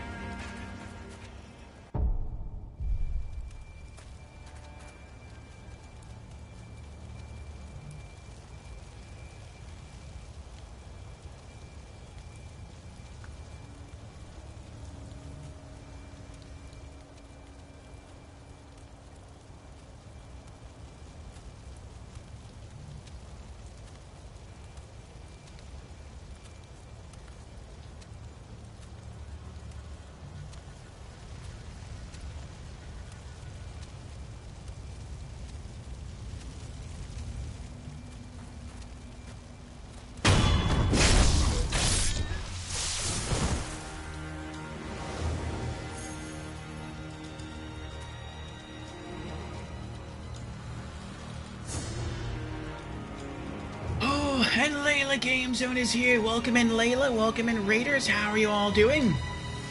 Let's scroll up and catch up on chat here.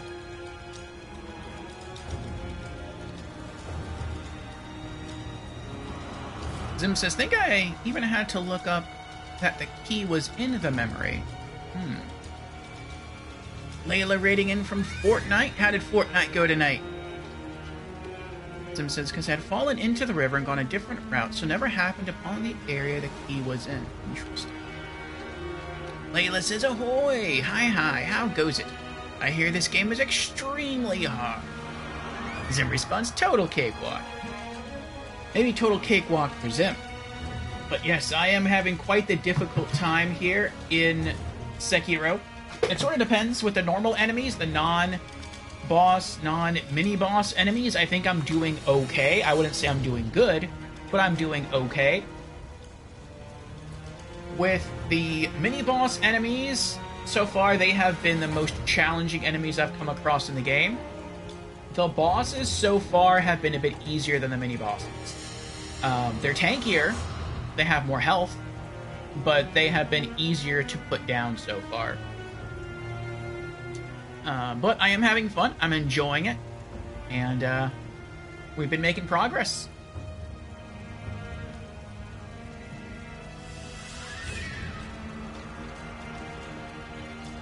Zim says, very tough, but mostly fair. Big credit to From. Like this is, I keep hearing how this game is a nightmare. It is a lot different from the other Souls games, but not in a bad way. It's only a nightmare if you make it a nightmare. You want to see my key items? Okay. And yes, welcome on in to those who don't know, I am Orfeo. I am a variety and RPG streamer. Mondays is our variety day. Right now we're doing a racing game called Grid Legends. And we just picked up all the DLC for the game. We beat the story mode, but there's like 4 story packs. And so we'll probably be bouncing back and forth between those and career mode on our Mondays. Maybe through the rest of, probably through the rest of the month, and maybe through all of January. And then Wednesdays through Saturdays, I stream Sekiro. At least until we beat it, and perhaps get all the trophies. And then we'll see what we stream from there. Layla says, well, I played a variety of games. Command & Conquer, Tiberia War, and Red Alert, Infinity Nikki, Tribes of Midgard, and Fortnite. Ah, a big variety there. I've been interested by Infinity Nikki. Is that free to play? I like the art style. It looks very cute. It is? Nice, nice, nice. What does it play like? I don't know what kind of game it is. I just like the art style. So, perhaps I will see some of you during our later streams. Yes, we have our sword, Usabimaru, Prosthetic, Young Lord's Bell Charm, Shinobi Esoteric Text, Prosthetic Esoteric Text, Ashina Esoteric Text, Ornamental Letter, Rat Description, Herb Catalog Scrap, Flame Barrel Memo, Hidden Temple Key, Gatehouse Key, 2 Prayer Beads, our first Prayer Necklace, Remnant Gyobu, Rot Essence, Recovery Charm, and 4 Treasure Cart Scales. I think I need 7 scales to get the mask, the half of the mask that I wanted to collect. I don't know what the mask does, but probably does something good.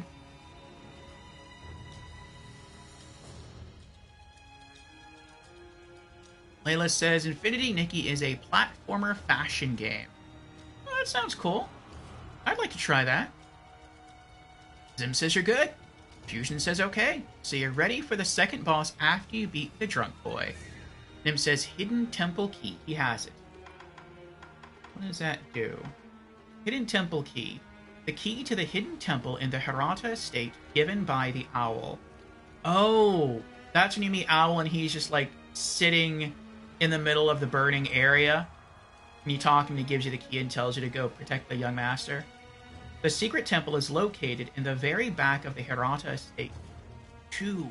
The Lord is absolute. Defend him with your life. He is taken.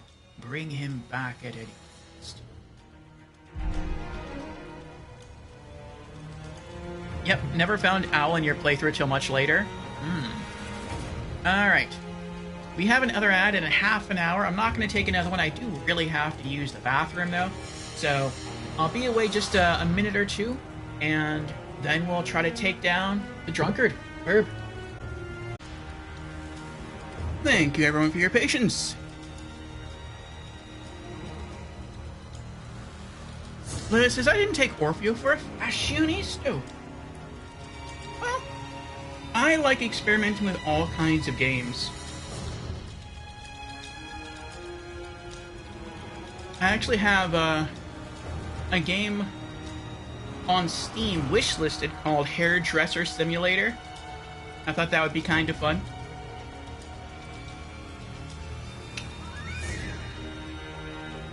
So, yeah, I like art, and I consider fashion to be art.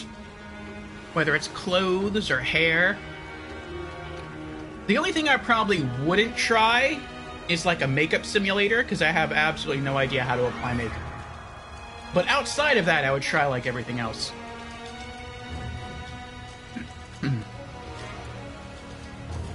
Zim says, which did make second boss much easier for me than most. Interesting. See, I would have thought the second boss was the bull. When I fight the other mini-bosses, which are just really tough humans, there's never a fog wall. Like, I could always run away. But when fighting the bull, there was a fog wall. So, that made me think that the bull was the second boss. June says, so after you beat Drunky, you keep pushing onward. When the game first came out, my buddy was stuck on this second boss for 6 hours on stream. He felt so accomplished for beating this game that he went on, got the death symbol that shows up when you die in game tattooed on him. Wow. That is pretty extreme. Thank you for the welcome back there, Layla. Oh, you got Hairdresser Simulator 2? It's been on sale a few times? Cool, cool. So no Bratz games? Oh, that's a makeup... Yeah. Yeah, there's all kinds of sales going on lately with Steam. And I did pick up, I think, 3 or 4 games recently, including the bundle I posted about, I think it was either early this morning or yesterday. It's the 5-game Hitman collection, which typically sells for $56. Right now it's on sale for like $3.60 for all 5 games, so really, really good deal. And I've never played a Hitman game. I played, I think it was the demo to Hitman 2, and I didn't like it. But I'm willing to give it another chance for $3.60 for 5 games that, I mean, I've heard people talk very highly of the Hitman franchise. I'm willing to give it another go. See what happens.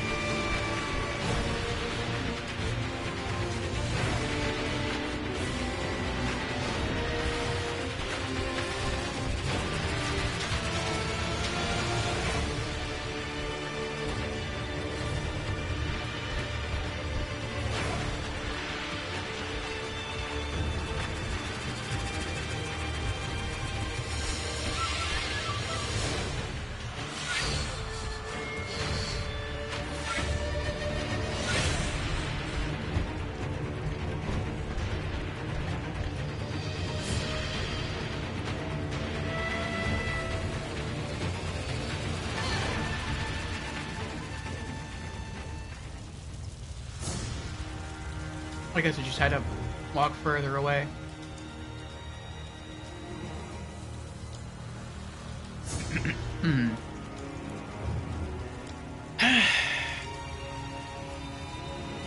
Layla says the remastered collection for Command & Conquer is $2.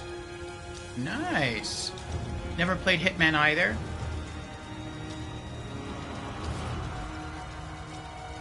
They're also like the Godfather games as well as the movies. Interesting, interesting. I like the idea of the Hitman games where it seems like you can either kill someone and make it known that you killed them, or you can kind of make it like the person may have died on accident. Like, was a victim of circumstance. You can just stealth in, do what you have to do, and then stealth out. Like, I like that idea a lot. But you don't have to. It's not like if you mess something up. Maybe it is like that for some missions. But it seems like if you mess something up, that doesn't end the mission. You just have to sort of make a quick escape.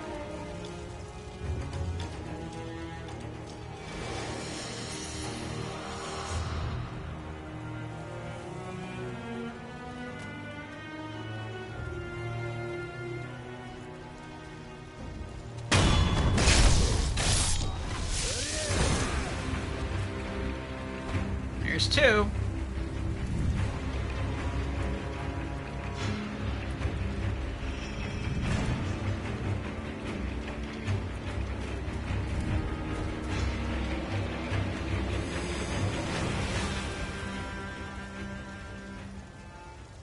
It seems like the boss can't follow you back here.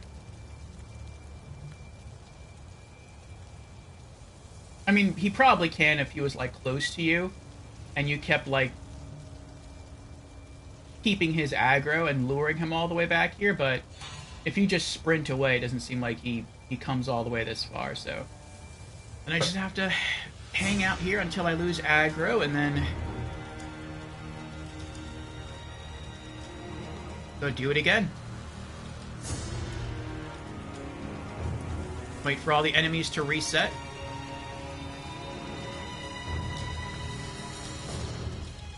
Okay.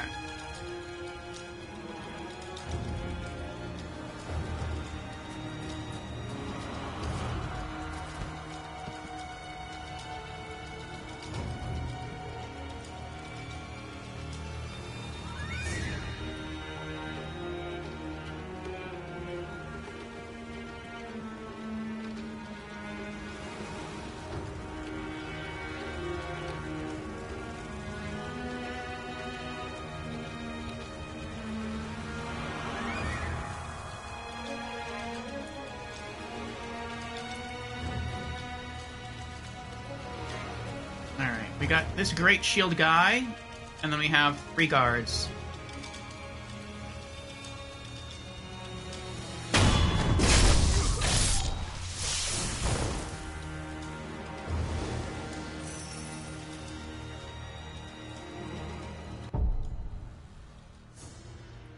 We're getting closer to the 4th point.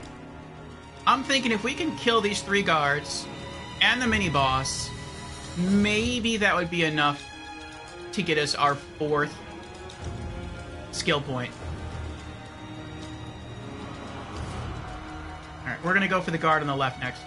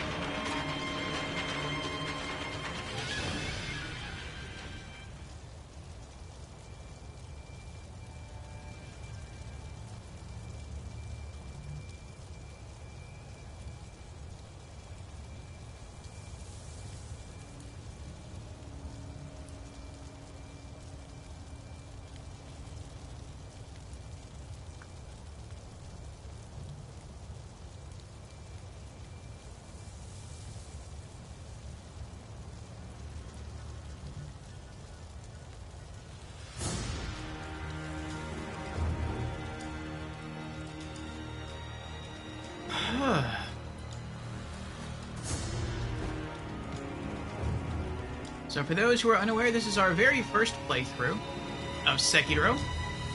Day 2. We've taken out some mini-bosses. We took out 1 main boss. We're trying to take out that guy as our next mini-boss.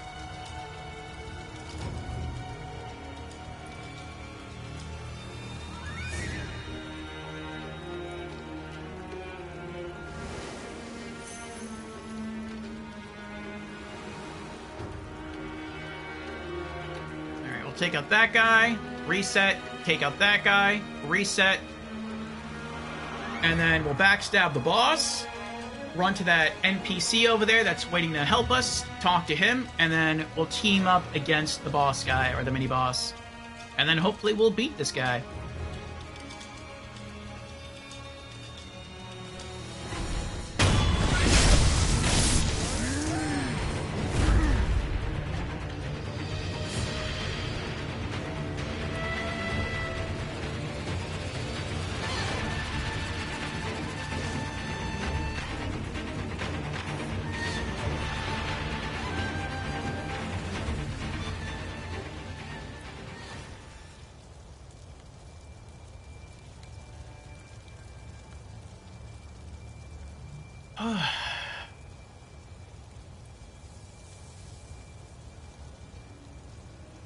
Alright, Fusion. Fusion says, I'll be chatting a little less. The stream for the finals of the Counter-Strike 2 Major started. But I'll still be. Alright, Fusion, thank you for hanging in there.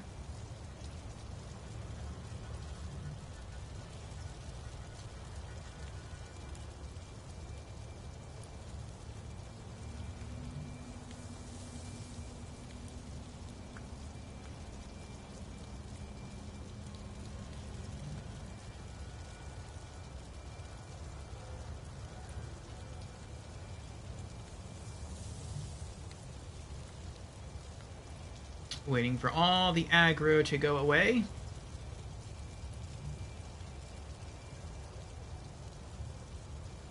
Sure takes a while.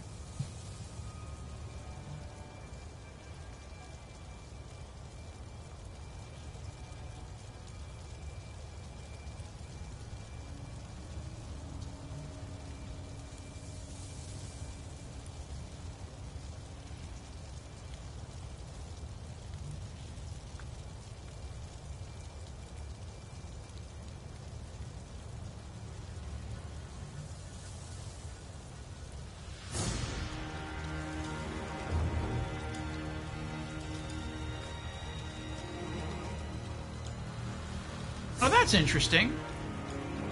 He took a guard position behind the boss now instead of in front of the boss where he was before.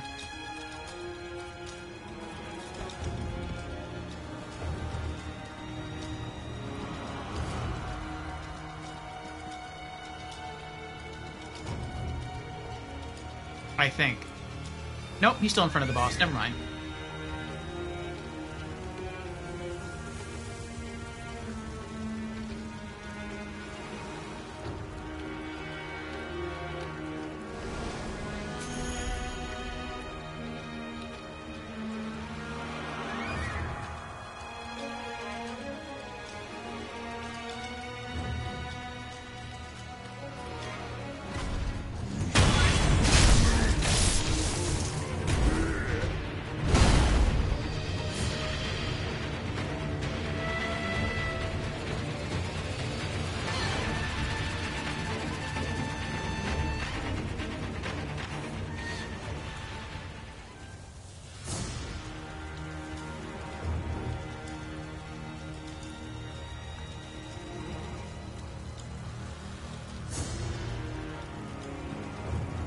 Alright, to prep for this, I'm gonna eat a pellet.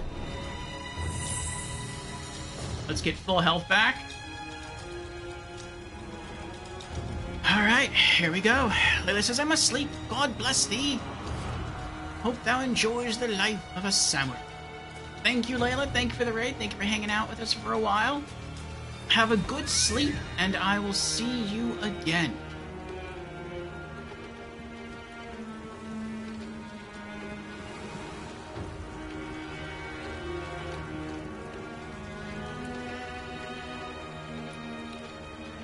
Alright. So now we're going to go backstab this guy. Then we'll go talk to that guy and hopefully be able to pull this off. Okay. I am very anxious about this. Let's hope for the best.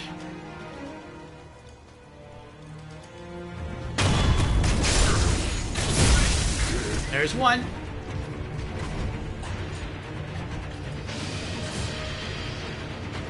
Done well to come this road, mate. Lord, let us. Get him! Hear me!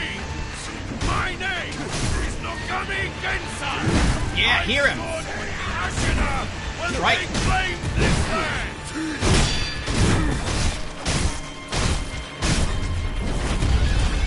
Oh! Looked like a grab attack there. Yeah! Get him! Oh! Oh!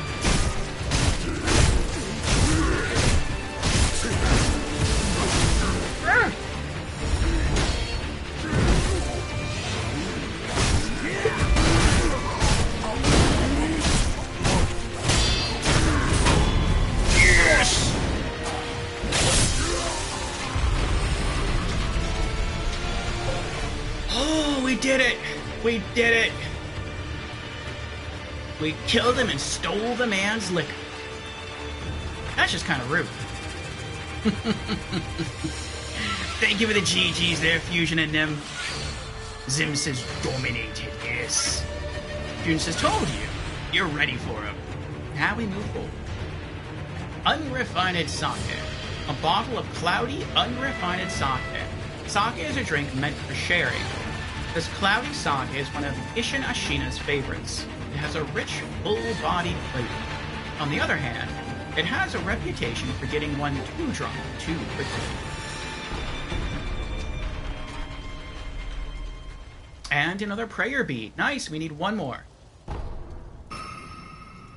And we got ourselves a skill point. Oh wow, I think he dropped money. Our helper guy there.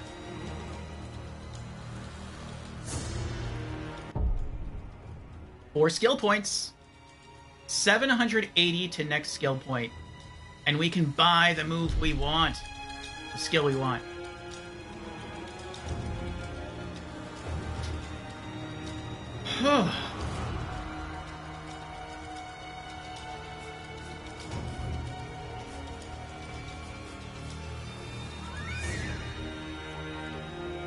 Stole, looted, Depends how you look at it. What does it do, though?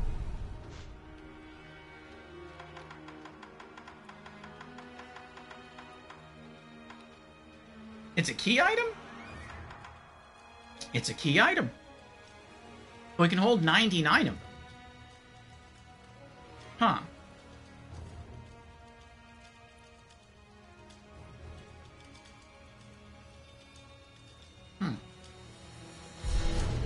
Well, maybe I'll find out when I get back to the dilapidated temple.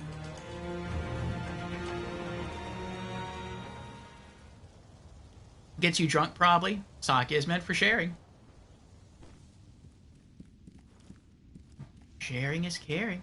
Gotta pass the bottle around.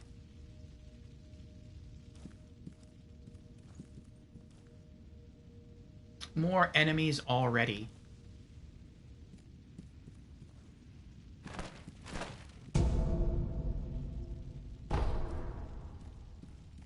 We still have all our healing flasks. I didn't notice that. Pretty awesome. Uh-oh. Heard somebody walking there. Are they both still there? Nope.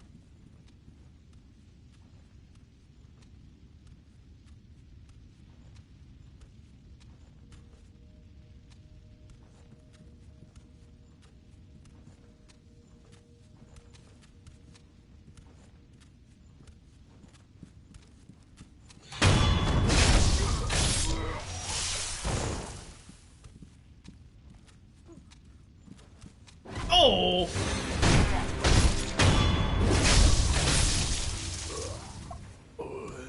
I took too long. I hesitated.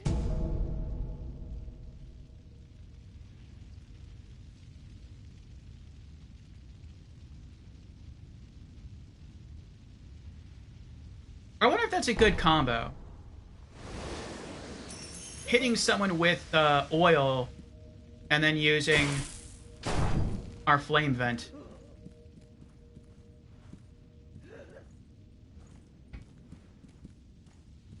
Could be.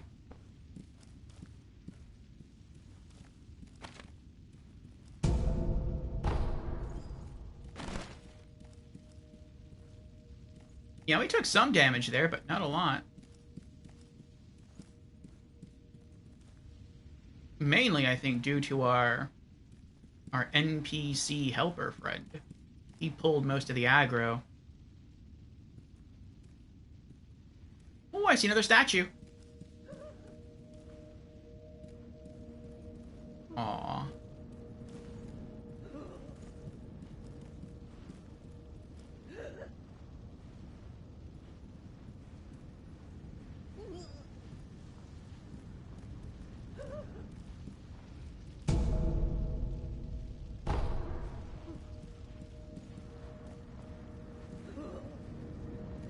Let me light this up first.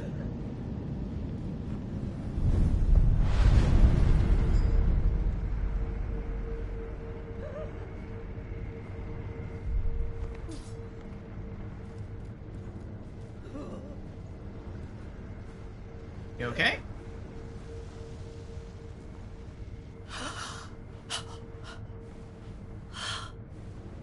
The son of Owl.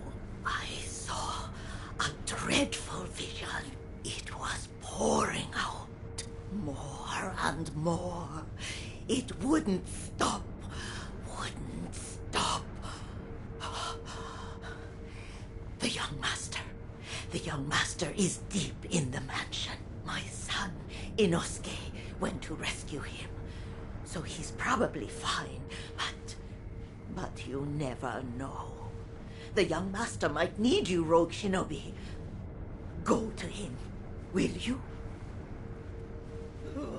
I wonder why they call me Rogue Shinobi. I have a master. Horrible. Dreadful. It won't stop pouring out. The young master is deep within the mansion. Rogue Shinobi, please, go save the young master. I'll try.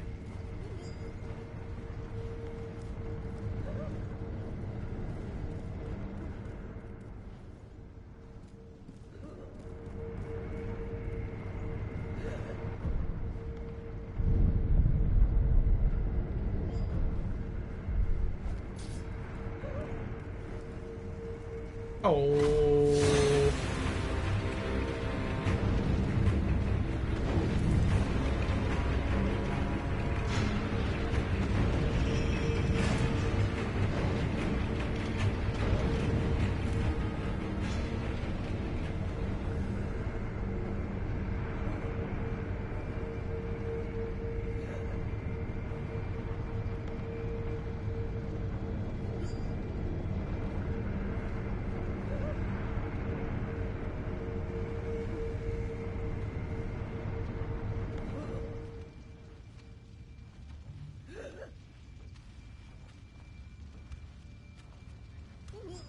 Surprise.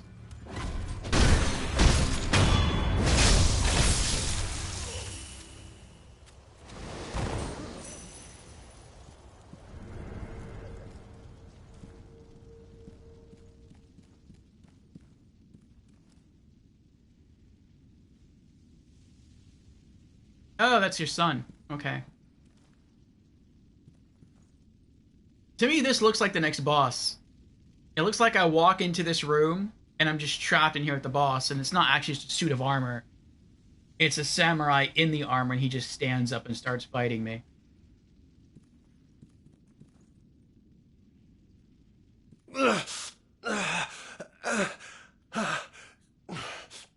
You...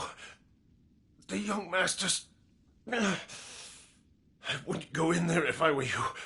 Dreadful illusion techniques. Without a snap seed, it cannot be overcome. Take this. It's not much, but it's what I have. Ooh, snap seed. Oh, snap. We got us a snap seed. Fumewort. It sounds stinky. Fumewort seeds that make a loud noise if you snap them. Useful for breaking the effect of illusion techniques. If an illusion occurs, it is because someone created it. To crush the phantoms and return to reality, one must defeat the creator of the illusion. Snap seeds can be of great help in that regard.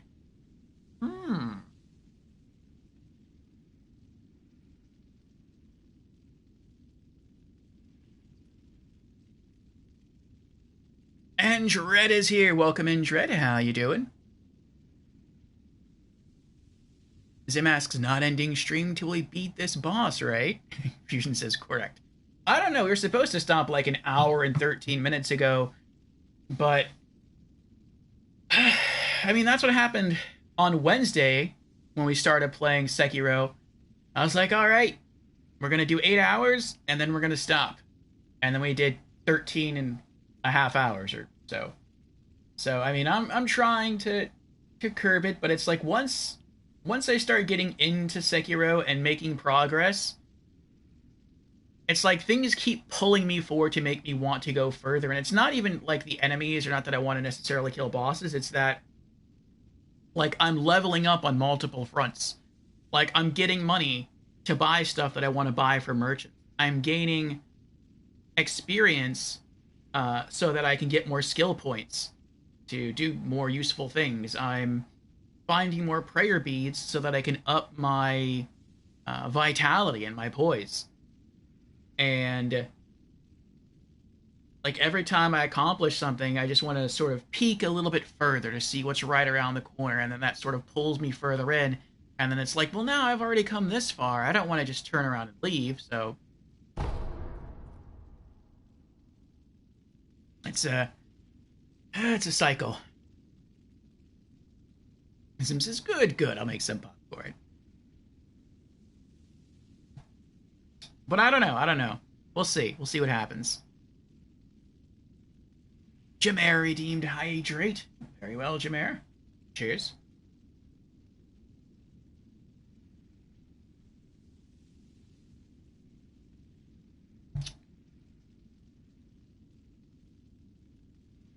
Zim says, surely one snap seed is all you need. Shrug. I'm not using it. I don't know anything about this boss, so I feel like I'll walk in, see something weird, snap the seed, and then die anyway, and then I'll have to try to go in on my second attempt without a seed, and yeah, I will have basically wasted it. So I'm going to try not to use it at all. Dread says, I'm good. How are you? I'm doing alright, Dread. We are having fun here in Sekiro. So far, I think we've dropped our first main boss of the game, in addition to 3 mini-bosses today. And yeah, it feels like we're making some pretty good progress. It looks like we're about to fight the second big boss of the game. So hopefully we'll win. We'll see what happens. We do have an ad, though, starting in about 20 seconds. Should last about 3 minutes. And then afterwards, we should have about another hour of uninterrupted streamed. Oops, it was snoozed. So I guess we're going in now. All right. Here we go. June says, I snoozed it. Move forward. All right. We don't really have much to lose. Only 106 experience points. I want to talk to him one more time. Listen. Without a snap seed, you cannot overcome that illusion technique. I tried my best to be his guardian, but look at me now. The Harada line is finished. I must save my mother at the very least. Okay. My guess is that he comes alive, I try to fight him, and then they use an illusion technique like Shadow Clone Jutsu. And I'm probably not sure which is the real enemy and which is the false one, but if you snap the seed, then you always know which enemy is the real enemy. But even if I always know like which enemy is the real enemy, that doesn't necessarily mean I'll win.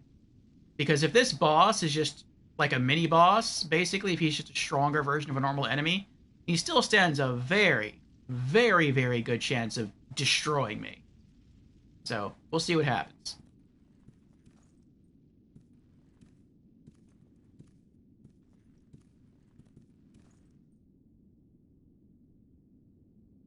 Shift Tatami aside.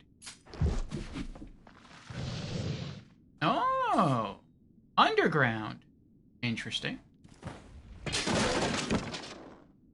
Oh. Wasn't the boss at all.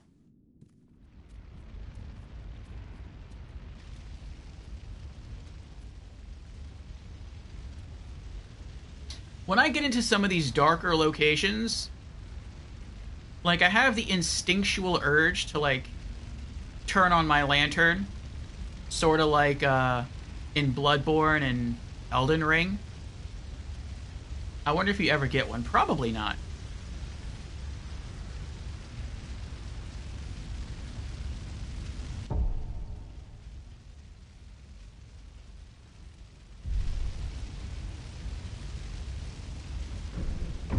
Hidden temple key used.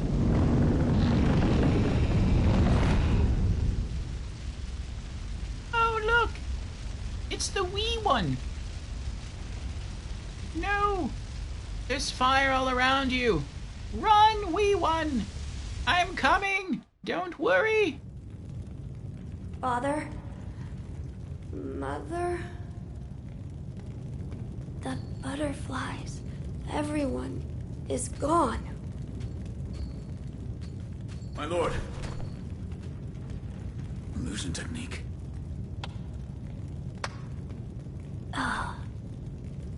See, now, why can't I do that for myself? Been a long time. Break myself out of the illusion. Just clap my hands. I don't need a seed. I need Butterfly. Leave us. Who are... Do what must be done. Yes.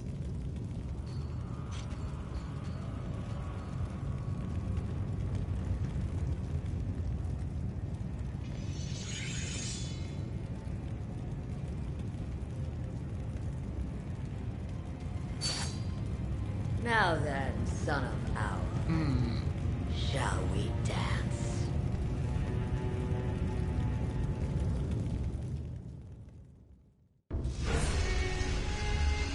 Vitality and posture. The lower one's vitality. The slower their posture recovered. That I know. The posture gauge's color gets redder as recovery rate slows.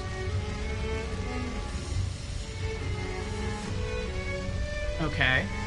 Vitality damaging techniques such as dodge counterattack are ideal against enemies with fast posture recovery. Once enemy vitality is low, posture damaging moves become effective. Circle to step dodge, R1 after dodge for a dodge counterattack. Okay, well I like dodge counterattacks. And she only has 1 health bar, that's good. Lady Butterfly. Why, indeed. You'll die if you doubt yourself, boy. Oh, she's quick.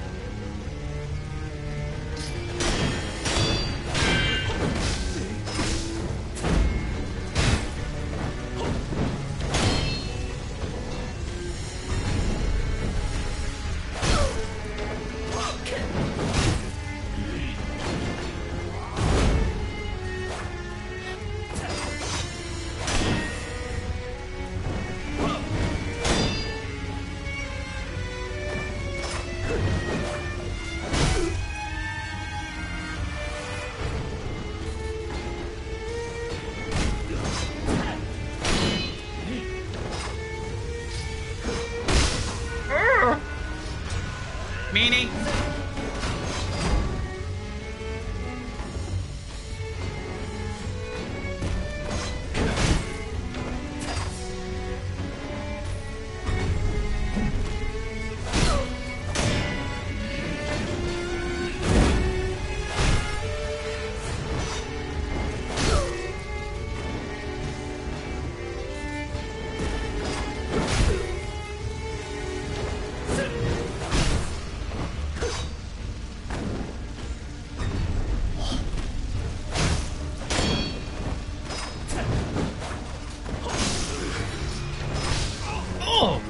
I wasn't expecting that follow-up.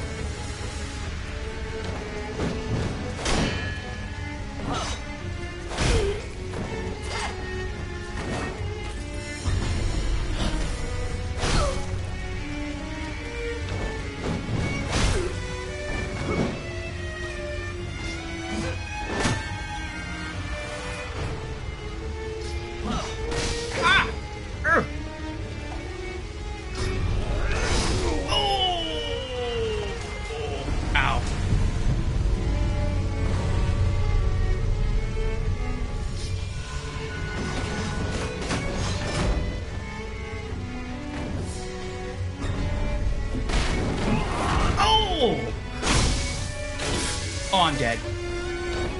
That was a good first try, though.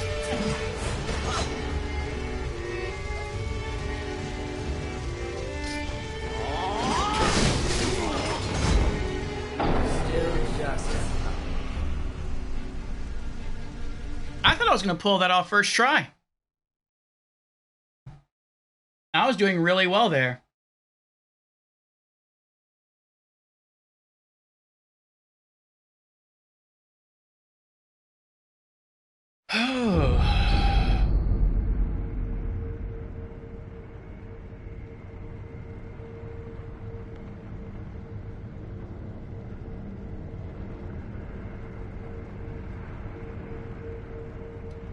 Yeah, the ad's starting about 1.5 minutes. Let's let that go, and then we'll try this again. Rot Essence War-Torn Mob. Somewhere, a pained cough rings out continuously. The coughing and wheezing sounds of one who is near death. The man who coughs has witnessed endless battles, making offerings to the dead in the battlefield outside Ashina Castle Gate. Owning this item reduces one's chances of receiving unseen aid.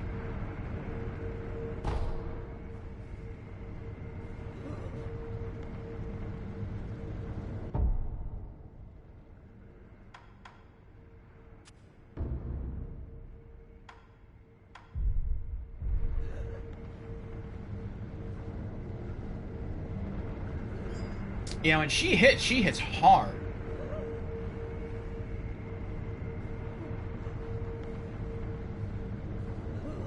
I was doing well, thanks, Nim.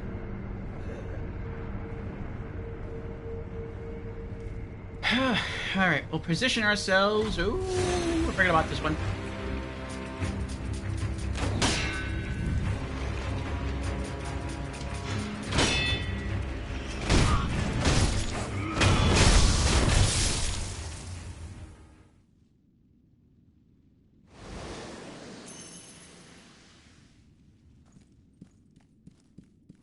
We'll position ourselves right outside the boss room.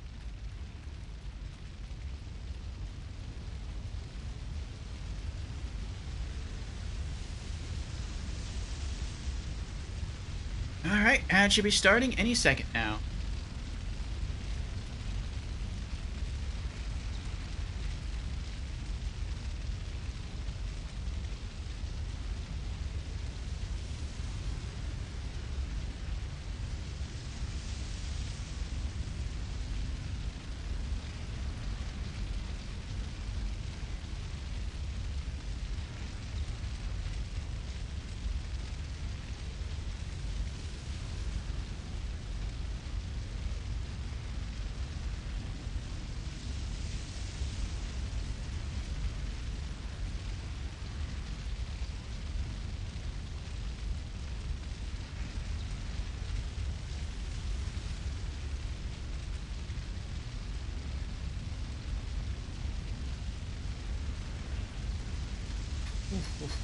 Oof.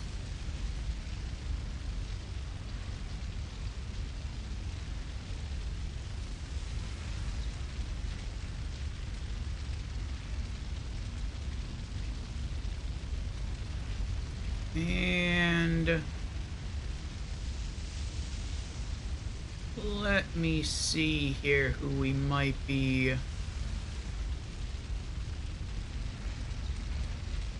raiding next. I feel like this boss is probably going to be the last thing that we do tonight. I don't know if we're going to beat her, but we're going to try.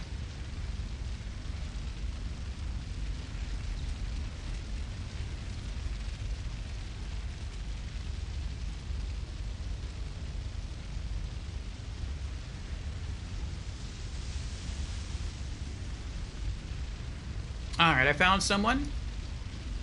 But again, I don't know how long it's going to take us to beat this boss, so we'll see. Well, that's what I'm thinking, so I'm not going to end it right now. We're going to keep going. We're going to try at least a few more times. But hopefully we'll beat her in the next, couple of attempts. So, we will see. We will see.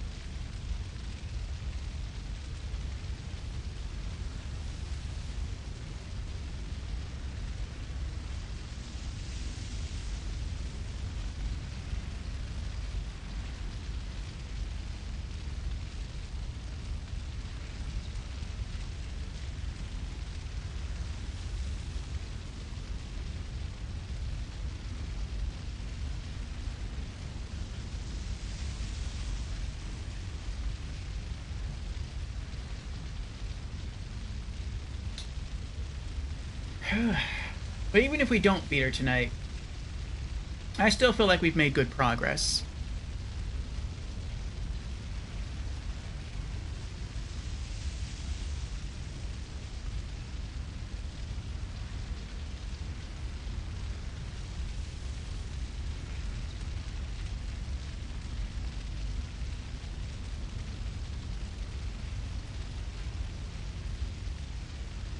Definitely beating her before you call it.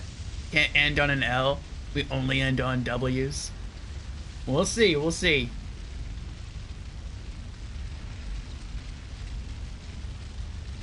Alright, ad should be ending in about 10 seconds. I can't just stand back here and equip a great bow and some great arrows and sniper. You could do that in Elden Ring. Alright, welcome back from the ads, everyone. We're gonna give this another try. Okay, alright.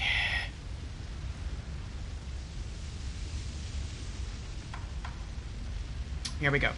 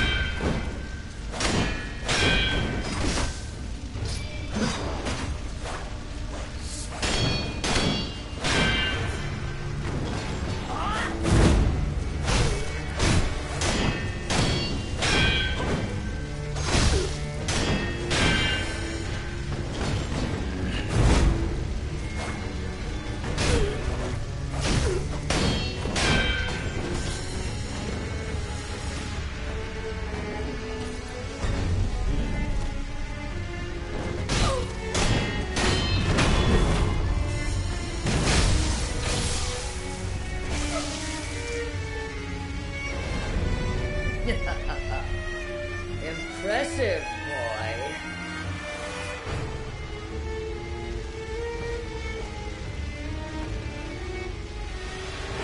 Oh. Lose yourself in my illusions. Oh, don't mind me. I'll be watching from up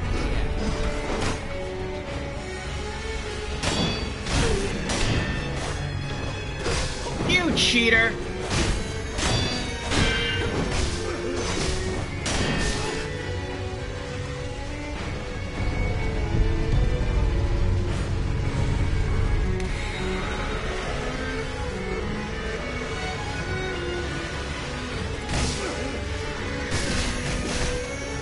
Oh my goodness, that's a lot of damage.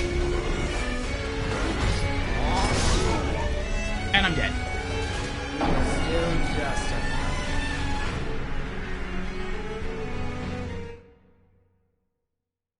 I don't like that. She cheated.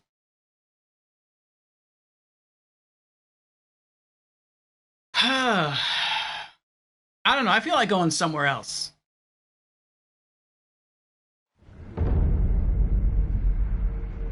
I don't like the fact that she cheated. She was only supposed to have one health bar. We beat the health bar. And then she, like, has a whole nother health bar on top of illusion. And yeah, I could have snapped the seed, and maybe that would have made all the phantoms go away. But then I still would have had to wear her down all over again. And, like, that just makes me not want to fight her.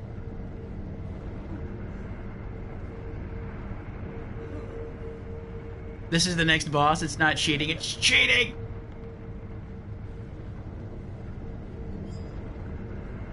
And if I use the seed... is the seed consumable? Can you only have one at a time? Or is it a key item? You can only hold one at a time. So even if I manage to survive until that point again, and then snap the seed, there's no guarantee that I can beat her again. That stinks.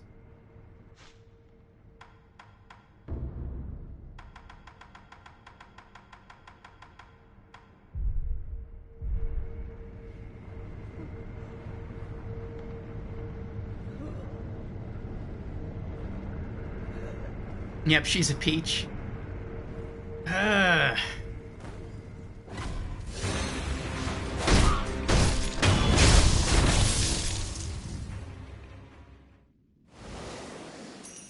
You don't want to give me another seed, do you? Listen. Without a snap seed, you cannot overcome that illusion technique. I tried my best to be his guardian, but the Harada line is... I wonder if you go down there and use the seed and die, if you can come back and talk to him and get another seed.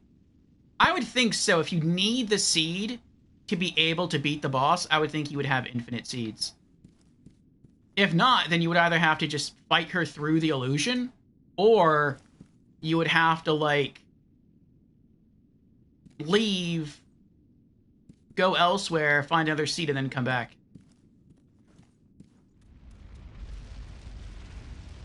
What I'm gonna hope is that if we survive to that point again, that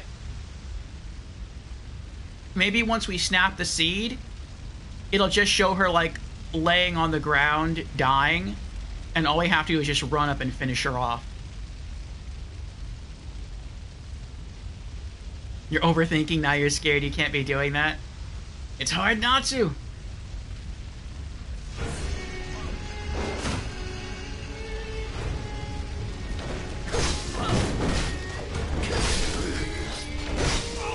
I'm already almost dead.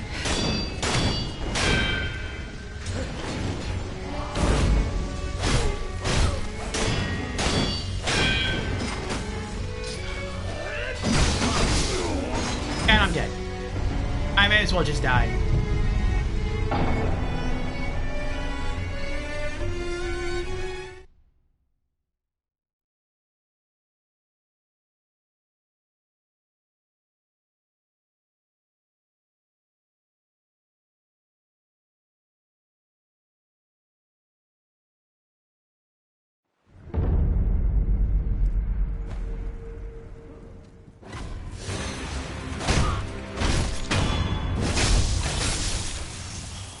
Listen.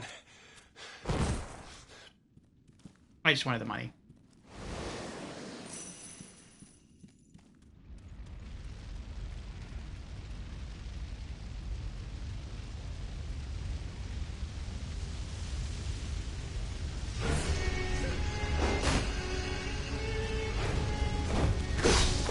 I did it again! I attacked too soon.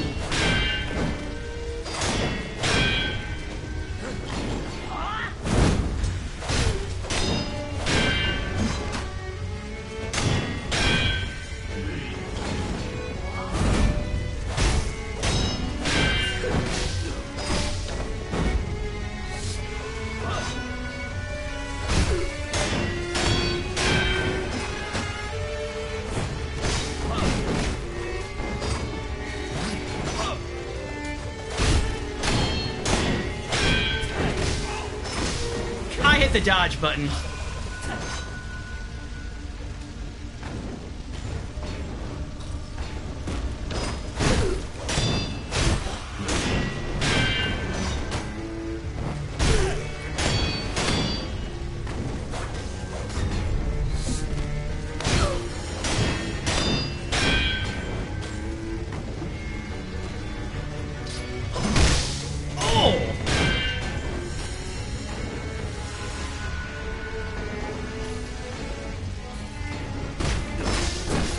Again, I hit the dodge button. Nothing happened. I'll resurrect this time.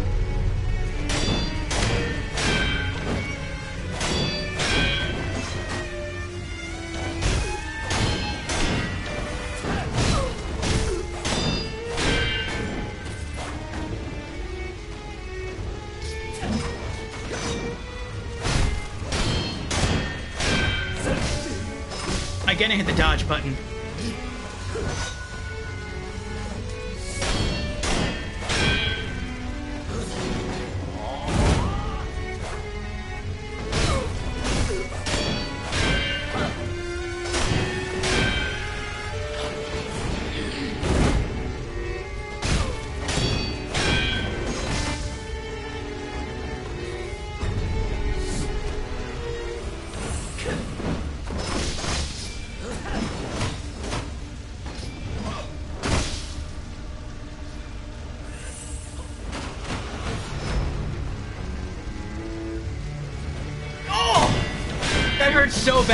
So bad when you get that close and you miss, because you just, like, don't have range.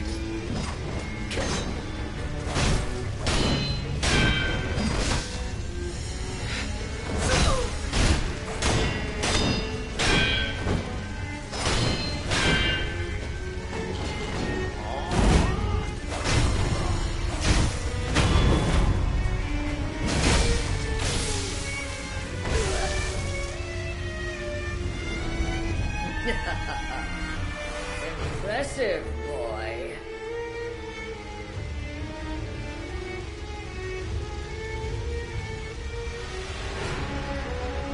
In that case, lose yourself in my illusions. Oh, don't mind me. What happened? Watching from It dismissed one phantom? That's all the Snap Seed does? It gets rid of one of them? Wow, that's a worthless item. Unless I just use it incorrectly, that is a completely worthless item. son of ours.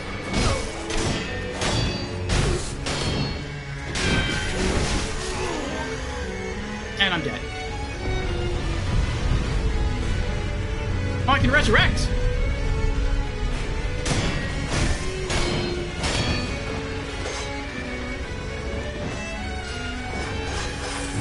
Oh my goodness!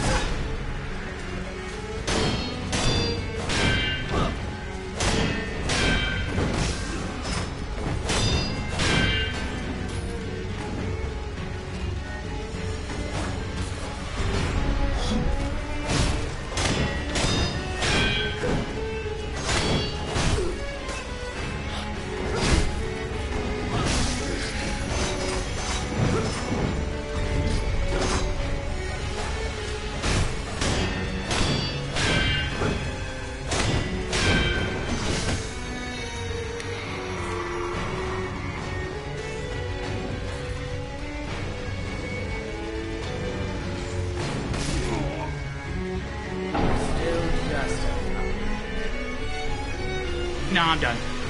I'm done. I'm done with her for now.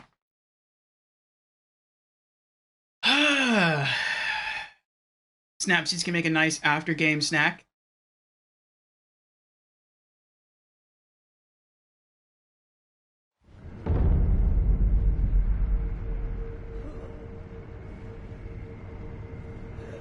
I'll go up and I'll talk to the guy one more time to see if he gives me another seed.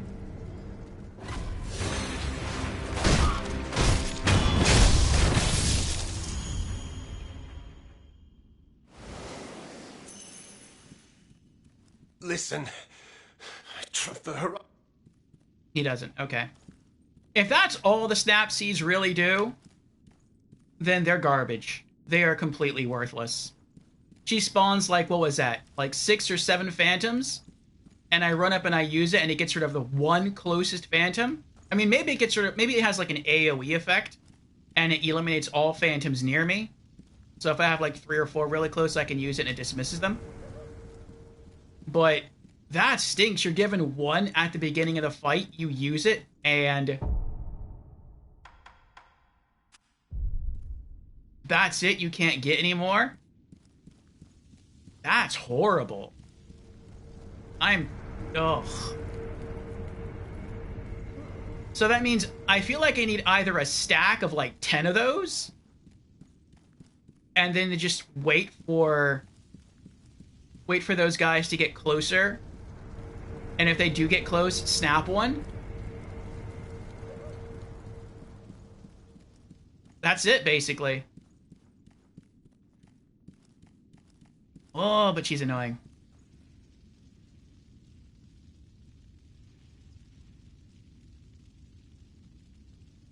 Zim says, yeah, the singular snap seed is some sort of strange joke or something. You don't even need the seed, just whack them once and they die. Yeah, but it's hard keeping track of everything. Because then you have to fight her. You have to fight the, I don't know what it is, the holy balls that she throws out that have tracking. And you have to fight the phantoms at the same time. Ugh. You have to keep an eye on all of that. And just fighting her alone is hard enough. But to dodge her attacks, and to dodge her golden balls, and to try to look around and dodge all the other phantoms that are going to be running at you? Oh, boy.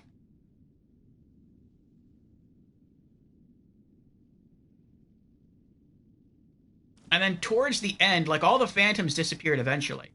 But then she just spawned them all over again. That is so irksome.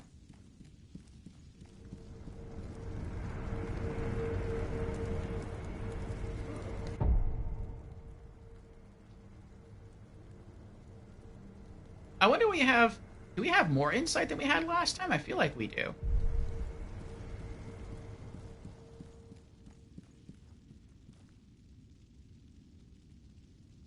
It can take several tries to find a strap, but you will. I feel like I just want to ignore everything else and just go for her. And just hope that over time, the illusions disappear. Because they did last time.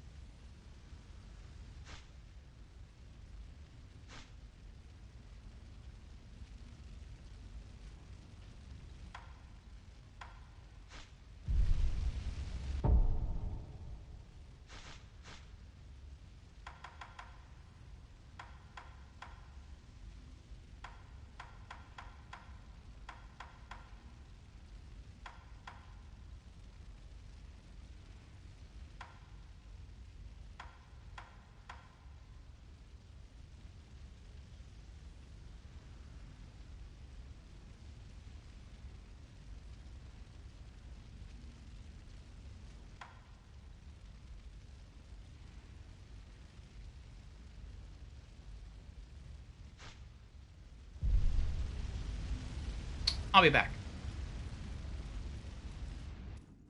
I think I have 3,000 coin. I'm gonna go buy that other prosthetic item. It'll distract me to go do something else briefly.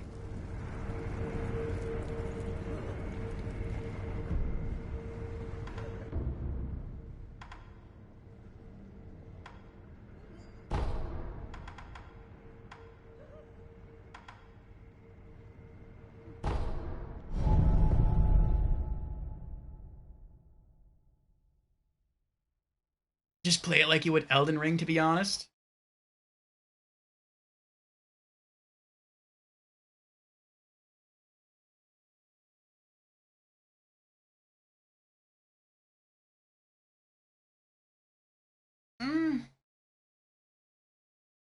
I feel Elden Ring is kind of... It's cheaper than Sekiro. Like, I can just dodge roll through almost all the attacks. No matter who's trying to hit me. And I feel like you can't really do that in Sekiro.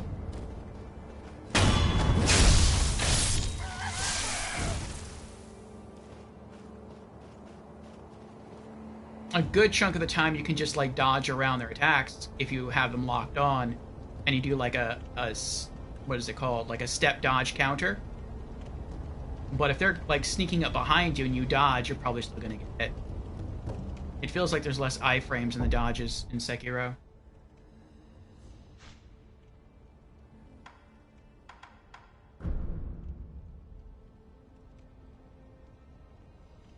Oh no, that's not gonna work. I think each heavy coin purse is worth 500, and then 10 light coin purses is probably worth another 1,000, so that's 2,000. I need 3,000 coin. Okay, never mind.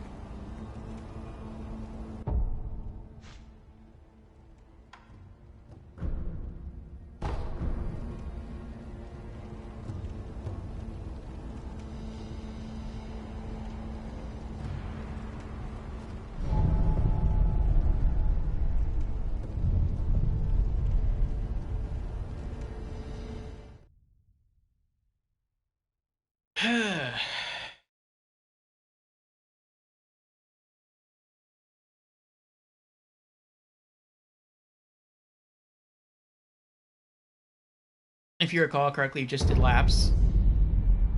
Oh, until the phantoms despawned. Maybe they'll give me some advice. I'm glad you've come, Master Wolf. There was a dragon rot epidemic in Ash back then. I see. It is my hope.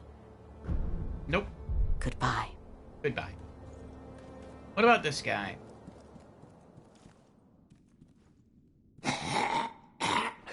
What is it? Sculptor. I don't need... Nope.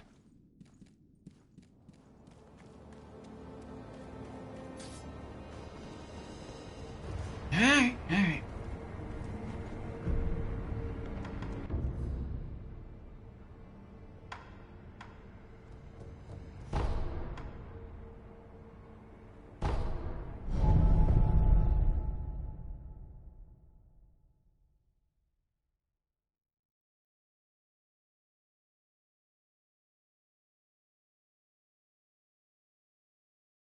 Her first phase feels doable.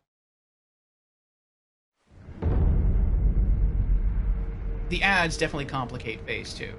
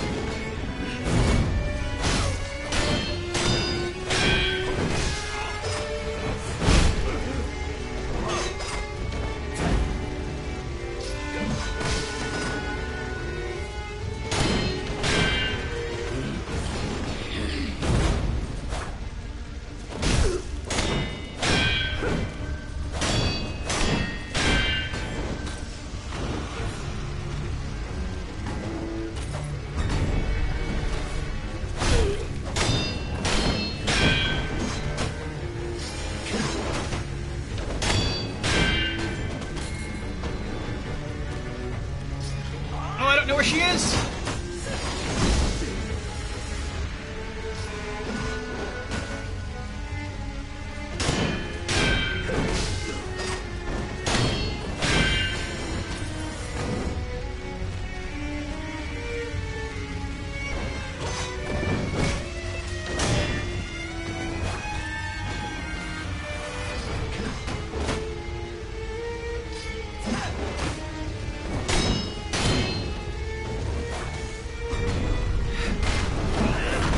I dodged.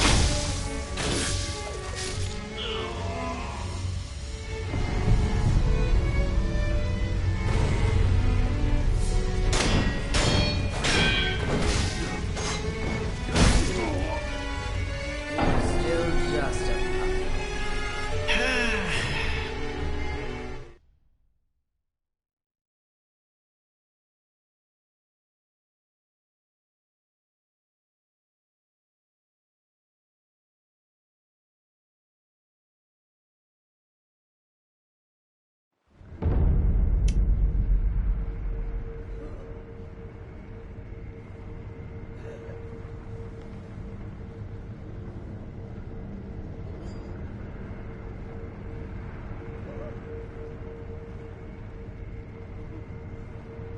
June says you got it.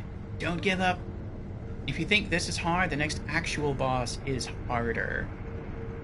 Well, I feel like that's just how it is. Like, every boss is going to be harder than the last.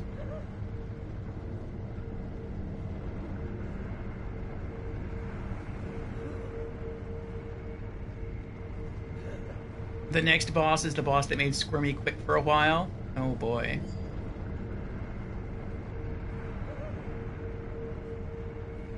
Yeah, we've been going now for about 10 hours.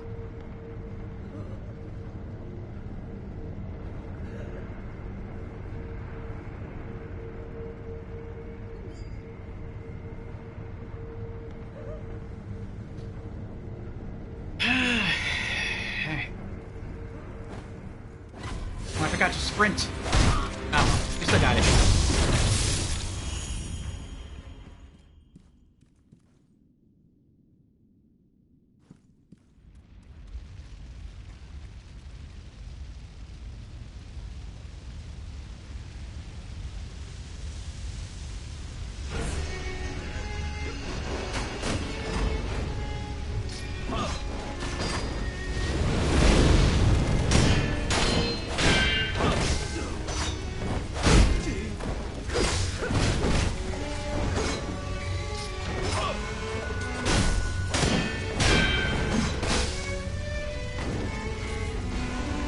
I should have saved that.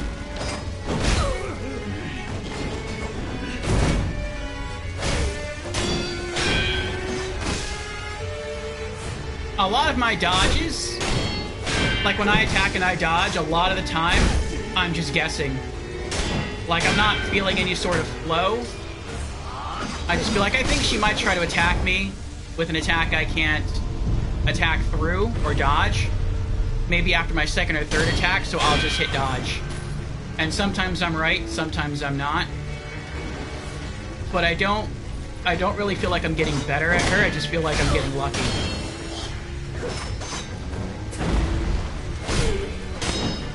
Like, sometimes I can tell, but... And I'm dead. Still just a... But I can't tell, like, when she's blocking my moves, I can't tell when her next move is going to be a block or an attack.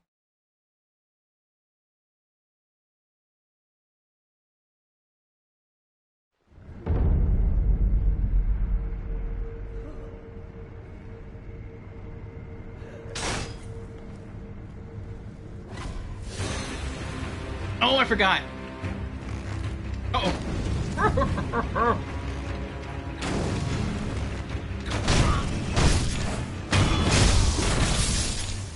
Oh, I keep forgetting he's there.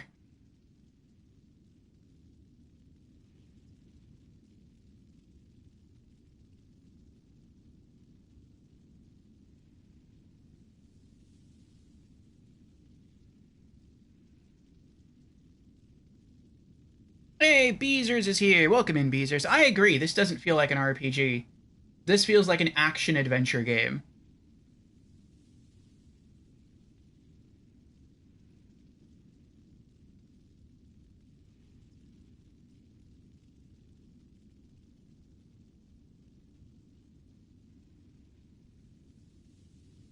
Zim says, the next boss is kind of a defining fight into the game. I'd say there's only 4 or 5 that match its spot in the difficulty curve. Of course, he's easy on your second playthrough, but for when you meet him, he's absolutely a, are you sure this is the game for you, boss?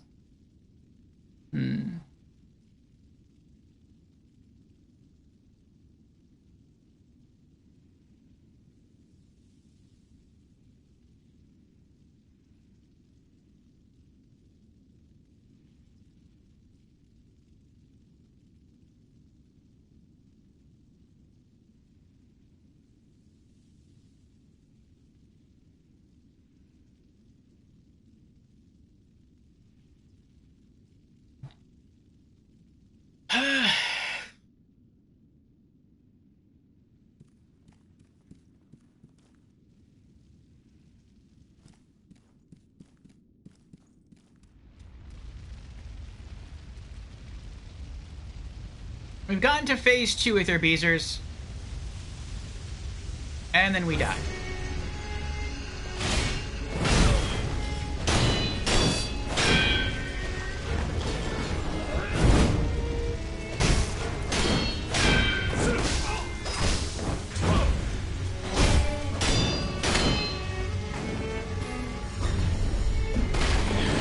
I dodged again and she still hit me. I hit the dodge button as she was dropping and she got me anyway.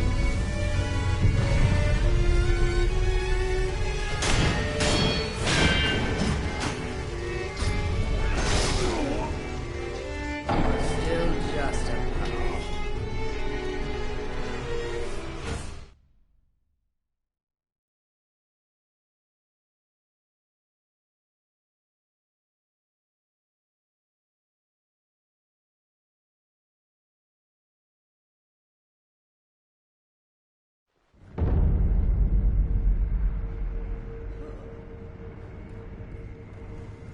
I've heard that a lot too, Beezers. I get to the first boss and people are like, no, that's not the first boss, this is the first boss.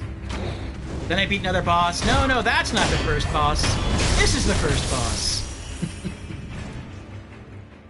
We'll see how many first bosses there are in Sekiro.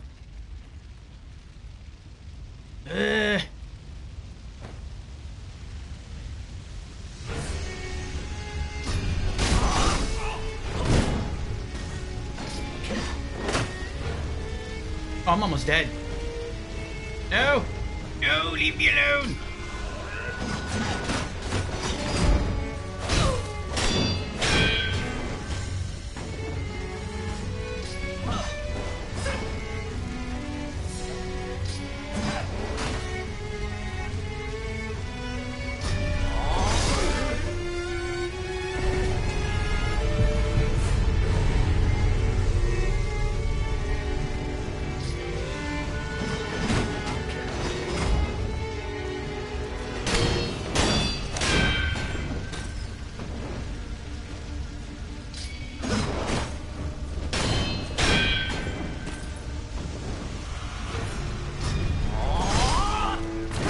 I lived!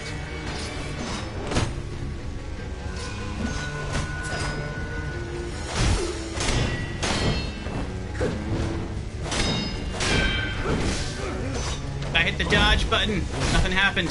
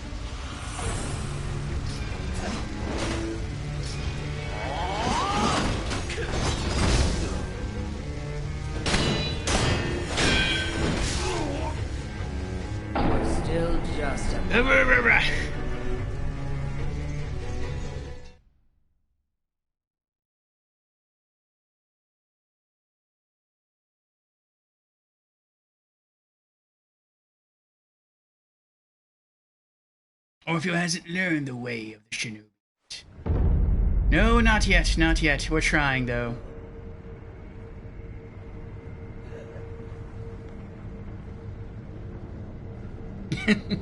Jameer says, as someone who's never played Sekiro, I can say that all of the bosses are first boss.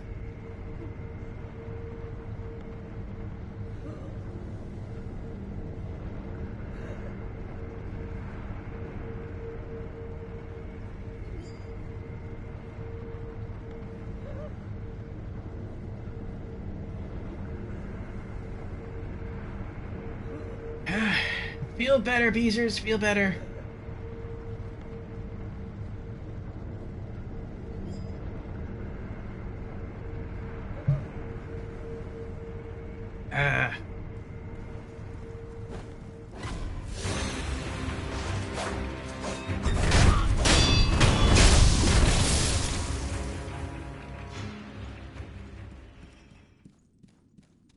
I think chronologically this is probably the first boss, because this is a memory of the night that he doesn't remember. So technically he's already beaten her in present time.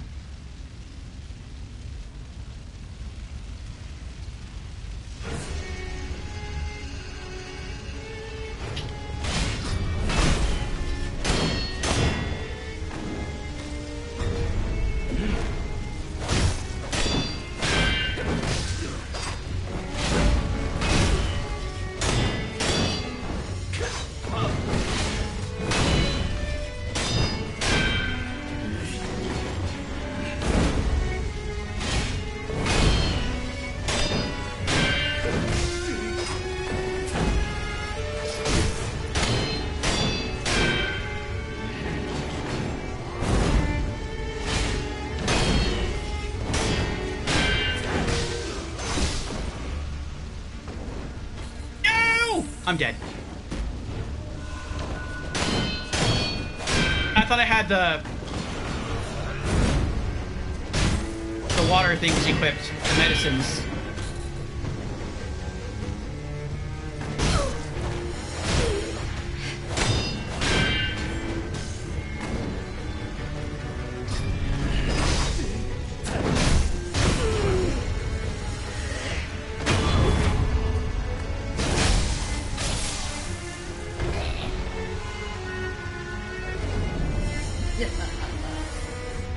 Impressive, boy. In that case, lose yourself in my illusions. Oh, don't mind me. I'll be watching from up here.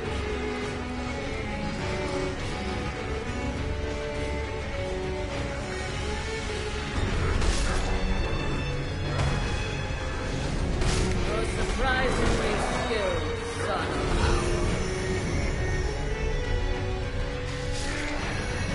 Ow!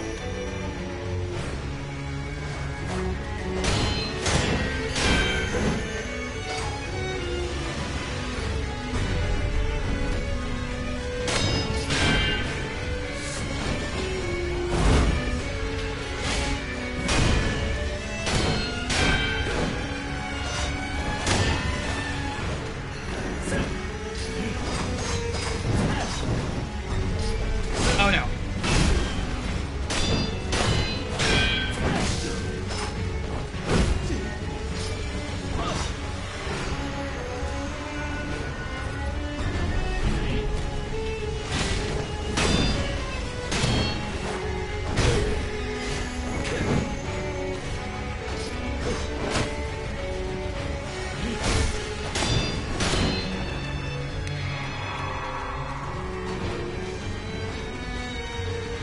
Oh, they're behind me.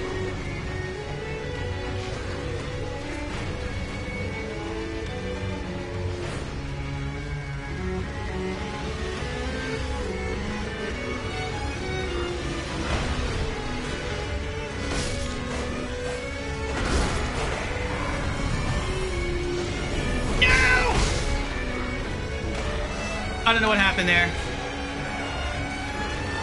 I tried killing the one that was approaching me on the right, and I guess maybe I hit the right analog stick, and it changed targets.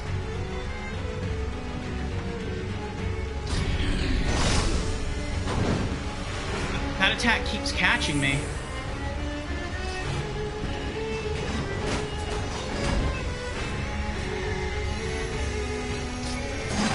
Oh my gosh!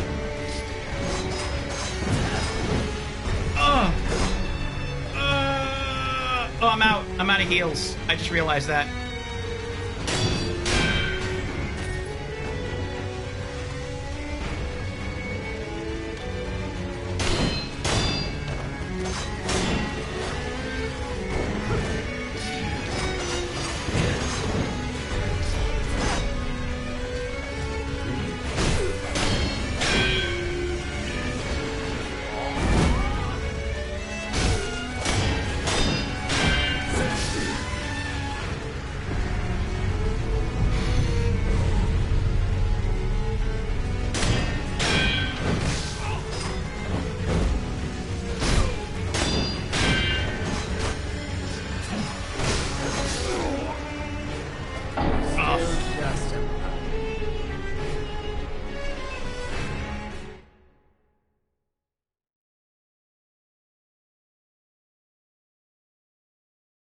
We got closer that time, I think.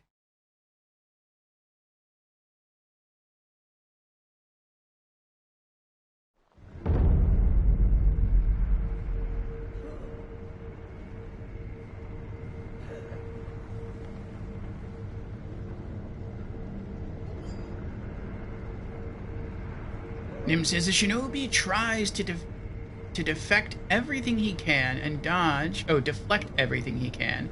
And dodge only when there is no alternative. I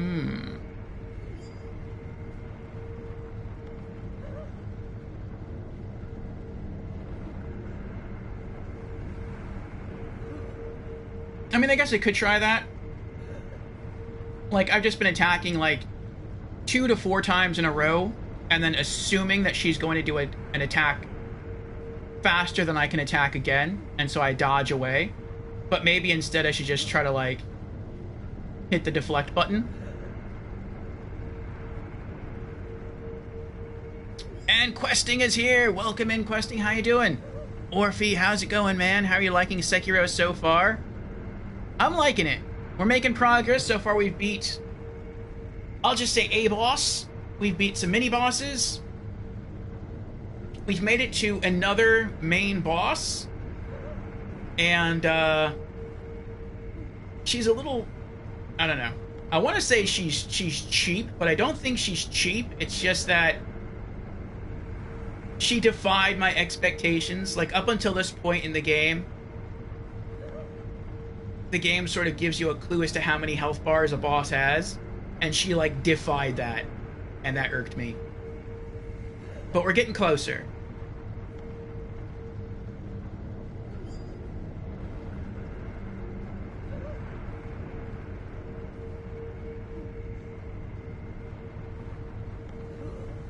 The fact you survive longer in Phase 2 is improvement? Yes.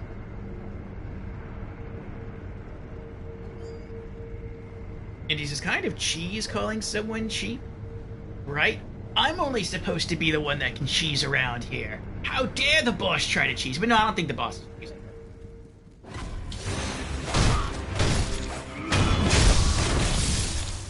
She has certain techniques that make her harder, but I don't know. We'll see. I'll try doing between 2 to 4 attacks, and then I'll try to see if I can deflect. That'll help wear down her gauge faster.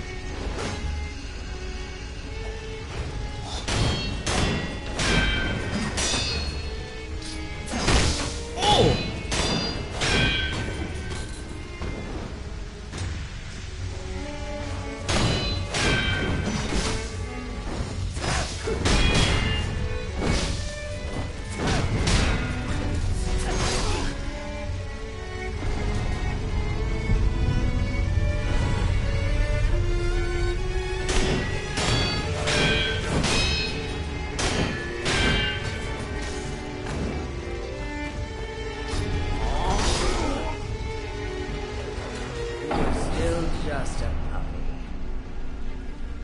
That's the boss we're working on right now, Quest.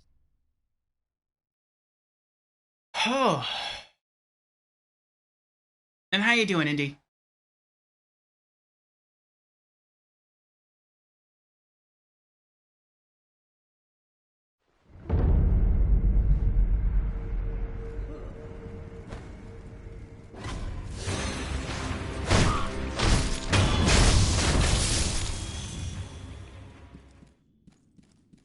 Oof. You watched my last round? She seems demoralizing. Yes. And he says, winding down for bed, playing some BioShock. Nice, nice. How far in are you? I'm assuming the... Oh, I dodged right into that. I'm assuming the first BioShock?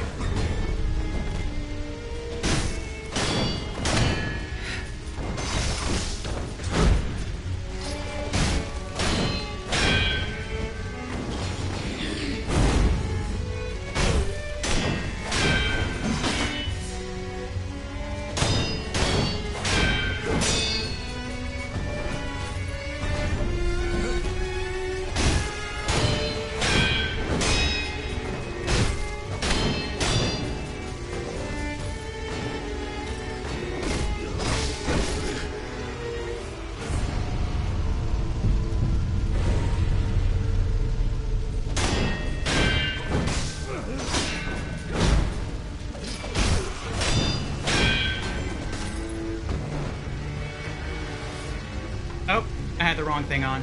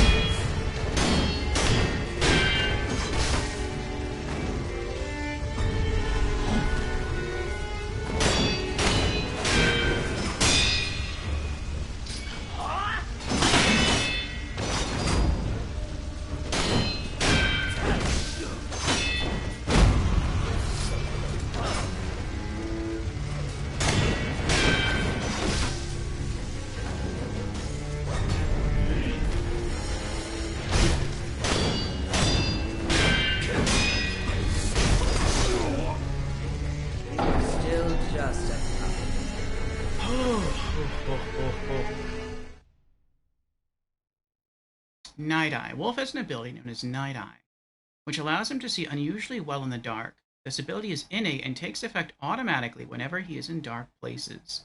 Ah, so that's why we don't need a lantern.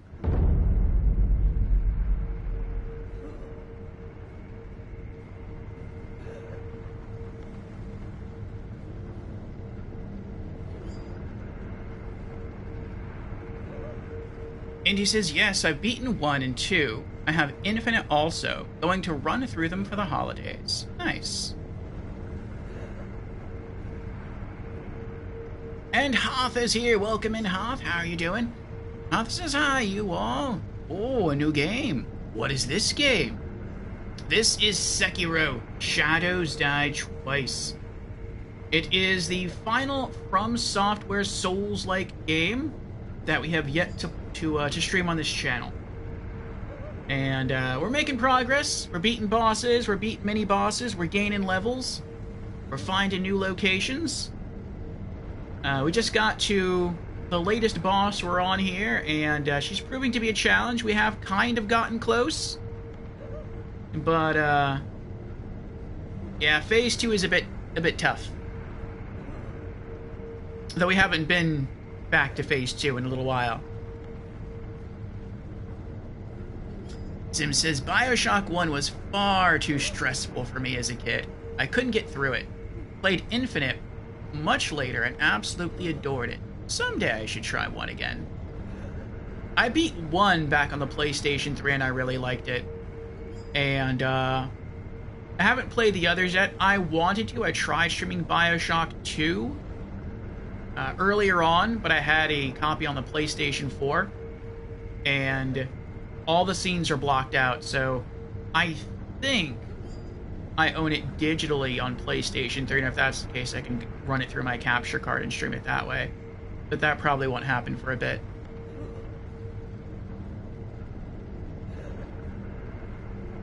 Bio 1 is Masterclass.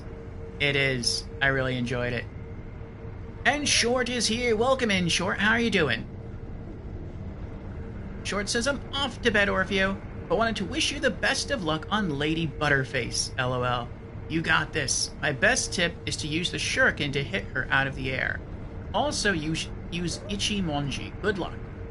And which bosses did you beat before I sleep? Yeah, we beat Oniwa. And a bull with, like, fire hay strapped to its horns. And I think that's it for bosses. We also beat some mini-bosses. Yeah, and the drunkard guy. The drunkard guy seemed like a boss as well, because he also had a fog wall behind him. But I guess not every powerful enemy that's sealed off by a fog wall is considered a boss. A lot of them are just mini-bosses.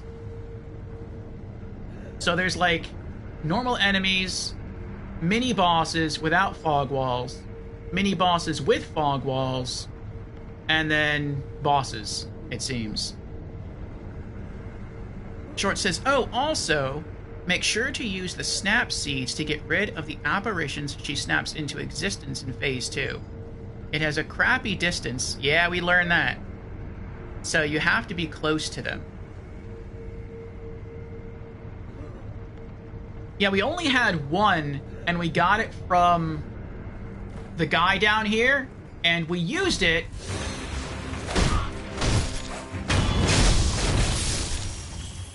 And he won't give us another one. I guess he only had 1. And so that's it. We're out of snap seeds. I don't know how to acquire any more. No spoilers. And so now we're just toughing it out.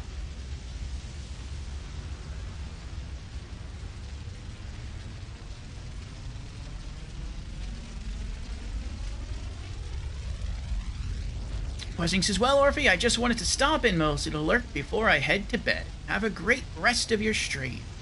Thank you, Questing. Sleep well. Maybe I'll see you tomorrow. We are streaming tomorrow. Normally we don't on Sundays, but tomorrow we're going to make an exception. And we're going to streaming at 7 p.m. U.S. Eastern. Hopefully our bitrate holds out this time when streaming directly from PC. and we're going to be watching the video game awards together. So we're going to rewatch the pre-show, and we're going to rewatch all of the main show.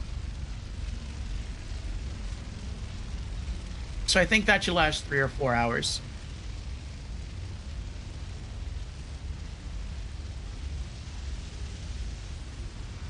Jameer says, we use the seed on one Phantom because bad AoE is bad. Yeah. Yeah, I thought snapping this seed, I was really hoping that snapping this seed would, like, make all the Phantoms disappear, and her, like, still being able to fight was an illusion, because she has, like, only one red dot, meaning she should only have one health bar.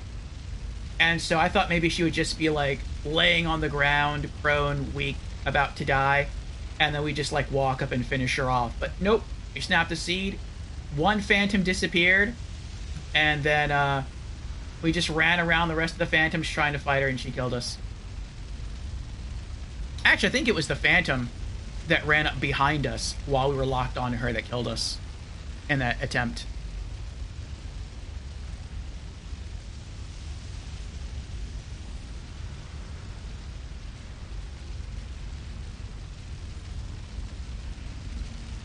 Short says, I won't spoil. The only thing I will say is that I think it'd be okay to continue in the main area before fighting her. But you got this. Good night, my dude. Thanks, Short. Yeah, I might be trying a different boss soon. Like, we tried Drunkard yesterday. Drunkard and the Samurai in the present time were probably where we left off on Wednesday. I couldn't beat either of them. And then today, we sort of went back through the early areas of the game, trying to get a better feel for combat. Does he have a black eye? Oh, it's just blood. Trying to get a better feel for the combat against some normal enemies. And then we went back against the tanky samurai guy. We probably fought him for maybe like another hour today. And we eventually beat him. And then we went through some of the other bosses. Then we came back here to the memory. We killed the Drunkard. So, the more we play, the stronger we get, and the more our skills develop. So I think I'm pretty sure we'll eventually come back and be able to beat this boss. But we might have to come back later. We are getting really close, but to some extent I feel my patience running out with her, and that could just be because we've been going for over 10 hours. But, yeah, I did get irked that she has more than one health bar. I'm like, I can't believe this is a boss in Sekiro that I'm gonna first try. And then it was like, no, phase 2. I was like, oh, you lied.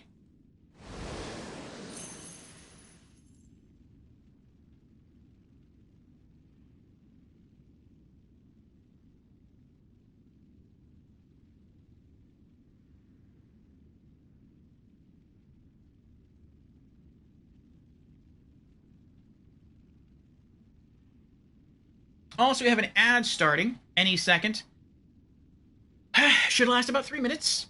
And we should have about an hour of uninterrupted stream time, but I think we might just call it sooner rather than later. We'll think about what to do during the ad break.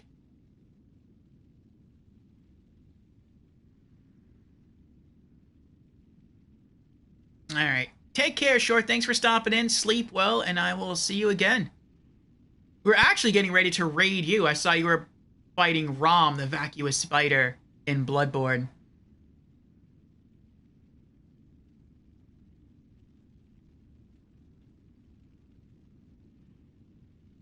So yeah, she was our raid target.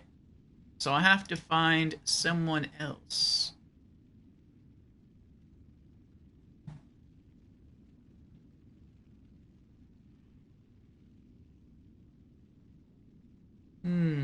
If there is anyone else soulsing right now.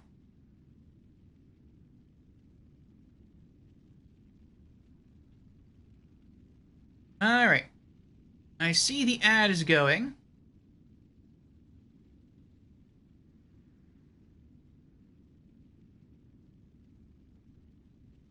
That may have been Sarah Bear. You haven't played because you're on PC. I don't think it was Sarah Bear. I wonder who it was then. Well, now I'm curious. Who was it? History.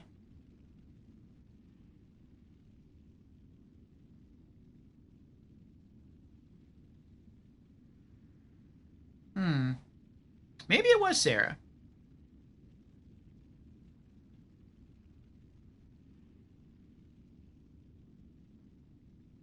Oh, no, I think it was Sarah Bear. But alright, take care, Short. Oh, boy. Okay, so what are we going to do? I think when the ad ends, we're going to try Lady Butterfly one more time. And then if that doesn't work, then we might just go back to... I don't have any more at all.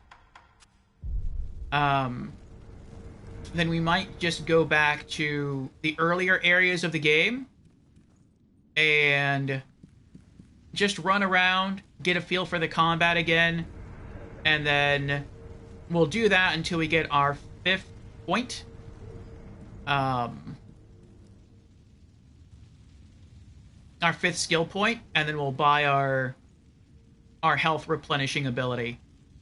And then we might come back at this Wednesday of next week.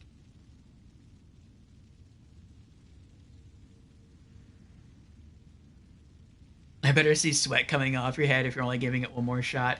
I'm going to try to be more dodgy and less involved with the parry. I think we were better when we did that, and I think that's because some of her moves are unblockable, but she does them so quickly, I feel like I don't have time to react. But if I just try to dodge everything, then even if she does an unblockable move, after I end my string of attacks, it's more likely to miss me than me just trying to, like, guard or parry through.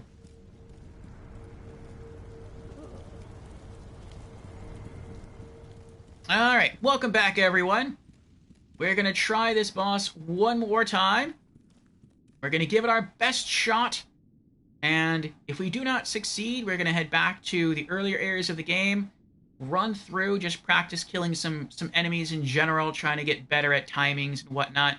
And we'll probably do that until we fill up the blue experience bar one more time, get our 5th skill point, and from there, we'll get our health replenishing move that I really want. The one that gives us, I think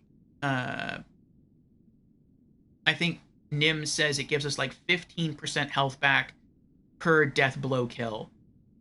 And that would definitely be of help in this boss fight and really the rest of the game. So we'll see what happens. Zim says, I think you have a decent amount of, let's say, practice combat before the next boss, if you feel like exploring more.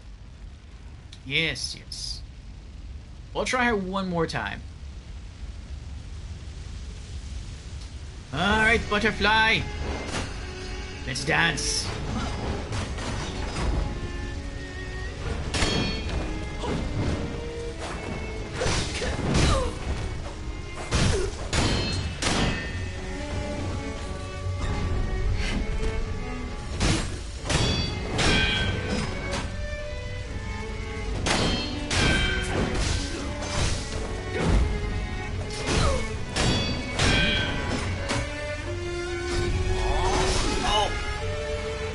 Have to dash into that attack. I dash away and she catches me anyway.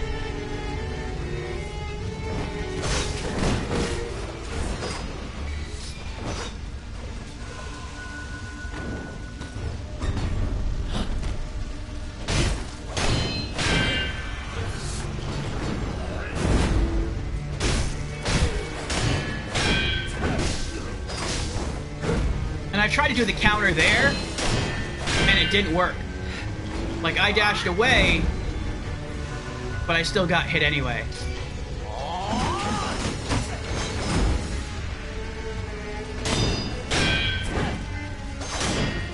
That time, I evaded it.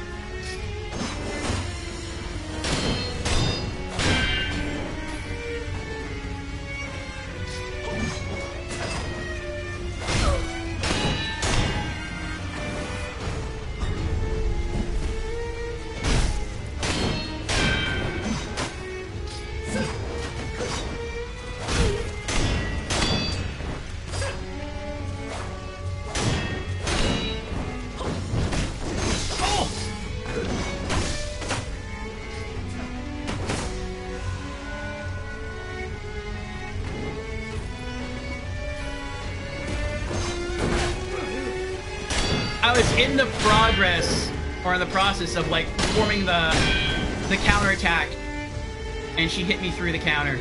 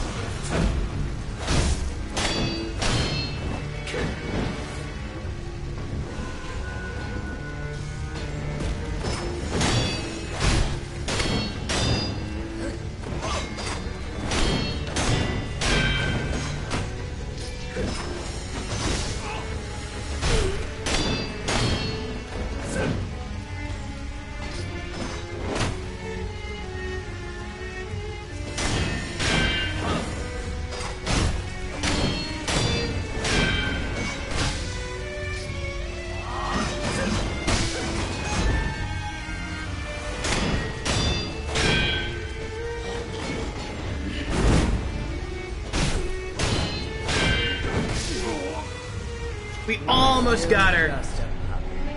If we would have hit her, I think, one more time, we would have pushed her back into phase 2. Whew. Pain. Yes, yes. We'll get her eventually. Rot Essence Newcomer. Somewhere, a pained cough rings out continuously.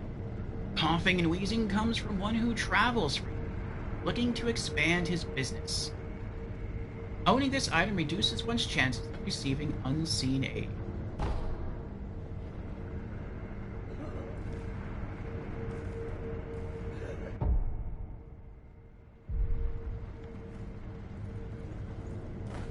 Alright, I'm gonna kill this guy one more time.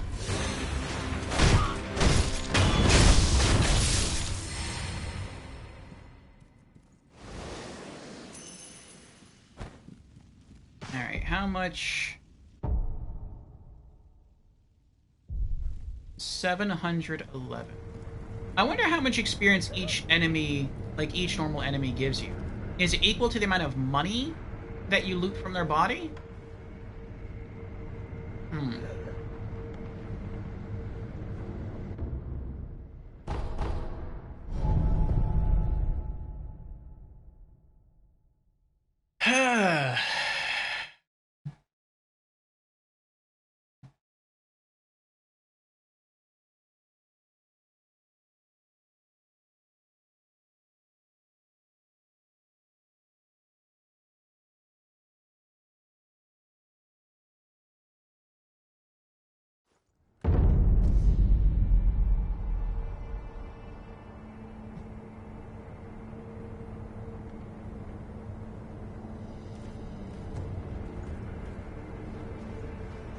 Okay.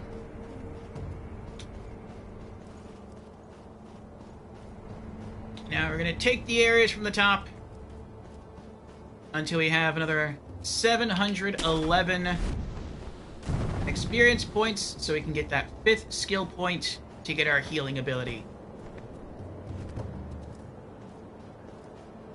Just have a fun run through.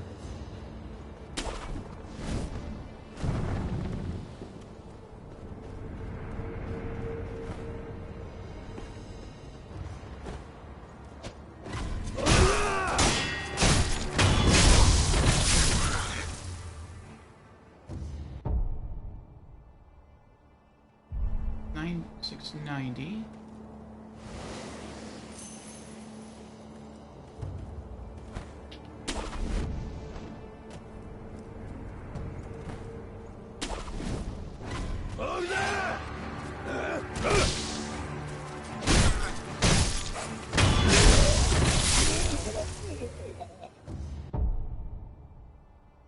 $669.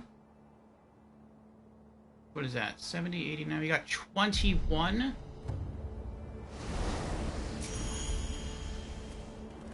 That's not too bad. 21 XP, so that's not as many kills as I thought we would need.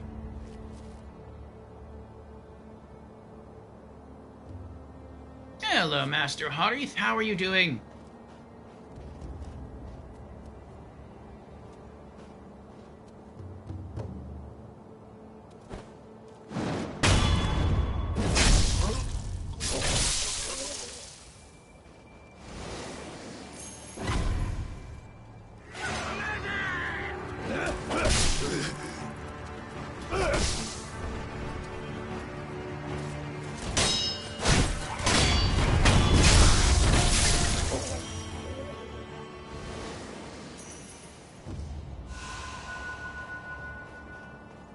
Oof.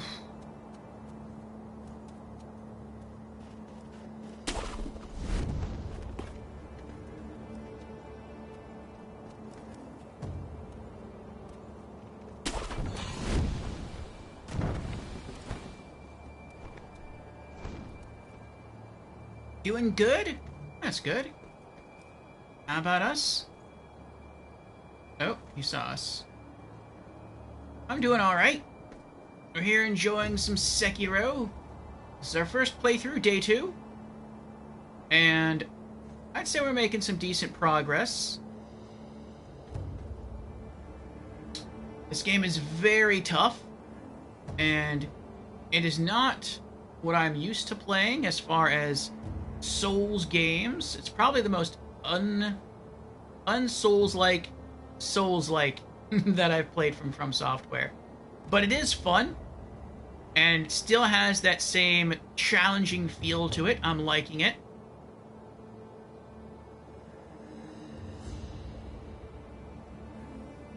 And we've been going now for almost 11 hours.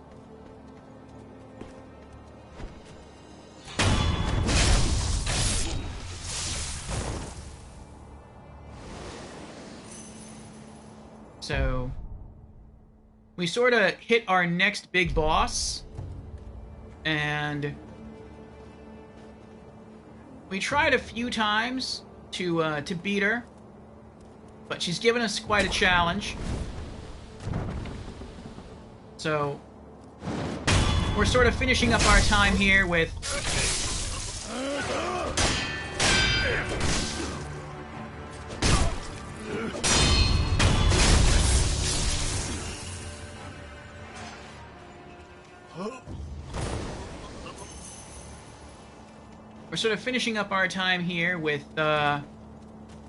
just some exploration. And we're trying to gain another skill point so we can learn a very valuable skill.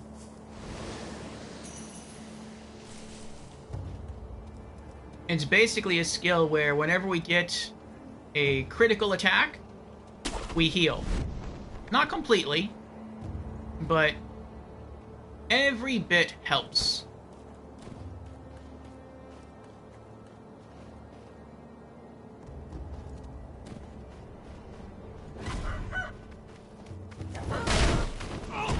Oh. Ow!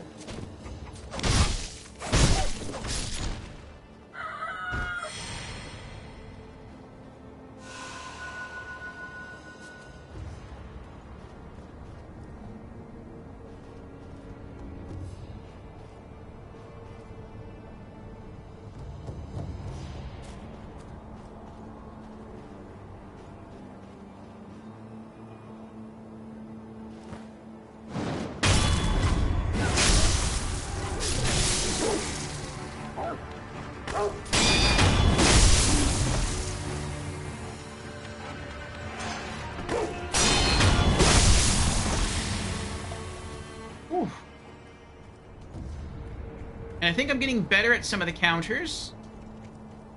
I'm getting better at some of the blocks.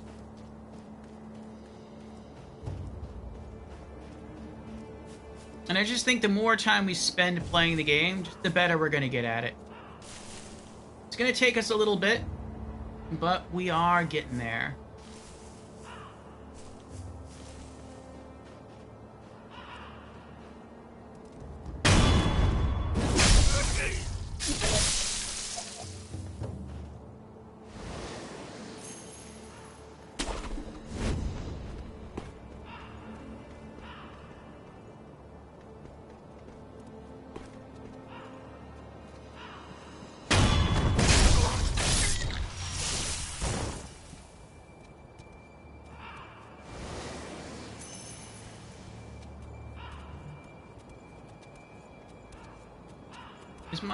My face is getting whiter. I wonder if that's a result of the dragon curse, like the dragon rot infecting other people, or maybe it's just like I have sand on my face or snow on my face.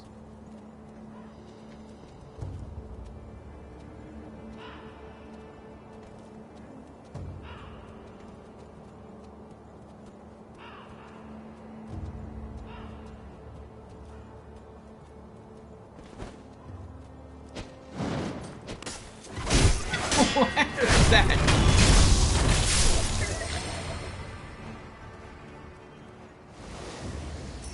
It looked like it glitched at the last moment, like it could decide if it wanted to allow the stealth kill.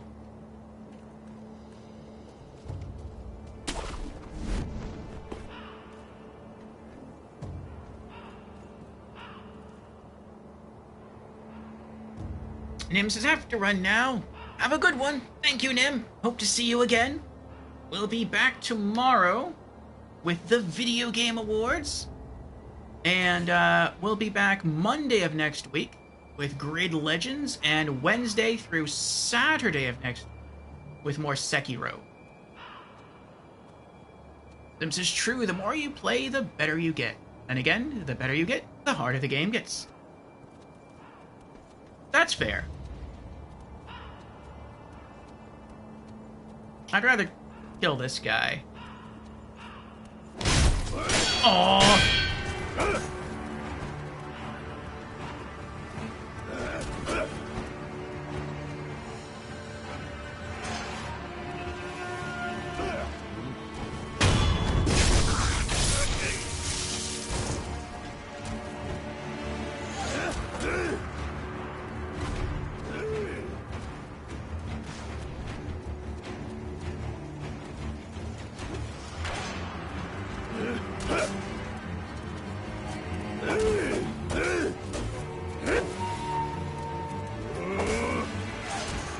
Oh, can they not come down here?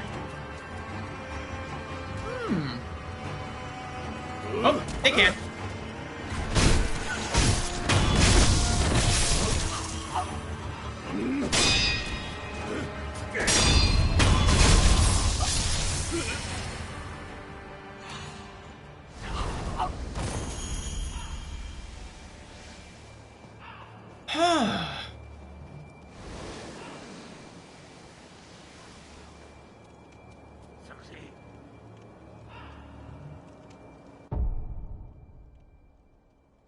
We're over halfway there. Oh!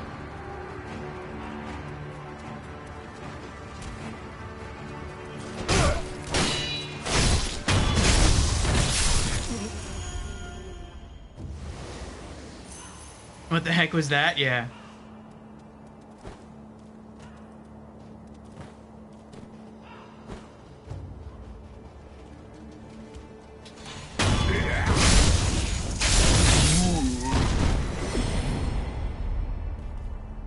Oof.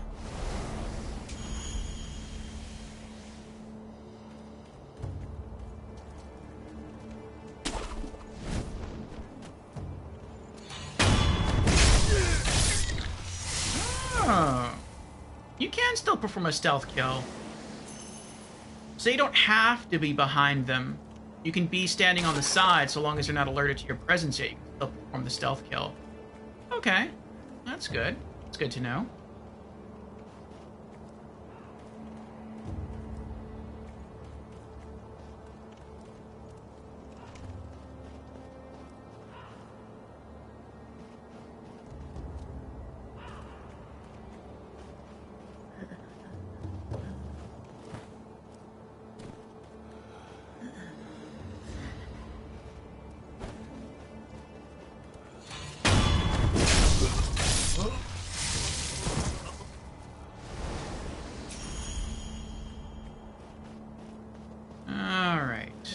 Go around.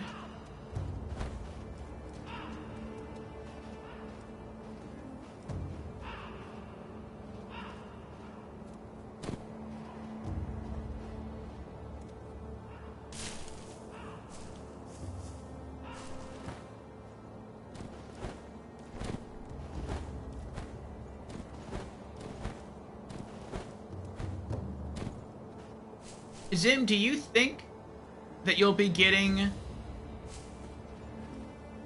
Elden Ring Night Rain?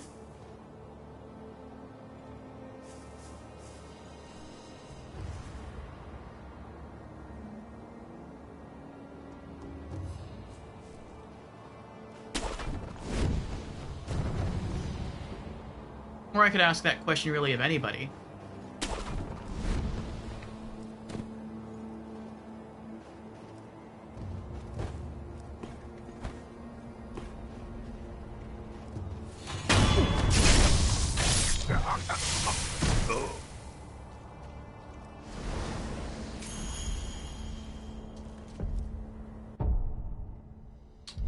Getting closer. We need 231. Yeah, we're making good progress here.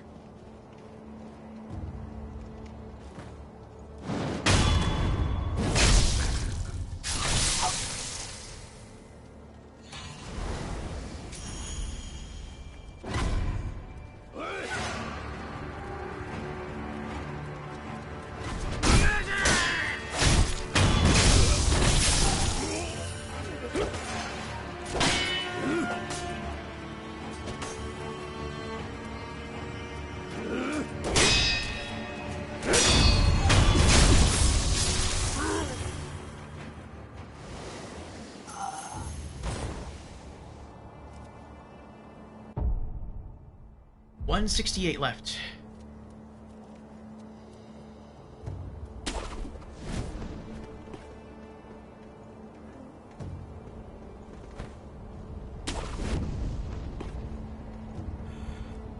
Yeah, I'm doing way better, at least in these normal areas, than I was earlier today.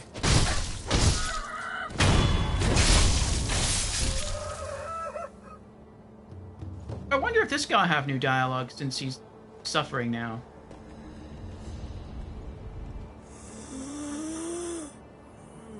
Sir. So, you've caught it as well.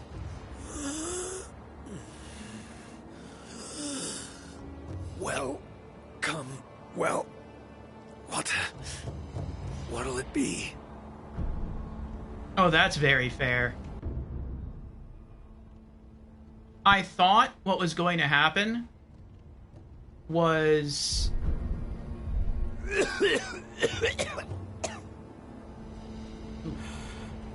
I thought what was going to happen is the game was going to penalize you. Like, if the merchants get sick from the dragon rot, that you just wouldn't be able to buy anything from them anymore. And so you'd essentially have to use your cure. But no, the game's not forcing us to do that, so I appreciate that.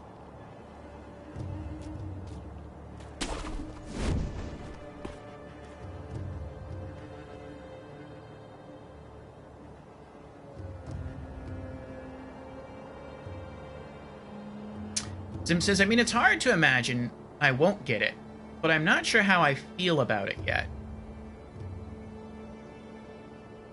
Yeah, I think a lot of people are in your position, Zim. When the trailer first aired, a lot of people were excited for it, and not everyone heard the host Geoff Keighley say at first it was a standalone game, because I don't think many people were paying attention to the trailer until the trailer actually started. And so people were really hyped because they thought it was DLC for Elden Ring, and they're like, oh, it's not DLC, it's a standalone game. Okay, interesting.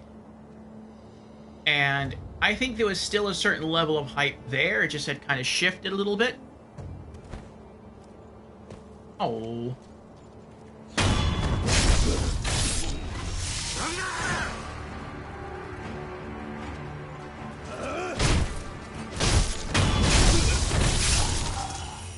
That was pretty good.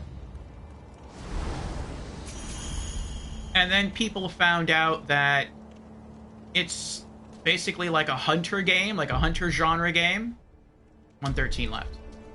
Where it's like you have to... Well, you don't have to, but you're expected to pair up with other people in multiplayer and just spend time killing bosses. And people don't really seem...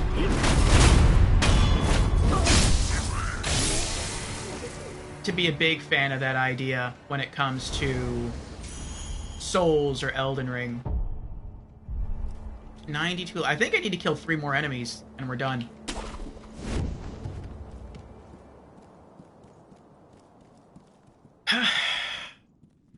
Sim says, co-op games are great in theory, but I don't know if I'll be able to find time, group, energy, etc. to play it. I mean, I have heard that you can play the game solo if you want to, and you can play it offline. So you never really have to worry about the game's servers going down, which is really, really nice. And you will be able to play by yourself if you either want to or if you just want to sort of experience the challenge of the game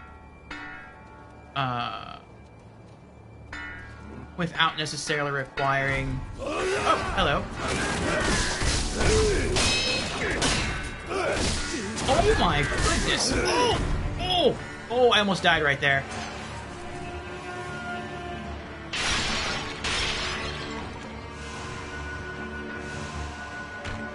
That was close.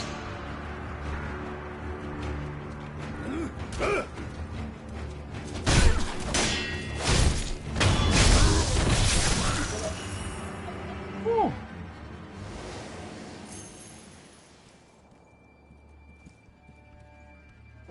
And so I really like the idea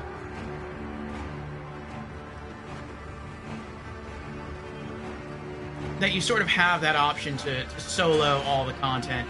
I don't know if the difficulty will be adjusted because of that.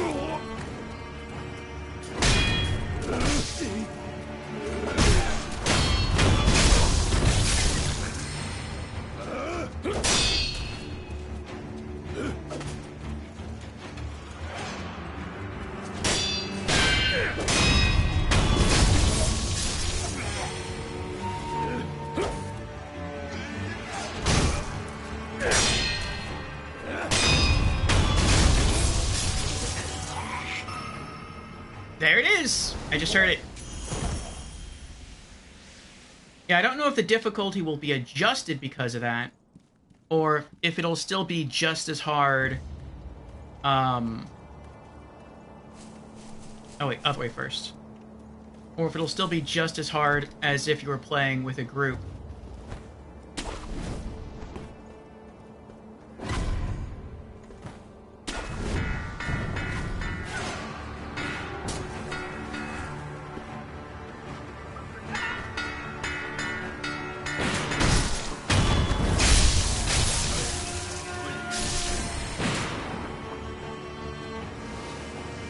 Says it's a roguelite.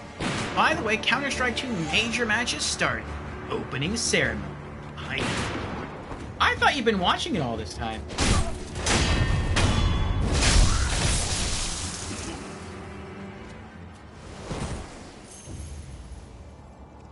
And he says, well, bedtime for me. Catch you later. Alright, Indy, thanks for stopping in. Sleep well.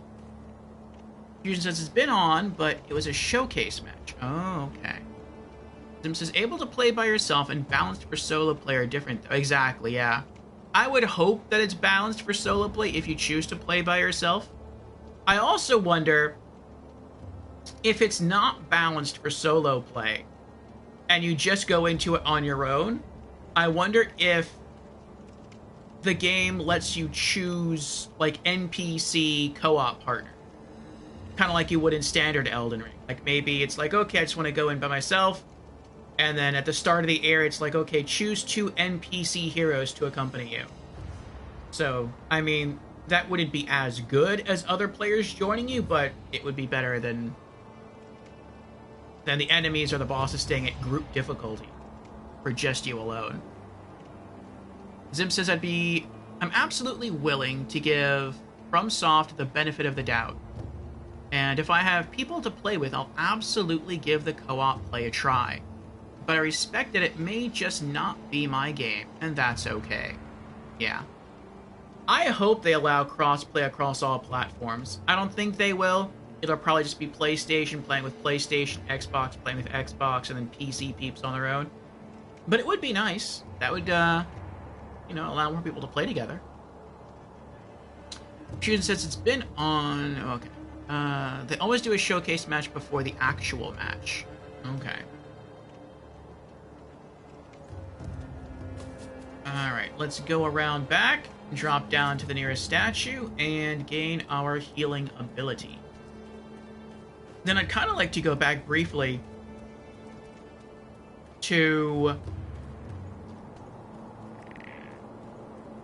Oh, that's where I was thinking of going before. Yeah, I just don't know how to get there yet.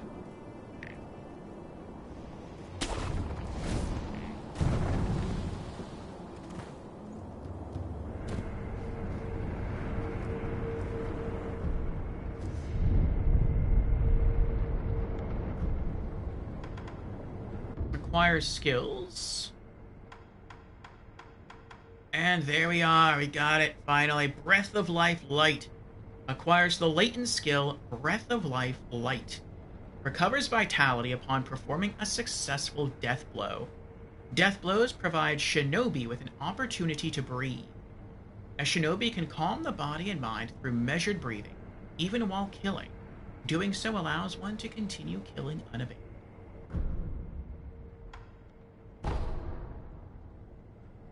Nice. I don't know what just happened. Why did that dim? Or was that always dim? I mean, I guess it should be dim, because I didn't purchase that yet. Okay, next skill point saving goal, I think we'll do 3 skill points for a Shinobi's Karma Mine. We can use our prosthetic arm more.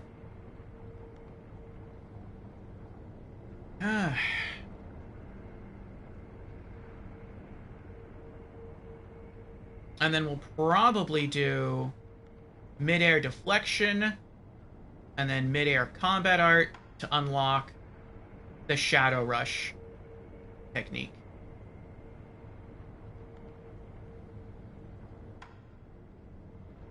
Okay.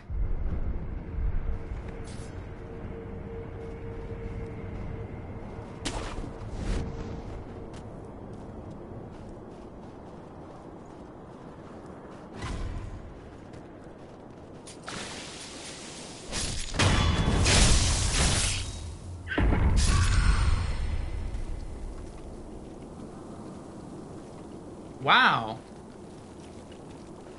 Poison hurts in this game. This is like Dark Souls 2.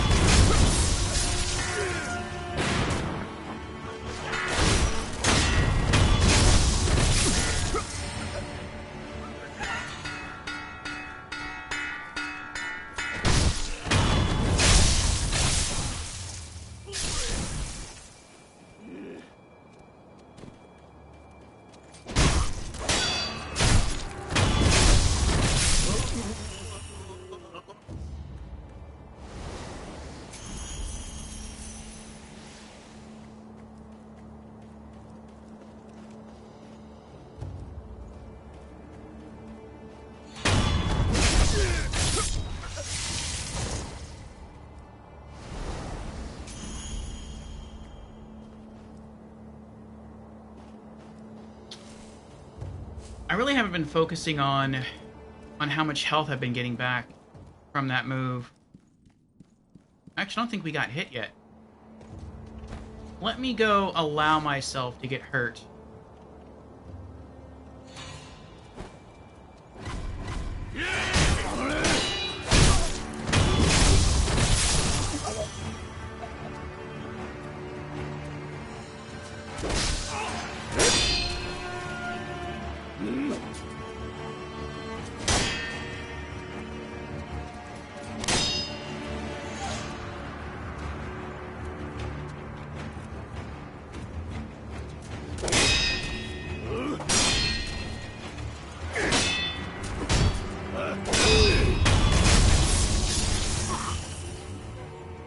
I was hoping for a bit more health than that, but that's not bad.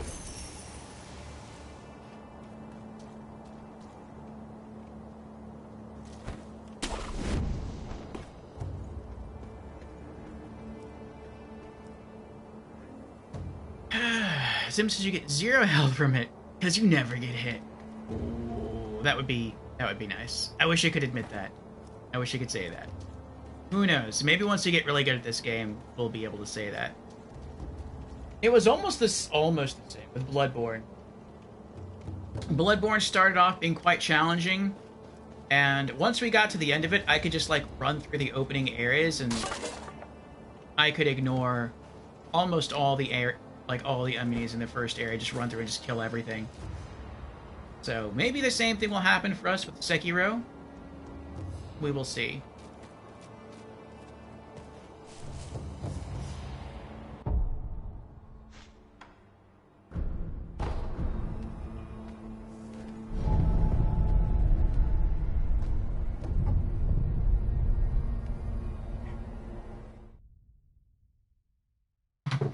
Okay.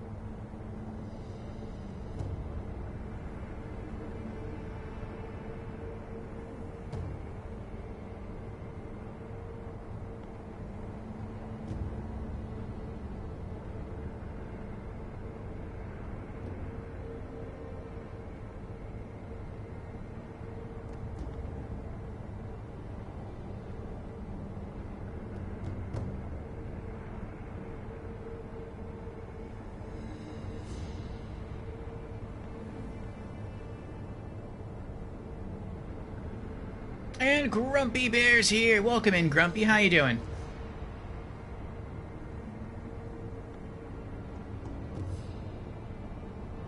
If you want to watch an impressive Sekiro speedrun, look up the YouTube video of the guy who did it blindfolded in 2 hours.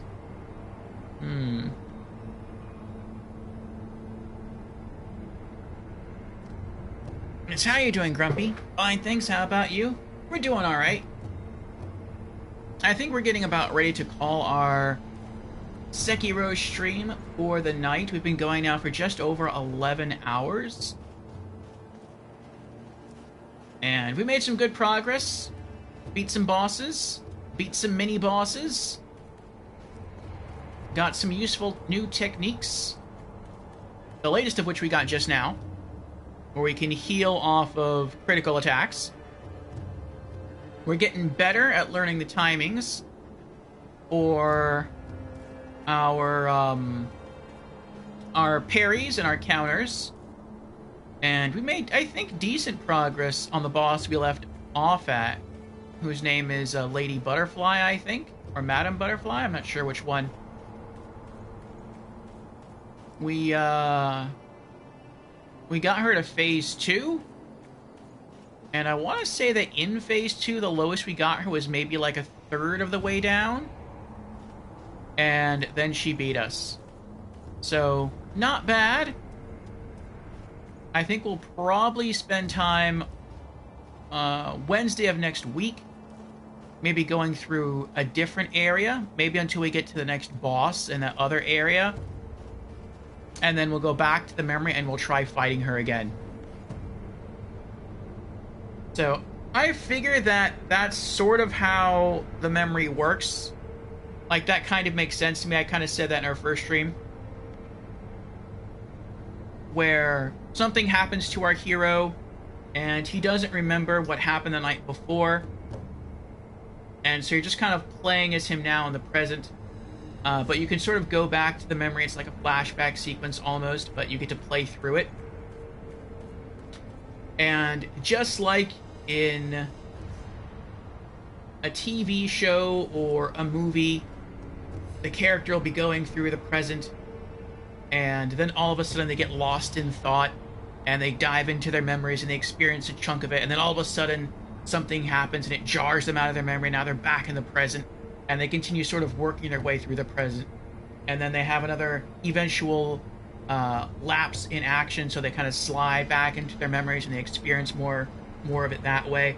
And I feel like that's kind of maybe how the memory is supposed to be experienced in Sekiro, at least on your first playthrough, where you're supposed to sort of run through the present and then maybe dive into the memory, play through that, hit a brick wall, can't pass it, leave the memory, go back to the main game, continue playing through that, make more progress, get stronger, hit your next boss or mini boss, and if you can beat it, awesome, keep going. If you can't, well, that's fine, go back to the memory, try the next mini boss or boss there, and just kind of keep bouncing back and forth between the memory and the present until you clear one or both. So, yeah, I think we've made some pretty good progress. I would like... I mean, you probably don't get one. But I would... I wonder, and don't tell me, but I wonder if you ever get a different weapon in the game. Like, I'm pretty sure you get, like, you stay with this... Or you stay with a katana. But I wonder if, like, maybe once you beat the main game, if you get, like, a stronger katana.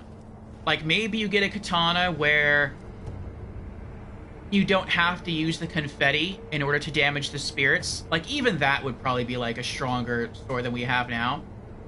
Or maybe we get a sword with longer range. Like a Nagakiba. Or maybe we get, like, a katana that has the chance of, like, setting things on fire after we build up our hits. Like, I think that would be kind of cool. But, I mean, I guess we'll find out. And I also know there's multiple endings in Sekiro, so maybe, depending on the ending we get, maybe that could determine, like, the kind of sword we get. Maybe one ending will be, like, a really dark, sinister ending, and for that we'll get, like, a poison katana, and so we'll be able to inflict the poison status on enemies in New Game Plus. Like, I hope it's something like that. Like, if they're just going to strip out all the weapons that you would typically play with in other Souls games and make you just use a katana, I hope that at least when you go into, like, the New Game Plus cycles, you unlock, like, bonus weapons. Like, maybe they're all katanas, like, that's fair, but maybe, like, you get, like, different abilities on your katana. Like, that's something I think would be cool. That's something I'd like to see.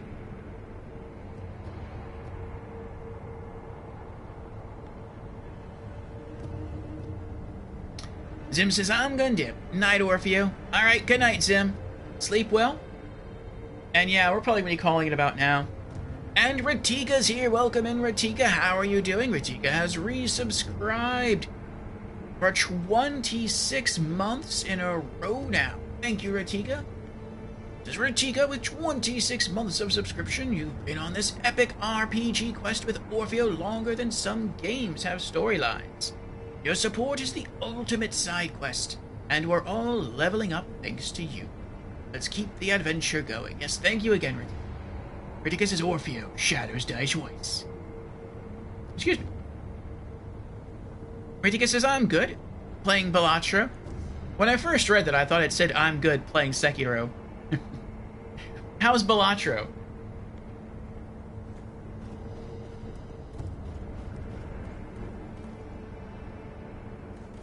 Ooh, very good, I've heard, yes. Nominated for Game of the Year.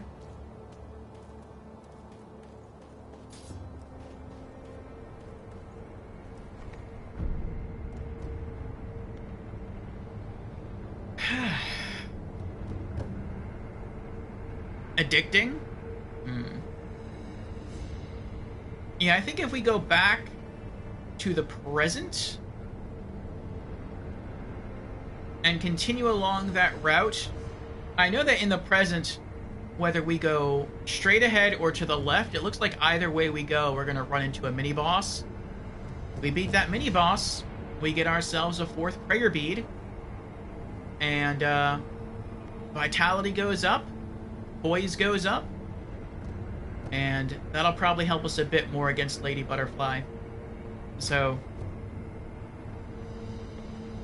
we will see, we will see.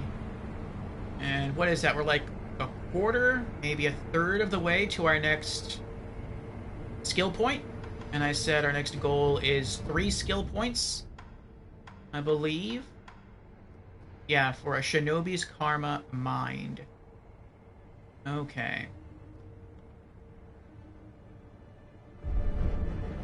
So yeah, I don't think I'm going to do any grinding in this game off stream. I thought about it on Wednesday when we concluded stream, but I want to see if we can do all of our leveling up and all of our improvements here on stream. The only thing I would be tempted to do off stream would just be to come back and do more training with this guy. And if I feel I need to, maybe I will. But you don't get anything for fighting him other than training. I was going to say experience, but I didn't want to confuse that with, like, experience points. But yeah, I think I want to leave the bulk of our improvement, or all of our improvements, just playing on stream. So yeah, Sekiro, fun game. So far, I would say it's a great game. We'll see how my opinion changes as we continue to play through. Could get even better, could get worse, could stay the same. We'll see. But yeah, I really like level traversal. I like using the grappling hook a lot. I like the combat mechanics. To some degree, it does feel like I am guessing at a lot of the game. The only exception to that is if I just wait for the enemy to make the first move. If I wait for them to attack first and then I try to parry, then I'm not so much guessing, I am just reacting. But if I go in and try to be aggressive, then I really have no idea how many times I can attack an enemy before they just attack me through my attacks. And so I don't really like that as much. I kind of wish there was a tell, and maybe there is a tell, but I'm just not realizing it. So maybe that's something we'll continue to learn and develop as we go through the game. But I mean, if I had to give the game a review score right now, I'd probably give it maybe like a 3.5 or a 4 out of 5. So it's definitely above average. There's not much I would change. There are some things I would alter, but not many. Like, I wish I could be more specific with rearranging the controls. So, like, I wish I could go into options, and I wish I could separate the up button on the D-pad where it says action, comma, collect loot. I wish I could make, like, maybe the action up and then collect loot the left button on the D-pad, because sometimes when I want to collect loot and I'm near a wall, like, I press the up button and I have to, like, put my back against the wall and then hold it down to collect loot, then press up again to take my back off the wall, and that's a little bit annoying.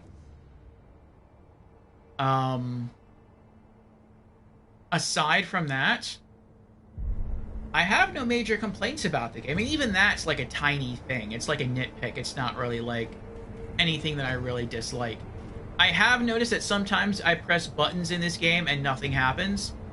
And that's an issue I also had in Elden Ring, though it happened far more frequently in Elden Ring than it has been in Sekiro, and I appreciate that.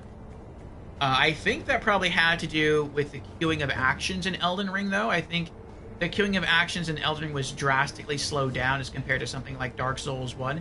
And I think that probably made the game more noob-friendly, more approachable. So, like, if you're just spamming attacks, and then all of a sudden an enemy just turns around and smacks you through your attacks and you freak out, you'd be able to, like, dodge away faster. And so it makes sense that that's why they spaced out the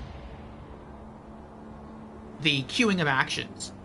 But if you're coming from another Souls game and you're used to being able to stack your actions faster, then having them spread out apart kind of hurts you.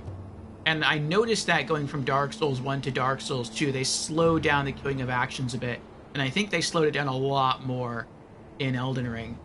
And I think maybe they also slowed it down a bit in Sekiro, which feels a little bit weird because of how fast-paced this game is.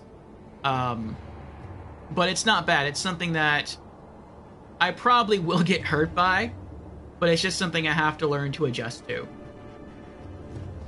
So, yeah, I mean, no real complaints. I like the graphics. I like the soundtrack. So far, I haven't heard any, like, piece of music that I would say is something so good I would listen to it off stream or out of game, but the music is fitting. It's appropriate for the environment. I like the enemies. The mini bosses are challenging, and they can be quite fun. And I like the counters that you can learn. I like the abilities that you can learn. Some of the skills I look at and I'm not interested in acquiring, but that's me. I think skills are probably very subjective in this game, and what I consider to be not fluff, but what I consider to be something that I wouldn't care to even try to use, I'm sure other people, to other people, that's probably like an essential technique. And maybe even those moves that I don't consider to be all that important, maybe those moves will eventually become essential to me as I continue to learn more about the game, and maybe run into more enemies where those specific moves would be more useful. So maybe I consider some of the moves to be too niche, but then in one area of the game I run into that kind of niche situation a lot, and so that kind of skill would really come in handy. So we'll see. Like one such skill is the move where your character can just spin. It sounds like you can spin your blade like 360 degrees, and I'm like, I have that ability, but I don't have it equipped because I'm not interested in using it because I don't feel like I'll ever use it. But I mean, maybe we'll run into a situation where there'll be like a lot of weak enemies that you could kill really quickly, kind of like the phantoms that Lady Butterfly summons. Like maybe you could just run into the center of a lot of them and spin your blade 360 and just drop like 5 or 6 of them all at the same time. Like I can see that being really useful. And maybe you'll run into that kind of situation in the normal game in the future. It's just like right now, if I see like lots of enemies, I just turn around and run away. And then I wait to lose aggro, and then I go take them out one by one. But I mean, there's probably going to be situations where, you know, even those moves would be really, really helpful. Fusion says, it'll get worse because Orview is going to say the game is cheating. It's cheating! It's cheating! We'll see. I think it depends. There were times when Elden Ring did legitimately cheat, and I don't know if that's going to happen in Sekiro. I never thought I would see the game cheat, like a Souls game cheat, but Elden Ring did cheat, and it cheated multiple different ways. I never had an experience like that in Demon Souls or any of the Dark Souls games or Bloodborne, but Elden Ring does legitimately cheat. Now, I found ways around the cheats, but it still cheated. Sekiro, as of now, I have not discovered any ways in which the game cheats. I was irked that Lady Butterfly had more than one health bar. And the only thing I might have considered cheating, which Elden Ring does too, but at least this game told me it did it. It told me in a loading screen. Which is that sometimes you can eliminate all of an enemy's health bars, but they'll still be alive, and you have to perform like one more critical to kill them. Like, I would have called that a cheat had the game not told me that, because sometimes Elden Ring does that, where you're like, your eyes will like flick back and forth when you're fighting a boss between the boss and their health bar. And their health bar will, like, you'll see how much damage you're dealing per hit against the boss with, like, a certain attack. And then you'll be like, okay, cool. So now the boss has just enough health left where I know if I just do one more quick attack, I can kill the boss. And you'll do that quick attack, and they'll survive, and it looks like they have no HP left. And you're like, ugh, I gotta hit him one more time, and then you go and you finish him. So, like, that's a way in which Elden Ring, I feel, kind of cheats. But Sekiro just kind of told you, like, I wouldn't say it told you up front, it did tell you through the loading screen. And who knows, maybe when we run into a boss where that's the case, maybe it will tell you, like, hey, in this boss, there's a special situation. Even once you drop all the health bars, you still have to perform one more critical. So, I mean, we'll see. We'll see. But yeah, so far, really enjoying the game. It is a positive experience. And I look forward to making more progress Wednesday of next week. Fusion says, well, just because the health bar shows 1 or 2, don't always expect that to be it. Yeah.